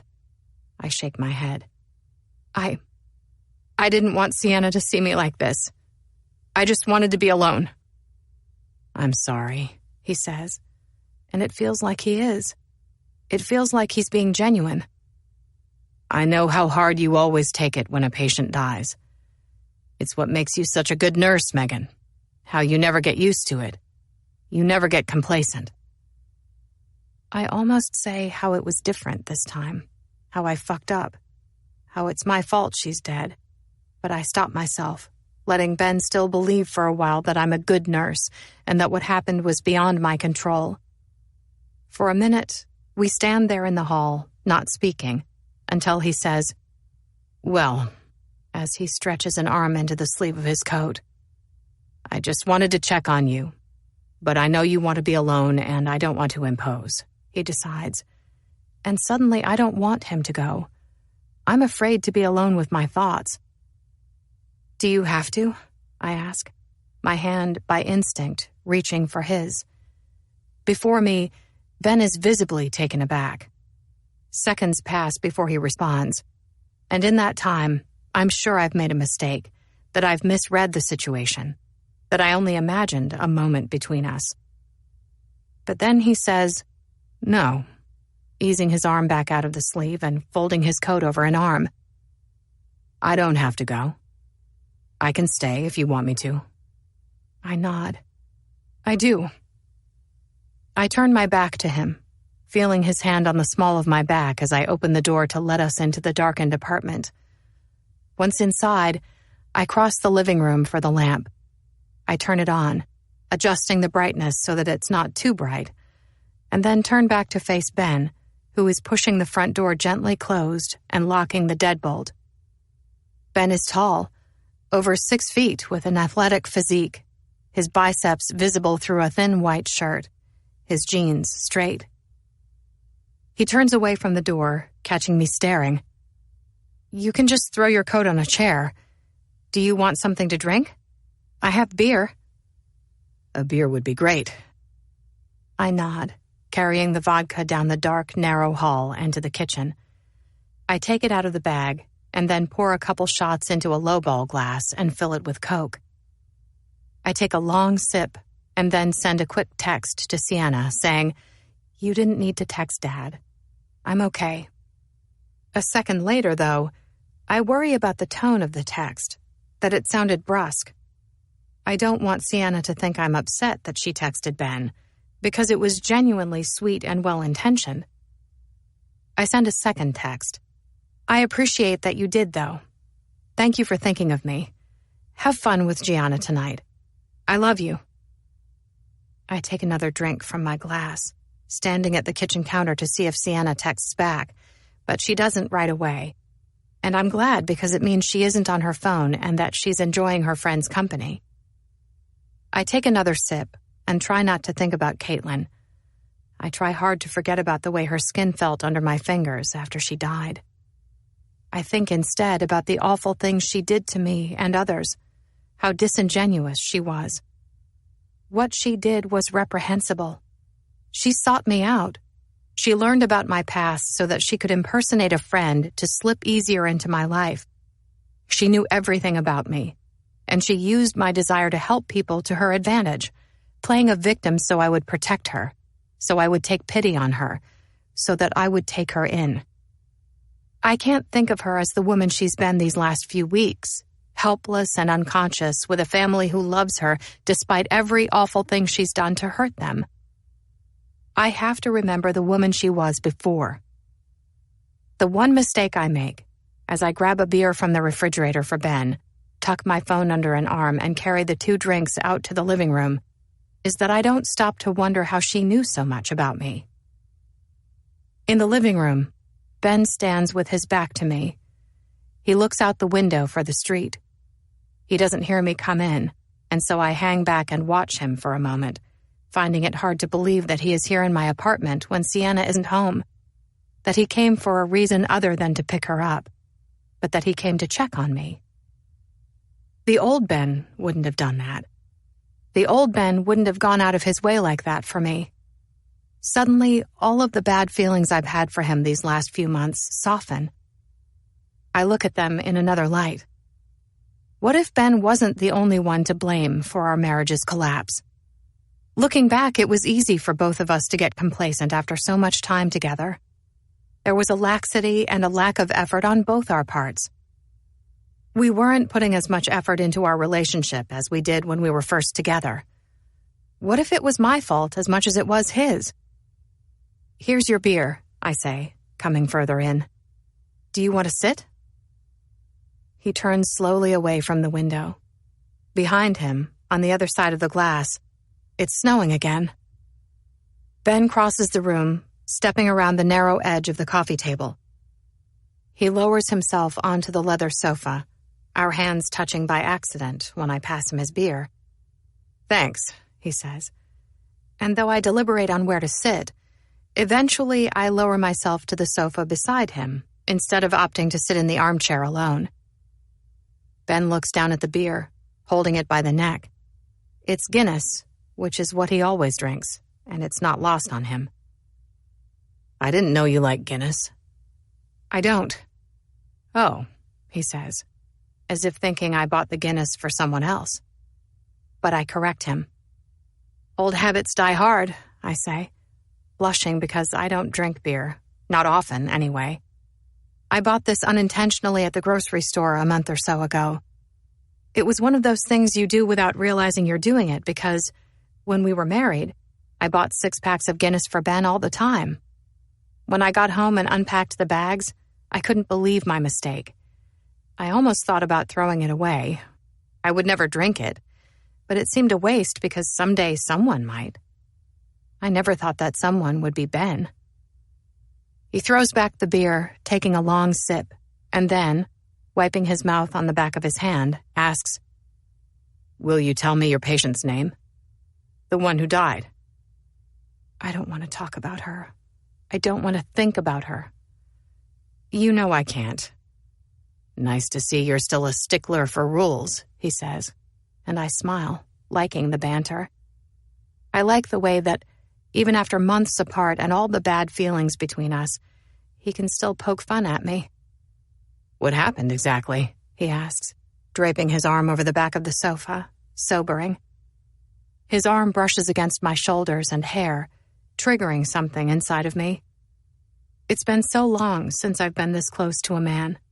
The smell of Ben's cologne is strong and familiar, reminding me of home, and I flash back to our life together, to getting ready for work in the same small bathroom each morning, breathing in the scent of his cologne. "Cardiac arrest." "How old was she?" 32, I say, seeing the way he watches me, studying me.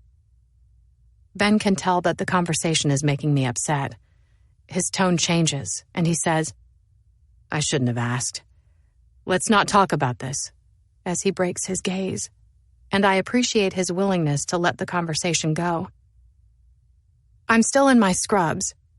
I regret that I didn't change when I first came home, that I didn't put on something else like jeans and a blouse or run a comb through my hair before getting our drinks. I'm a mess. I should change, I say, making an effort to stand up. But Ben brings his arm around from behind the sofa to set his hand on my thigh. It stops me all of a sudden, and I sink back against the seat, watching his hand on my leg. His hand is still at first, though it gives off heat, the warmth of it taking the chill out of the room and warming me through. I expect him to move his hand, but he doesn't. Instead, he strokes my knee with a thumb, just a small, sweeping motion that I feel all the way to my core. I stare, silent, at Ben's hand for a while, not reacting, but not pushing him away either, letting him touch me, remembering how, at the frozen yogurt shop where we used to work when we were in high school, I fell in love with Ben's strong hands, with the deft way they would punch numbers into the cash register, which stirs up something inside of me now, nostalgia and something else. My heart accelerates, a caged bird wanting to fly. "No," he says. "You don't need to change. Stay. It's just me." He takes another sip from his beer. "What time is Sienna coming home?" he asks. Our eyes meet as I say, "She isn't. Not tonight. She's sleeping at her friend Gianna's." I see the movement of his Adam's apple in his throat when he swallows. Ben reaches out to touch my hair, his fingertips softly grazing the outer rim of my ear. My breath quickens and I feel his breath on my skin when he speaks. "I've missed this," he says. "I've missed you." He holds my stare, regret in his eyes. His gaze goes to my lips, and I think back to the first time Ben and I kissed. I was 17 at the time. It wasn't my first kiss. I had kissed guys in my life by then, though they had been mostly regrettable, mostly drunk at high school parties where I had only hazy memories of guys rubbing against me in the dark, sticking their tongues into my mouth, and me mistaking it for love. But I had never had a kiss like Ben's before. That night, his lips were soft and gentle as a breeze at first, sweeping against mine, rousing my senses, so that I lost touch with myself and my surroundings all of a sudden. I was buoyant, floating as we stood together in a dark corner of a parking lot where the glow from a nearby streetlight couldn't reach, and people driving past couldn't see us. "Sienna said that you've been seeing someone," I say, though I almost don't because I don't want to know. I don't want to ruin the moment, but a part of me wonders if there isn't a woman waiting back at his condo for him, if she isn't lying alone in Ben's and my bed, and if this isn't just a courtesy because Sienna asked him to check up on me. "I was," he says, running his hands down my hair. "But that's over." "I'm sorry," I say. But if he's telling the truth, then I'm not sorry. I'm glad. "What happened?" "To be honest," he asks, looking sheepish as he takes another drink from his beer. "She was jealous of you." "Of me?" I ask, pulling back, laughing gaily. "But you and I aren't together anymore.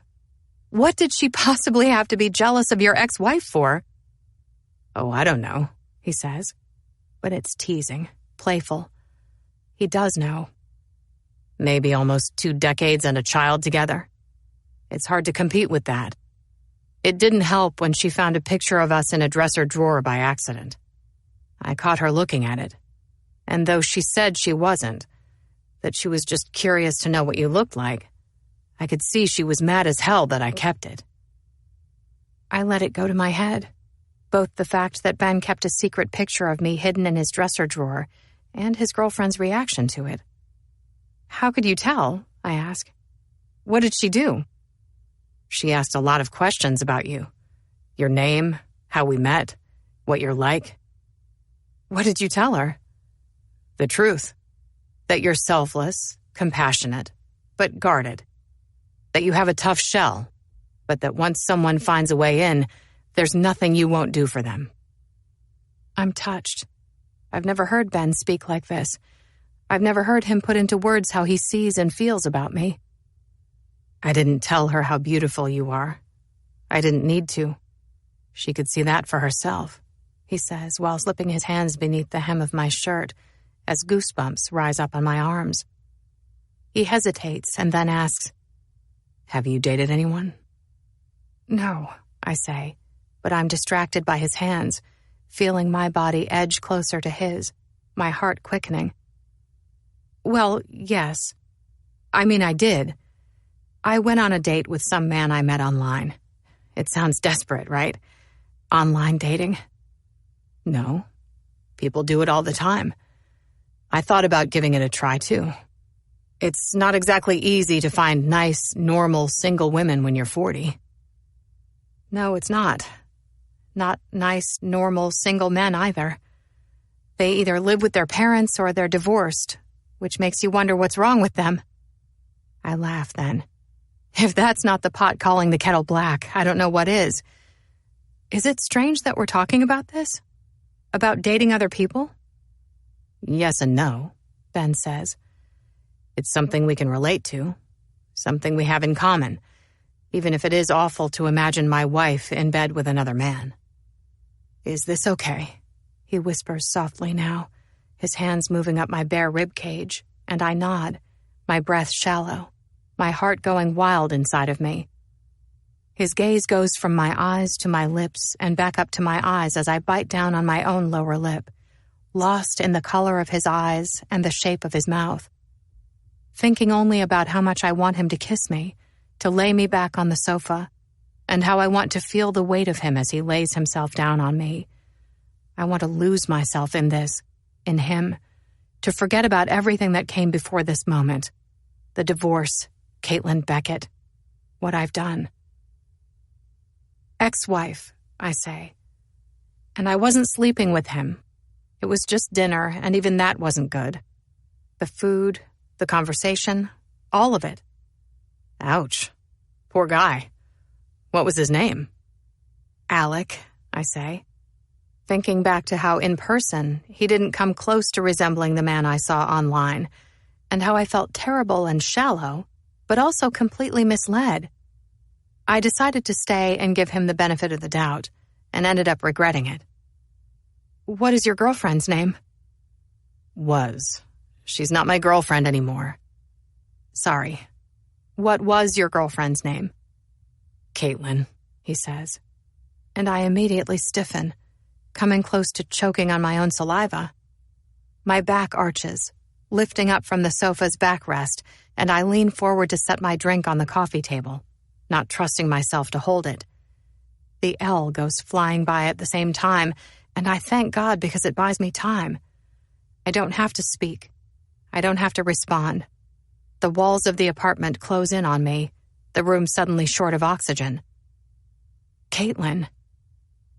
It could be a different Caitlin. There must be tens of thousands of women named Caitlin in the world. But in my whole life, I've only ever known one. I don't want to talk about her, though. Or Alec, Ben says, with something like disdain as the L disappears and the apartment quiets. At the same time, my cell phone vibrates against the coffee table, the sound reverberating. I startle at the noise. Leave it. Ben breathes softly into my ear, leaning into me now so that I descend from the physical force of him, tilting back against the sofa, its square arms digging into my back, hurting me. I try to sit up against the weight of him, but he resists, bearing down on me, lowering himself between my legs, the size of him suddenly suffocating. It's probably Sienna, I say, but he's disinterested, his lips on my neck as he drives his hand under the lacy edge of my bra. I'm sure she's fine, he drones. Please, let me just make sure. Ben's sigh is audible and aggrieved. He drags his hand out from under my shirt, though he hesitates then, his strong arms on either side of my head, propping him up but at the same time boxing me in. He watches me a minute before sitting up, before allowing me access to my phone, and in that moment I see a glimmer of the man I married, the one who is selfish, irritated, and easily provoked. I can see in his eyes that he wants to tell me no, that Sienna can wait for us to finish before I read her text. He pushes himself from the sofa, rising beside it. Where are you going? I ask, pulling down on my shirt to fix it. Bathroom, he says. I wait for him to go before I reach for the phone, listening as the bathroom door closes and locks. I glance down at my phone then, using my face to unlock it. I was right. The text is from Sienna. Just 2 tiny, diminutive words. I didn't. I draw my eyebrows together. I don't know what she means at first. What didn't she do? I can hear Ben in the bathroom now. It won't be long until he comes back, and I don't want him to be upset I'm still on the phone, and so I text quickly back, "What didn't you do?" In the next room, the toilet flushes. I hear the rush of water as it comes pouring out of the bathroom faucet and into the sink. In my hand, my phone vibrates again, and I look back down, my stomach clenching at the words. I didn't text Dad. My hand goes to my mouth. Ben. I think of what he just said, how he was dating Caitlin. Was he a part of this? Did he help her pull it off? But why? To hurt me? To get back at me for the divorce? I wonder if he told this woman private things about me, like how my sister's death devastated me. Ben knows me so well. He knows everything about me. He knows I wouldn't be quick to trust a stranger, to let a stranger into Sienna's and my home. But an old friend was a safe bet, and an old friend in danger was a slam dunk. Bile rises up inside of me as the thumb-turn lock moves on the bathroom door. The sound of it subtle, slight. Still, I draw in a sharp breath as I turn back to watch the door handle slowly spin. Ben pulls open the door. Light from the bathroom radiates out, his large, imposing frame filling the small doorway. He turns off the light. All at once, the room behind him darkens, and I realize that there are only 3 units in this building, and it's possible no one but me is here tonight, and that no one would hear me if I screamed. Is she okay? Ben asks, his head slanted, his arms at his sides. He crosses the room in 3 steps, and, as if by instinct, I rise up from the sofa, stepping back and away from him. Sienna didn't text Ben. He came on his own. Did he know that Caitlin was dead? Did he somehow know I killed her? But how? Megan, he asks. What? I asked if Sienna is okay. What if they hadn't broken up after all? What if they were still dating? A little while ago, he asked about my patient. He asked how old she was. He specifically said she. I never told him my patient was a woman. I'm short of breath. Yeah, I say. Fine. Ben also has Life 360, for the nights Sienna stays with him. He can track her location just like I can. He could have watched her leave our apartment. He could have followed her little avatar in real time as she walked the 3 blocks to Gianna's. He would have known that I was alone. Megan, he asks again. Sorry. What? I ask, a lump in my throat now. I don't know what to do. I can't call the police because Ben is watching. I couldn't get to my phone in time. I couldn't press the numbers without him stopping me. And what would I say without confessing to what I did? What did she want? He asks, coming closer. I can't move as Ben's arms rise to sweep my hair back and out of my eyes before he cradles my face in his hands. He tilts my head back, forcing my gaze up to his dark eyes, and I realize how quickly he could break my neck if he wanted to. He could sever the spinal cord and there would be no time to react or to fight back. What if she told him that Sienna is not his? What if he already knows? I try to control the quiver of my voice. She has a headache, actually. She's not sleeping at Gianna's after all. She's coming home. His thumb sweeps along my throat, brushing over the trachea until I imagine his hands around my neck, applying pressure, cutting off the airway until I can't breathe. That's too bad, he says. And from the way he looks at me, I can't tell if he believes it. I thought we'd have more time. Still, he's not deterred. If anything, he's more decisive. His hands slide to the small of my back, drawing me swiftly into him as the L passes by again, and I think of all the people on the train watching through the open window as his lips skim over mine, moving down my neck, as he unknots the draw cord on my scrub bottoms. Me too, I say, pulling back, trying to infuse my words with disappointment as his hands fall away from me. But I think that you should go, Ben. I'd hate for Sienna to come home and see us like this. Ben stands, 3 feet away, cold and unexpressive.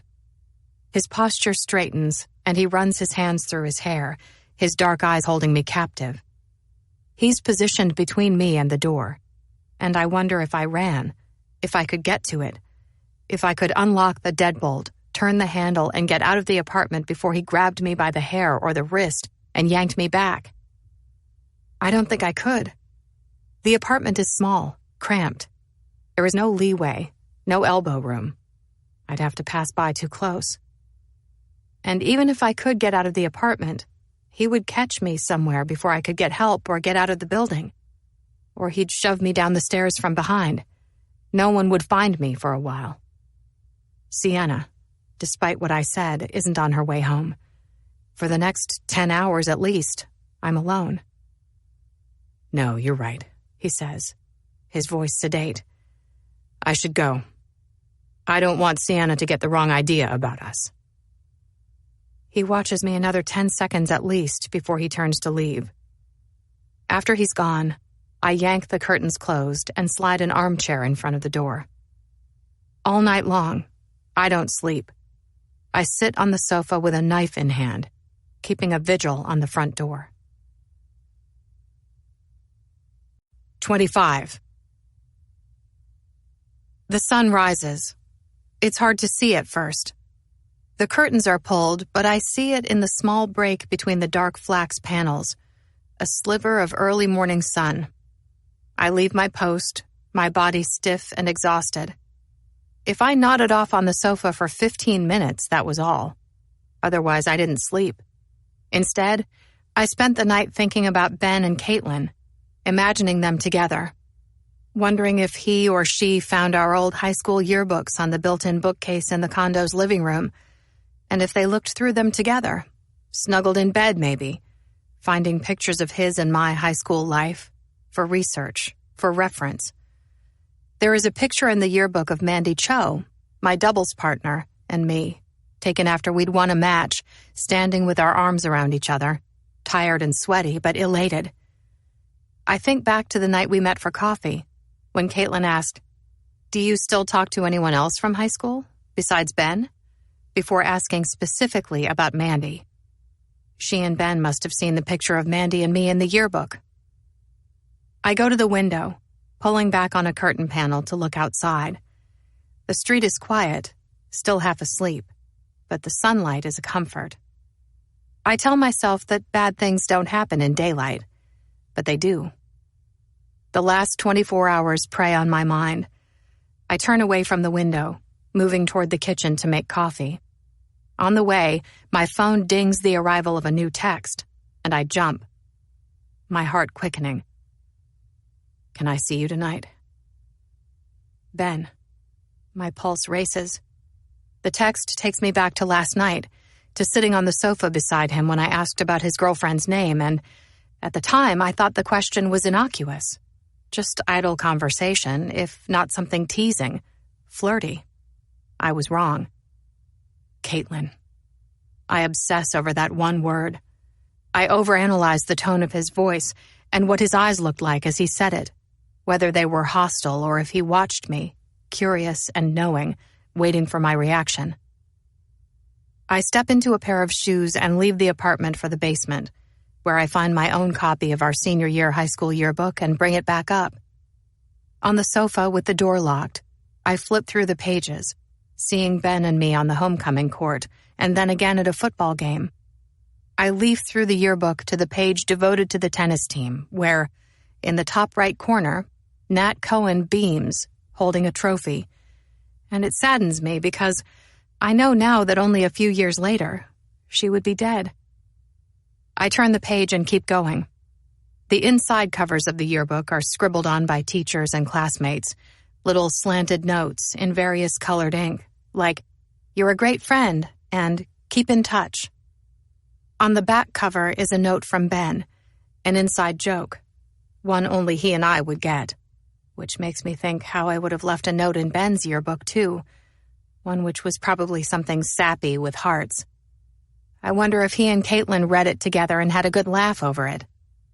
My phone dings again, and I stiffen. I set the yearbook aside, reaching for the phone. It's another text from Ben. "I'll cook dinner for us at the condo. Whatever you want." Ben, Sienna, and I used to live in a condo together in Lincoln Park. Now it belongs to him. When we got divorced and Sienna and I moved out, I mourned the condo almost as much as I mourned Ben. But now, the idea of going there, of being alone with him, scares me. I don't reply. I put the phone down again and try to forget about it, to forget about Ben. But only minutes pass before the phone actually rings, and I'm scared by his persistence. He won't give up. I glance at the phone, feeling unwell, run down by stress and fatigue. It's not Ben after all. I answer the call, pressing the phone to my ear, and ask, "Hello?" It's someone from the hospital, from HR. They'd like me to come in and meet with them. The early morning sun was a tease. No sooner did it come out than it disappeared behind thick, dense clouds that rolled quickly in. Outside, the wind is tempestuous. The day just above 32 degrees, so that instead of snow, I get pelted with sleet that comes down sideways and into my eyes. When I get to work, people stare at first, and then they go out of their way to look away, to avoid eye contact. By now, everyone knows who I am and what I've done, how I killed a patient. When I arrive at Human Resources, people wait inside a meeting room to speak with me, to go over it again, the details of what happened for a second and then a third time. Some faces I know, but others I don't. They introduce themselves. It's HR, risk management, the nurse manager, more. I regret not listening to the charge nurse's advice. I should have gotten an attorney. "Good morning, Megan. Please have a seat," someone says. I pull out a padded chair and sink into it, but I can't get comfortable. They go around the room and ask questions. How long have you been a nurse? How long had you been treating Ms. Beckett? How did Mrs. Laley's insulin pen come to be in your pocket? Is it common for you not to scan a patient's wristband before administering medication? Can you describe your mental state at the time? It's more of an interrogation than anything. And I realize quickly that what they're most worried about is their own liability. When they ask questions, I have to be careful that the details are the same as I told yesterday. They explain what will happen next. They've already filed a report with the State Board of Nursing, who will review the report to decide if they have jurisdiction.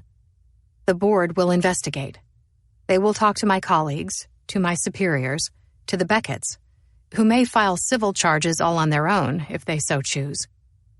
It will take many months before the board decides if what I've done is actionable, if my nursing license will be suspended or revoked, or if some other punishment will be handed down. Though there may be none, too. I may get off scot-free. They put me on administrative leave pending the investigation. I make my way slowly to the ICU to get my things out of my locker to leave.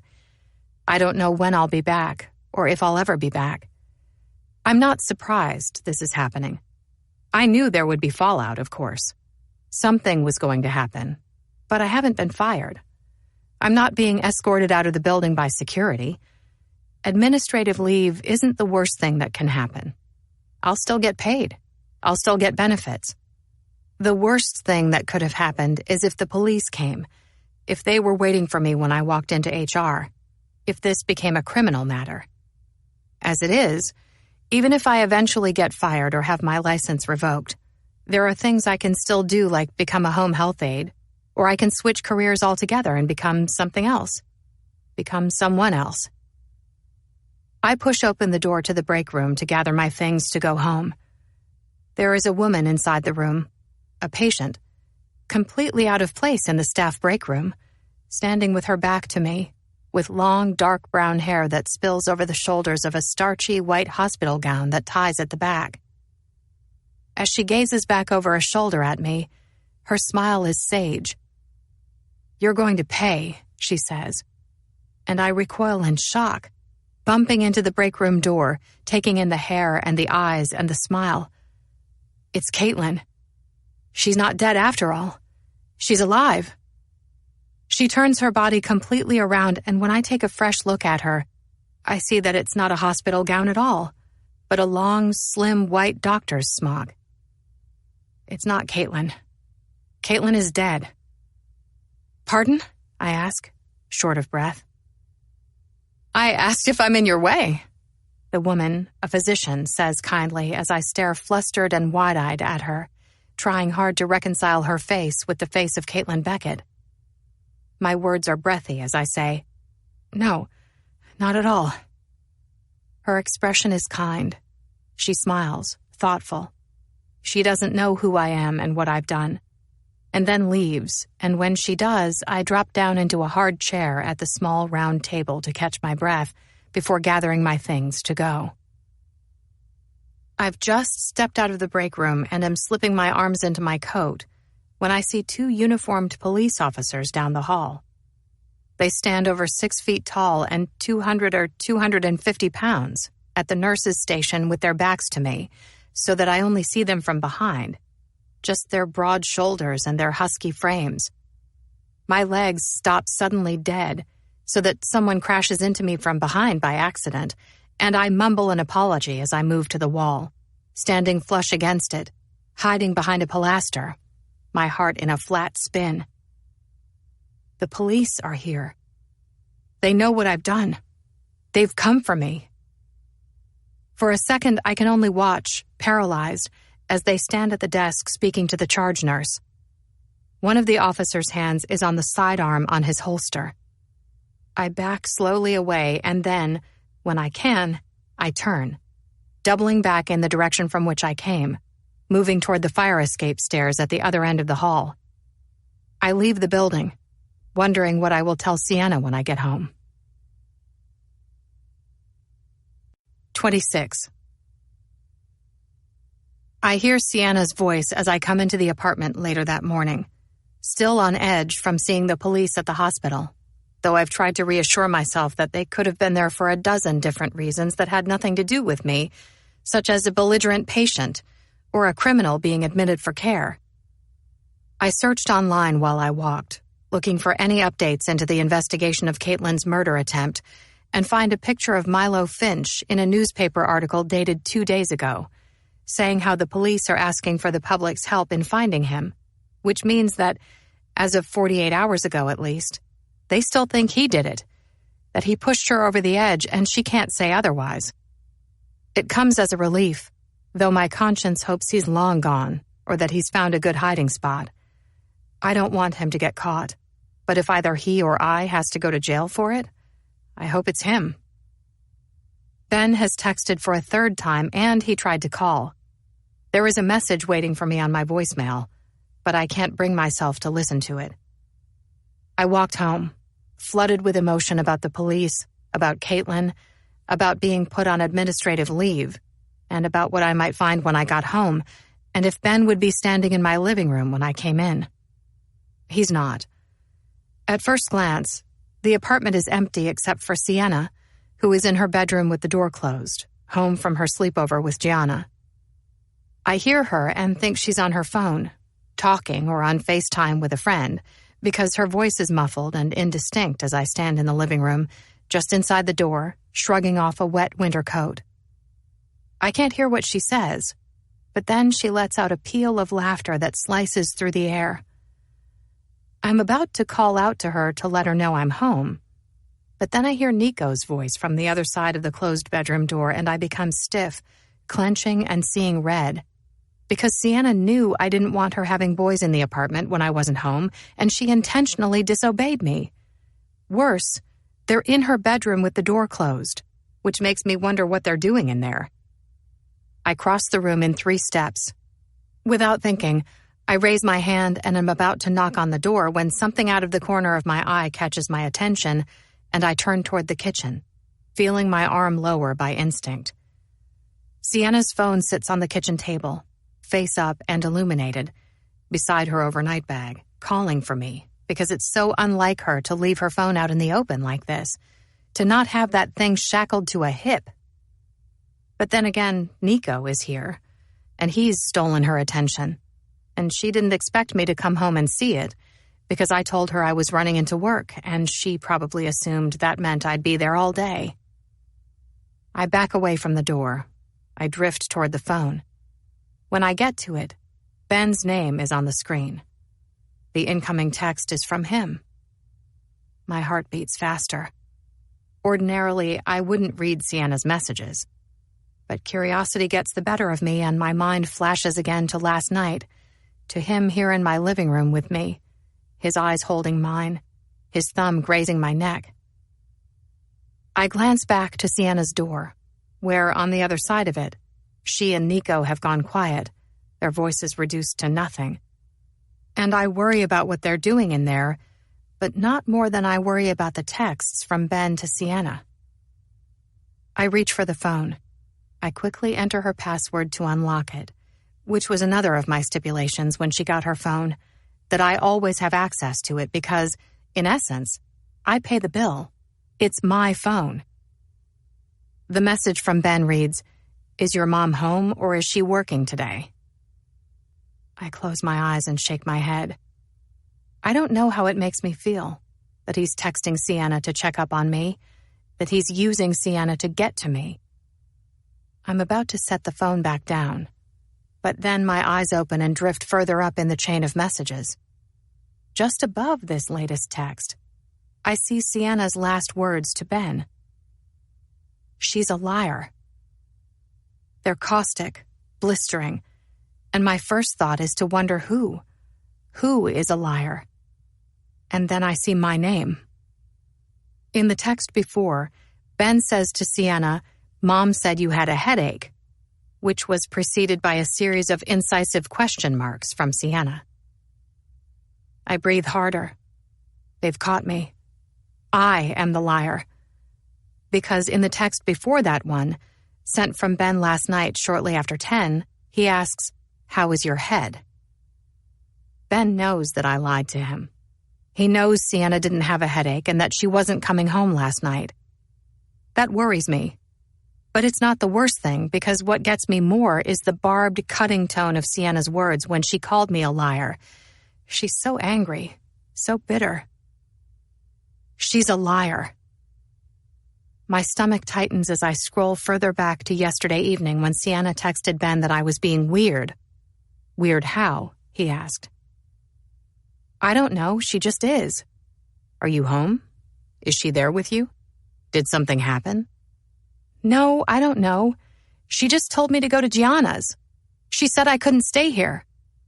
I'm sure it's fine. What if it's not? Do you want me to check on her and make sure she's okay? Yes. Yes. There is a pain in my chest all of a sudden, a tightness spreading over it. Ben wasn't lying then. Sienna was. She did ask him to come check up on me. All of a sudden, it calls the whole night into question. Was Ben's reason for being here not as malicious as I thought? Did he really come with good intentions? Why would Sienna lie to me? Why would she call me a liar? I don't have time to consider the possibilities when all of a sudden there is a strange sound coming from Sienna's room again, and I look sharply up from the phone, sliding it into a pocket.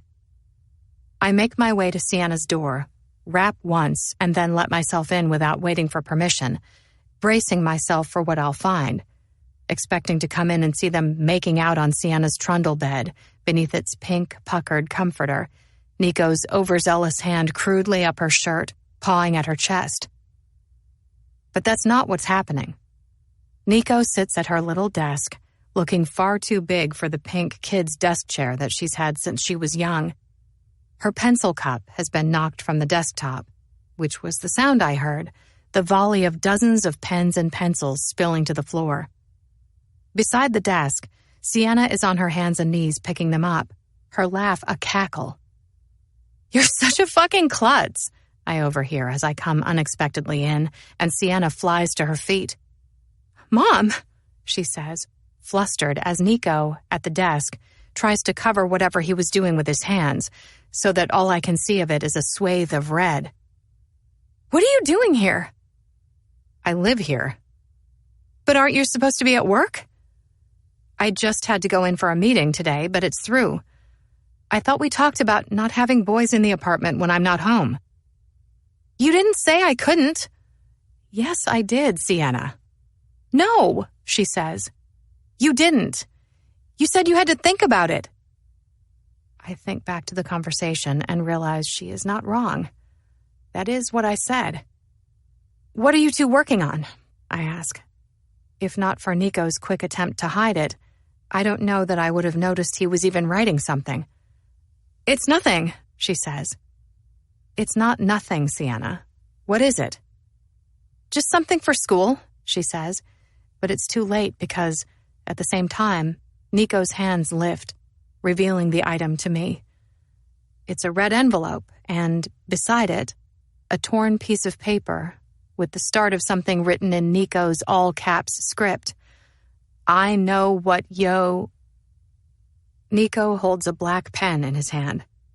The envelope and the torn paper with its sawtooth edge take me back to that day in the hospital break room when I pulled the red envelope out of my bag, the one I'd taken from the mailbox that morning, the one with my name on the front, but no postmark or return address, the one that said bitch.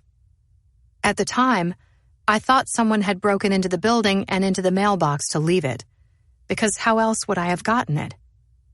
But what if it was as simple as that the person who put it there had a key? My eyes go from the note to Sienna and back again. "I think you should go, Nico," I breathe. He nods, dropping the pen to the desktop, pushing back on the chair, rising. Nico says goodbye, though it's gutless, cowardly. He knows he's been caught, though Sienna's response, on the other hand, is typical Sienna. As I move to the living room, she walks Nico into the hall to say goodbye and then lets herself back into the apartment, defiant as always. "That was so embarrassing," she mutters, angry with me. "You didn't have to kick him out."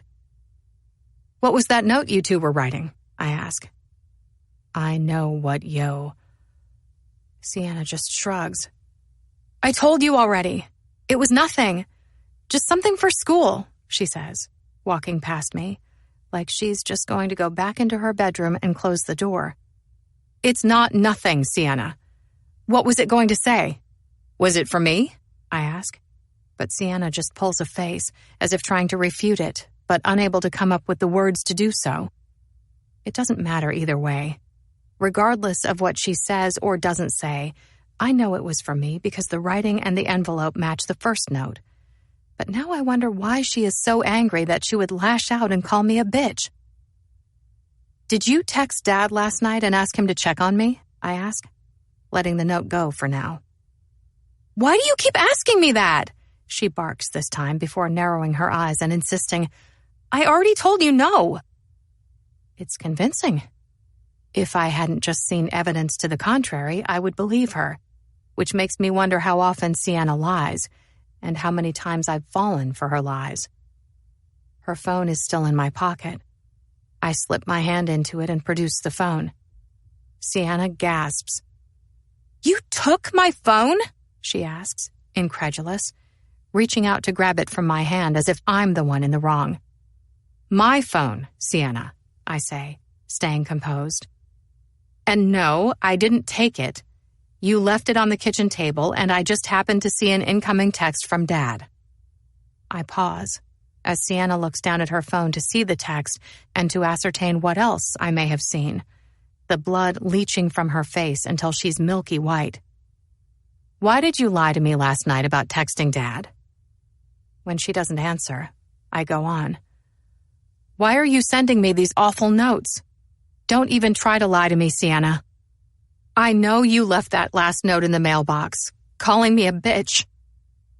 It's hard to get the word out. I choke on it and then, fighting tears, because I never thought my child would say something like that to me, I ask, "What have I done to you?" Sienna knows she's been caught, except she doesn't break down. She doesn't cry or beg forgiveness. Instead, she lashes out, asserting, "I know what you did." "What do you mean?" I ask slowly, feeling the bottom drop out. Sienna knows that I pushed Caitlin Beckett off a bridge? That I killed her with insulin? "What do you mean, Sienna?" I ask again because she's said nothing. "What did I do?" "She told me," she says. "Who told you what?" "Dad's girlfriend, Caitlin. She told me what you did. She told me Dad isn't my real dad," she says.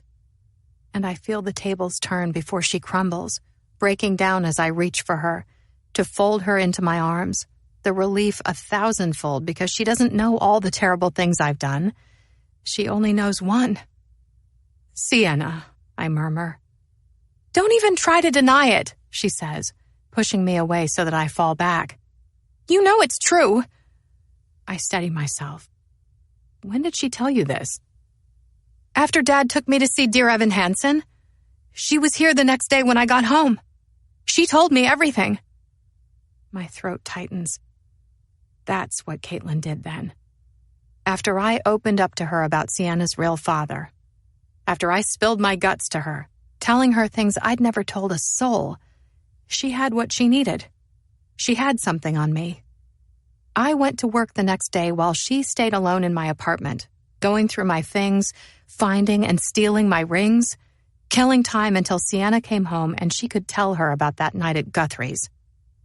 I imagine Sienna coming home, expecting to see my friend, and finding Caitlin instead. I think of how Caitlin would have said it, if she would have broken the news lightly, or if she would have found joy in breaking Sienna's heart. It was only 2 or 3 weeks later that I found that first note in the mailbox. Bitch. Giving Sienna time to agonize over it, to conspire with Nico, to think of a way to get back at me. "Why didn't you talk to me, Sienna? Why send these awful notes instead of coming to me and telling me the truth? Just like you told me the truth?" she fires back. And she's right. The hypocrisy is glaring. I have no right to question her lack of honesty when I've been dishonest. Sienna is also 16, and sending these anonymous notes was probably the only way she could think of to express her feelings and to confront me about her father. There are hot, angry tears in Sienna's eyes all of a sudden. "I fucking hate you," she seethes. "I meant what I said in that note. You are a bitch. I wish you would have died down there in the basement. I wish you never would have gotten out." The basement. My mind reels. I think of the night I was locked down in the basement and scared. At the time, it didn't feel like an accident. It felt intentional. Sienna was home. She was here, alone in the apartment. In fact, she's the one who sent me on a hunt for the baby pictures. My mind goes back and a picture forms, imagining Sienna slinking down after me, imagining her closing the door and moving the door wedge so that I was locked downstairs, and then coming back up, getting under the blanket with her laptop to do homework, not the least bit worried that I couldn't get out. "What happened?" she had asked when I finally made it upstairs, shaken and upset. But she didn't need to ask what happened. She already knew. I'm mad. I want to punish her. She can't get away with this. She can't swear at me and speak to me like this. It's not okay to send hate mail or lock someone in the basement. What if the neighbor hadn't come home when he did? Would she have left me there all night? Would she have pretended she fell asleep on the sofa and say she didn't realize I hadn't come home? But what I've done is infinitely worse, and she's only lashing out in response. She's angry, understandably so. I got pregnant by another man. I let someone who is not her father raise her. I never told either of them. For all these years, I let them live a lie. "Does your dad know?" I ask, staying composed, as if she didn't just call me a bitch or say she wished I was dead. "Is that the only fucking thing you care about, Mom? If Dad knows?" she asks. And then she laughs, this cynical, mocking, droll laugh, and says, "Dad. He isn't even my dad." I want to hold her, I want to console her.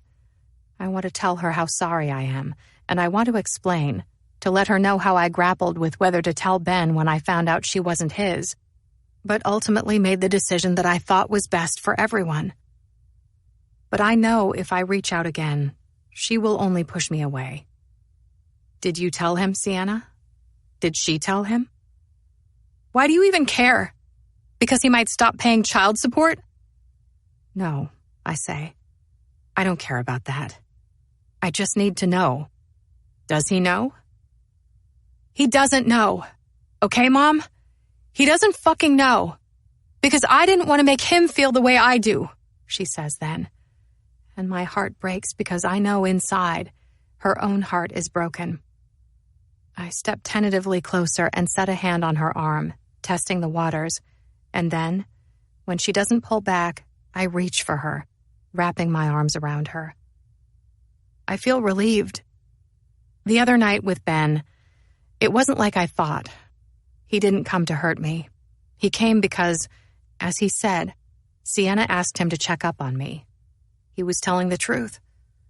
He and Caitlin had broken up, and I think now that what happened is that, in anger, jealousy, and in spite, she took it on herself to get close to me and try and ruin my life, which she did by telling Sienna about her father. Ben didn't have anything to do with it. For all I know, he doesn't know she's dead. What happens now? Sienna asks, her face wet and red. Do I even get to see him anymore? Of course you do, honey. He's still your dad, I try saying. But it falls on deaf ears as, all of a sudden, she says she hates me again before pulling away from me, turning, running to her room. The door slams with such ferocity that a picture on the other side falls, slamming to the earth, shattering. And I want to ask if everything is okay, if she is okay, to tell her to be careful of the broken glass. But I don't, because I need to give her space. I need to leave her alone for now. I need to give her time to breathe. In the moment, I don't think things can get any worse. 27. I get a text from Luke. Hey there, it reads. Just wanted to check in and see how you're holding up. The text is like one of those life buoys that lifeguards toss into the water to save someone who's drowning. I latch onto it, desperate to stay afloat. Honestly, not well. I'm a wreck, I say. I clutch my phone in my hands, dropping down onto the sofa, feeling tears well in my eyes, threatening to spill over. You want to talk about it? He asks. And I do, but it's too much to type into a text. I wouldn't even know where to begin. I haven't seen Luke since what happened with Caitlin, and now there's so much more with Ben and Sienna. As if he can read my mind, Luke texts again before I can respond. Let's meet for a drink, suggesting a bar between our apartments. That's sweet. But I don't want to take you away from Penelope, I say, remembering how upset she was the night Luke worked late, and how she thought he was cheating on her with another woman. I'll be fine. I just need some time for things to diffuse, I say, as if it's that simple, as if time can heal all wounds. Penelope is pissed again, giving me the silent treatment. I'm being selfish. I could use a drink and someone to talk to, too, Luke says, and I feel a wave of relief wash over me. It's not that I want Penelope to be mad at him. It's that there is nothing more I want in this moment than to talk to a friend, and so I say okay. I rise from the sofa. I go to Sienna's door and gently knock. Sienna, I say, leaning into it, knowing without testing the knob that it's locked. What? She snarls. I take a breath. I need to run out for a few things, I say, feeling bad lying to her again. I won't be gone long. Maybe an hour or hour and a half at the most. Sienna is quiet. Would that be okay? I ask, walking on eggshells. I can stay home too. I don't have to do it tonight. Just go, she says. And at first I'm indecisive, but then I decide to go. Sienna needs time to be alone. She needs breathing room. I don't want to suffocate her. I change my clothes and run a brush through my hair. I try and do something with my makeup to look more put together, but it's not working, and so I give up. It's dark outside by the time I leave, the cold air against my face numbing. I'm thinking about myself and what I need, a drink and a friend, and what Sienna needs, time by herself without me breathing down her neck. I'm not thinking about what's been happening to women in the city as I walk alone down the darkened city streets, leaving Sienna by herself in our apartment. Luke is already at the bar when I arrive. He has a table for us. He waves me over as I walk in, and I return the wave, picking my way through the crowded bar. When I reach him, I slip out of my coat before lowering myself into a chair. "Is this for me?" I ask, seeing a glass of white wine on the table. "I thought I remembered that you liked Chardonnay. But you don't have to drink it if you don't want. Feel free to order something else. You won't hurt my feelings." "No," I say, reaching for it. "This is perfect. It's exactly what I wanted. Thank you." I press the glass to my lips and sip, eager for the anesthetizing effects of the wine. "I've been worried about you," he says as I return the glass to the table, my hands wrapped around the stem. "What are people saying at work?" Luke was there at the hospital the day of the insulin overdose, though I don't remember seeing him again after we ran into each other in the hall before Caitlin died, when he suggested going on a double date with Penelope and her friend. "You know how it goes. The usual. Lots of exaggeration, white lies, and half-truths." He pauses, and then says, "I wouldn't mind hearing it from you, if you're up to it." "I'm sure everything they said was true. I did it. She's dead because of me." "Listen," he says, his voice a balm when he speaks. He reaches his hand across the table to set it on mine, and it calms me. He leans in. "You show me one nurse who's never made a medical mistake in his or her career, and I'll show you a liar." He takes his hand back, reaching for his own drink, and sips. "How did it happen?" he asks, lowering the glass. I hate lying to him, but being honest isn't an option, even with Luke. "I was taking shortcuts. I was moving too fast and wasn't thinking. I didn't scan the barcode on her wrist." "We've all done that before." "I hadn't slept the night before, and I was beat. I wasn't in the right mind to be at work, but you know how it is. How hard it is to take time off. It's no excuse. I know. I fucked up. This is on me. We can't be making mistakes like that. Not when lives are at stake." When she started coding, I knew what I'd done and that the consequences could be deadly. My heart stopped, Luke. I couldn't breathe. I don't think I've ever been so scared in my whole life. That was the worst part, that total paralysis. Now I keep thinking that if I hadn't panicked, if I had responded more quickly, we could have saved her. "You did everything you could. You're a good nurse, Megan. Don't ever doubt that." I was a good nurse, I say. I'm pretty sure my nursing days are through. The hospital put me on administrative leave. I'm not surprised. I don't blame them, but I think it's only a matter of time until I get fired. I've thought about resigning. And beat them to the punch? Yeah, why not? It's not that great of a job anyway. The long hours, the pay. He nods, though I'm being overly cavalier. I love the job. But I love my life, my freedom, more. What did Sienna say? I haven't told her. She's not speaking to me, but that's a story for another day. She's at home by herself right now, ruminating on how much she hates me, on how I've ruined her life. I reach for my wine, taking a long sip. Luke is quiet for a minute, contemplative, reading my face, before he motions for the waitress to order me another drink because mine is nearly gone. You want to tell me about it? He asks as she leaves. No, I say swiftly, decisive.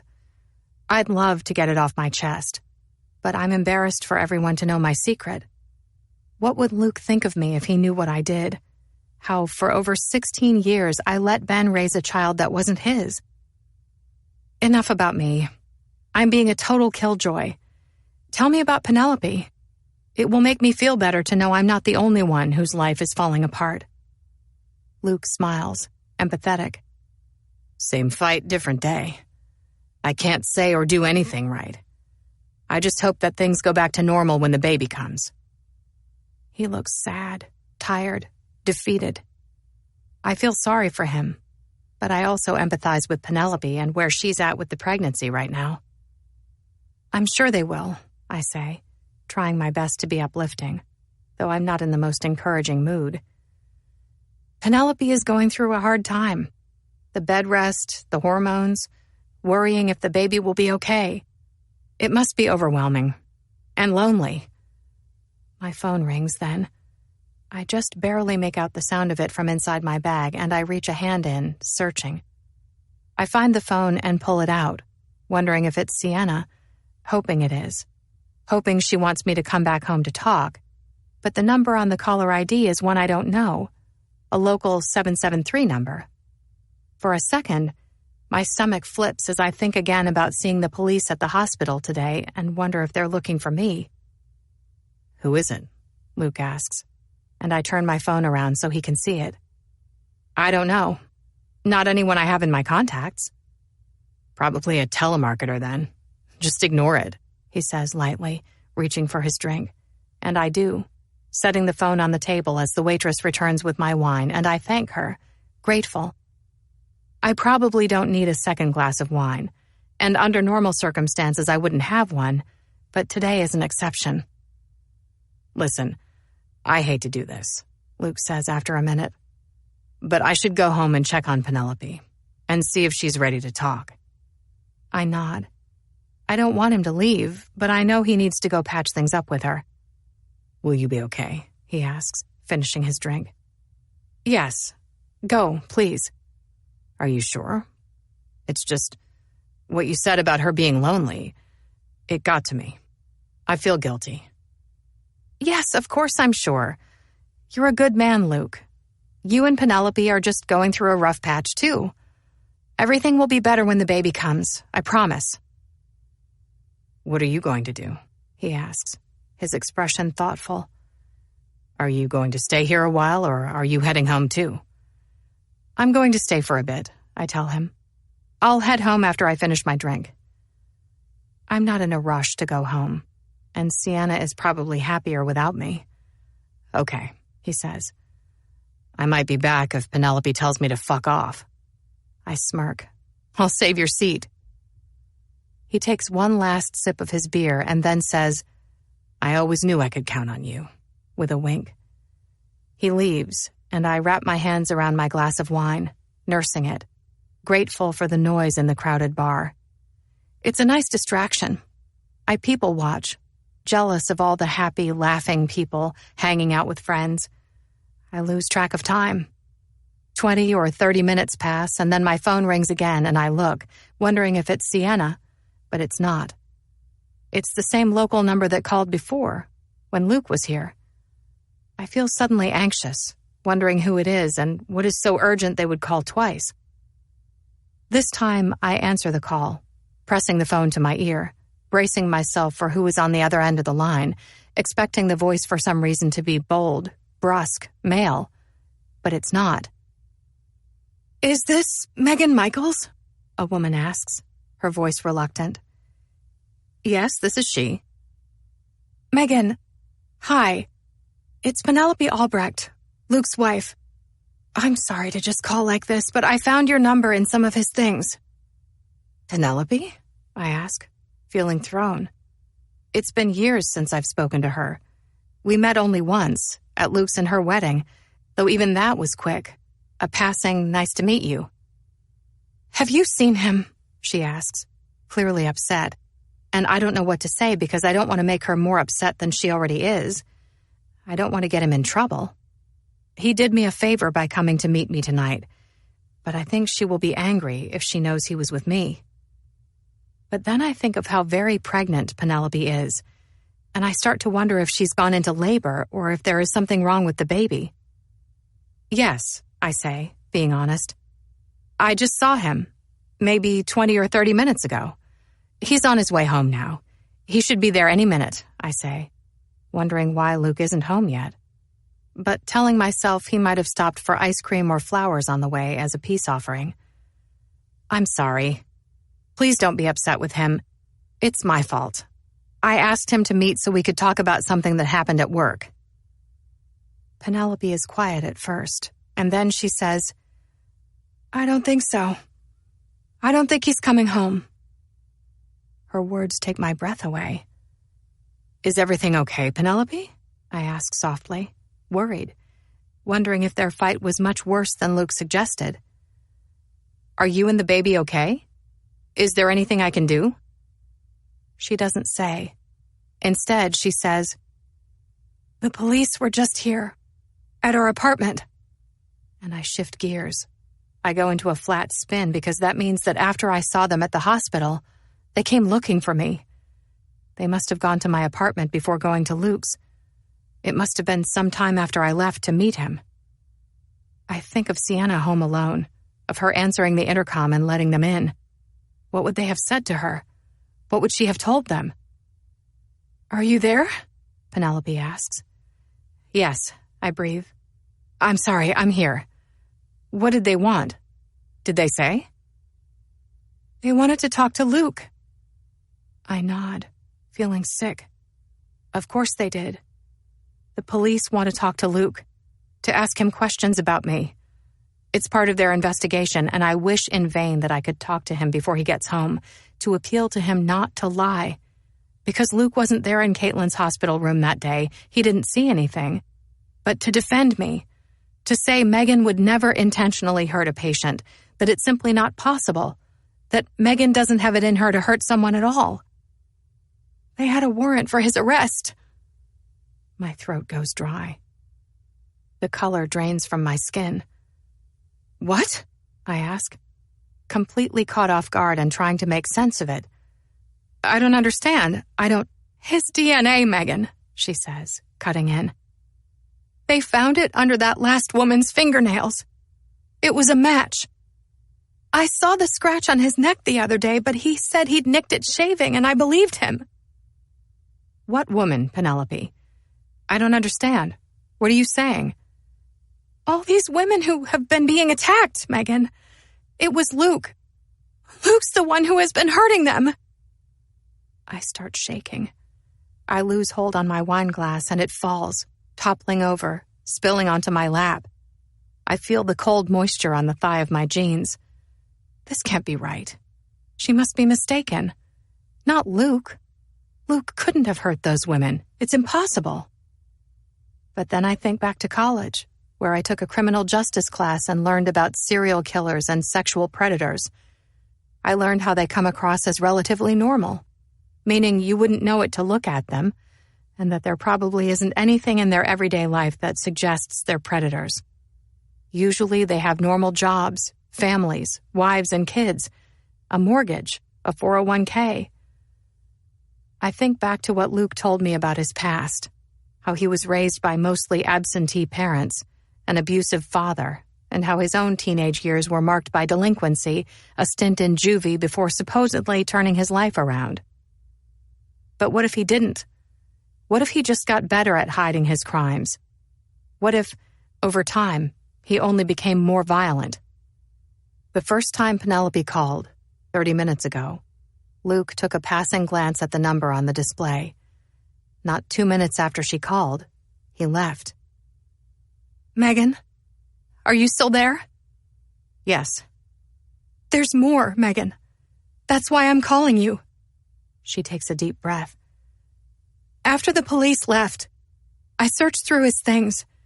There was a shoebox in our closet. Penelope speaks haltingly, having a hard time getting the words out.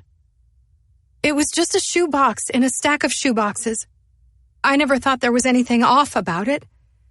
But there were things inside, Megan. What things? Online newspaper articles he printed and kept. A heart-shaped locket. She pauses, choking on the words. A woman's thong. Mementos, I breathe. my hand rising to my mouth as my stomach roils at the thought of Luke walking away from someone's apartment with a pair of women's underwear in his pocket. A souvenir, something to remember her by, leaving her alone and crying, scared for her life. Yes. There was a picture in the box, too. Taken from outside a 3-flat, from across the street. A picture of who? It was of you, Megan. She takes a breath, loath to say. And your daughter. He took it, I think, without you knowing. The air leaves my lungs. Can you text me a picture of it? She does.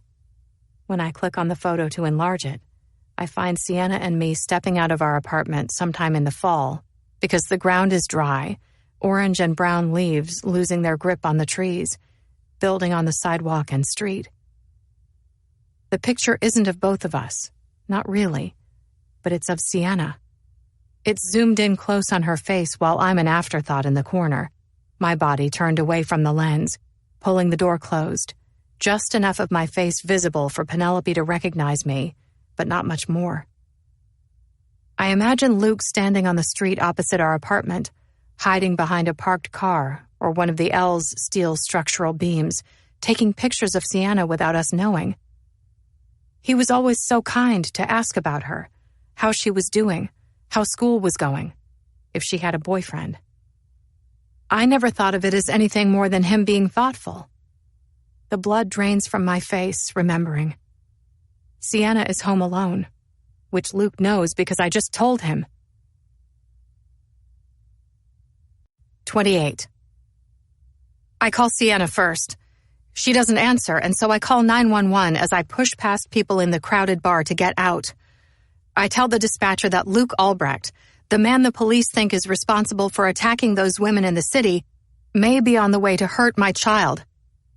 The police have a warrant for his arrest. My daughter is home alone. She's not answering her phone. Please, I say, panting, winded as I make it outside, turn and race gracelessly down the street. Hurry! What is the address, ma'am? She asks, and I tell her. How old is your daughter? 16. I run the whole way home, not bothering to stop for red lights, but dodging traffic instead, cars blaring their horns at me as I snake between moving vehicles, forcing them to step hard on their brakes. It's only a couple blocks from the bar home, and so I get there before the police do, tearing up the steps outside the building, taking them 2 at a time to the front door. I cast around in my bag for my keys, uttering profanities because I can't find them at first. But when I finally do, I unlock and pull open the door, and then I sprint inside, bumbling, tripping, falling once to my knees on the maroon carpeting, though I force myself up and keep going.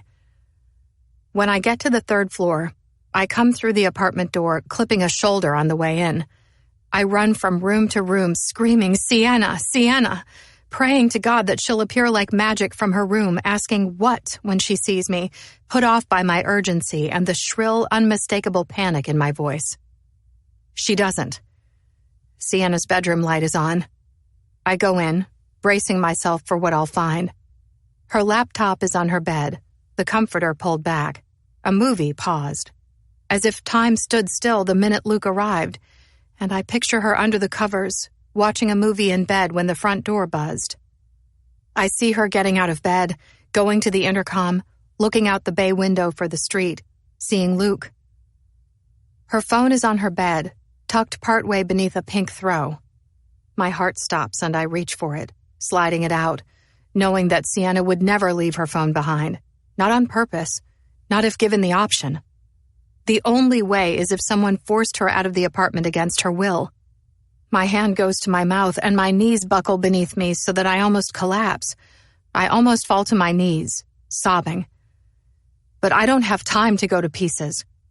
I have to find Sienna, except that without her phone, I have no way of tracking her location. The city is huge. She could be practically anywhere, and I don't have the advantage of Life 360. The police arrive, and I let them into the apartment. Standing in the small living room, they ask questions. They want me to go over again what happened. They ask for pictures of Sienna and for what she was wearing, and by chance, I remember what she had on hours ago when we were arguing. Before she said, "I fucking hate you and you are a bitch," before slamming her bedroom door closed on me. Though I wonder if she changed after I left, if she put on pajamas. Which makes me wonder things like if Luke let her take her coat and shoes with her when she left, or if, wherever she is cold and barefoot. I can't stand to think about it. About Sienna in something like the plaid flannel boxer shorts and the boxy cropped t-shirt she usually sleeps in, braless, midriff showing, painfully cold on this dark and bitter January night. An Amber Alert is issued, not only because Sienna is missing, but because the police think she is in grave danger. "What happens now?" I ask them. "We'll be looking for her and for Mr. Albrecht. But in the meantime, you need to stay here, in case your daughter comes home on her own," the officer says. And I say okay, nodding through tears. But even as I do, I know it's a lie. I won't stay here. I can't stay put while Sienna is out there somewhere and in trouble. She needs me. When the police leave, I find Penelope's number in my call history and call her back. "He has my daughter, Penelope. He took her." "Oh my God, Megan." Her voice seeps with guilt and with shame. She apologizes, as if it's her fault, and maybe it is. Maybe in some subconscious way she knew what he was doing. I think of all the times Luke said goodbye to me at the end of his shift. I picture him leaving work, stalking and then raping women before going home to Penelope.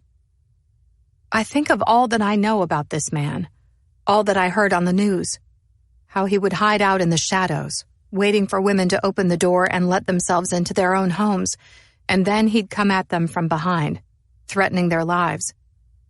I double over, moaning, thinking of Sienna alone with him. "Megan, are you okay?" she asks. And then, when I don't respond because I can't respond, "Megan?" I force myself upright, getting it together for Sienna's sake. I wipe at my face with a shirt sleeve.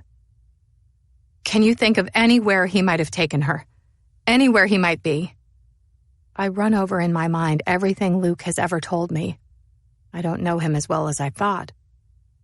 Penelope thinks. "He runs sometimes on the 606. Or he'll take the lakefront trail to Northerly Island," she says, thinking aloud, running through every place Luke has ever been. "He proposed to me in the Art Institute's South Garden." But that's not right. None of these are right. Because they're outdoor and they're public places, and Luke's methodology, his blueprint, is to attack women in private, in their own homes and in secluded parts of apartment buildings, except that he couldn't do anything to Sienna in ours because I would come home and find them. "Can you think of anything else?" I ask. "Somewhere more isolated, off the grid?" "I'm sorry, Megan. I can't think," she says. And I tell her okay, but to keep trying and to call me if she comes up with something. Not 5 minutes later, I receive a text from Luke, an address on Levitt Street, and the words, "Come alone. Tell no one. If you do, Sienna will pay for it." I consider calling the police, but I'm too afraid of what Luke might do to Sienna, and so I don't. I just go, racing down Dakin Street for Sheridan, where I hail a cab, climbing in, leaned forward in my seat, giving the driver the address. I beg him to hurry. It takes an eternity for us to arrive. The home on Levitt is new construction. It's a teardown, most likely, slotted between two existing single-family homes with Tyvek house wrap still visible on the outside. There are no windows or doors, which means it's cold on the inside, winter seeping in, making me think of Sienna again, of her frozen to death and scared. The house is dark, and I don't think it's that Luke hasn't turned on any lights, but that there is no electricity in the home. I make my way into the backyard, slipping down the narrow gangway between homes and into the yard, which is small and longer than it is wide. There is no back door on the house either. There is almost nothing to stop the winter air from getting in, except for some plastic construction sheeting. Carefully, I slip an arm inside, pulling the plastic back, just enough that I can get past. And then I enter the house. I'm disoriented from the darkness. I need time for my eyes to adjust. The moon is nearly full. Outside is a streetlight that gives off just enough light for me to vaguely see the inside of the house. The wooden studs, the vertical wooden beams, rough openings for windows and doors. All of it revealed to me in small increments as I drift forward, dragging myself across the subfloor, careful to avoid making noise. I want to know what I'm getting myself into. I want to take Luke by surprise. I hold my breath, cutting back on the amount of air I take in until my lungs burn. It can't be more than 40 degrees inside the house, the cold air numbing. As I circle the first floor, slipping between wooden beams, holding onto them for support, I have the feeling of being watched. My back arches all on its own, the hairs on the nape of my neck rising to stand. I spin wildly around, expecting to see Luke somewhere behind me, a silhouette standing further back, but he isn't. I'm alone, I think. But then upstairs comes a subtle noise, the sound of someone softly crying. I don't so much hear it as I feel it in my core, a mother's intuition. I find the stairs. I start to climb them. There are no risers yet, only treads. There are no handrails either, and in the darkness, it's easy to lose balance because there is nothing to hold on to, nothing to steady me. My legs are weak, shaking, and the effort to go slowly, to be quiet, makes my thighs ache. I reach the second floor, which is no different than the first.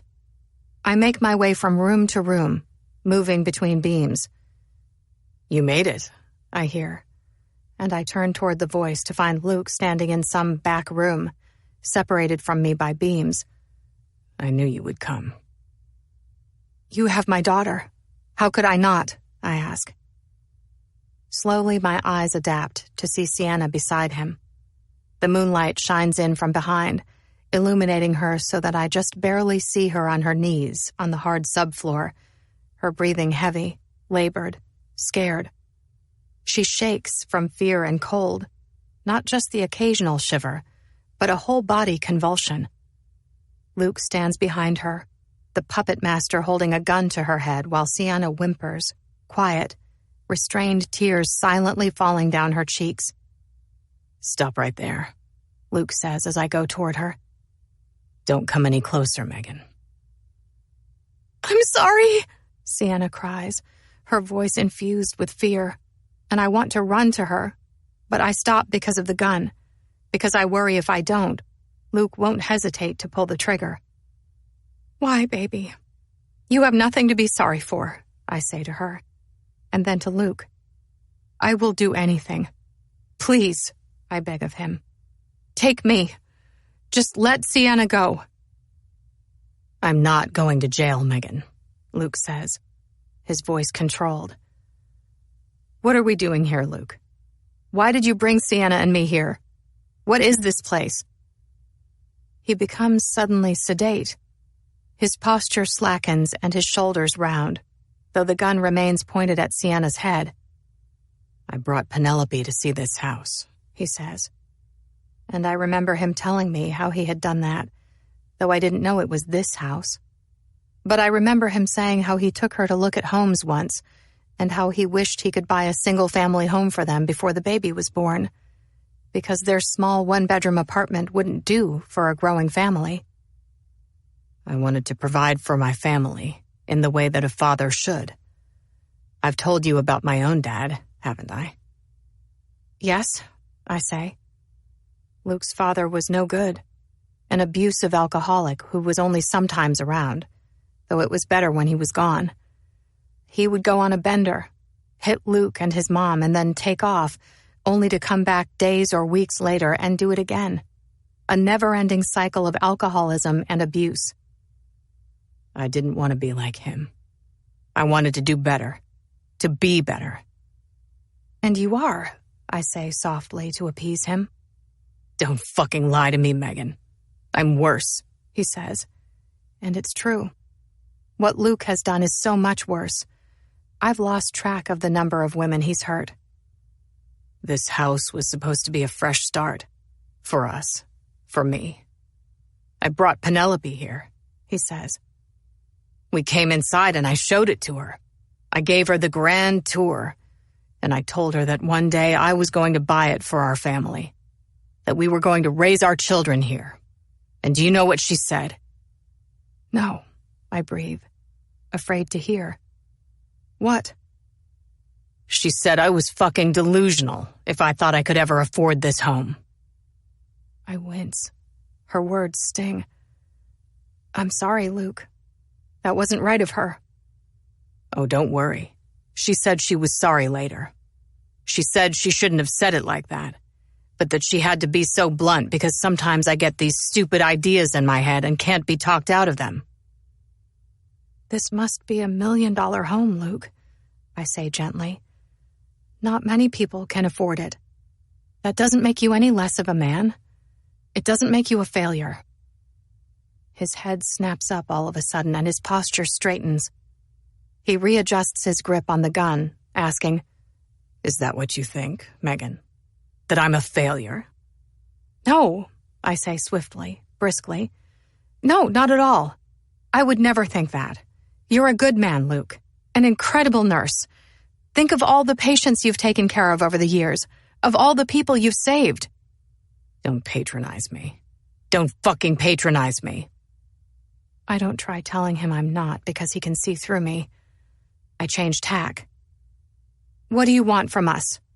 What do you want with Sienna? I ask, letting my eyes go to her, wondering if he laid his hands on her, if he touched her. Did he hurt you? I ask her, but she shakes her head, tears running down her face. You and Sienna are going to help me find a way out of this, Luke says.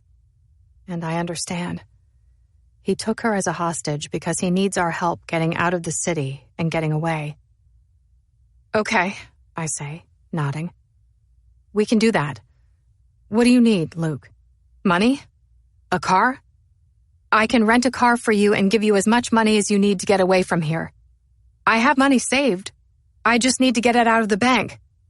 I have the rest of my grandmother's inheritance, what wasn't already stolen from me. Luke snickers.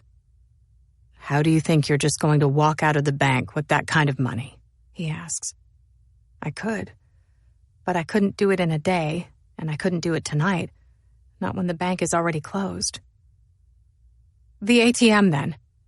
Let me and Sienna go to the ATM, and I'll take out as much as I can, as much as it lets us. We'll bring it back.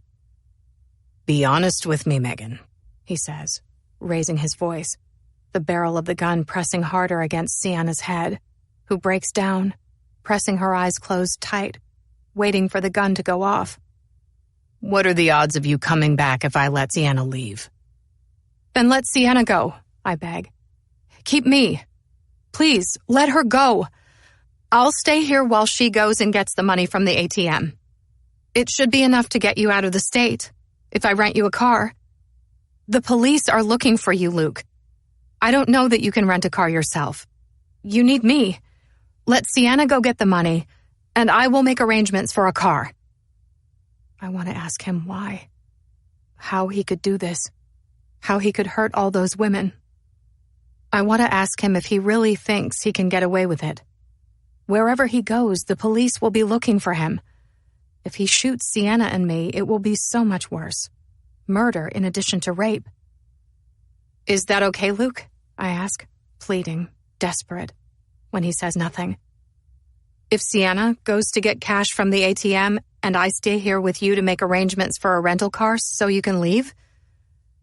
Luke hears something then. His head darts toward the stairs, listening. And then he turns back to face me, eyes narrowing. Did you call the police, Megan? Did you tell them where I am? My throat tightens. Answer me!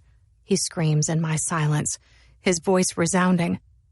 Beside him, Sienna tries to lean forward, to fold herself into a ball, wrapping her arms around her knees, rocking. He doesn't like it. Sienna gives a short, sharp cry of pain as he snatches her by the hair, righting her so that she's on her knees again, whimpering. He holds onto her hair. Sienna is crying harder now, and it's desperate, heaving as the barrel digs further in and she braces herself to die. "No," I say. "Honest to God, Luke, I did not call the police. I swear to you, on my life, on Sienna's life," I say, stepping forward by instinct, but as I do, Luke turns the gun toward me, and I stop short. And then he brings the gun around to Sienna again, which is so much worse. "You told me to come alone, and I did. I'm not lying to you, Luke. I promise. I wouldn't lie to—" There is no advanced warning before the sound of a loud, deafening blast slices through the night from behind, followed by another. A bright yellow flash of light temporarily brightens the room before it all goes black again, the flash as the bullet escapes Luke's gun. Luke falls back as Sienna falls forward, crashing face first to the ground. And then there is blood, oceans of it on the subfloor, spreading. I race toward Sienna. An officer appears from out of nowhere and steps in my way, and I pummel into him. He catches me, holding me. "Ma'am," he says, "you can't go in there." He won't let me past. I rain blows on his chest with my fists, and I scream, an agonizing scream. My legs give, and I half fall, but the officer catches me. He rights me. He holds me up. "Sienna! Sienna, baby!" I call out over the officer's shoulder. "I'm right here." I look the officer in the eye, gathering strength. "Let me see my daughter," I demand of him. "Let me go. Get your fucking hands off me. Is she okay? Is she all right?" There is blood everywhere. On her clothes, her skin. Her hair is red with it. She lies on the floor unmoving, hung at an impossible angle with her arms bent beneath her and her hair fanned out around her head, turning red. And I wonder if I deserve this. If this is the price I'll pay for killing Caitlin Beckett. 29. The EMTs come and take Sienna out to the ambulance on a stretcher. I trail behind, someone holding me by an elbow, helping guide me down the stairs and outside where it's begun to snow. As a crowd gathers in the street, the EMTs load Sienna into the back of the ambulance, where the bright ceiling lights make the blood all the more evident. There is no end to the amount of blood on her, and the paramedics quickly apply themselves to finding where the bullet went in and how to stop the bleeding. I hang back, watching, as if in a nightmare. I don't even notice the cold. I don't know I'm shaking until someone wraps a blanket around my shoulders from behind. I don't see it happen. I don't feel it happen. I just know that all of a sudden the blanket is there, limp, barely hanging on, and then it starts to fall, and someone comes and rights it. They anchor it to my hand, and I find myself vaguely clutching a fistful of wool as I go over it again and again in my mind. How the police crept into the house from behind and shot Luke before the gun in his own hand went off. Luke is dead. He lies inside the house as police come and go from it, circling the area with crime scene tape. Lights and sirens fill the night, multiplying. Reporters come. There are video cameras, microphones, spotlights, though they're all in my peripheral vision because I can't tear my eyes away from Sienna in the back of the ambulance. An EMT comes to me and I brace myself, knowing he will tell me that the hemorrhaging was too severe, that Sienna lost so much blood she couldn't be saved. "She's okay," he says. "What?" I stammer. "But the blood, there's so much." "She isn't hurt. Nothing life-threatening anyway. Some cuts and bruises, a busted-up ankle. But the blood," he says, "it isn't hers." We go to the hospital anyway. The EMTs want Sienna assessed by a doctor because, if nothing else, she has a bruised and swollen ankle from falling in the dark inside the house and will need x-rays to see if it's broken or sprained. She lies on a hospital bed in the emergency room, waiting for the doctor to come. I stand beside her, finding it hard to believe she's alive, and mostly physically okay. though emotionally is another story. Before we left for the hospital, a police officer told me that Penelope called the police, that after giving it some thought, she remembered the home, Luke's preoccupation with it, and thought it might be somewhere he would go to hide. Now Sienna says, "He said something happened to you." "Who did?" "Luke," she says. The blood on her face and in her hair hard to look at, and I have to remind myself that it's not hers, it's Luke's. "He said that you were hurt, like, really bad. He told me to come with him and that he'd take me to you." There are tears in her eyes as she says it. Of course she would have let Luke in when he came to the door. Sienna knows Luke. They've met a handful of times, but I talk about him all the time. If Luke came to our apartment door, if he buzzed up and said something bad had happened to me, Sienna wouldn't have hesitated to believe him. "I was so scared. I thought I'd lost you. I kept thinking about all those mean things I said, and what if they were the last things I ever said to you?" Her face crumples and she sobs, shoulders heaving, having trouble getting the words out. "I don't hate you." "I know, honey, I know," I say, pulling her into me, grateful when she doesn't resist but gives in, surrendering and sagging against me. "I was just as scared," I say, running a hand over her hair. "When I found out about Luke, about who he was and what he'd done, and then I realized you were with him." My voice catches. It's hard to get the words out, to think how close I came to losing her tonight. "I'm just so sorry, Sienna. About everything. About Luke. That I let a man like that into our lives. And about your dad." Sienna pulls away to look me in the eye. She says, pleading, as if she's been thinking about this for a while and has decided, "Can we keep that just between you and me, Mom? Please? It will only hurt him if he knows. No good can come of it. It's not like I ever want to find my real dad. And if Dad knows, then it will be weird. Nothing will ever be the same again. What's that saying? Innocence is bliss?" "Ignorance," I correct her gently, wondering if Sienna and I could really keep this secret from Ben, if Ben doesn't need to know that he's not her father. Sienna is right. No good can come of him knowing. It will only hurt him. He'll feel like he's lost a child, and then there will be past custody payments to pay back, and it will all be a big mess.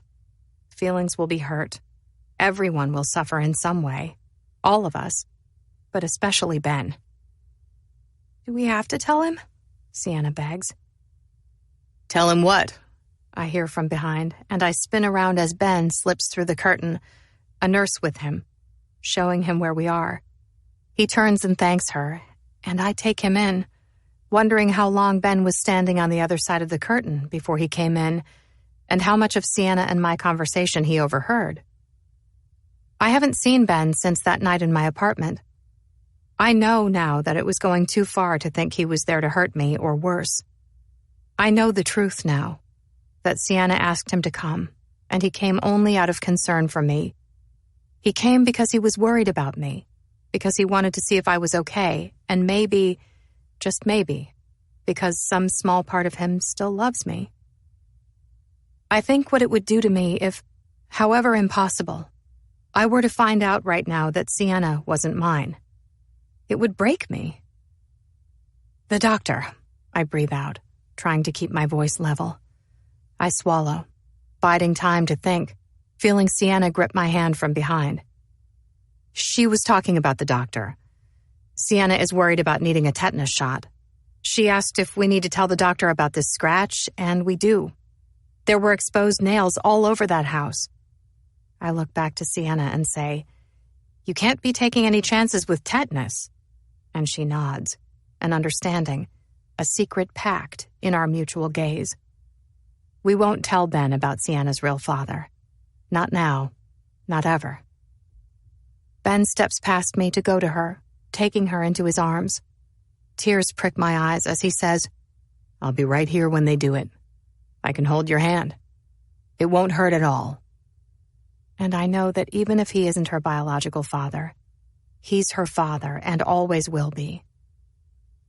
30 minutes later, Ben and I sit in the waiting room alone as they take Sienna for x-rays of her ankle. About the other night, Ben says shyly, and as I look him in the eye, there is something earnest in them, something hopeful and practically begging. I think of all the times he's called me since that night, all the texts and voicemails, asking me to come over, offering to make dinner.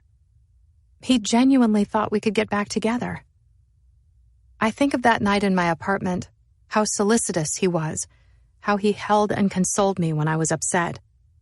I think of his hand slipping under the hem of my shirt, his body weight pressing me into the sofa, and the way I felt, wanting him. But I think, too, of the way he reacted when Sienna texted, how he was put off, inconsiderate, how his temper flared, how he reacted like a child, and how his own needs trumped hers. Both of these men is Ben. I love you, Ben.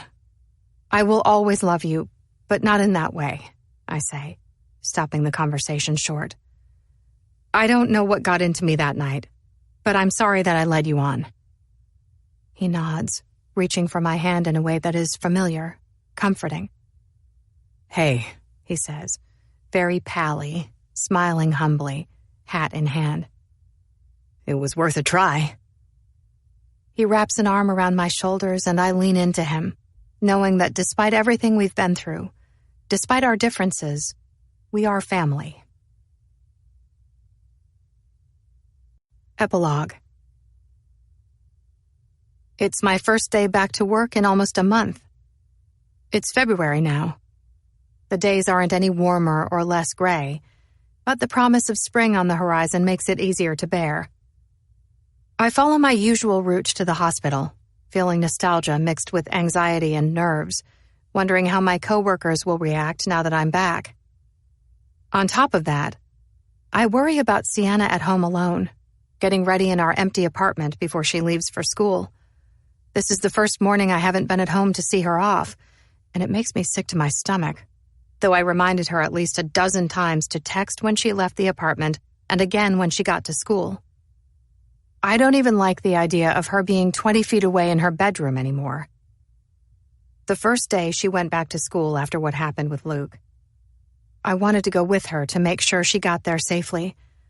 I knew it wasn't healthy to project my own fears onto her, but the world is a dangerous place, and despite the number of weeks that have passed, I still can't get over the image of her covered in someone else's blood, or of Luke standing behind her in the dark, empty house, holding a gun to her head. I arrive at the hospital and head in, leery as I wait for the elevator to come, my stomach in knots. The State Board of Nursing went easy on me for what happened to Caitlin. It helped that I confessed, that I owned up to giving her someone else's insulin by mistake, and that I have almost 20 years' experience without a blot on my resume. There have never been any other incidents like this at work. Now I'm under probation. I'm being monitored by the hospital and by the board, but I'm allowed to work. It doesn't always happen like this. I could just have easily lost my license. But the truth is that the more severe the punishment handed down, the less nurses will be willing to report their mistakes, which makes patients less safe. There will be more cover-ups and more lies, though I didn't, of course, give Caitlin someone's insulin by mistake. But no one knows that but me. I enter the unit. Despite killing a patient, I'm not some curiosity like I thought I'd be. Instead, Luke is, and any fears I had at coming back are instantly soothed when people come rushing up to me saying, "Oh God, Megan, I heard what happened." And they're not talking about how I killed a patient, but how Luke kidnapped Sienna and how my daughter and I watched him get shot by the police and die. "Are you okay?" Bridget asks in the break room, and I nod and say yes, though I'm not yet. And I don't know that I will ever be entirely okay, but I'm trying. It gets easier every day. Another nurse wraps her arms around me and says, "I missed you. I'm glad you're back." I can't believe it was Luke all along. What kind of person does something like that? It's a good day. I'm happy to be back. I leave, lighter and smiling. And then later that night, after I'm home, Ben comes for Sienna, who's in her room packing her bag for the weekend. And this time, he's patient with her. He doesn't get upset that he has to wait, but he stands instead in my living room, drinking a beer, asking about my day. I have something for you, he says, after I've finished telling him about work. For me? You didn't have to do that, I say, thinking stupidly that Ben has bought something for me and feeling a spark of guilt that I don't have anything for him in return, but also worried that he didn't get the message about us not getting back together when I told him in the hospital, and still thinks it's possible. How many times, I wonder, will I have to tell him no? He sets his beer on the coffee table. Close your eyes and hold out your hand. Ben, I protest, feeling silly. Just do it, please, before Sienna comes out, he says gently. And I do. My eyes sink slowly closed and I hold out a hand, palm facing up, feeling Ben's warm hand clutch me by the fingers, holding on a minute too long before he places whatever he has for me on the palm of my hand. The thing is practically weightless. I almost don't know it's there until Ben softly says, "Okay, you can open your eyes." I do. I open my eyes to find Ben watching me, a sparkle to his own eye, a smile playing on the edges of his lips. I smile back out of instinct, because his own smile is contagious. But when I look down at the thing on my hand, my smile fades. My missing engagement ring. How did you, I ask, fighting for words, never finding them. It was in my condo, he says. I can't explain it. Maybe Sienna took it and left it by mistake? I don't know. I look up. Our eyes meet and I try in vain to read his, wondering if he's telling the truth or if he knows more than he's letting on. Yeah, maybe, I say, but of course it didn't happen that way. Sienna didn't take the ring. Caitlin did. She took my rings from me that day she left, the day she told Sienna that she wasn't Ben's. But what happened after that is a mystery because, in theory, Ben and Caitlin had broken up by then. How did the ring come to be in his apartment if their relationship was through? Did she go back that same day to tell him the truth about me? Did she break into his condo to leave the ring? Or was their relationship not through? What if Ben only said it was to throw me off? I thought you'd want it back, he says. Yes, of course. I do. I didn't even know it was gone. I thought it was in my jewelry box. He shrugs. Well, he says, it's back where it belongs, and that's all that matters. He leans in to kiss me chastely on the cheek. He pulls back, holding my eye too long so that my breath catches, heat filling my face, before Sienna's bedroom door opens and she appears all of a sudden behind us. You ready? Ben asks, releasing and looking past me, and she says she is. As Ben turns to walk away from me, to leave the apartment with Sienna, I realize that I may never know how much he knows. He might have something on me forever. I might not have gotten away with it after all.